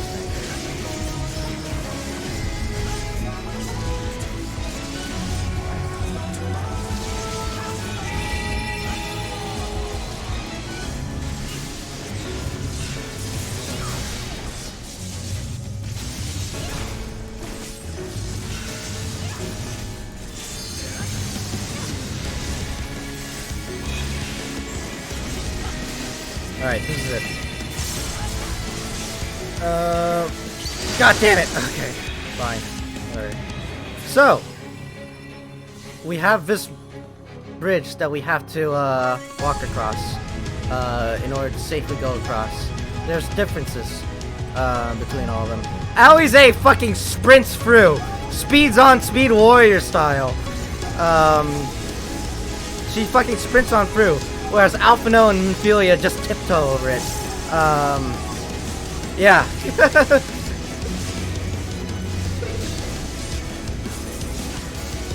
Minfilia gets really scared even for a moment and stops as well. Whereas Alphino just kind of tiptoes along. Other characters are really fun. We actually... I left out the two most fun characters to see that mechanic with. Thancred, even though he's a gunbreaker, even though Thancred's a gunbreaker now, he taps into his inner ninja and Shikuchi's his way across. He actually used the ninja gap closer Shikuchi to teleport across. Don't try that as a ninja, by the way. That is a killer. It very easily kills you if you try to do that as a ninja yourself. But Faker doesn't fucking care. He just does it. And Urion J is also similarly fucking hilarious as well. He teleports. Well, like, straight up teleports. Like no trickery about it, no Chikuchi or anything, no gap closer. He just straight up teleports over it. It is fun to see them like that. But, you know, we also see Alize running across, fucking sprinting across, and that's fun enough in its own. So. Bullshit, but, you know, what can you do? I did come here first, though, so...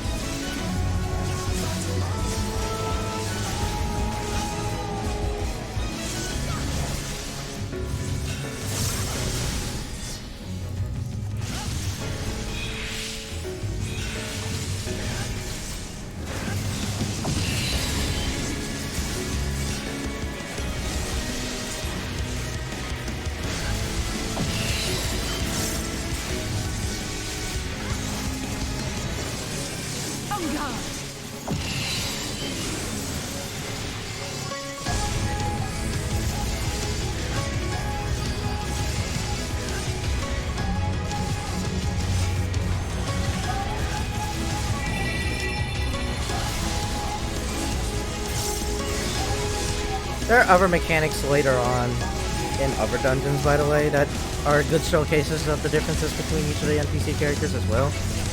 That's just the most fun one to see, because it's actually visualized, so...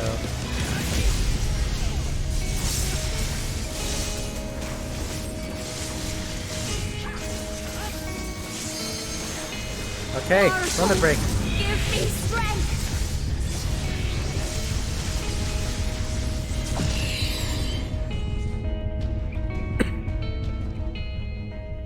That was Don Mac.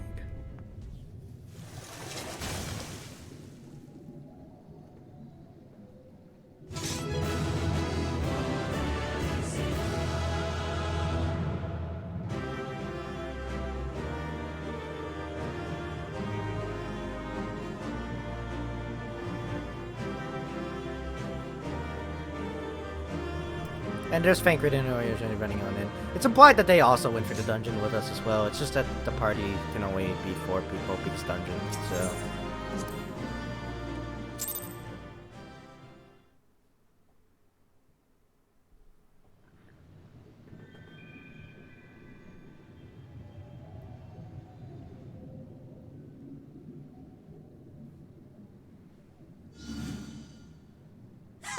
Wilford! Wilford!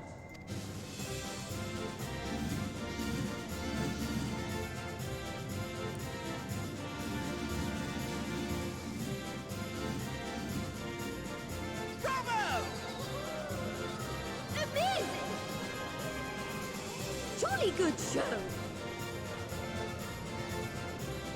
Oh, you do not hold back.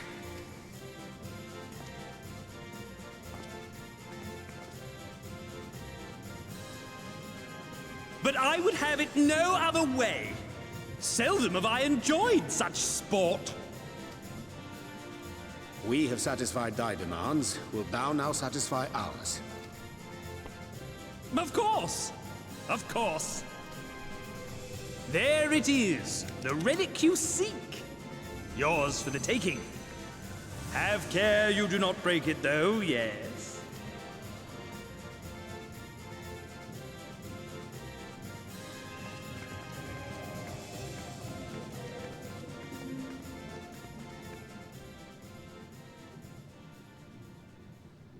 Ah, but you, my friend, you are mighty indeed, and pleasing to the eye besides. More? I want to see more of him! Yes! Yes! I could watch him forever! Why don't we just make him one of us? Yes! One of us! One of us! One of us! One of us! One of us! One of us! One of us! One of us! One of us! One of us!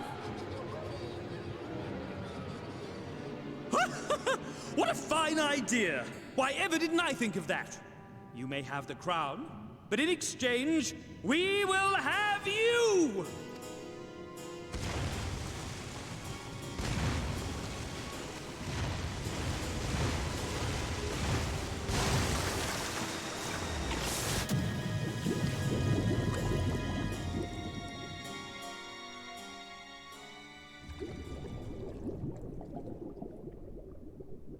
Wake up!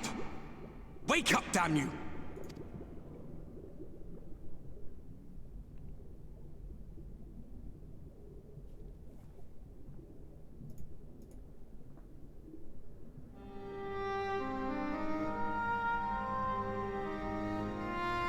Ah, you're alive. Thank the gods. I don't know where you learned to breathe underwater, but it's lucky you can. Nice. He doesn't know. He doesn't want to question it. Will we learn to breathe underwater? Yes.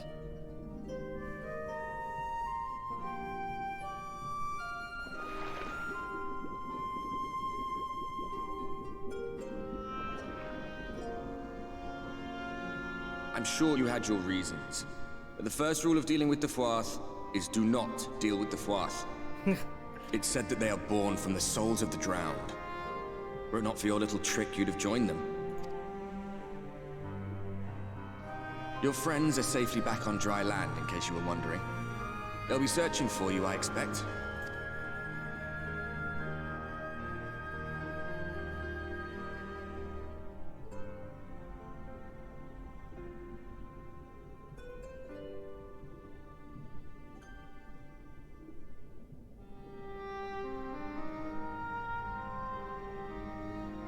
That's the royal capital of the Kingdom of Verbert down there. It's seen better days. They were a stubborn lot, the Verbertites. Set in their ways. But once you got to know them, you couldn't find a more welcoming people. It always froze over in winter, being up in the mountains. So we'd pull up our chairs round the fire and trade tales over steaming bowls of lamb stew, while the street lamps burned hot and bright outside.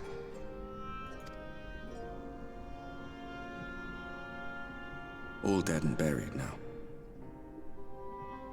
Them and anyone else who might remember. Everything we did. Everything we gave. What was it for? I wonder. I hope you'll have a better answer than this when all's said and done.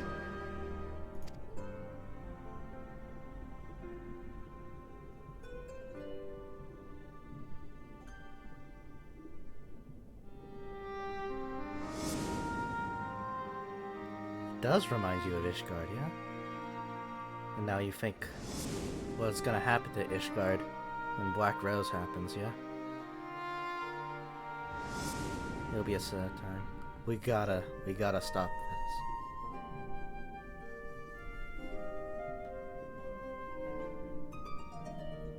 this. Because Ishgard could very much be just like Verbert here. Hell, maybe even worse. Right? Just back up to the surface we go.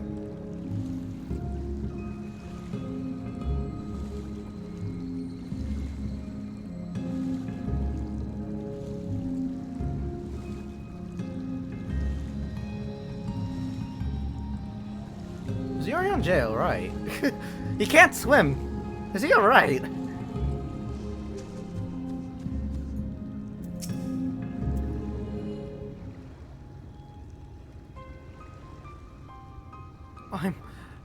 I'm going back in. Nay, my lady, exhausted as thou art, thou wouldst only endanger thyself. I prithee, rest a moment. There was nothing where we looked. Somnus!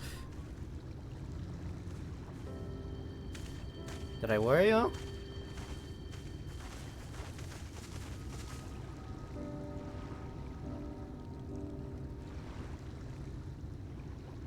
Dear gods, why not for Sorbonne's placing? But I need not labor the point. I'm glad to see you safe and well, my friend. Have you any idea how worried we were? To wash up on the shore, only to find you weren't with us? Oh, but I'm forgetting. Here's your crown, your majesty. The Fluff kept that part of the bargain at least. While there were certain twists and turns, our work is done. With everyone none the worse for witness. Oh, thank goodness you're still here!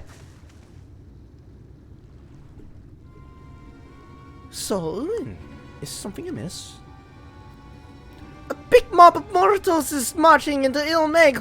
Mortals with ugly weapons and uglier faces. They wouldn't happen to be your friends, would they? Rather the reverse, I fear. The Yomoran army at a guess. Meaning, we can play with them? As much as you like. But just to be sure, I will return with you to confirm their identities. If they are who we suspect, we require your aid. If Alphino is coming, then Alize will be too, yes? Can't have one without the other, you know? Alright, just remember, we're not your playmates this time. I'm afraid we must leave the rest of the relic hunt in your hands. It's fine. Defeating the Light Warden would have always fallen to me.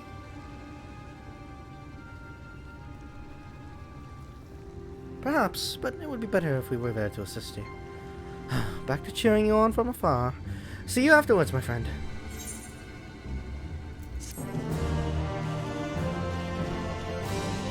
Okay, I'd like to confess, this is going on for way longer than I thought it would.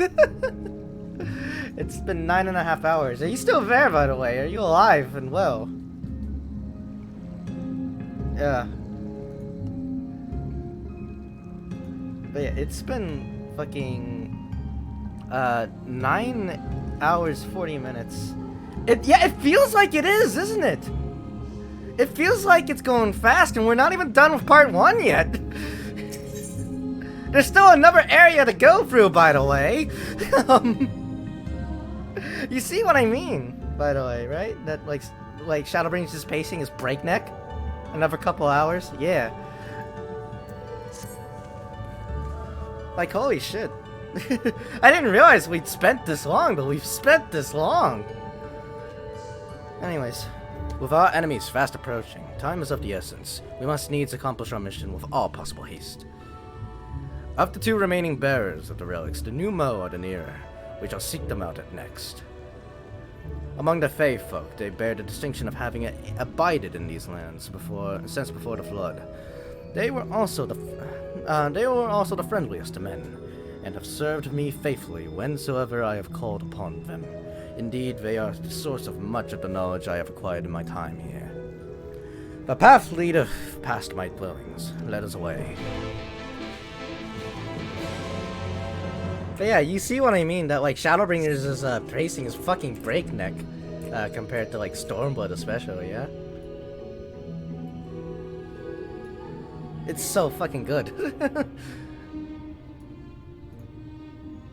Yeah, and reportedly, apparently, according to the recorded data, we've been here for 9.5 hours now. In all fairness, we took a couple breaks. Actually, we took an especially long one too, an hour-long one. But that doesn't change the fact that we're going pretty quickly, aren't we? Past yonder cliff lieth Pla Any, home of the Numo. The others have gone ahead to scout away. Come, let us follow. Also, have you noticed, I don't know if I should say this on stream, actually, never mind.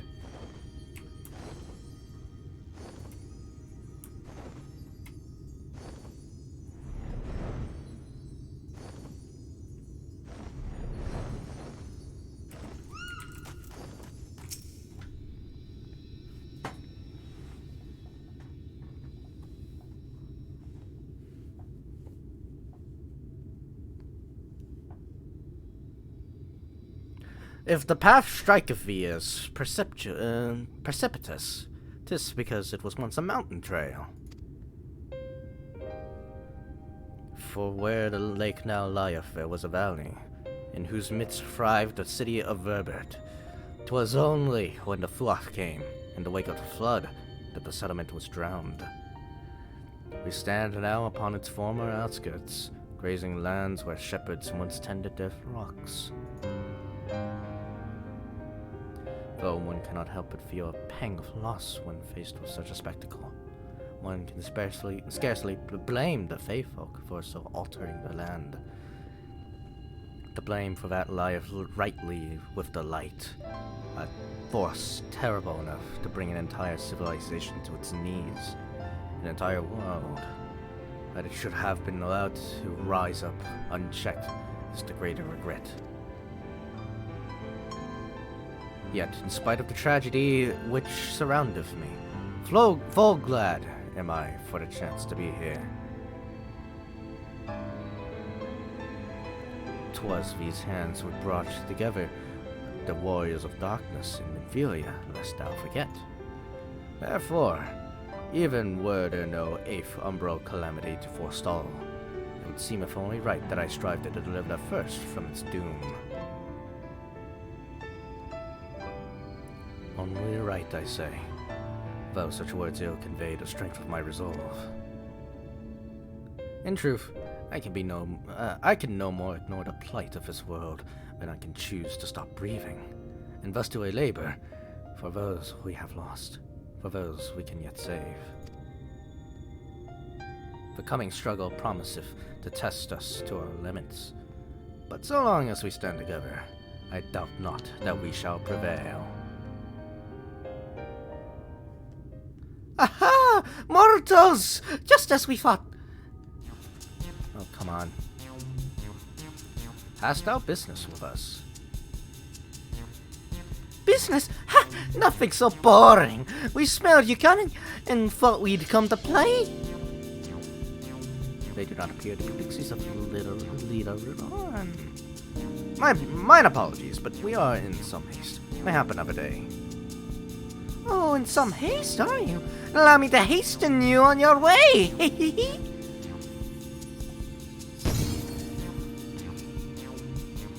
Well, this is a predicament.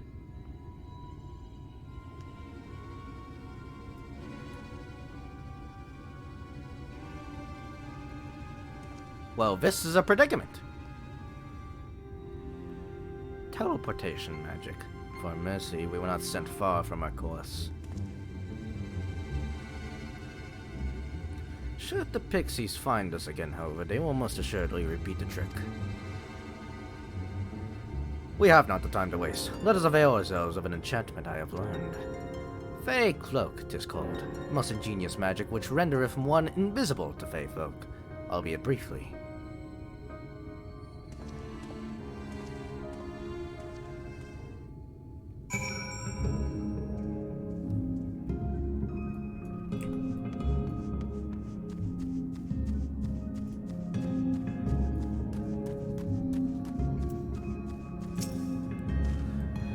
I shall cast the enchantment upon thee. Under its aegis, thou art to make thy way past the pixies to rejoin your comrades. Know, however, that the enchantment shall suffice to veil thee and thee alone. Be not tempted to employ a mount, as it will only serve to give thy presence away.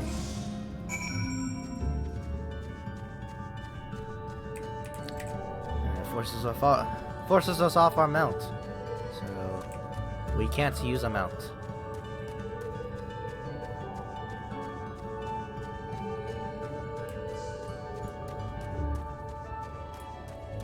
Can I sprint though? Okay, I can sprint, thank God.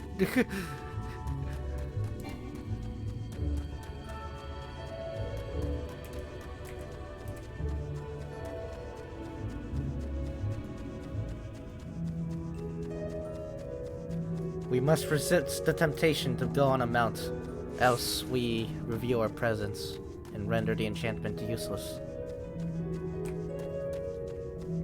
But don't worry, we're almost there. It's not that long of a hike, it seems. The pixies leave, disappointment written on their faces.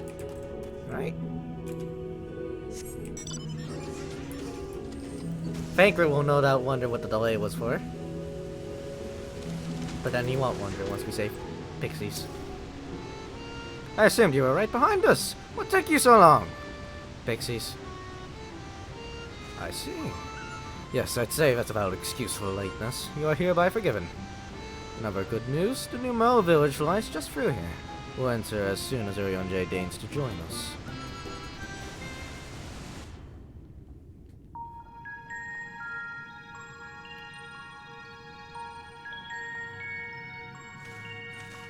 The new Mo are fun.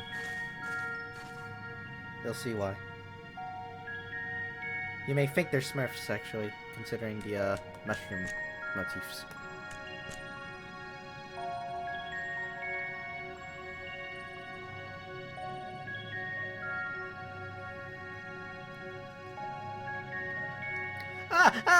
Mortals! Mortals in here! Lots of them!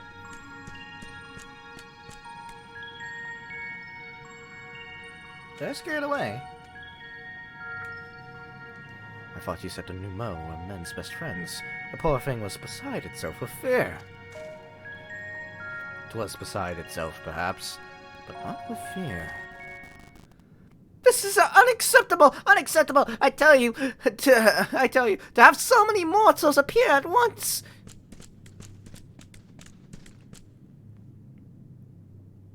It's more excitement than we can bear! Greetings, elder Widank, Tierney. It hath been a while. Pray forgive my brevity, but time is against us. We are come to borrow the stone scepter of the new Mo. The stone scepter? And you mean to lift the seal of Olagia? This is unacceptable! Unacceptable, I tell you! If you set the king, if the king is set free, none here will be safe.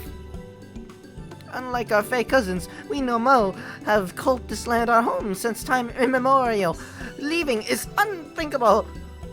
Thus did full many of us lay down our lives to seal away our king when they were corrupted by light. If we do as you ask, our sacrifice will have been in vain.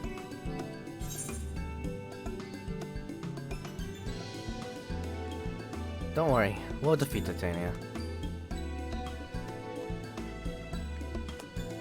But then you'll only become another Light Warden. It changes nothing. I should have chose the other option. Just bring us the goddamn staff.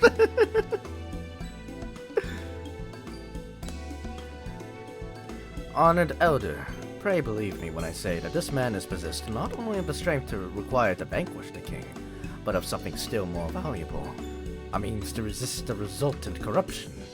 Indeed, he have already laid low the Light Warden of Lakeland, all without succumbing to the influence of its light.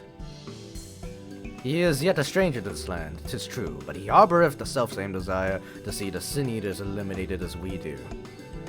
Wilt thou not lend us thy hand, that we might see thy beloved home restored to its former glory?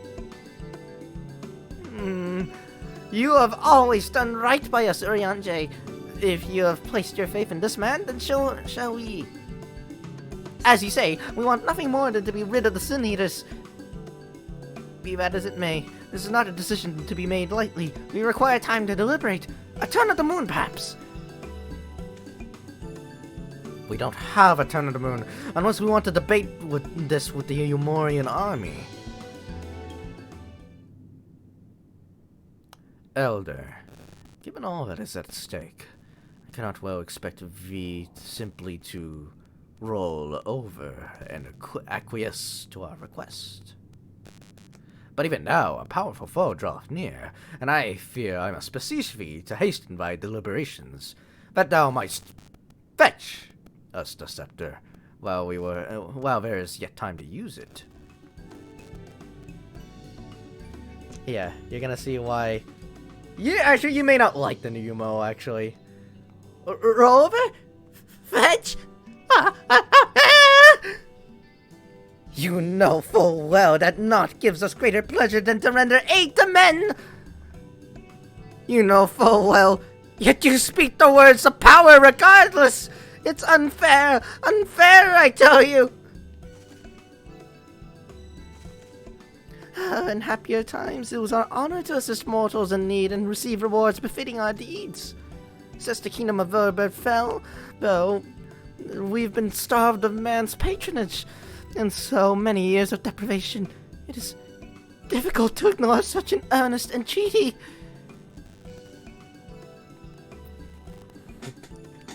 Well, very well, ENJ. I promise to give you a swift answer as I may.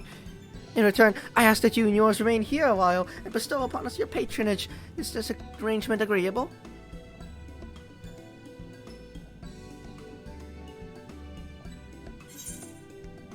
If you couldn't gather before, by the way, the Numo are dogs. Yeah, the Numo respond to dog commands. Wolf indeed.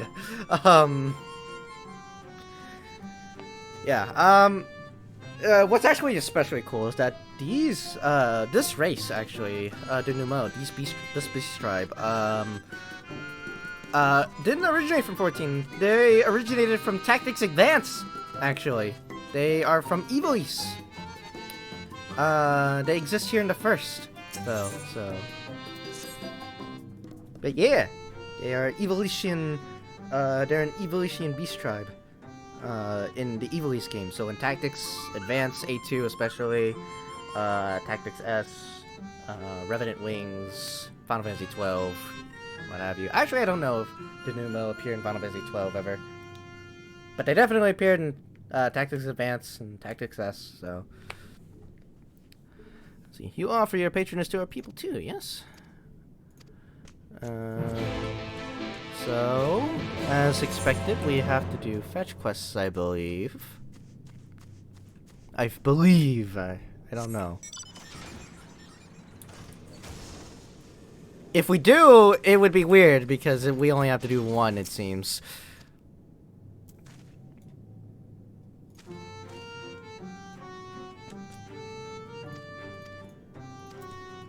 But yeah, that's why Urion J described him as man's best friend before. And why they respond to roll over and fetch. And basically take those as the words of power.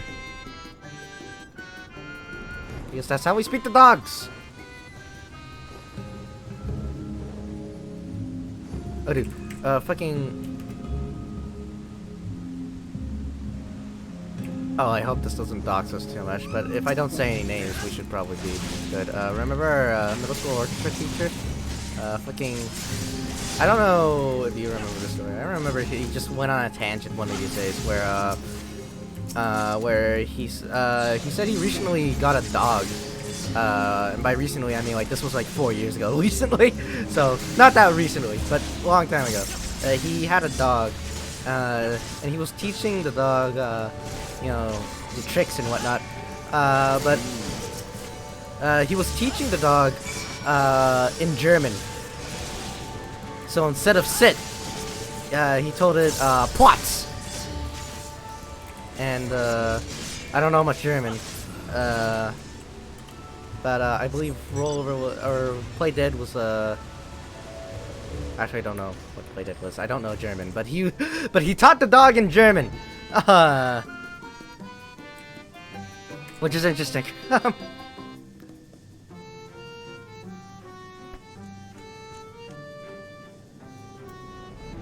What is play dead in German?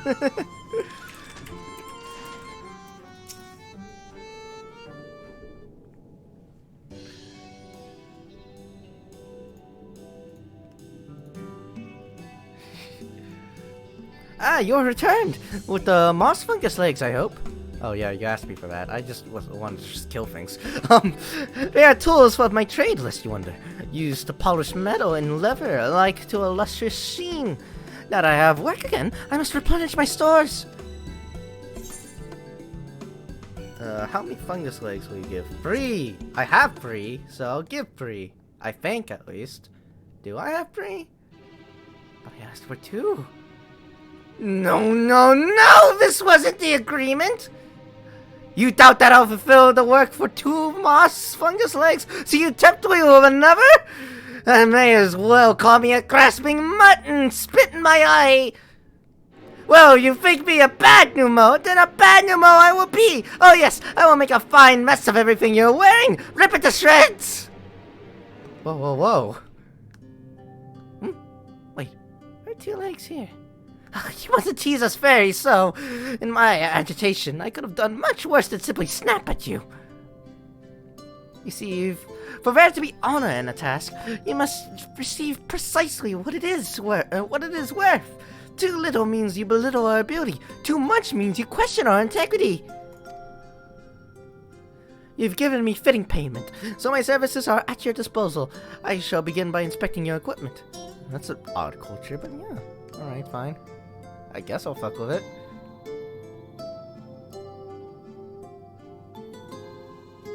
I see.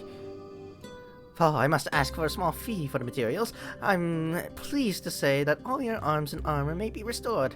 If you mean to change them in the near future, however, there's no need to worry. My first repair is complimentary. Here's the coin which you may pay me with when you desire to have work done. Many thanks for your patronage.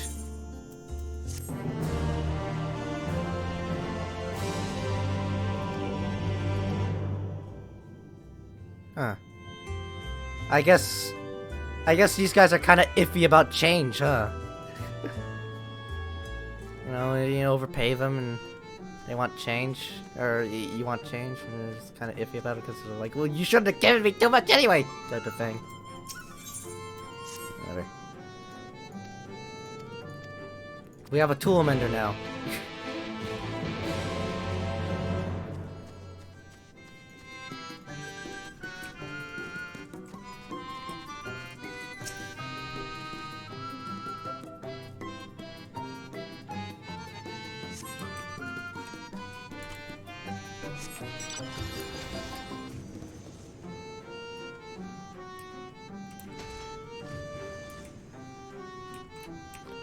I will also say that this is not how Nemo normally act in Evilise, in the Evilise games too, by the way.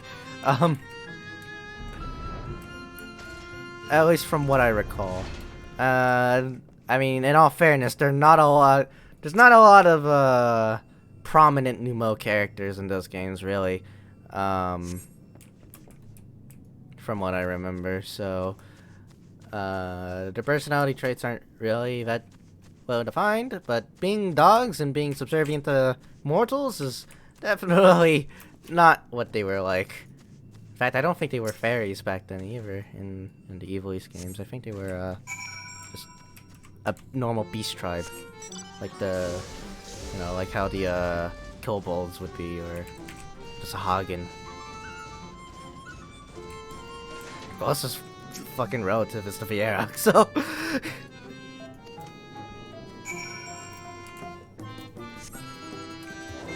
There are definitely Numo like that in this world, by the way. Numo that aren't really completely wholly subservient to men and mortals. And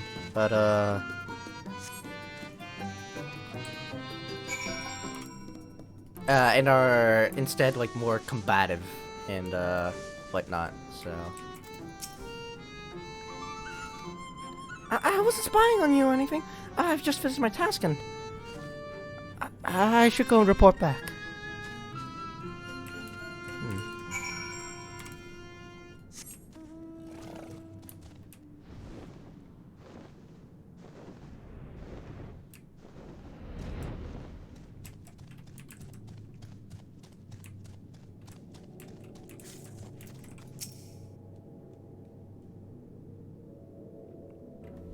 Ah, you are returned. Have you dealt with the flame spores by the western entrance as well? Excellent! No more poisonous spores irritating our noses. For a little while at least. Oh dear, I believe I'm getting sentimental. Having a patron again. It reminds me of the old days. Fairer every day. I could carry my wares to the castle to offer in exchange for men's patronage. Back then, the castle wasn't called Ogia. The Voberites built it, and they named it Gröslicht. It was their bastion in the struggle against the Sin Eaters, and now they're gone. All of them. Nobles and knights and common folk alike.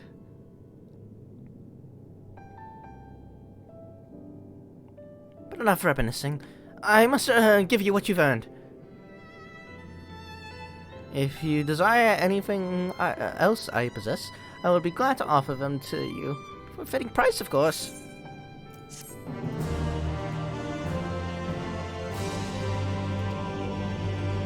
Now, would you be willing your patronage to anyone else? Offering your patronage to anyone else? If so, would you consider it a wig lad?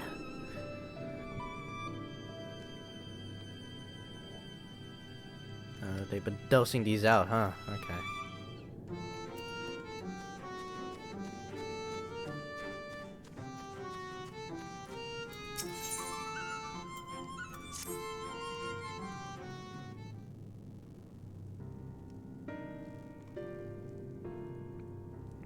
What? You would be my patron? But I can't do anything for you. The lawless ones took my invisible ink, and without it I can't make my arcane wares. Who are the lawless ones? They're Numel, like us, except they've turned their backs on our values. Curs without honor they are. Yeah, that's the one I was talking about. They refuse to work, instead spending all their time cavorting and making a nuisance of themselves. It was when I was outside for a walk they set upon me and robbed me of my possessions, the ink included. I was too weak to resist them, but you, mortal, you look like Sauron. Do you think you could take my ink back from those villains? If you do this, I will consider it your patronage, and by way of my service, I will make you something very special. Excuse me, Somnus, but I couldn't help but overhearing. If you mean to undertake this task, will you let me accompany you? I will learn from you and help in what little way I can. You're welcome to join.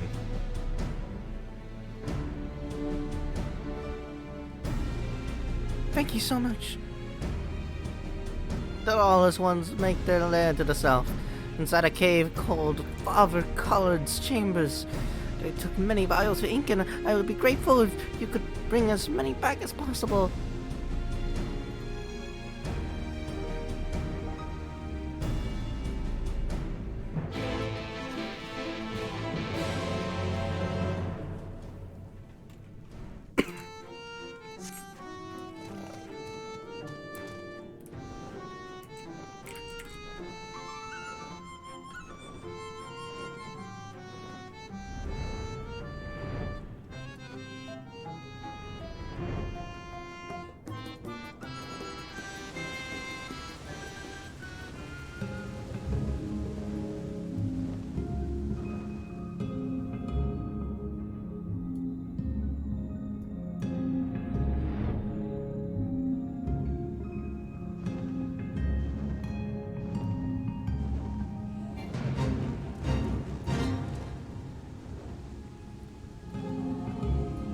Huh. I just realized this is one of the few areas that actually have free Aetherites in them. Here we go. Meet with Ophelia here.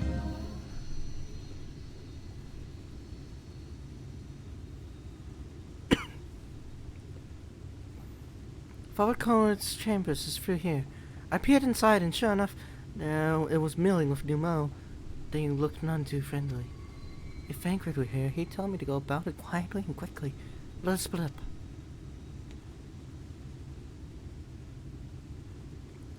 I'll find all the ink I can and then come back outside. See you shortly, Somnus.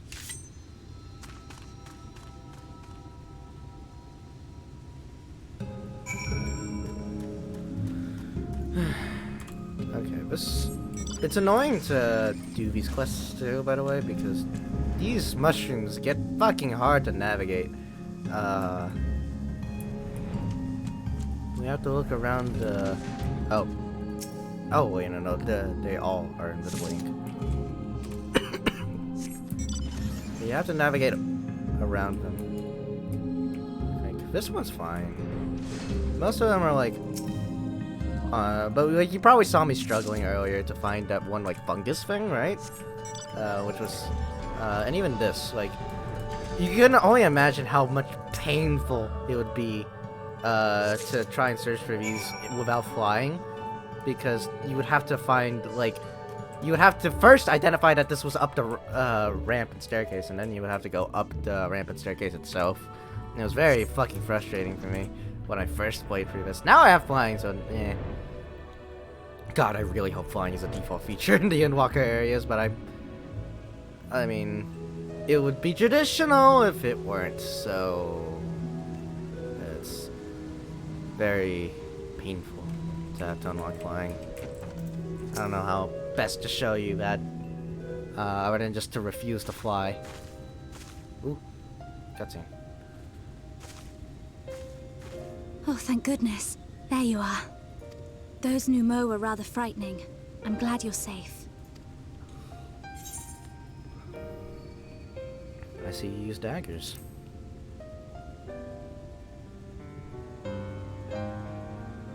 Thancred taught me, but I'm still a novice. The Minfilius before me battled Sin-Eaters as part of the Yulmoran army. But that had all changed by the time I was found. They held me captive, so that I wouldn't follow in the others' footsteps. I'd still be in my cell now had Thancred not spirited me away. When he found me, I knew nothing of the world. I didn't know how to live, let alone fight. Thancred once told me that if the efforts to summon you failed, it would fall to me to face the Light Wardens. I realized then that it was the only reason he kept me close. As a contingency. The truth is, he can't stand to be around me. Because I'm not her. I'm not his Minfilia.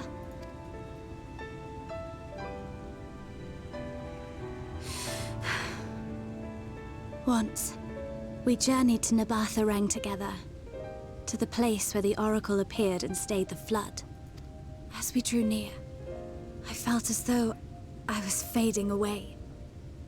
I shut my eyes and covered my ears, and then... I'm not sure what happened after that.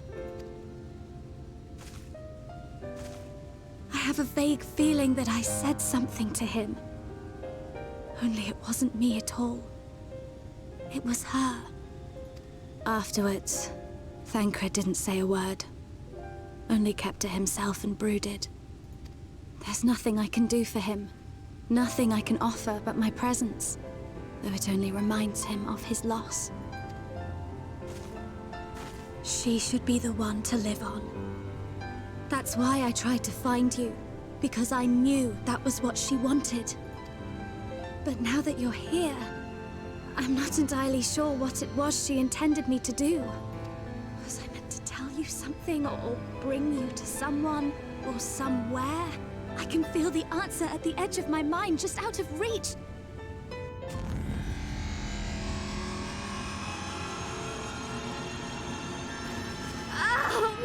What is that?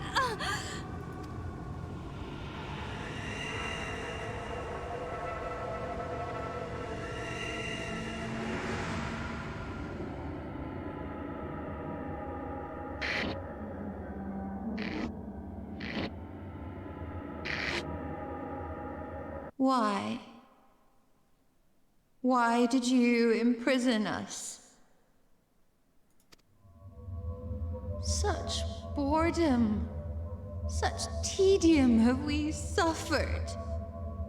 It is unfair. Unfair.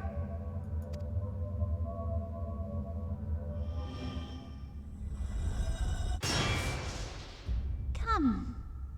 Come and play with us.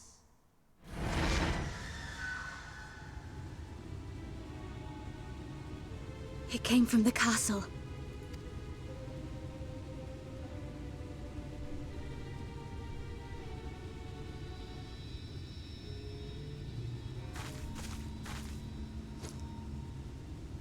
This is everything I have. Please see it delivered to the Numo. I will bear word to Thancred and the others.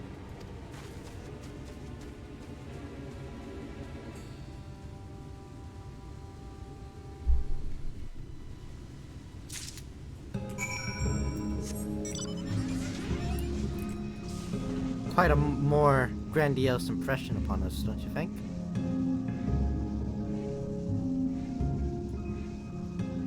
Than some of the other Light Wardens.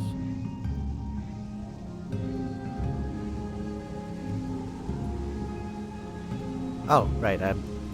There we go. That was what I was fearing. I was far away from my mic. I guess it was just because I wasn't like yelling.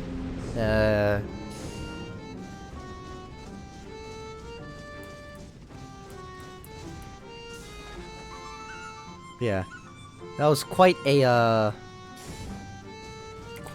more ominous and foreboding presence than the other Light Warden that we've fought. So, anyways, here's your fang.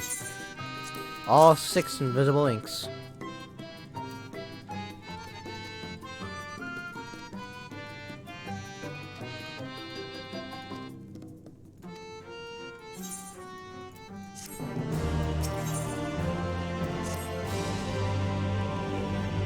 Okay. I should mention that Elder Wid Ank returned a moment ago. If you seek him out, I dare say they'll have tidings for you.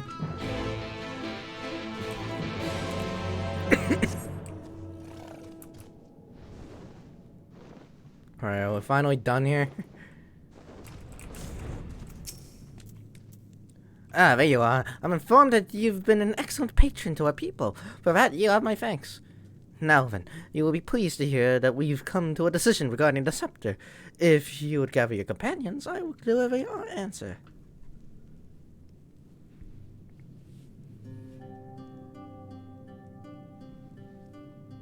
Before I begin, please allow me to express my gratitude for your kind patronage. Having been deprived of purpose for so long, our people are overjoyed at being able to serve again. But on the matter of the stone scepter, during our deliberations, we were forced to concede that we will never have the power to deal with our fallen monarch. We can release Titania neither from the castle nor from torment. In light of this, we have decided to entrust their fate to you.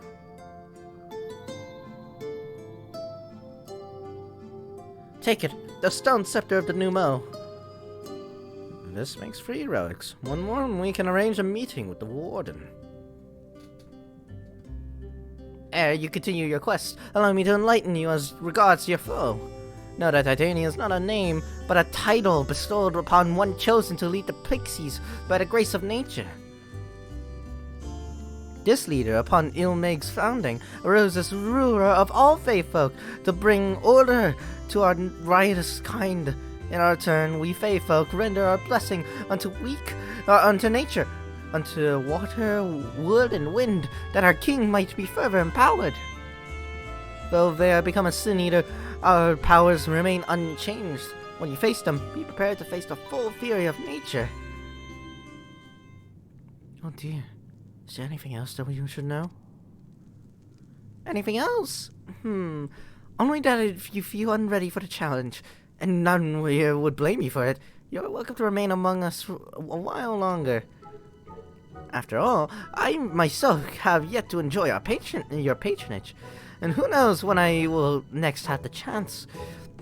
You would see that you were comfortable, of course, and do all in our power to make you feel at home. Oi! Honestly, I look away from one moment and every fairy in the Nunci tries to steal my sapling away from me. This is my sapling! Mine! Do you hear it? Not yours and not the fluff's! And anyone who so much as thinks about trying to seduce him will wish I hadn't! Goodness. These thick-ass accents, man. I can't. I can't. The final relic is a pair of shoes wrought of crystal. They are in the Amaro's safekeeping in their settlement, Warkdorf. It beareth mentioning that these Amaro are unlike those which thou hast heretofore encountered.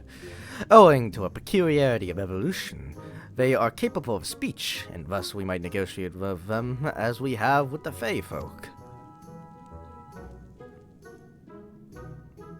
Though it saddens us to see you leave, we wish you well on your way. When you arrive in Willickdorf, seek out the largest of the Amaro. His name is Seto, and he is the leader and the bearer of the relic.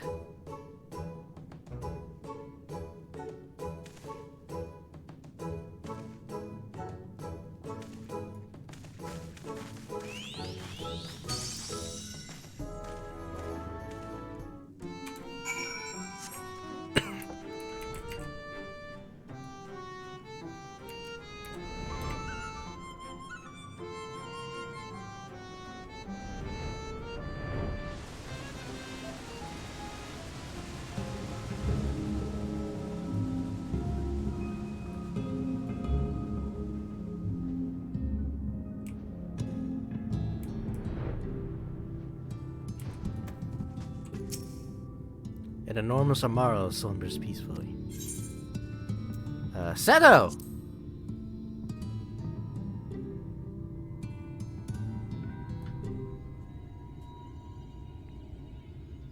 The bird...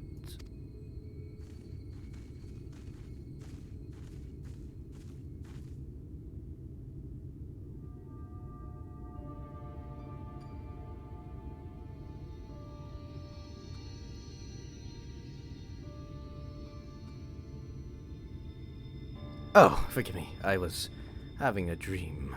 Seldom do men visit us. What brings you to our village? Did I hear you all right? You desire the crystal shoes that you may confront the Light Warden. No, you mustn't think such thoughts.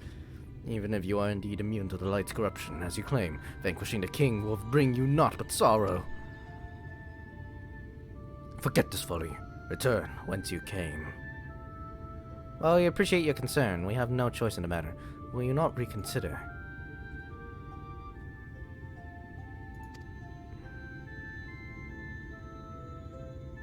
Come, my friends. Let us leave him with his thoughts.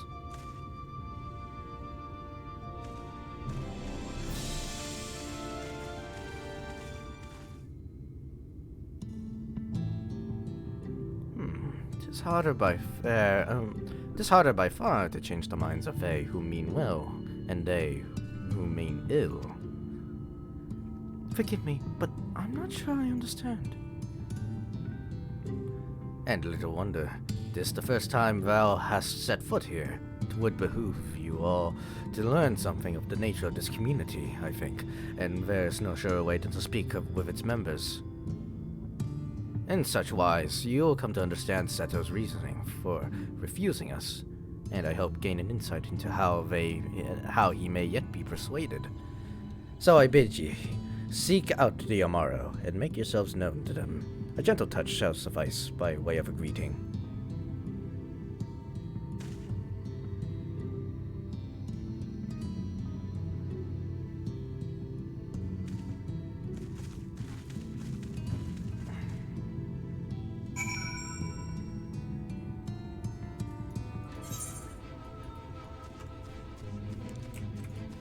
Let's pet Rispa here.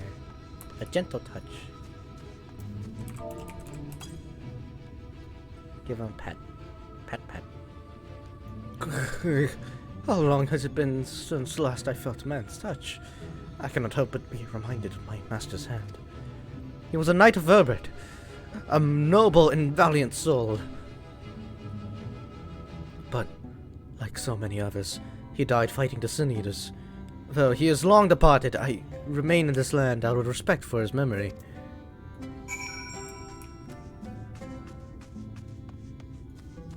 Ayo on.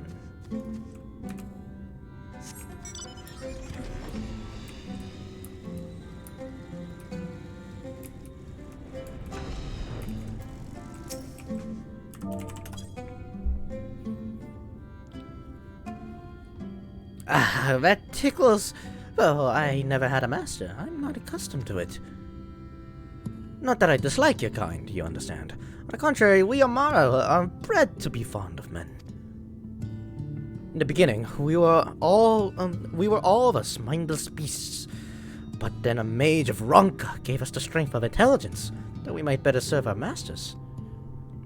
After that empire fell, those with the gifts eventually died out. On rare occasions, however, we are born with the seed of our ancestors in us. If we live long enough amongst men, the seed may quicken, restoring the power of speech to us, amongst other things. So it was with me, though I never had a master, as I told you.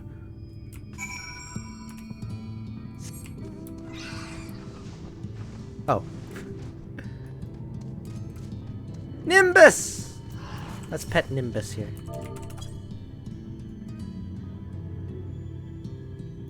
What is happening? Why am I being petted? It's wonderful. Seldom do we have the chance to enjoy the attentions of men. Your kind are loath to come here for fear of the Fey folk. But then we are Fey folk too. When first we made our home here, we swore an oath to the Fairy King, you see. It's easy to forget sometimes.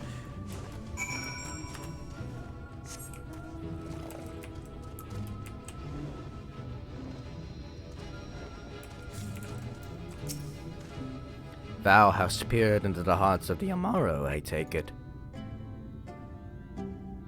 Then thou canst not choose but see the intense and abiding love they bear for men.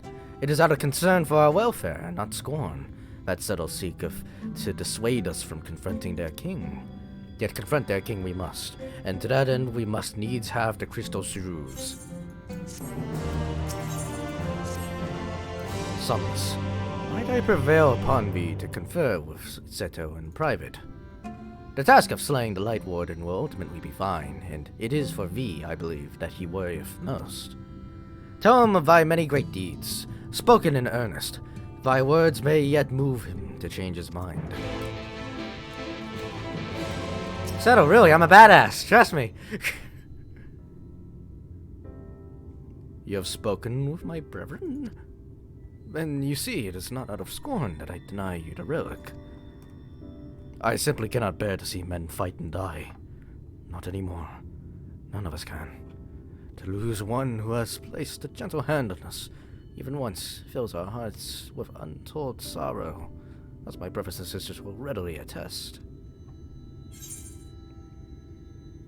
I'll win. Don't worry. I'm a badass. Trust me. What am I to make of such declarations? Tell me, why do you wish this? This land is no longer man's to fight for, nor will your doing so compel the Fey folk to change. And in order to obtain the other relics, you already have paid the due price. Not more is owed. Why then would you risk all to face our fallen king?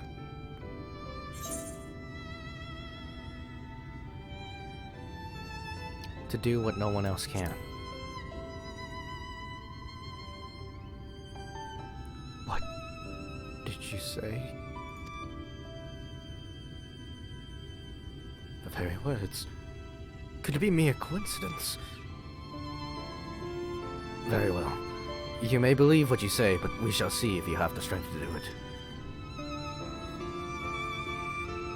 Sin Eaters have been prowling the area of late. Prove yourself against them, and I will consider giving you the relic. See that you are well prepared, then meet me in the clearing to the east. There, I will lure out the fiends, that you may slay them.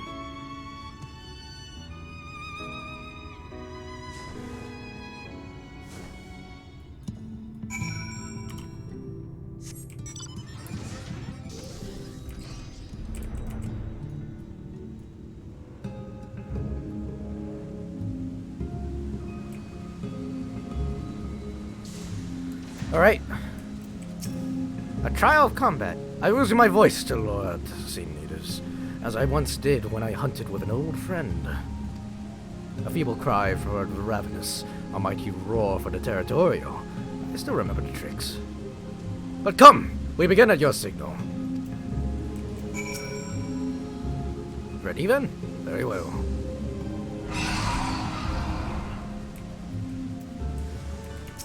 Whoa, okay, alright. Ah, they're weak.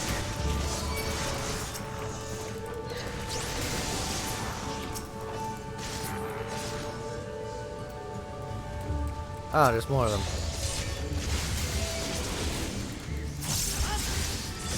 They're still weak. Here, I'll even show you a cool new trick. Meet my old friend. He didn't lay a finger on you, but okay. Alright. There's another one. Surely you've given up by now, yes? Okay. You made short work of those creatures, I will not deny it. I've seen enough. Let us return to Wolekdorf. No, I could ride on your back, but... whatever.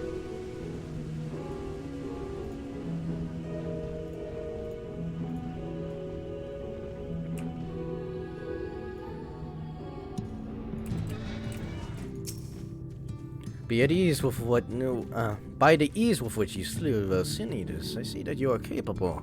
However, I still require time to think. And if you should be willing, there is a favor I would ask of you.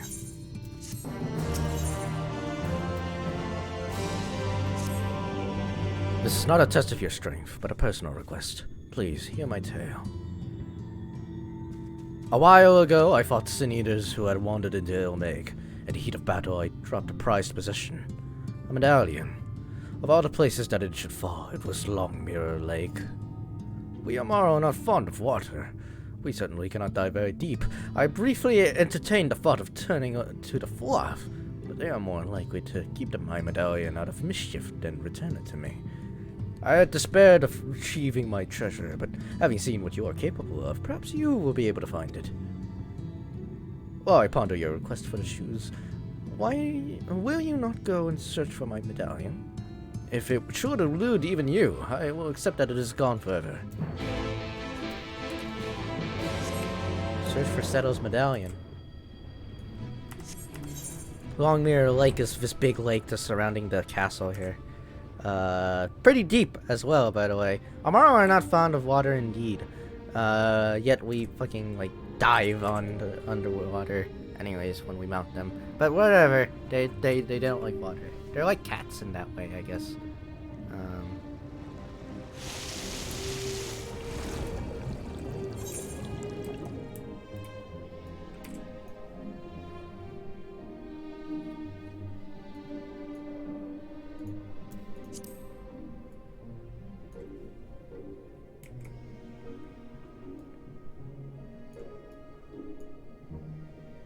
And here we have a church, House of the First Light, and this must be it. Yes. Oh, it fell a ways.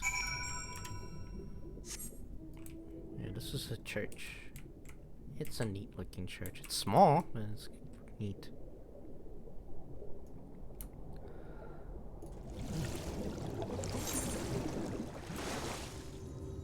I'm glad I have flying for New Game Plus. I am so glad I have flying, man. Seriously.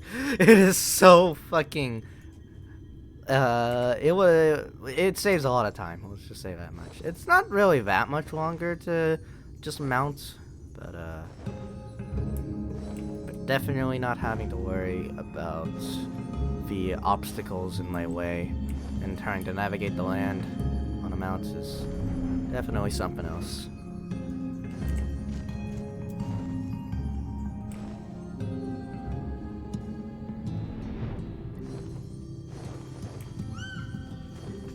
Alright, Seto, I got your medallion. Ah, you returned. How fared your search? Golden medallion.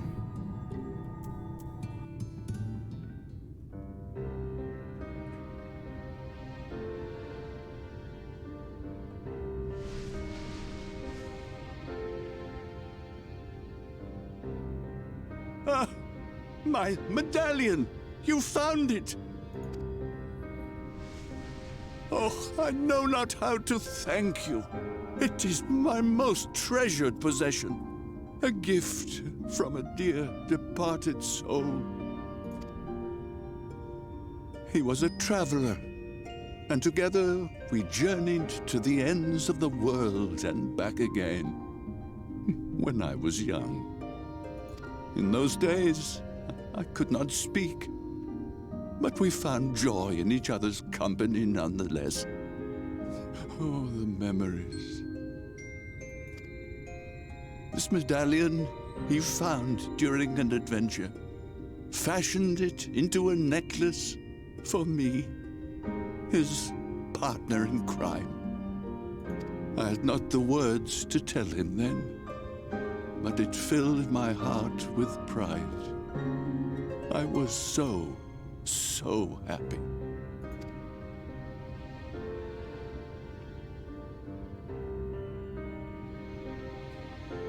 His name was Artbert, and he was my friend. Ardbert, thou sayest? Everyone blamed him for the flood. Him and his comrades. Some few spoke up for them, of the many whose lives they had touched. But as the years went by, their voices were drowned out by those who only uttered the adventurers' names as a curse. It was too much to bear, and so I left behind men and their lies, and came to this place. Ardbert was a trusting soul, constantly being drawn into the troubles of others. Yet in spite of this, he never thought twice when he saw someone in need. He always tried to help. It was no different then. The world needed heroes. It needed him. And yet, he was a good man. He deserved to be happy. I wish I could have told him that, at least.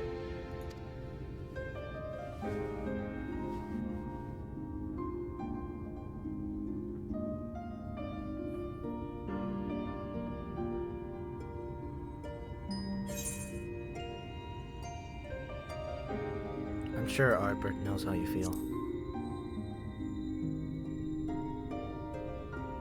You remind me of him. Your kindness. When we Amaro were created, we were granted the ability to perceive souls. Thus did we recognize our masters. That ability has long since faded from our kind. But due, perhaps, to my reversion, I can see your soul. Faintly, but surely.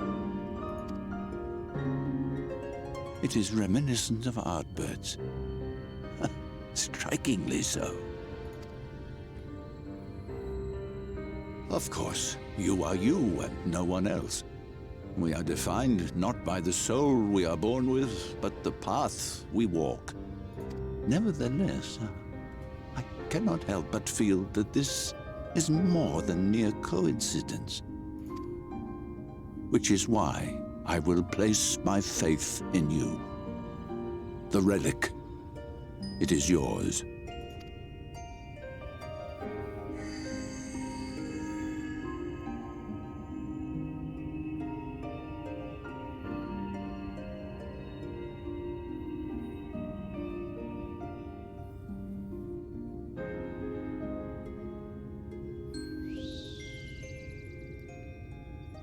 There's trouble! Terrible trouble!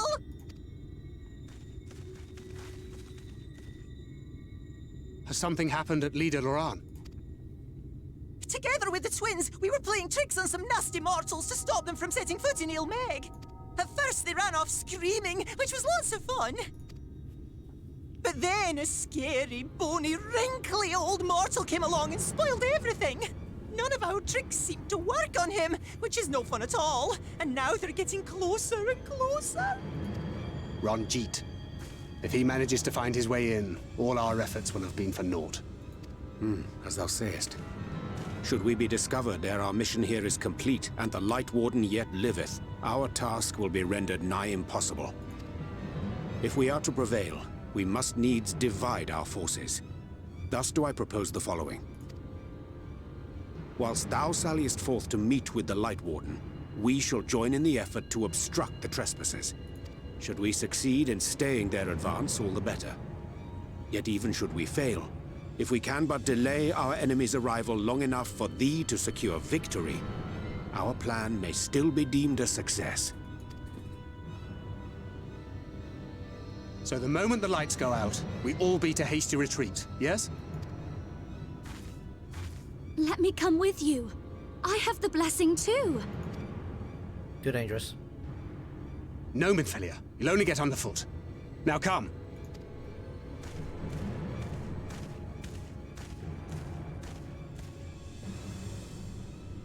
I wish there were more I could do.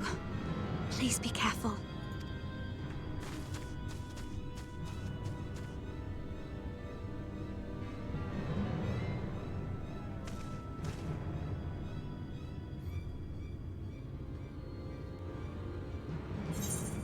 Anyways, we kind of rudely interrupted there, but that story about Seto and Artbert is very touching, man. It really is.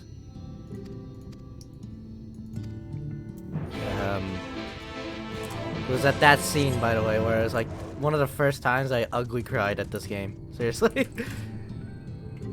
I had cried, I had like weeped before. You know, at the depths of certain characters like Harshapant, and whatnot, back in Heavensward, and even for Gosetsu a little bit, in Stormblood, but this was just tragic, man.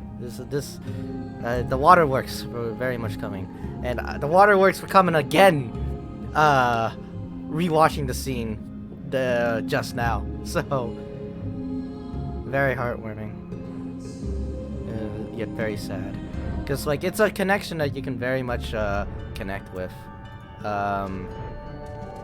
It's you know, the bond between Artbert and Seto is like exactly, basically to a T, your bond with your Chocobo, your character's bond with your Chocobo, and it's or even if you don't play Final Fantasy, like you could probably like relate to like just like what a Pokemon would think, you know, like your starter Pokemon would think after years of not playing on that particular save, yeah? Very much that same type of feeling, you know? Very heartbreaking. Anyways, you probably would have guessed, we're not doing this with NPCs.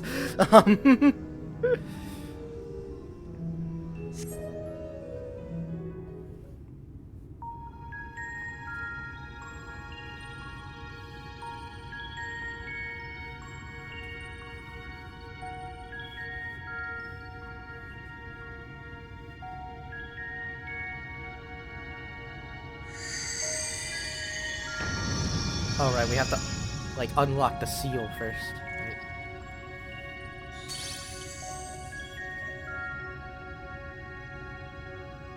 The gate has recognized that you bear all 4 relics. The seal is broken.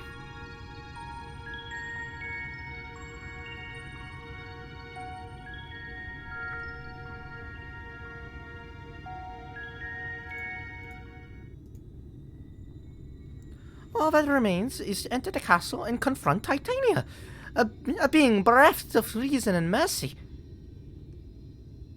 It is sure to be a ferocious battle, but if anyone can bring an end to our king's torment, it's you. Yet know this, my adorable sapling. Though we Fae folk may appear to live unfettered lives, there are still laws that bind us. To take back as much as is taken, to create as much as is destroyed, to give as much as is received. In all things, balance must be preserved, and the same will be asked of you. But worry not, come with me, your beautiful branch will ever be at your side.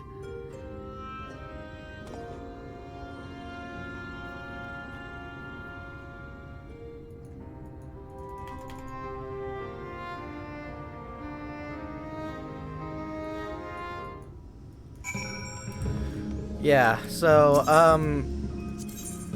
yeah. I don't know how the fuck we have our adventurer buddies in another completely alternate world, but thankfully we do, so... Because, dear God, can I not solo this fight for the life of me. Don't even fucking try and ask me. No, it does not mention it at all. Let's see. The white dress, the shell crown, the stone scepter, the crystal shoes. Having acquired the 4 Fey relics through considerable effort, you now stand ready to break the seal over Lygia and confront the Light Warden of Ilmeg and fallen Fairy King Titania. Yet even as you hunt the Sin Eater, you are in turn hunted by the forces of Yulmore, who have thrown all caution to the wind and marched resolutely on the Fairy Kingdom. Yeah, it says nothing about your party members. And none of the cutscenes say anything about your party members, huh? In lore, I guess you solo it, yeah, but, like, it's kind of fucking insane. Either way, don't ever ask me to solo this. Even as a fucking paladin or a warrior, I can't. No one can. It's a difficult one. I'm sure by the time we're level fucking, like, 90, we could probably attempt, but I don't even think undersize is even available, so even if I wanted to, I don't think I can even try. Hold on. Undersize party. Yeah, I can't even try. I can't even try to undersize it. I can't even try to solo it.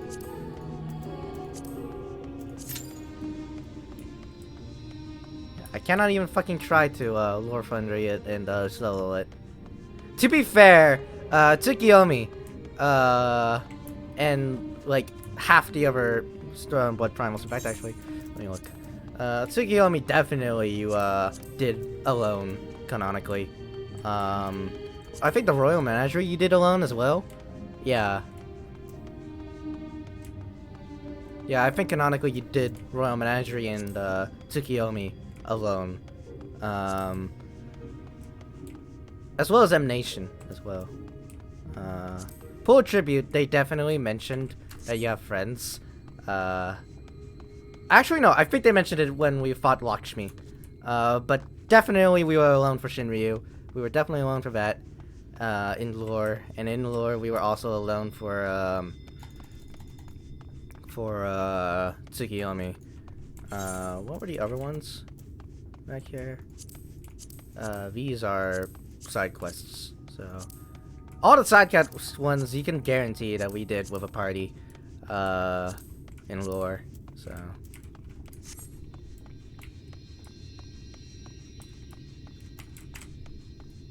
so we have done like quests in which in lore the Warrior of Light did solo, that like no party members involved. We have done fights with those with parties before, so.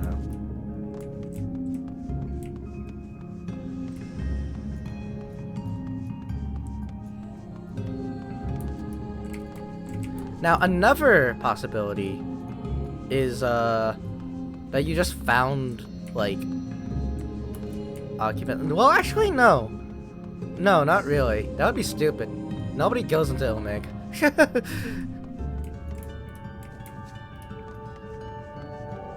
So yeah, so like, even if you like, there was like a band of adventurers that you were found or were with, probably wouldn't have been like that, because if there was like a band of adventurers that you were canonically with, then fucking there are a lot of scenes that don't make sense now. So. By the way, this castle's pretty. It's a very pretty castle. I like it a lot. As you can see, there's a lot of overgrowth around it as well. It has been 100 years since this castle was in proper human use, but it's a very pretty castle.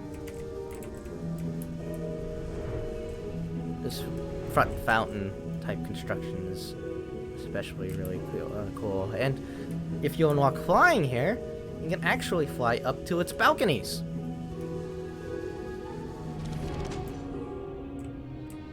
Wander around the balcony of the place. in which it is still very cool. There's actually another balcony down here. It's the backside of the castle. Very fucking cool as well. Perfect diving board as well. Very cool. You can go up into the balcony here. It actually looks really, really, really pretty at nighttime when you're up on the balcony. I AFK up here way too often than I'd like to admit. I'll just say that much. Are there other balconies in which you might perch upon? Oh, you can perch it. No, you can't perch up here. Or up here. Oh, no, you can perch up here. Yeah. I love this castle. I love it a lot. It looks really fucking cool. And I, of course, have all the sightseeing logs for Shadowbringers, by the way. Funny. I love the Shadowbringers areas so much that I have all the, that I decided to just get all the sightseeing logs for them. I didn't bother to get them for Stormblood. I didn't even bother to get them all for Heavensward. But for Shadowbringers, I got them all. Mainly because, if you get all the sightseeing logs, you unlock, paintings for the, areas, for their respective areas. And, those paintings you can, buy and display up in your housing areas. And you best believe that I fucking wanted Ilmeg's, painting in my, it's actually, you've probably seen it in my, well, actually, I don't think you've seen it. I never paid attention. I never, brought attention to it. But it's in my, normal house, a painting of Ilmeg. There's also a painting in my FC room of a Shadowbringers area that we have yet to actually go to. It is way, way late endgame. It is actually very much endgame. It's literally the last area you ever go to. So, yeah. Shadowbringers areas are fucking pretty, man. They're gorgeous. Ilmeg, in that other area especially, which is why I have paintings of them. A lot of people swear by the next area that we're about to go to, the next new area, I should say. A lot of people swear by that one because they like the music of that one a lot, and also Y'shtoa's in there. Raktika, I should just say Raktika. We already know that Y'shtoa's in there, and everybody simps for Y'shtoa, so a lot of people love that area. Actually, it also has a really fucking funny storyline as well that's associated with it. It's a side quest storyline, not a main quest storyline, so we'll never see it, but it's fucking hilarious. And it's also the homeland of the V's of this world. It's where the Viera live in this world.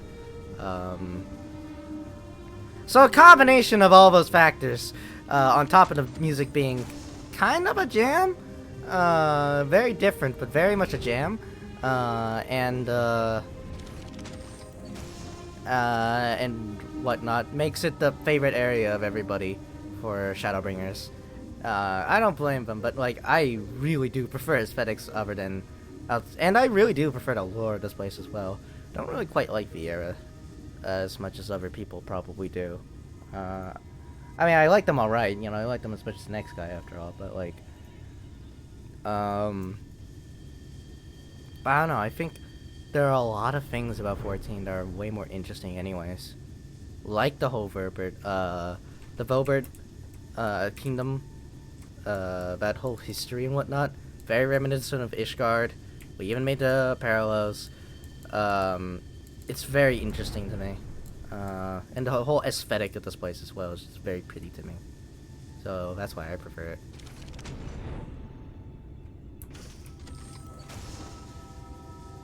In fact, let's actually explore underwater here to see some of the ruined, some of the ruins.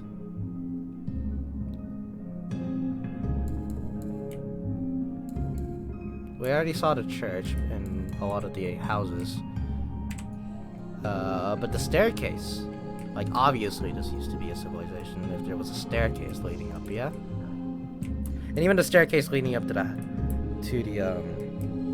castle I neglected to share, but very interesting architecture, and I really do enjoy it a lot. It's very cool. Very pretty. Going back underwater though. There's more to this place. It's half flooded, yeah. Almost all flooded actually, and the other half of it is like sediment. You know, there's a lot of like dirt and sediments around here, burying a lot of the old buildings here. In fact, you can actually see some old spires from like lampposts and whatnot sticking out of the ground here.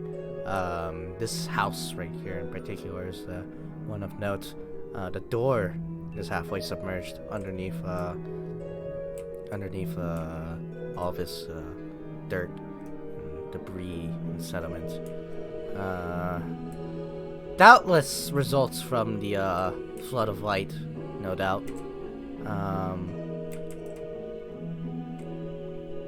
I do wonder how quickly the flood came in here after the flood of light. How quickly the Kingdom of Vobert fell, you know? Do wonder that.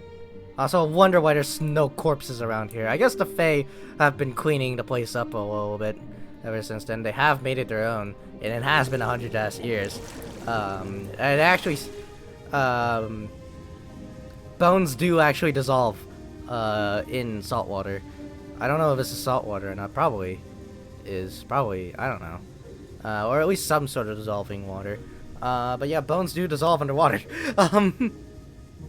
Over time. But I think one of the most famous cases actually is the wreckage of the Titanic. Actually,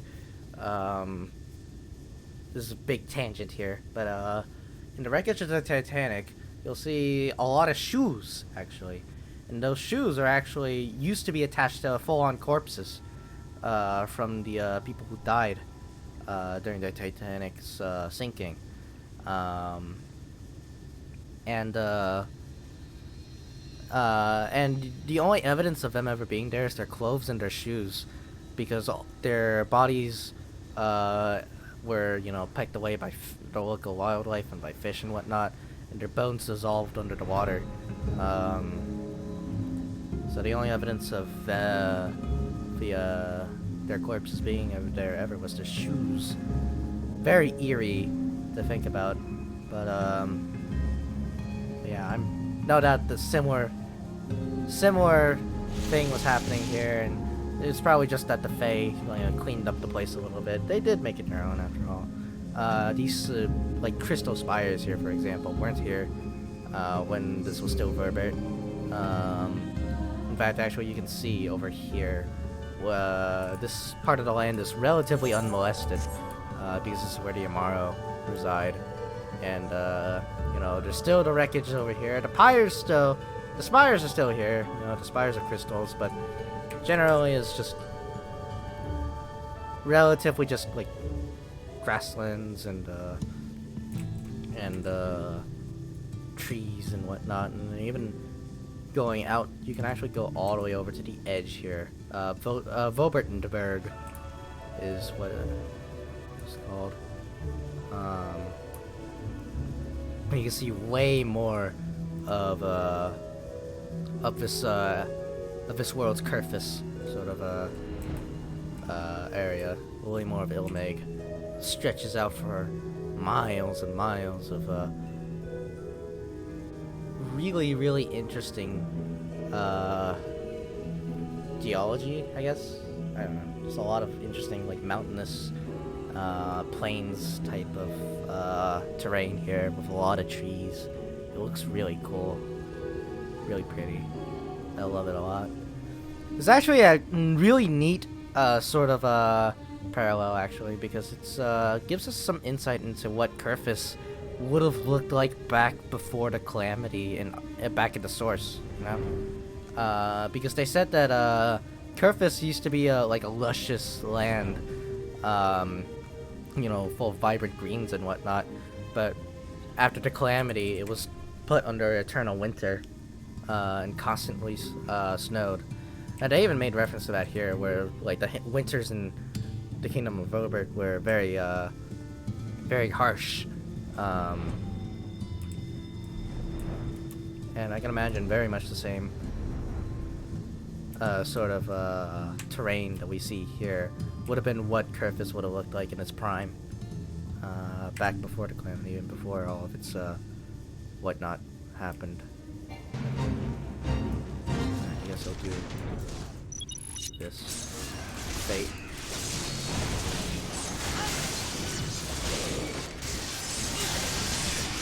Probably.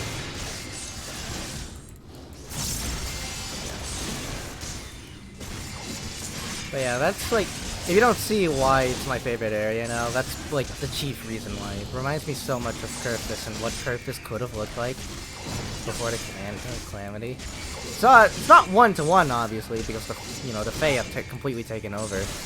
But probably the best approximation you could have, right? So cool, man. So cool.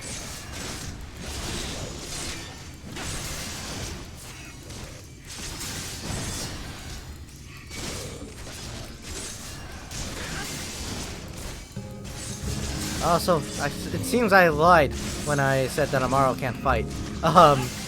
This Amaro is clearly fighting, so... I'd imagine that Chocobo probably have better combat abilities, though. Because, like, Chocobos can actually properly use magic and whatnot.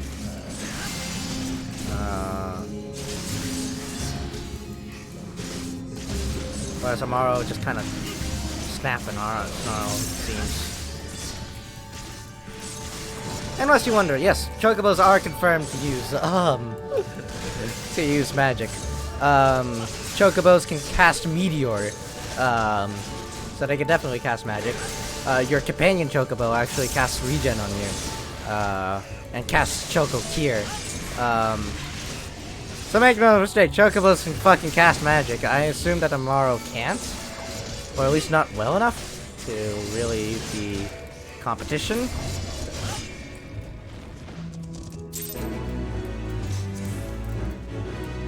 I'll even show you my companion menu here.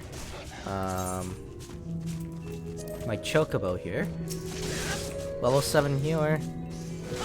Choco Regen. Choco Cure. They'll have Choco Medica later. They definitely know. They definitely know magic. Enemy Chocobos can use Choco Meteor on you as well. Which is just straight up just a meteor spell. Yeah, Chocobos are kind of badasses like that.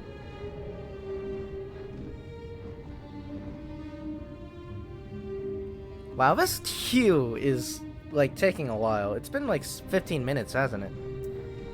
Can't believe I've been ranting for 15 minutes, but, it's been 15 minutes. Oh, we just passed the 11-hour mark on the stream, actually, and it's 1:30 a.m. Wow, okay. Do you want to just hold this off?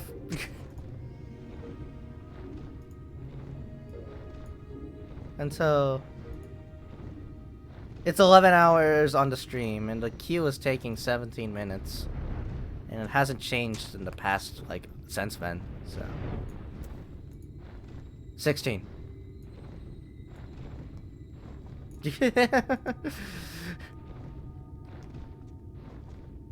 Yeah, I think no one's online. Well, I'm willing to do this again tomorrow. Or later today, I guess. I'm willing to do that. Are you? Yeah, we can finish up later today. Probably around 4 p.m. Yeah, sure. Sure, yeah. I could probably do that. Okay, so we just end here. I'll withdraw from the queue.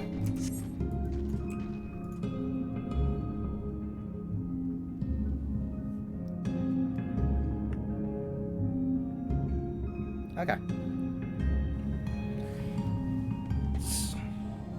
There's more. There's more. There's more after this, so... Okay, alright.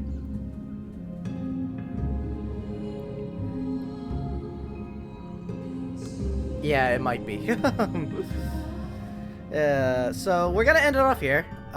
We have a lot more. I did not fucking notice the passage of time at all. It was 11 hours, and we're still not done with the part. It's been 11 hours and we're still not done with the part, which is actually kind of amazing, because it does not feel like 11 hours now, does it?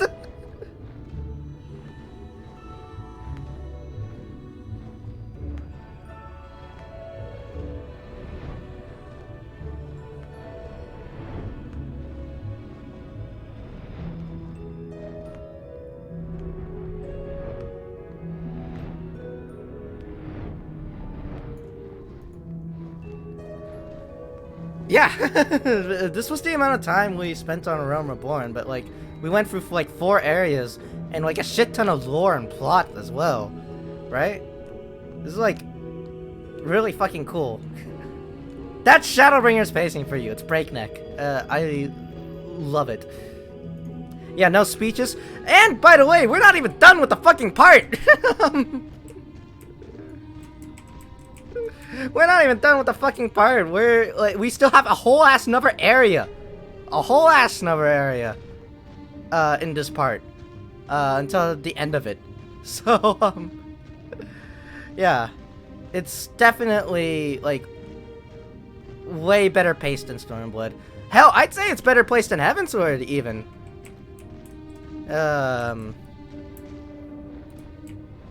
Heavensward was, like, short. Like, its first half was really short.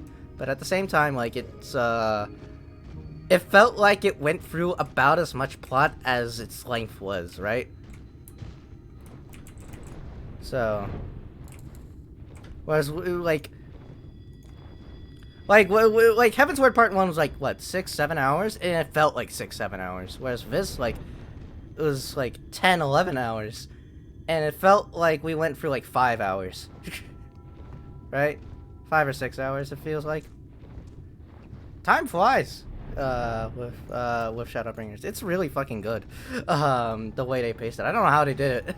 I really don't know how they do it, but yeah. We're gonna stop the stream here and stop gushing about Shadowbringers for a little bit. We'll reconvene later to finish up the rest of Part 1. We'll meet again later today, maybe around 4 p.m. And then that'll be it. So yeah.